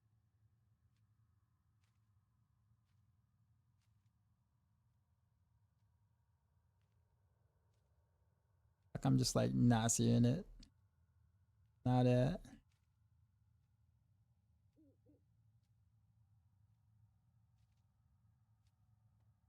Okay, it must be that.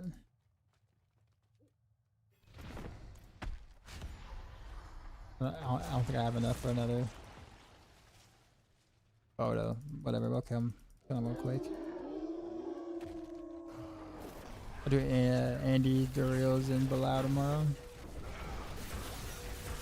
Starting to feel a little sleepy. Yep. But Boulevard, it's here.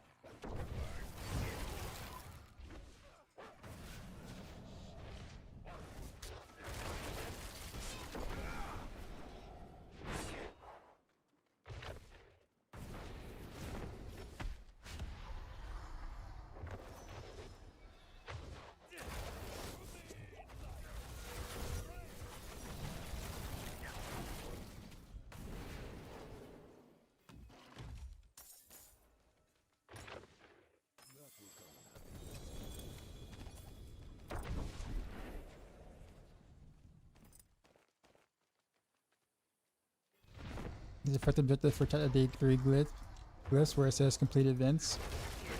I don't think so. Hold on. This one?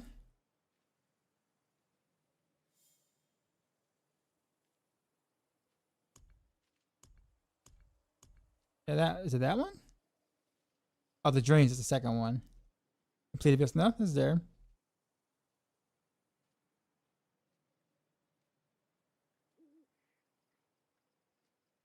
Yeah, it's like you have to complete like events inside Nightmare Dungeons. Yep. What events is it? The ones that are in Nightmare Dungeons, the one that like spawns like a bunch of waves and mobs. Yeah, that's what those are. I wish I kind of forgot to get these rewards.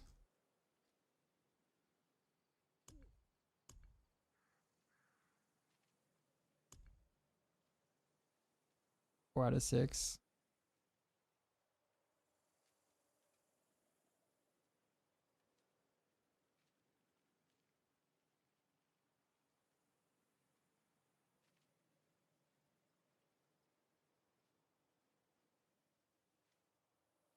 I haven't been held tight enough to get the other 2 rewards, but I guess I can do that tomorrow too.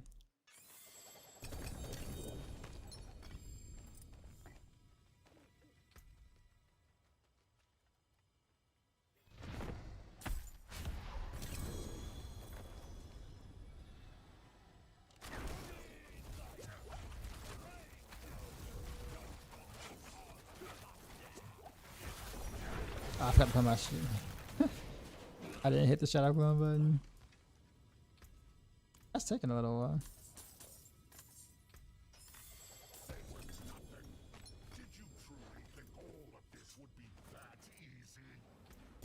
I got a bow out.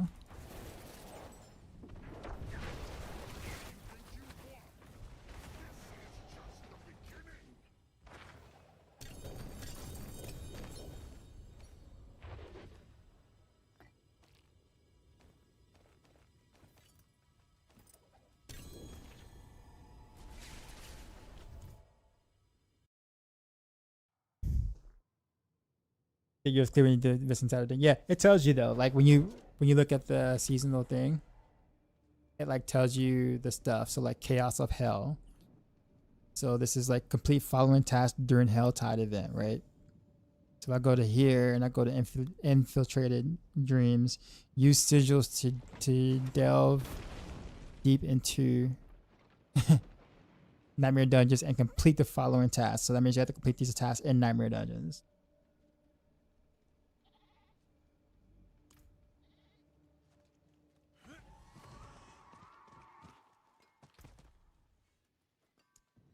Reading is hard for all of us. That includes me. There's been a couple of times where I fubbed that up this season too. So none of us are immune.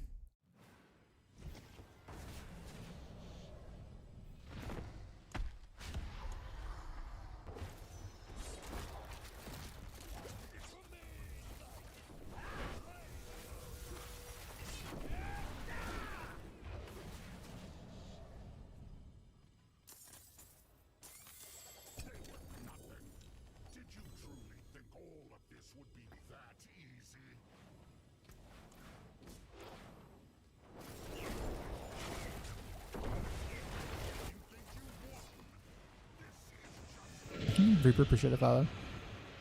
I had a cooldown on my basic skill for the first 30 minutes because I didn't read. Bro, imagine how many times people have came in my chat and asked me about that the past 2 days. It's like, hey, how come my Heartseeker build has a cooldown? And like, I know exactly what it is. See, I'm just like, I know what you did. You put the wrong perk in. Because it's like, you know, they were trying to put some blue perks in just to get some, you know, some damage or whatever. So they're just like, okay, blue perk good, easy get, put in, win, right? But yeah. It's not even a perk that we can really even take an advantage of because our shadow clone doesn't overpower. So we can't even use it. A shadow clone or does a Pain Gorgers out, I think doesn't overpower either. So it's like we can't you literally just can't even use it. It's like broken for rogues, which is sad, like really sad. That was Uruvar. Check out our progress in our seasonal.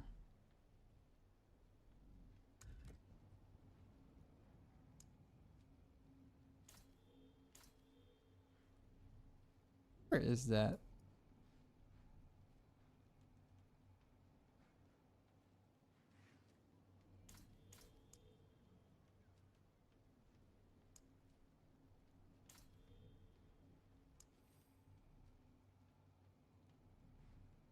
Auto pen enabled. But I don't see it.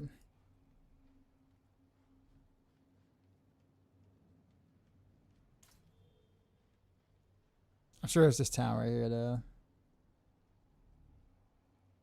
The town, or is it? I forget. It's not that town. There it is.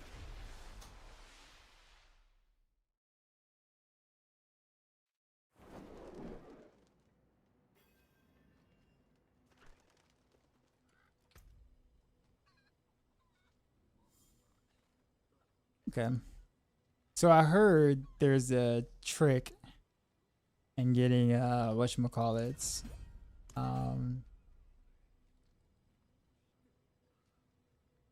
The sparks or whatever. If you hold on to 89 of these, if you hold on to 89 of these, you can complete the season journey on a new character immediately and get a spark. So like, if you're one of those people that really just needs to get sparks or whatever, and you know, fight doing the bosses or whatnot, or you just haven't gotten anything from the bosses, this is a way to get it done. Okay, so that also guarantees a chaos armor. Am I fine road this season? Interesting. A lot of low life builds. Freaking give me a World of Hakan. I swear. Will not do it. Will not do it. Some chaos powers don't work. They're like just like broken. Literally just doesn't work for us. And then some, well, have us playing low life builds that we weren't expecting to play. So kind of nervous. Makes people nervous. Rightfully so.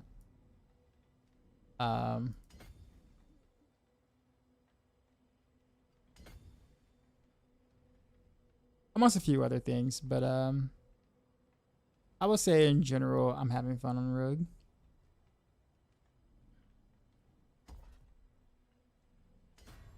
Then again, I usually have fun on Rogue, so it's like, but yeah, I would have liked for some chaos powers to actually work for certain builds. Sash that it doesn't. Like the basic attack builds kind of get a little shafted. In terms of some of the chaos perk powers, but yeah. Hey, why did my armor go down?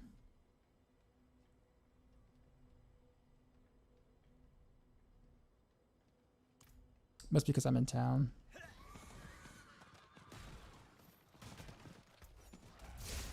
No, it's not.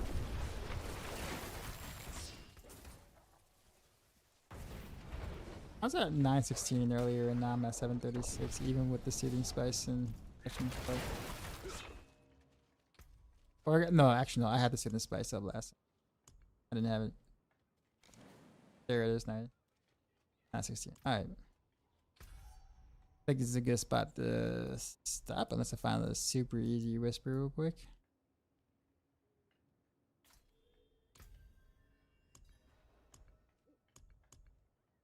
Am I done in whispers? Nope. Alright. This is where we will end.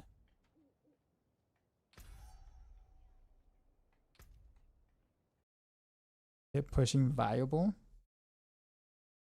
I mean, I struggle to understand what people really mean by that.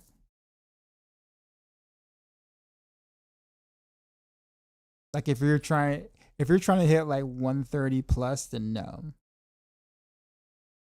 If you're trying to do 120, possibly.